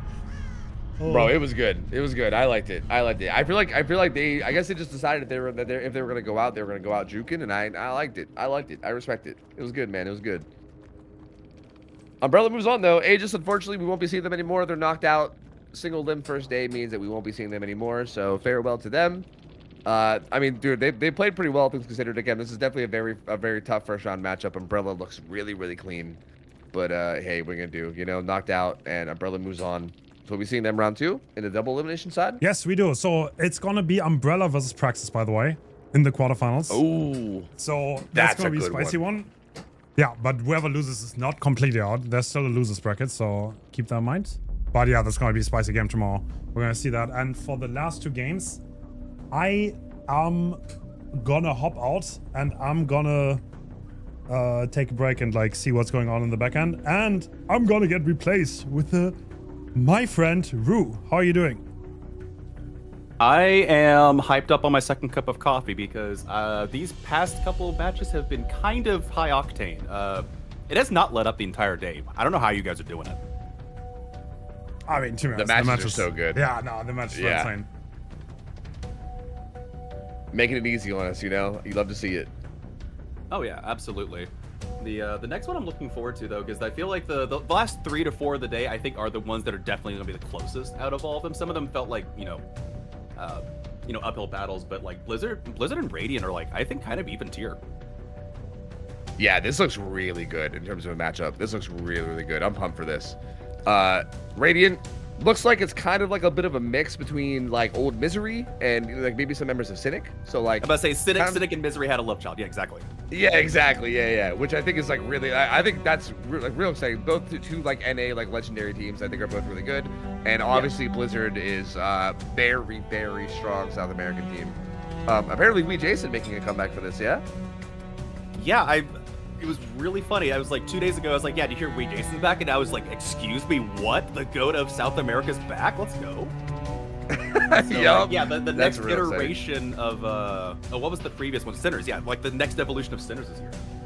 Yep, exactly. And it's so, bro, I swear they play so well, man. They always throw me off with just like how good they are, man. I don't know. And like Wee Jason, I feel like, you know, I get a little bit mad about this because I feel like every time people bring up Wee Jason, everyone just talks about his ping. And like, I get it, right? He has high ping. Like, he hits like 100 ping to his own servers. And I know it's kind of wacky playing against him. But I feel like not a lot of people talk about just how generally good he is. Like, he is genuinely just such a good player. Like, such good game sense, such good, like mechanics, just everything. Like, obviously the ping is like a unique thing that he has that like no one else really, you know, does. But he is genuinely such a good player. Absolutely. I think that the first thing you touched on, the game sense, his macro level knowledge is probably on par with the best players in the game, I would say. The ping helps on the micro, on the little bits here and there, but honestly, like, I think if you're saying he's carried by ping, I think you're just coping. It's funny enough, because you've got Ultra on the other team, who people have also said Ultra gets carried by ping. We've got two of the the killer mains that are supposedly carrying by ping, but like they're just good gamers. Like, just get better. Yep.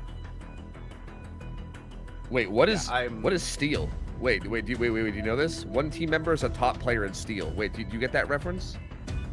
What does that mean? I actually don't. Huh. I'm gonna need some help from chat here. That is interesting. Like, Steel spelled how? Like the Tata Steel chess tournament? Like, I'm confused. Like, steal isn't like stealing from somebody, you know? Like, oh, huh? I don't know. I feel like this one's above me. I think I'm showing my unk status here. Yeah. I'm not young and hip like Hens. True. We might be both too young for this. If Hens was here, he'd know. But unfortunately, you know, I don't know. Young and hip Hens is gone. It's just us now. You hate to see it. I was about to say, this is okay. To be fair, I was saying he's been casting all day. You've been solo casting for a good chunk of the day too. Oh yeah, I've been doing it from the start too. But I love this, man. I love tournaments. They're so exciting. It's so, and this one is like, it's been so well done. I love like how fast everything moves. I love the like stats in between. Everything has just been so nice. Like little fun facts. Like everything is just so good, man. It's so easy, I think, to just do this all day for me. I don't know. I don't even get fatigued. That is understandable. I'm about to say, yeah. When especially because it's like you don't even have to like come up with things to talk about. You've just got like thing after thing, literally something after something on the screen for to go over. And like, honestly, the fun facts I think are my favorite bits. Because I may have put them in. I didn't read half of them this time around. I read most of them. So yeah, the team disbanded at least 10 times with the same members and rebranded. Honestly, that checks out. I feel like that checks out for like every team in comp. I'm gonna be okay. real with you. Like even this tournament, I was like, whose team went there? And everyone's like, oh, that's just Petroleum. And I'm like, why? What? Why? Like what? And why? we have Team Summer. Why? Yeah. Like, God, bro. Like I feel like every time I come back to comp, like there's like these new names. I'm like, oh, what team is that? And they're like, oh yeah, that's just the same team, but they have a different name now. And I'm like, oh, okay, sure. Like it's like one member changes and then they change the whole name. So I don't know. It's wild, man. It's wild. That's pretty common apparently. Yo, what do you think of these sets, by the way? This is like maybe the most unique one of the night. Watching the pick bans occur, I was really happy with how these came out because out of the 24 sets that we have possibly to play, which obviously the third one being tiebreaker hasn't been really seen, 17 unique killers among the 24, and it's kind of getting displayed here. The Clown, obviously, haven't seen a Clown game all day, haven't seen a Singularity game all day. I would love to be able to see a Lich game at the end of the day. Some very esoteric picks, but again, that's kind of the way that Hens has this tournament set up, is to ensure that there is just a lot of uniqueness going around, that there's nothing really repeating. Yeah, which I feel like is really good and really well done. This should be a really interesting set because these are two that we've not seen all day. Clown is also such an interesting killer now, man. I still can't believe that they just made him Bloodlust the Killer and then never changed it. Like that's just who he is. He's just perma Bloodlust Killer now. Like that's just who he is. So I always love seeing like in like very high level play how it gets played because it's just a lot of like, I don't know, it's hard. You're kind of forced into like very difficult 50s, and a lot of it is just like how well survivors can do in that kind of a scenario, as well as like the macro play around it too. So it'll be spicy to see how that goes here, especially with these guys being on such high ping too. That'll be very interesting. I say we might see some nasty hits over the pallet, but it's got, you kind of mentioned it too. Is like it's almost in a way going like Nurse or Blight, where the way that you have to play the game is you just have to communicate where to go die. Because he's going to get you, like, And it's funny because yeah, his bottles back in the day, the pink ones, they were the one that did the most damage, and they reversed it, and it's still kind of damaging. Like it's still kind of crazy. Oh yeah. Yep. Also, Grim Pantry's a hell of a map to pick. Yeah, Grim Pantry is an interesting choice, but I honestly don't hate it. Like, this is definitely a map where, like, you want to die up by main building, right? Like, this map has historically always had, like, 6 generators spread out throughout, like, the shack side of the map, and then 1 gen, sometimes 2 if you get a weird spawn up towards main. So, generally speaking, that's ideally the place to go, is either deep into one of the pockets or, like, way up to main. But it's hard. Like, having a good death spot sometimes, especially against Clown, can be really hard. Because, I mean, look at that, 50% ace. He spikes the ground, 50% ace. Like, God. It's so hard to do anything against that. Yeah. And now I'm trying to look, is there even a 3-gen that they can really work with? The gen seems pretty spread out. There's 3. Okay, it looks like the Deja Vu player is giving us the alert on the 3-gen, so the survivors have already started tackling it. And who is the killer even looking at right now? At main. Who's over here? Yeah, there was somebody there, but he doesn't seem too interested anymore. He's deciding to bail. It's interesting, too, that we have Powa on killer, so we were talking about Wee Jason being back, but Wee Jason currently isn't here at the moment, so Powa here playing instead. Hey, you know, you gotta give your team a chance, and okay, it looks like they do find down Frisk briefly, but going for Nancy said, and somehow that doesn't connect at the shack to my shock, and not able to get the haste on the survivor. Instead, luckily around, that's gonna be a pallet drop, and yeah, I say just gonna leave. Wait, are they setting up a head-on, or there's lagging scratch marks? I think those might have been lagging scratch marks, so I'm not sure. Okay. Does have a lot of good pals to work with. Another pretty good pallet right there, too. So not really able to get anything going. Wancy, good start to that. So far, yeah, so far, Powa just kind of struggling to get anything going. Finds Ducky in main. Live, back up to the top of main. Oh, man, they actually had live for that? Ducky has to just play top of main now and stay alive as long as he can, but I kind of feel like your days are numbered here. He's gonna try to they're make it playing it the around reverse way. You're about to say you want this loop reversed, and they don't have that. Yep. They can try to greed this spot for as much as they can, try to play it, but this is, again, a really hard thing to play on high ping. And even that window vault, again, everything on high ping here makes it so much harder. Doesn't get away with it, it won't go down. But again, like we said before, this is a pretty good death spot, all things considered, though, right? This is away from all the gens, for the most part. So your team can kind of do whatever they want. You're going to get hooked deep in the corner, so there's really no, like, there's no protecting this hook and the gens at the same time, right? Like, everything's going to be getting done across the map. True. They did the first gen, which might have been a double. No, it was not a double. Okay, so we are getting a Dawg gen, pretty high up progress as well. This is also somewhat in that 3-gen that they were looking at the beginning, but it looks like they are able to, yeah, they cleared the 3-gen initially in the start of the map. So let's say now you want to maybe look at that central gen that the Clown's looking at. They've got Dawg. Let's see, Survivor's not in a bad spot, all things considered. Like you said, they went and died in a really good spot. To be fair, the Survivors also have to run all the way over here to this corner to get the zone hook, so it is going to 5 at a time. Killer is in hot pursuit, and the question is, do we get a body block? Or no, go for a fresh hit, okay. Wancy's now yeah, they want Wancy. That's interesting. We've been seeing this a lot today, where people get hooks like relatively early, where it can kind of go either way, and you're like, you can maybe go for something. Wow, the hate's there. Oh my god. That 15% is... Seeing it time after time, I'm still not used to just how fast that killer goes. Like, actually, yeah. Like, just, like, that lunge was insane. Like, genuinely. Wow. Yeah, but say, killer became Trickster, threw the knife through the window, practically. And also, for the record, this is going to become a much better hook spot. Look at this. Like, now, they start going Wancy much further into the gens. As a matter of fact, on top of this gen, like, you know, on the right side, that has a little bit of progress, but not a whole lot.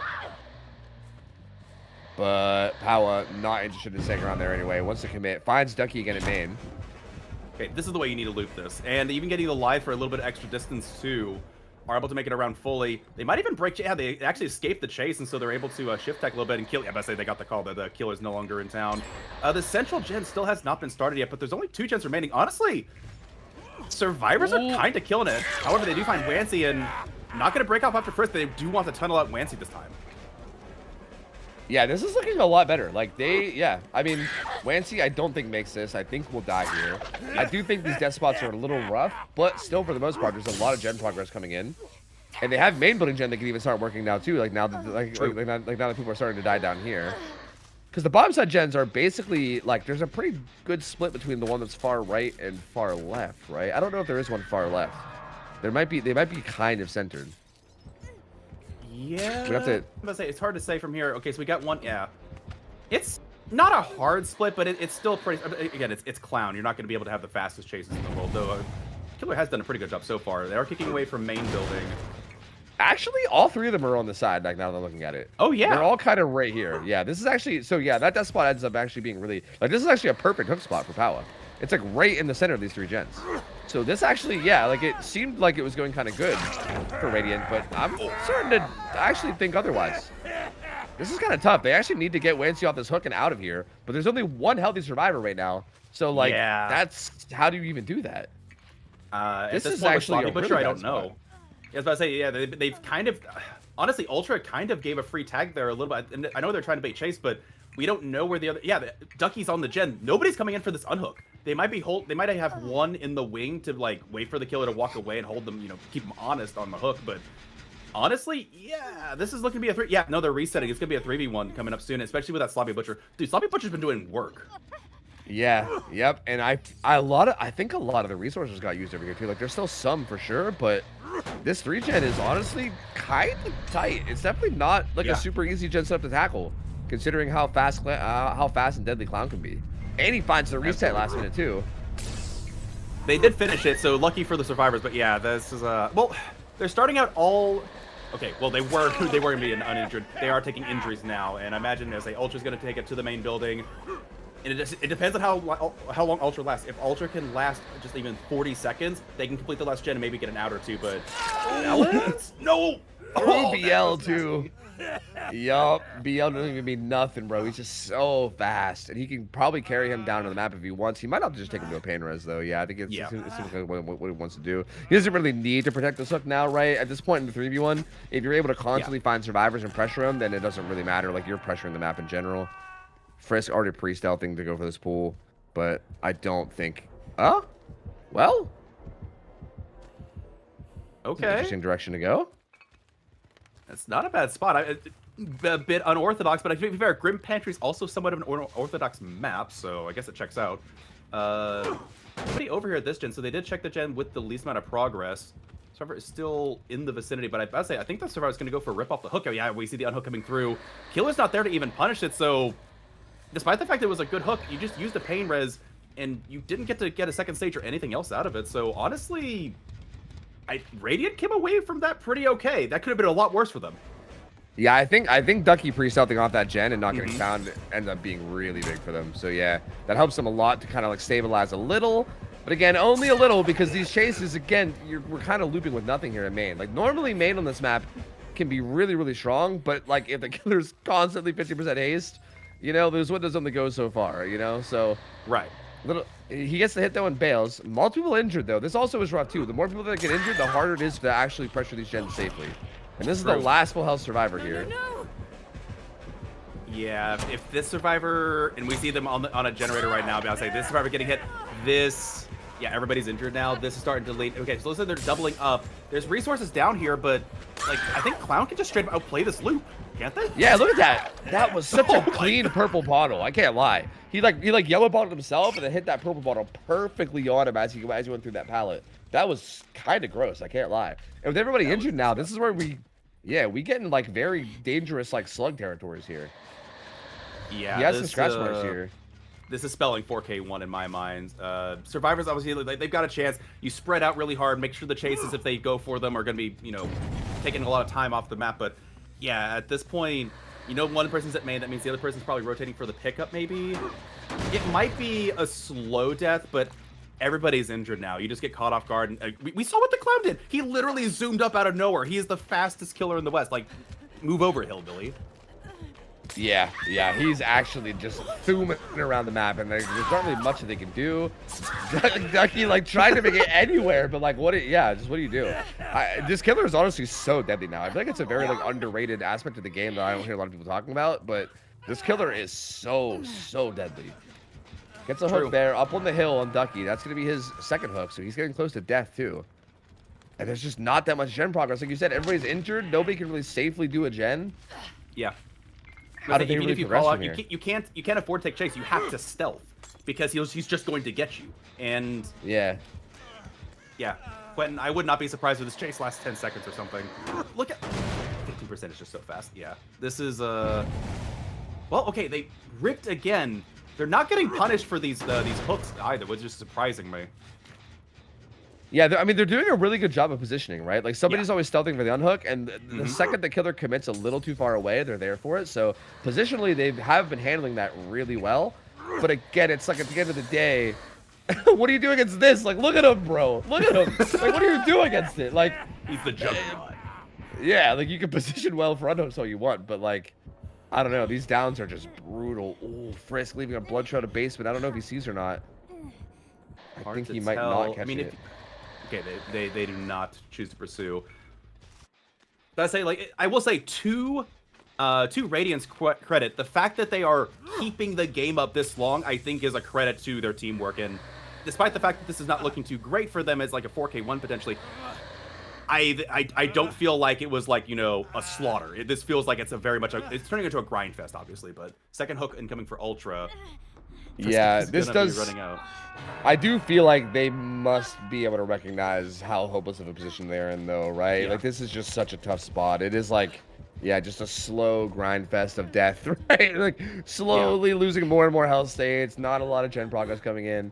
Yeah, I think this must have come through from, again, like just the bad death spots earlier, and maybe not recognizing just how bad of a gen setup there was over here. Because they even popped. There was a gen up here on the pier that they popped as well, right? So there must have been like a 4 gen over here, and they just couldn't quite get all 4 of them done, or like 2 out of the 4, I guess, to break it up. Oh my goodness, they waited out the 15-second BT perfectly. Yeah, Fernando's out of the window. It's so gross. And yeah, finally going after Ducky now too. So. Yep. That's No gonna be all she unbreakable. wrote, This man. will be the last chase of the game. Yeah, and 4K1 here, I feel like seems quite good. Like, I feel like you could argue, like, yeah, Clown is really strong, down, you know, gets downs and chases fast, but I still feel like a lot of it boiled down to the macro, right? Like having the right death spots and everything. I feel like we just didn't quite see that out of Radiant the way we could have. And that's kind of what ended up making this a 4K1. So I do think Blizzard, going into their survival round, if they kind of just don't make the same mistakes we saw here, could definitely pull out a win here. Which, and it was their set choice, so I would expect a pretty good, like, confident play from them, where they hopefully know what to do in the set. And I also think Clown Grim Pantry, like kind of like you said earlier, a bit unorthodox. It would not surprise me if this is just, you know, maybe catching Radiant a little bit out of their comfort zone. So maybe not that much of a surprise to them either. I think the last time I saw Grim Pantry being played by any killer, let alone Clown, might have been something about a year ago. This just doesn't hit rotation very often. So yeah, let's say Clown is like what, Cold Tower? Wretched shot?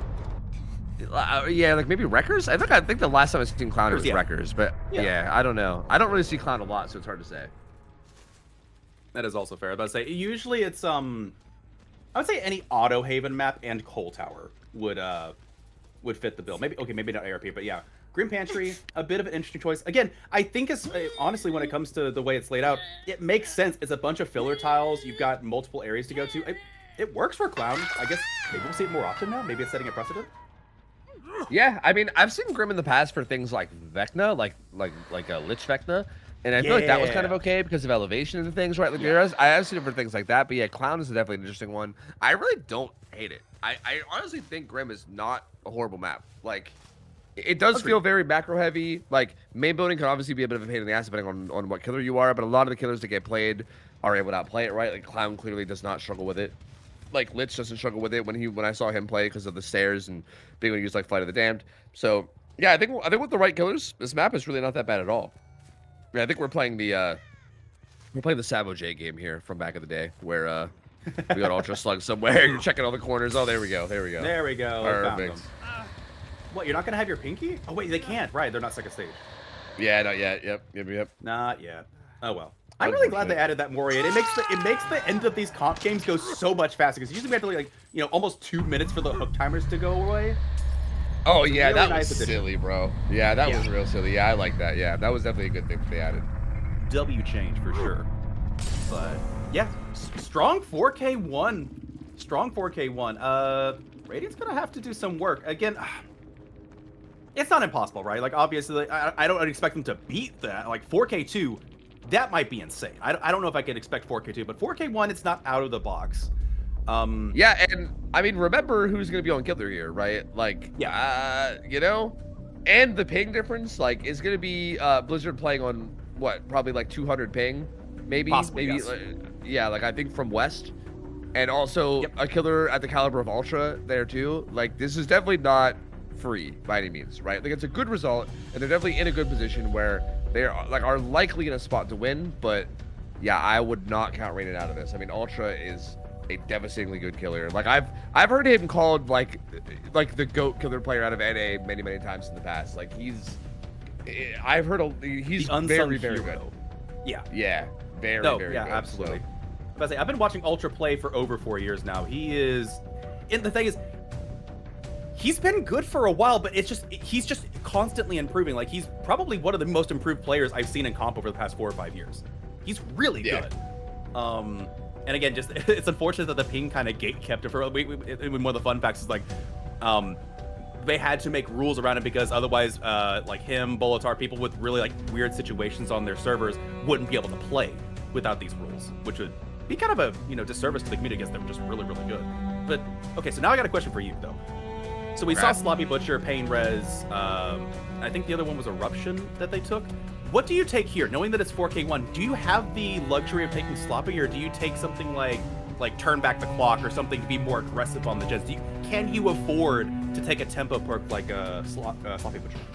ooh, yeah, see, that's tough. I feel like maybe you can, because I still feel like even if you're going for a 4K, a lot of times that comes from like getting a hook and then like getting a tag before the unhook comes in and then going back to the tunnel, right? And like Sloppy still gets a lot of value in those scenarios too. So I don't think Sloppy becomes a bad choice there by any means, especially considering like we were saying before, this killer is very good at getting hits, right? Like, oh yeah, if he shows up at your jet and you're not able to pre-stealth him, like if he sees where you are, pretty hard to get away without getting hit. Like it's possible, but not super unlikely. I do feel like we could see a very similar build.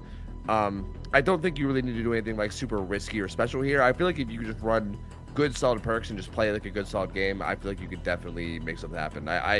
So yeah, I feel like Ultra can probably run basically whatever he wants. I think at the end of the day, it just boils down to having a good game. And also, it also might rely a little bit on hoping that they mess up their macro a little too, because I do feel like that was a big reason why that first game went the way it did, if we're going to be perfectly honest. No, I tend to agree. So, follow-up question.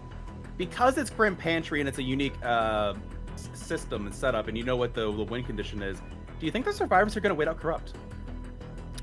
Ooh, that's an interesting question.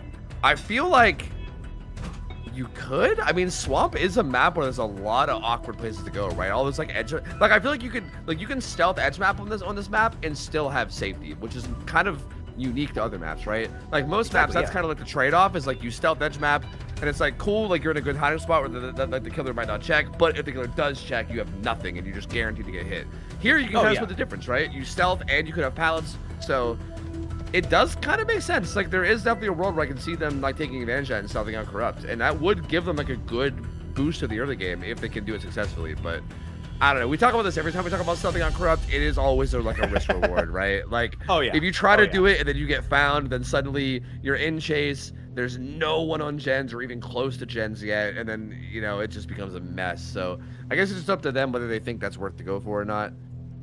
But say I've only seen a couple teams ever actually execute on it regularly and get something out of it, and none of those players or teams are in this game today. So I'm not really expecting it.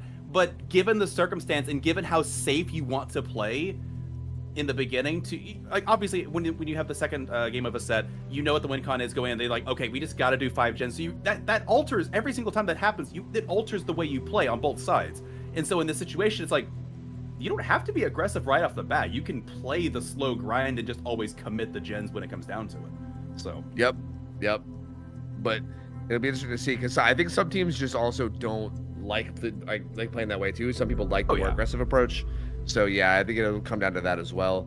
But yeah, I mean, we'll see. I've not seen enough out of Blizzard. I have seen them quite a bit in like different tournaments before, and from what I've seen of them, they don't strike me as the kind that are going to wait it out. I feel like they'll probably play more aggressive, but maybe they'll prove me wrong. I don't know.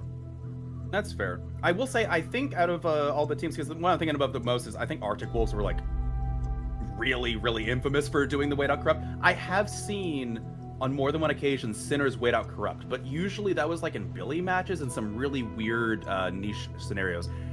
and it didn't always work out. So Yeah. tough to say. Yeah, One thing that yeah. also surprised me though is that the amount of add-ons that are allowed for clown in this is like my go-to would have been Garish makeup kit, and the fact that Garish makeup kit's even allowed is crazy to me because it's so strong. Which one is that again? That's the R add-on, R reading. Oh, real? That's allowed? Based on the balancing that I'm looking at, yes. Oh yeah, that's gross. Cause yeah, in my guess on whether they'd stealth out corrupt or not, I was assuming that add-on was not allowed. Because again, with that add-on being allowed, like the fact that that even possibly exists means that I would probably never stealth out corrupt for that, right? Because if he's just going around like anywhere edge map that you are with that add-on active, like that would be really rough. Looks like he You'd be doesn't so have it cooked. though, right? Yeah. Okay. Also, what is this corrupt intervention? We like one of the central gens right there on Shack is not blocked. That's a Whoa. Oh, okay. Whoa, we're doing a little bit of a two-step there. That was crazy. Whoa, Ultra's dancing. Yeah. Hey, I don't think waiting on corrupt's happening. We found a I don't think chase they're out happening. immediately. Ooh, that's a great place bottle there on the L and not using the Oh! okay. Ultra, buddy. Ultra, buddy. Ultra. You okay? Get it together, buddy. Get it together, man. Reel it in, man. Reel it in. That's He a, said, oh, you thought we Jason was laggy. Let me show you something, buddy. Let me show you, huh? You want to see a laggy killer? I just wonder what it Hopefully looks like on he's okay. Soldai's screen or Saudi screen. What does it look Yeah, like to right? them? I don't know. Hopefully it's not not what it looked like for us, because that was rough. That was real rough. Brutal. I think he's... Actually, look at the gen progress already. Yeah, I think his internet stabilized at least, luckily. And he's back in this chase. He's got 17% haste on his bottle, so I think he has double haste add-ons. I think you would be correct. Oh my word, they actually caught up. Dude. It never ceases to blow my mind how fast that is. Yup. Like it's oh, the head-on save. No way. Oh no. And the fire. Add That's so insult much to injury. Oh, that's so much savage. pressure alleviated. That's crazy. What a play from Wee Jason. Yeah. And All right, again, the this Wee Jason pallet- showed up to be the goat. All right. This pallet, even though it's so big, is still unsafe because of ping plus 70% haste. So there's nothing. I mean, nothing is going to be safe here. Everything is just going to be a super risky 50. Does get that pallet throw and baits a swing. How far will he get with that though? Is there a pallet? He has two pallets that chain into each other. That's actually really good. Wait, Yeah, just but if won he that? just drops haste, wait. I can't believe Ultra didn't haste his feet there. Wait, he's winning everything. Oh my god, if that Okay, would he have worked, I was. would have lost my mind. I would have lost my mind. That would have been Okay, they that would've been a popped- clip reel. They popped main though, which is interesting. So they prioritize do. main and then they also pop a gen bottom middle. So it looks like now they have a gen, the only last gen setup, it looks like it's like bottom left. And even then, no, it's not bottom left because there's another topside gen. They got that rare topside gen spawn. There's one at like 10 up on the left Yeah, side it's- of main. Yeah, it's a bit of an odd split, and again, for Clown, it's not the absolute worst. They can kind of make it work with a little bit, but it's a string of gens. It's not a tight cluster of it, so definitely Survivors targeted the best two gens they could have gone for there and really split the map up. And now, what's even crazier is they let Wee Jason get the unhook. He's not even there to like contest the unhook. He's looking for a completely different survivor. Hey, wait, hold on, look at that. They did bring turn back the clock. Yeah, they did. Yeah, they're turning back the clock. Yeah. They got the They're old turn sloppy. back the clock eruption combo. They're kind of rocking it all the regression they can possibly find. Dwight Yeah, I pre throws that. Same, I like that too. Yeah, I think turn back the clock is a super good perk that I'm surprised we're not seeing more of. We will with time. I think you got to let it marinate a bit. Okay? People got to see. Also, it's weird to have to activate a second activation button in order to like get the power to work. I've seen people try it and they start spinning around because they have what is it, Q&E behind Oh it. yeah, for Billy, yeah. Yeah. Yep, that's kind of funny. Yeah, I start doing circles. Yeah. Haven't seen that so far though, and looks like they're heading back over here. Yeah, this does have a lot of high progress, but one thing I'm saying, they're stealthing out. Like you're not really seeing where the survivors are. They're doing a really good job stealthing out. Yeah, I mean Dwight did really good in that chase. Like, Yeah. he basically like lied. Like, he basically ran down. He threw that pallet. He lied it towards main. He even got in on that haste model he threw, and he basically just got away. I mean, to the point where Ultra's dropped chase with him, which is crazy. Because again, this killer is so strong and so fast, and we've been talking about that so often. So the fact that he played that pallet so well that Ultra felt like he had a drop chase is a massive tempo changer. And now, like, look, like Ultra can't. And then, like you said, they stealth, and now we're right back where we were. We're back on Dwight, but now he's full health. and we're at main. Like, True. oh, this is such good patience from Dwight. He's gonna get hit here, but see, but No this is DLC. so important because like Yeah. you see where he's running and dying. Like this is so massive. This is like the big thing I think we were missing last game. The head on. Another head on! No, no, we Jason. Oh. Okay, Blizzard's showing up and they're kind of showing some moves, and yeah, they dropped the entire thing. Going back to the gen, I think Zoob has high progress on it. Yeah, they catch Zoob stealthing away, pre-dropping the pallet. They're going to take some time to get away, but look at that. Powa's 50% on a gen. Just because Jason had to go away and try to keep Sodi from taking it down there. There's just a ton of gen pressure. They're going to reset Saudi. You're going to take a hit with Jake here and probably go to Shaq, I would guess. But Yeah, Shaq yes. pallet is down though, so limited safety here. He misses the window. I think he was looking behind him and trying to autopilot to the window, and he went too far to the side. I've done that so many times, and I love the fact that I'm seeing these like really, really top tier players do it sometimes too. That makes me feel so much better about myself. Because I Validating. swear I've done that so much, where my camera's just locked in the killer, and I'm like running through the window, and I go a little bit to the side, and then I just hit spacebar on nothing. It's so silly. Oh. Unfortunate for Zoob though. Yeah, they get the first pain res of the game too. It prevents Powa's gen from finishing, but Powa might still be able to go and interrupt it potentially. That's the thing too. They do have extrasolar pain res. If they are able to utilize those, they might, get the tempo down a little bit. They need a Deathhook Survivor like yesterday though. They need Zoob. I think they need to follow up and get Zoob out of the game. Jason is already healthy. You don't know where they are. I think you got to take your chances on Zoob and get them out of the game. I don't know what you can do here. Yeah, and Zoob is over here in a spot that looks not super great too. Well, we actually don't know where. Okay, wait, okay, there he is. We ended up finding him. Yeah, so not and a spot that's not super great. I kind of agree. At this point, that's maybe your like last chance, and even that's not looking super great, right? Because how much do they get done for this, right? Like, there's a lot of pressure potentially coming out. Okay, going for Right, more it's central like- hook near Shaq. Oh my goodness, yeah, look at Jason's gen. That was the one that Zoob was working on before they got pushed off. Powa's 30% on another gen. Survivors are looking at completing that fifth generator. I don't know exactly how you actually stop this at this point. Yep. Jason baited him over to his gen before he popped it, so he held it. He held it 99 for a while, and yeah, he's got 2 gens over here. And where's the last one? Is it like deep on that left side? I think so. So I think they had a really good split early on. So yeah, I think it's very deep on that left side. Yep, you're right. It's behind the mini shack. Yep.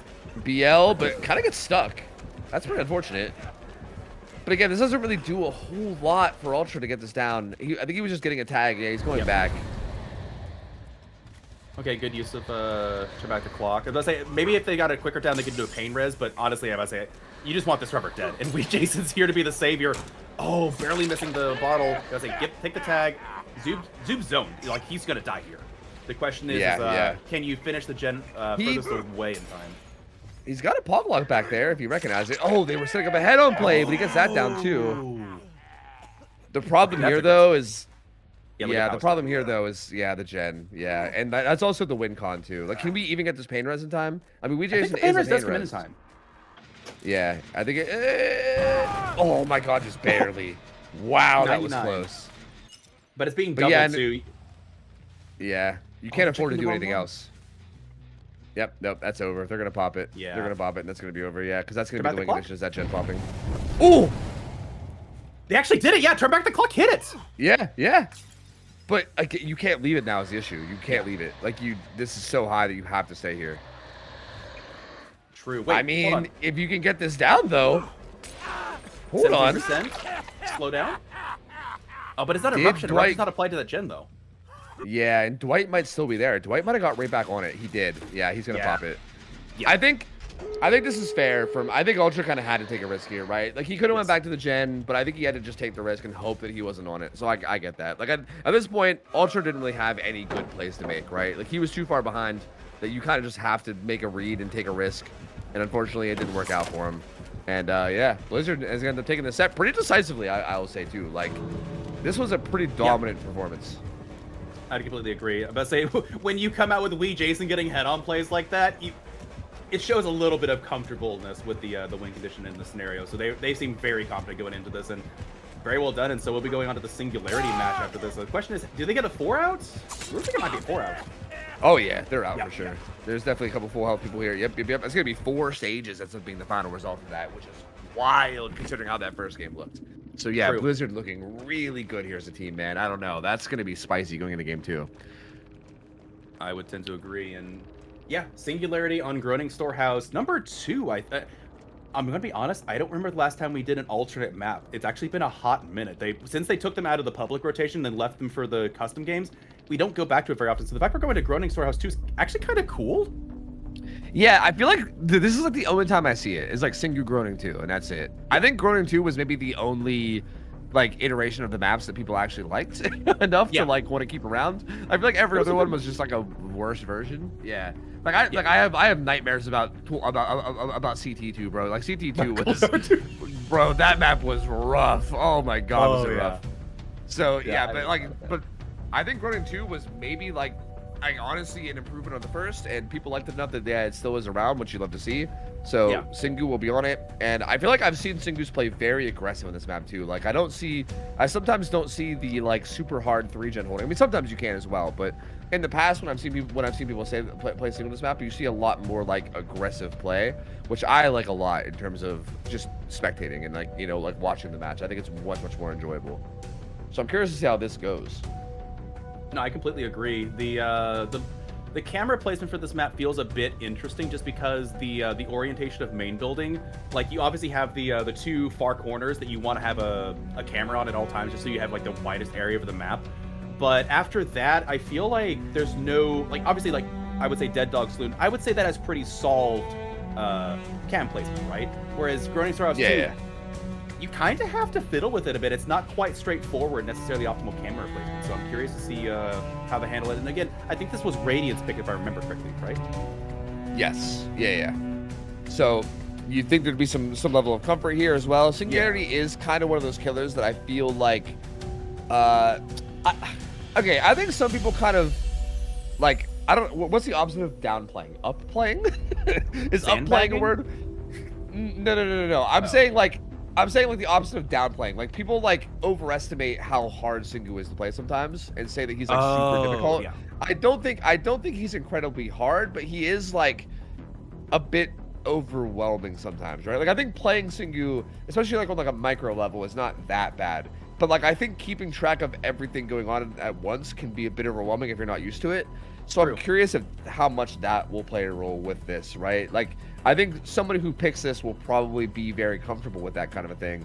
And if the other side isn't, then that I think will be, and to be honest with you, I think that will be obvious from their gameplay too. Like I think we'll be able to see that. Like I think it'll be very obvious if like the killer player is getting a bit flustered.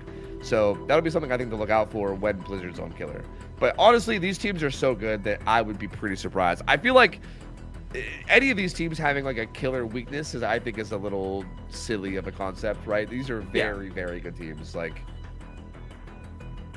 no, I would tend to agree, and I like how you put it that this killer is mentally taxing. I compare this killer just playing StarCraft 2. I don't know if you've ever played StarCraft 2 or seen it, but like just the macro level knowledge and the constant micro requirements. The skill floor feels like it's inflated, but the skill ceiling feels almost unlimited. Like you probably watched Nightlight play Singularity, right? Oh yeah, he's disgusting. Yeah, it's actually gross how like for like 30-40 minutes straight keeping track of all rotations and it's just insane, bro. Like actually insane. So yeah, I agree. I think the StarCraft reference is actually a pretty good example. And you see Ultra setting up 2 pods. By the way, goated add-on choice. This is my favorite add-on. As a single player myself, I think Slurry is one of the most underrated add-ons, and I can't believe more people don't run it. It's the brown one that gives you 2 more pods. Having 10 instead of 8 is like, wow, it's so good for coverage, man. Like you can just have coverage everywhere. Like you can put them on like potential reset spots, potential like rotation places. Like just being able to have more coverage around the map does wonders for Singu, man. And I can't believe more people don't run it. That's a very valid point. I'm about to say, like, I would say most of the time when I'm saying Singu, you can tell me if I'm off here, you want 2 pods at all times for your chase. And, okay, speaking of chase, we're already in chase with Powa, and Jason just now was able to get an EMP off onto them and Zoob. I'm about to say, this is a bit of an early chase. I don't think the EMP economy has quite gotten to the same point yet. There is one coming in, though, yeah. So far, nice. Not too bad. Not too hard to set a new one though, but can he get some distance away while he came out of it early. Oh, that's really crucial for them too. And correct bug. Well, they actually get the tag there. Really, really good job. Will this result in a first tag? Oh, they miss it. And he still gets the pallet break there too. Yup. Pallet gets more distance. He can make it into main or into shack window again. Tries to chain ball tech him, but not quite. He should be able to make this no, he should get hit on that pallet. I thought it was still up, but it was thrown. Yep. Don't get hit. He's gonna head up the map. And it's a sloppy butcher tag too. Looks like Jason's trying to get another EMP ready to go after them with.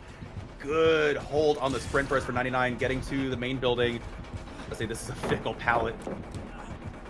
Ooh. EMP trying to make its way. Oh! Oh my word, that worked. Is Ultra he like went to teleport to him and he like swung? That was weird. It almost feels like Ultra's like lagging or something. That's odd.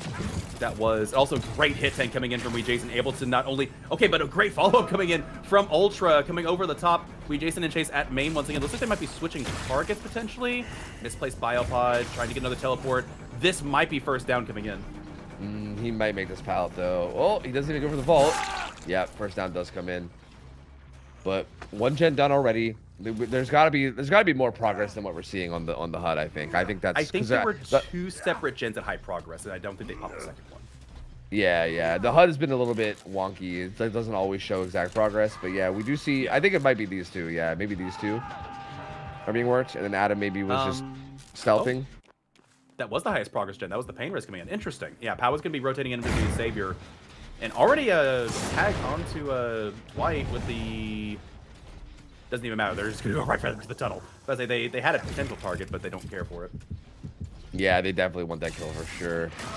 Jason going back to main with this takes that pallet that pallet again. He's gonna head out towards mid map. Where do you want to go with this though? I think looping around main like this is interesting. I mean, I think this one was specifically just to get a hit tank from Power, but I think you got to try to make it somewhere where there's a little bit more resources.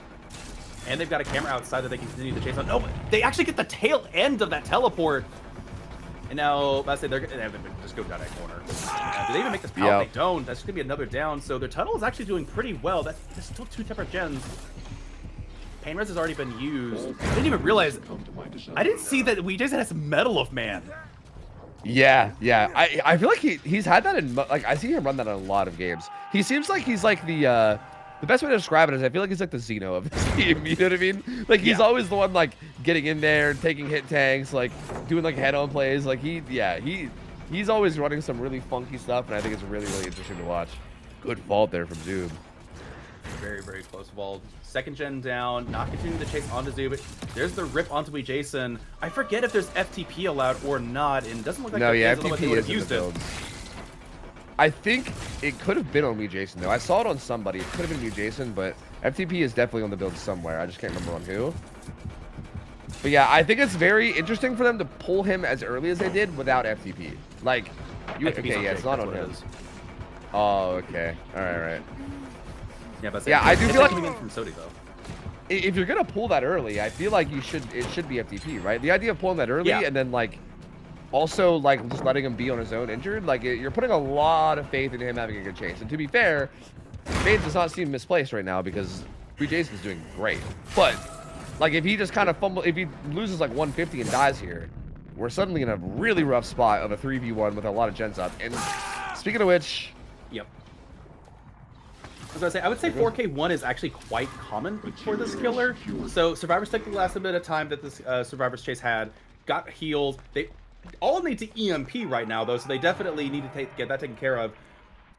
The problem is when the 3v1 needs to start at 1 gen remaining, and this could be a 4K2 for Ultra. If you play, like, once you hit the 3v1 against a good singularity, I don't think you actually pop a gen. It doesn't matter what map you're on. Yeah, if the gen progress is high, then maybe. Like, if there's already high gen progress, but I don't think there is right now. Like, there's a pretty decent 3 split right here around main. And then you have that one way down on bottom side of the map, but still, as long as Ultra's able to have pods on him, yeah, this should be really difficult. They are slow playing it though. Oh, well, I was saying, I guess I spoke too soon. They were slow playing it, but Zoob gets found and potted up, but he'll instantly EMP it. I was about to say, if the Survivors play anything like they did the previous game and just really are willing to grind it out, okay, if they get more than one gen done here, I think their mental is just better than Radiant's at this point, because their mental's already proven to be very strong. The previous match was very decisive. They might have just come with, you know, vitriol and vengeance in their heart and said, nah, there's like 5 NA teams in here. We're gonna make sure that all of them are eliminated. We'll be the only American team. yeah, which I respect, honestly. I respect that. Yeah. Eruption Absolutely. going down here. They are okay, yeah, they have slowed down a lot, by the way. They've slowed down a lot, and we're kind of getting into that like stealthing and doing gens when you can mindset. Also, don't mind this audio bug that happens. It's like when you switch cameras during pod, it just mutes everything. But that'll hopefully fix. But one day. Yeah, someday.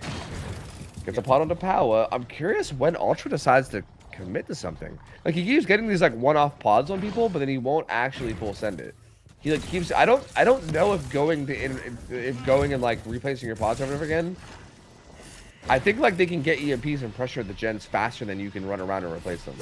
Yeah, okay. He does find a hit on the zoom. This seems like a good place to maybe start to make a commitment.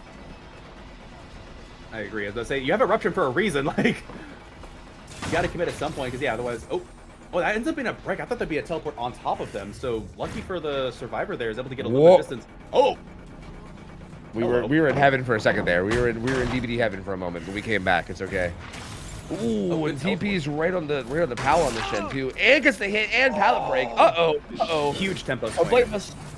Big problemos.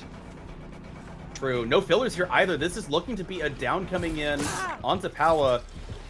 Eruptions proccing all across the map. Still 2 gens remaining. Not a lot of progress that we can see. Again, it's hit or miss. Okay, never mind.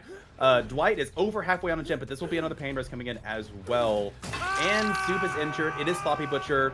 Let's say this was a huge tempo swing that Radiant needed here in the second half. And again, if Blizzard is able to do more than one gen, like that, just prove me wrong. Like that is a statement. Yeah, this is a very, very tough spot for Blizzard to be in. And Ultra could, like you said earlier, he could make this a 4K too. This would be a huge. Oh, good find. That's so massive. He could and should just hard pressure this. I think he will, because this basically forces Zoom to have to rotate, and rotating against Singularity is scary too. Because look, he can check pods. Like, he can check pods and try to find the rotation, which is what he's doing right now. Like, if you can find Zoom on the way rotating, and cut him off from getting there. Before the slowdown from the slipstream comes in, yeah. Oh, but he pops the gen instead. Yeah. No, Zoom, he didn't rotate. He stayed and popped the gen. That's good. Wow, that's nuts. And I think they actually have a good bit of progress down by where Dwight was too. And Dwight's just charging in. What? And he gets away with it. He was about to go struggle. What? He was about to go struggle too. He just marched right in. Oh that's my devastating god. for Ultra. That not only is that devastating, that's demoralizing. That's I had this and they ripped it out from under me. And it looks like Power also has second wind too, so that's gonna be a free heal on top of it, denying the Sloppy Butcher value. Okay, wow. yeah, no, I can't different. believe that worked. He just walked right in there. Like he just didn't care and just walked right in. I mean, I think he was expecting to 1-for-1. Like, I think that was the plan, was that he was gonna send it in 1-for-1 maybe, and then second wind was gonna help them, like, you know, continue to like get out of this, to get out of the scenario. But I feel like he walked up and was like, hey, you know, if it's free, I'll take that too. And you know, here we are. Second wind? They're still broken. Maybe that was FTP. Zoop is FTP. No, that I think Stout? maybe that. What does Power have? Wait, do they have the? Oh, they probably have clean break, maybe clean break. Yeah. If they started to heal, yeah, it could be clean break, yeah. If that comes into play. Oh my god, you can see the ping. You can see the ping here. That was disgusting. Okay, expecting someone to maybe be there for a potential flashlight save, but now Reset comes in instead. Survivor's getting ready to spread back out. Dwight already rotating. Oh my word. That's not even the pocket gen that they were working on initially. Yup. So they have 2 gens with high progress now then, with that other one on the side. Yep. That's so much progress. That is something more. Good hit onto Zoob with the battle pod. Pocket gen actually looked like it was a 0. I think it just fully regressed. When he checked it for a second there, I think it was a 0. Yeah, I did not expect it to be a 0, but I think it was. So I think all their progress is actually right here at this gen. And I think Ultra will now be able to recognize that too and play around it. But they're going to pop it. They're going to pop the gen. Oh my. Okay, Blizzard's just built different. Oh my goodness. I don't honestly at this point like Radiant's got to get their mental back in the game. This has been some really strong results, and it has to be wearing on them a little bit. Yeah, that's rough, man. We were sitting here talking about how this was looking like it might be a 4K too, and look at how much they pulled this back. Is this like how many stages are we even gonna get here? They need Zoop. They need to down Zoop. Where's Zoop? Yeah. We're currently in chase with Zoop, but Dwight's like trying to die for him. I think ideally they probably want Powa to die for him. Right. Ooh, Dwight didn't come in time to die for him, and it looks like Zoop will be going down. It's He might be able to still a get great more now, result. although he's got to be really careful not to overgreed this and let them get Yeah. the pick up on Zoop. Yeah, they're looking around. I was about to say, like, in Survivors, I wouldn't even bother coming back in for this unhook. If it's 8 stages, 4 fresh, that's a great result for the Survivors. Usually, I would say it's 4K1 on this map. That's going to be a huge uphill battle.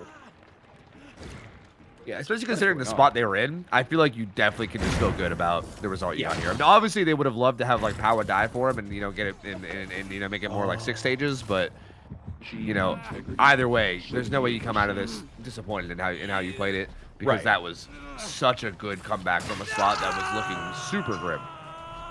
Also, I just realized what was going on there. They had the camera, they had Powa pinned behind a rock. And so Dwight took the slipstream so that Powa could make a move during the cooldown of the biopod. Wait, are they setting this for no, surely they're not. Whoa. Oh. I mean, to be fair, Powa could 1-for-1, and then with 15-second borrowed time. Like, you gotta remember, 15-second borrowed time is a thing that exists now. So, if Zoob's able to make it out with the 15-second borrowed time, then they're saving 1 hook stage here. The question is does he make it out? Because if he doesn't, then this is all for nothing. Oh, he is live, too. Oh, yeah. Yeah, 15-second borrowed time, bro. And yeah, they can just heal second if need be. He gets out. He's out. Yeah. Yes, they actually save on stage. Yeah, they actually end up with 7 instead of 8. So 7 stages, 4 fresh. So yeah, that's a really good 1-for-1. That's what 15-second hook stages were, or not hook stages. Sorry, 15-second endurance. BT. Yeah.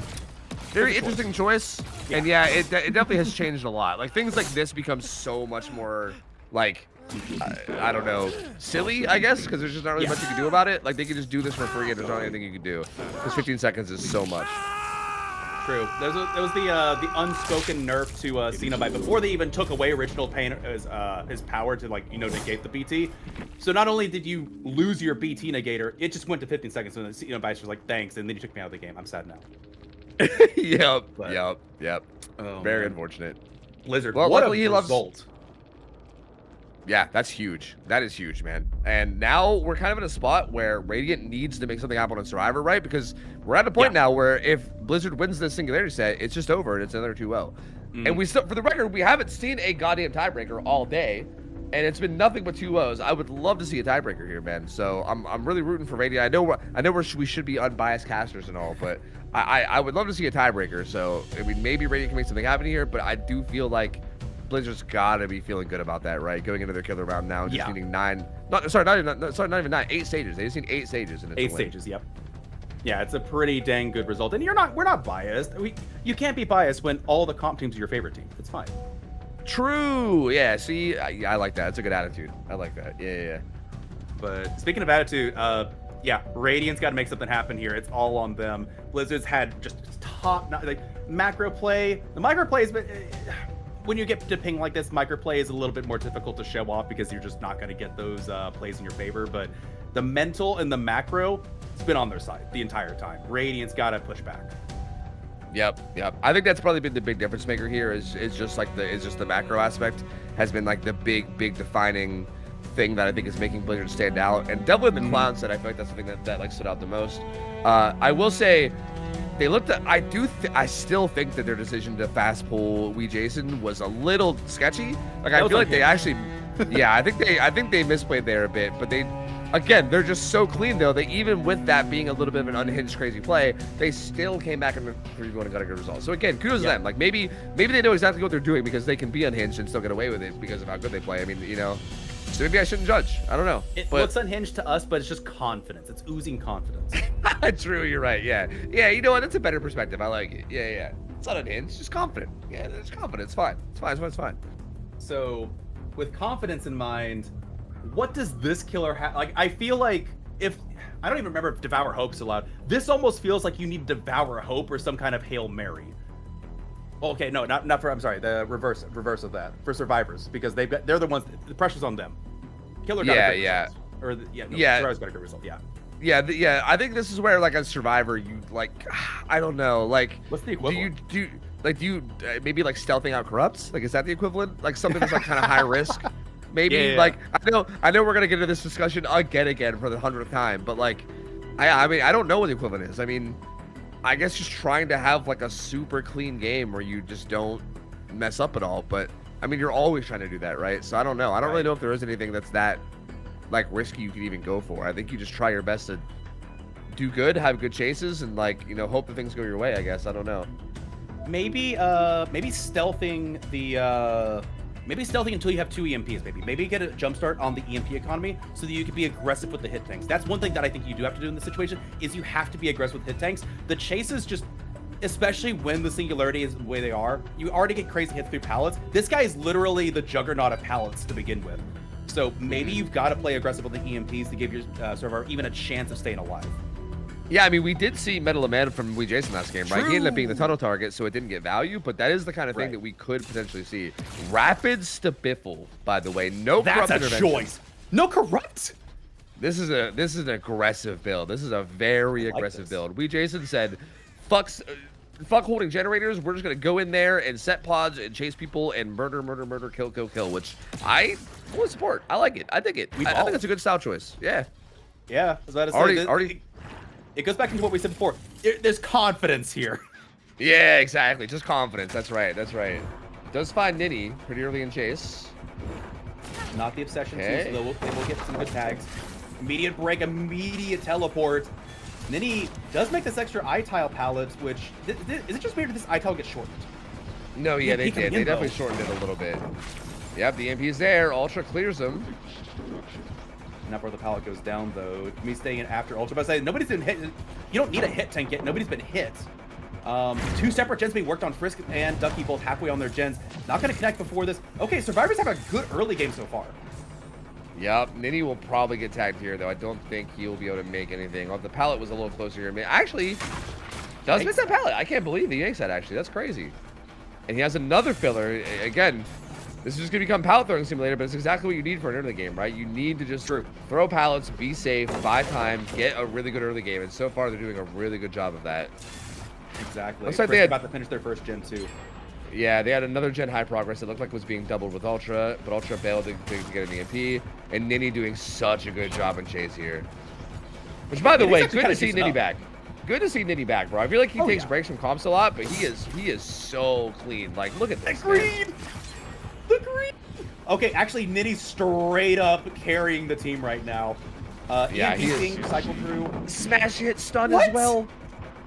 And he is even Ninja Kick too, so we got maximum smash hit value. He's gone. Well, he comes back and gets a teleport, but he still has a pallet here as well. This should be really hard to play on ping, though. Yeah, I was going to say, on ping, that should be like next to impossible.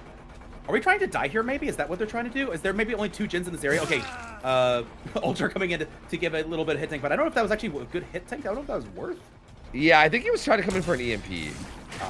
Chain ball attacks him, though. Nitty doing a really good job of not stepping forward. Oh, but does go down, though, unfortunately. Again, has to vault that so early because of ping, right? He tried to take a 50-50 vault and, unfortunately just didn't pay off. 2.5 gen chase, though. Yeah, that's very good. That's definitely better than the previous first chase in theory, right? But that being said, the previous first chase also had corrupt. This build is much more aggressive with like double chase perks and then regression. So that's, this definitely still isn't looking super horrible for me, Jason, especially considering the win con is not that bad here. Quick teleport to Ducky. He's going to be in trouble. That should be at least 1 hit. Yep. Throw a shack pallet for distance. About the chase perks, we're at 4 stacks of Sabiffle now too with the rapid brutality. I think we're gonna start seeing them come into play. Yep, that's gonna start getting pretty brutal to deal with for sure. True, firecracker being used preemptively, maybe a little bit out of panic. Kayla's still here. Oh my word, the life, but it's only gonna get a bit of distance. Actually, do they make that? No way they make this pallet. No, that was close though. That was surprisingly close. Gen number 3 pops. They're just now unhooking Nitty, so that took a while. But 3rd gen pops, and Fresco's on a gen with progress too. So again, progress around the map is looking good. Are It's they gonna just- clutch this? They could. They definitely could. That first chase from Ninny was so strong, but I feel like they're in a pretty good spot now. I guess they were inspired by Subster from earlier. True, true. The old 29 50s in a row gamer, you know, true. Yeah. Also, they waited a long time to get Nitty, but they instant rip Ducky. This is okay. BL to help them get away. This is a bit of an aggressive play from them. They've been playing methodically so far and slow, but now this is a bit more of an uptick from them. They've got the 4th gen underway, but no, they missed that. Oh, Butcher still does eventually go down. That was such a clean fake on that window. That was nasty, bro. Also, they have to know it's Biffle by now. That's 7 stack. That they have to know. Oh yeah, he's recovering so fast. Gen number 4 popping though, and this is hook stage number 3 coming in. And nobody's So this dead. is like- it's everyone.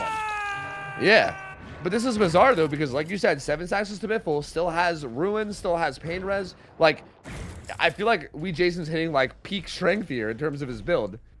True. But is it too late though? Is the question, right? I don't know.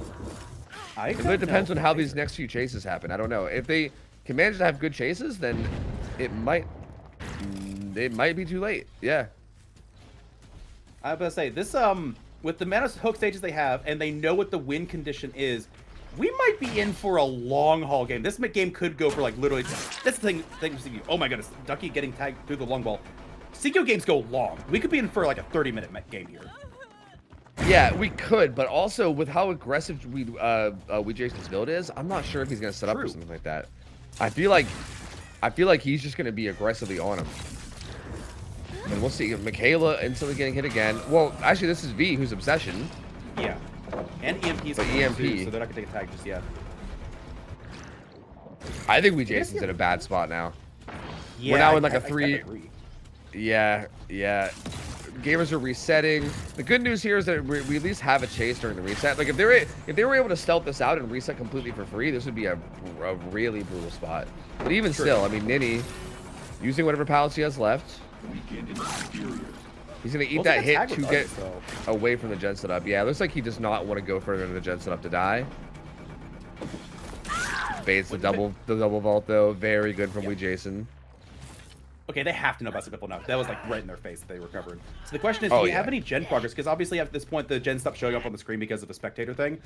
I don't know if they actually have any gen progress. Yeah, I think they were too busy. they Yeah. don't. Also, this is not a good gen to do, in my opinion. True. This is like the middle gen of the map, right? Like you have that like deep pocket gen, and then you have one like further up. That feels like the. I mean, maybe they're worried that that gen off to the side just has no pallets around it, so they just don't want to play. I don't know, but this is like like I think this one and the pocket one are so close that like I'm a little confused why they're trying to pressure that one out of all gens. Also with Ruin still up, I feel like at this point, if you're going to be pressuring gens with the way that this gen setup is, I think they need to take out Ruin.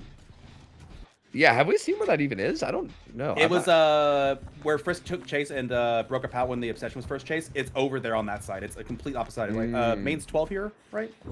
Yeah. It's a 2. Yeah, that makes sense. That's kind of interesting that they haven't seen it then, because they've rotated in and out of there Exactly. like 8 times. Like they've been in and out of that area so often that I Wait, can't is believe they Ninny haven't even dead? seen it. They might have to double save against Yeah. Stibiffle though. Guys, Oh my God, you're Stibiffle. right, Stibiffle. Stibiffle. Guys, Oh, Stibiffle. no! Guys, problems. They know now. If they didn't know, they know now. Yup. Oh, That's gonna boy. be a rude awakening. Oh no. Oh my god. word. Oh lord, here we go. Ultra gonna get put on hook. This will be a pain res, I think, right? I can't remember who the I think first you're pain right. res is, but yeah. And we have another that's down on Ducky over here too. This is gonna be hook stage number. Well, doesn't actually get the hook. They got the But pickup. Ninny had to put himself in danger to get this pickup though. I don't. That's. I mean, I Where's guess you Frisk? have to do it, but. Yeah, that's a good question. I guess maybe just sticking a gen. Maybe. Oh, Ducky not quite able to goes make it across. down. Ducky goes down. They get the unhook yet? Okay, they got the unhook. That was Ninny. That wasn't Frisk. So yeah, I think Frisk might be sticking that gen at like 3 maybe. I has to, right? What else could they be doing? Okay, so if Frisk is sticking the gen, like, okay, maybe they haven't registered that it's a Biffle, but say you need to be putting Frisk in the line of danger to try and negate this perk. Oh, they were on this far gen over here. We see progress on it, I think. Yeah, they're already stealthing away. Oh no. Yeah, Ruin might be taking the game over. Yeah, we're kind of crumbling now. This is, it was looking really good for Radiant for a minute there. Like that first chase from Ninny, all the pressure they had. But yeah, between Ruin being up and them, I think they kind of handled this final 3-gen scenario a little badly too. Like I still for the life of me cannot figure out why they wanted to pressure that like dead center of the map gen. Like they like were doubling it as that one hook came in, which was so strange. Because it's like right in the middle of the map. It's so easy to pressure and get them off of it. Like their decisions since like the early part of the game have been a little odd here.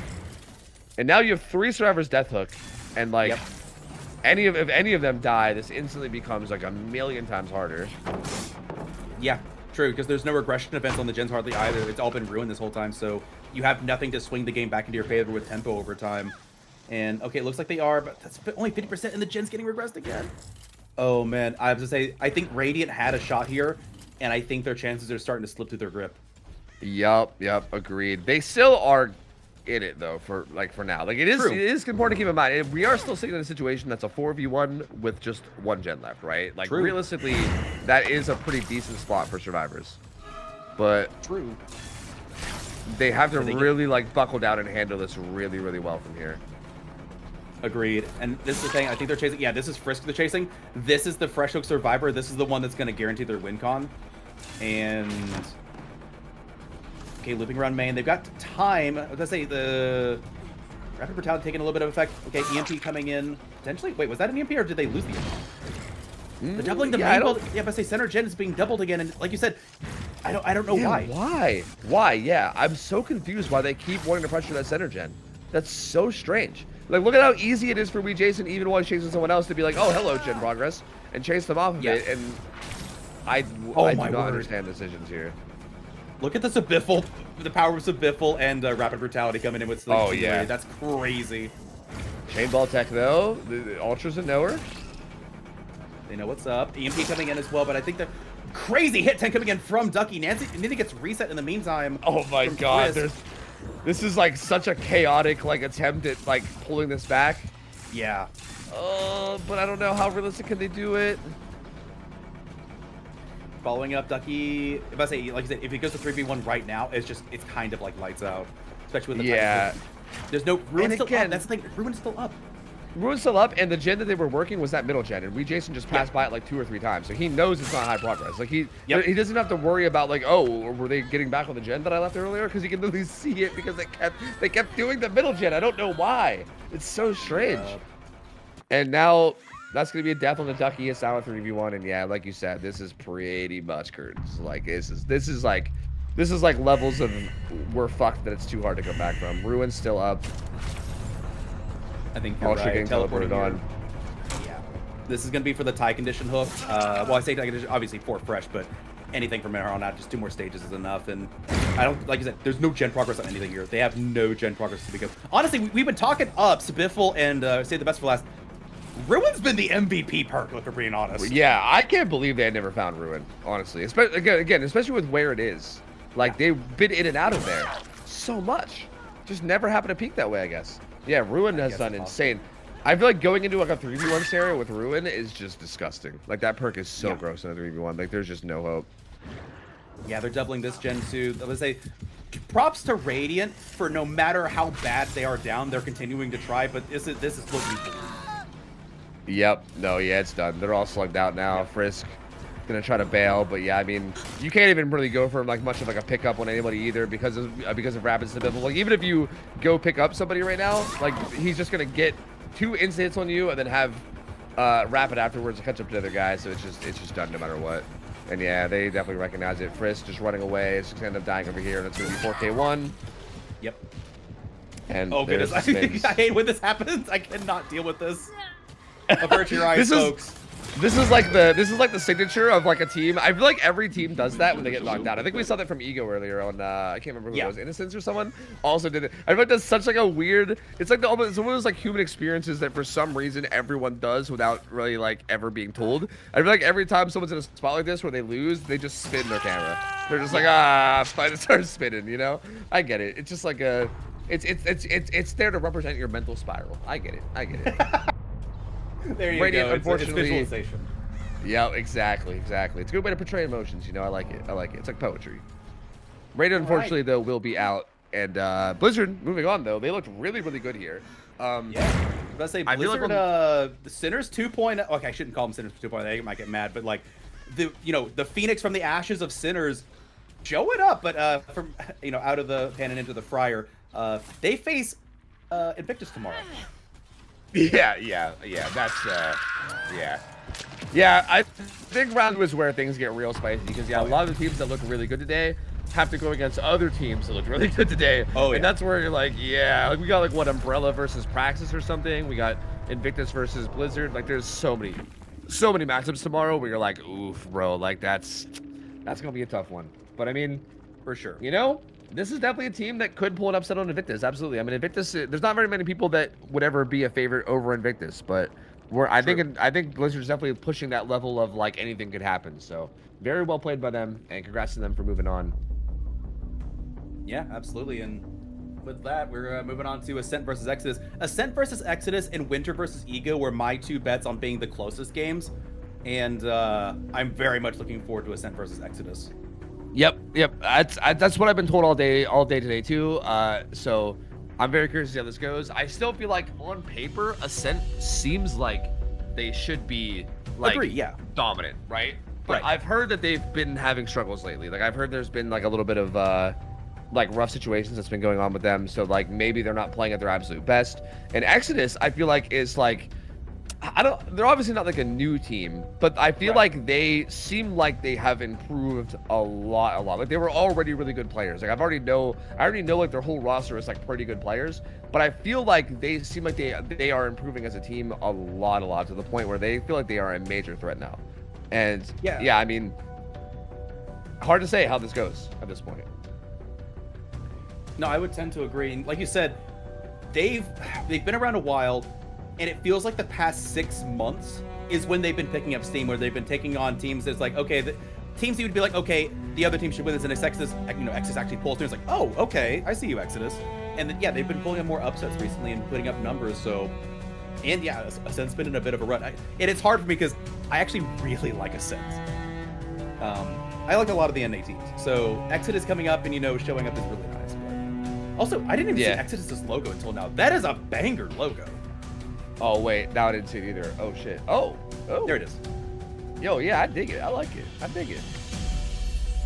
Yeah, this is.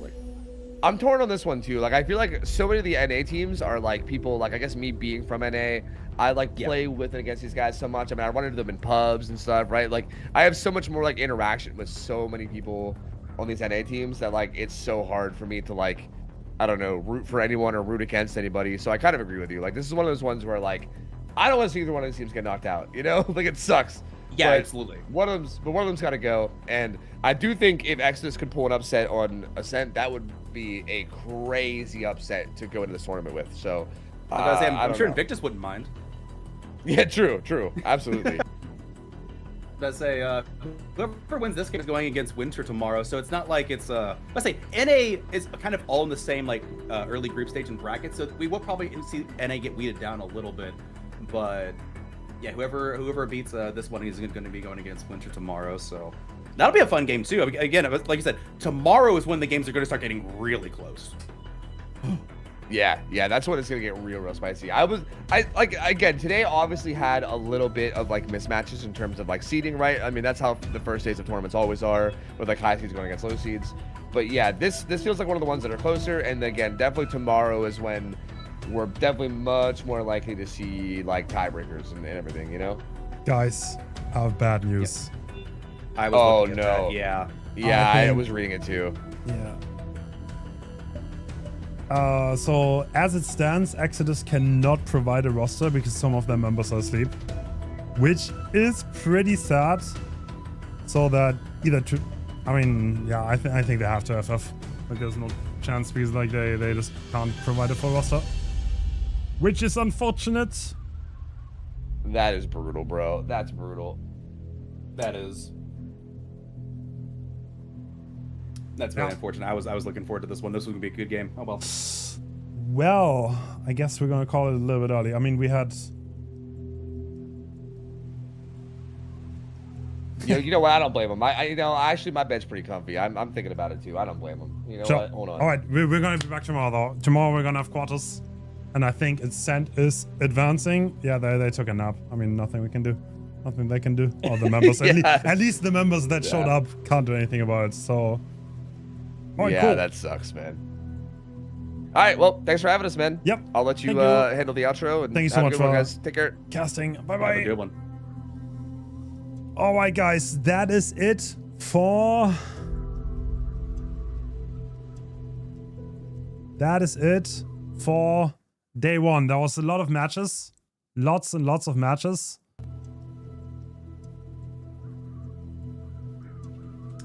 Yeah, I don't know what to say. We had some good matches, 2-0s, a lot of 2-0s though.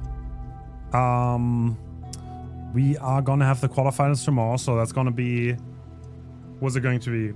Elysium vs. Long. Then we have Umbrella versus Praxis, which is gonna be a banger. Then we do have Ascent versus Winter. And I'm missing one, no? Which one am I missing?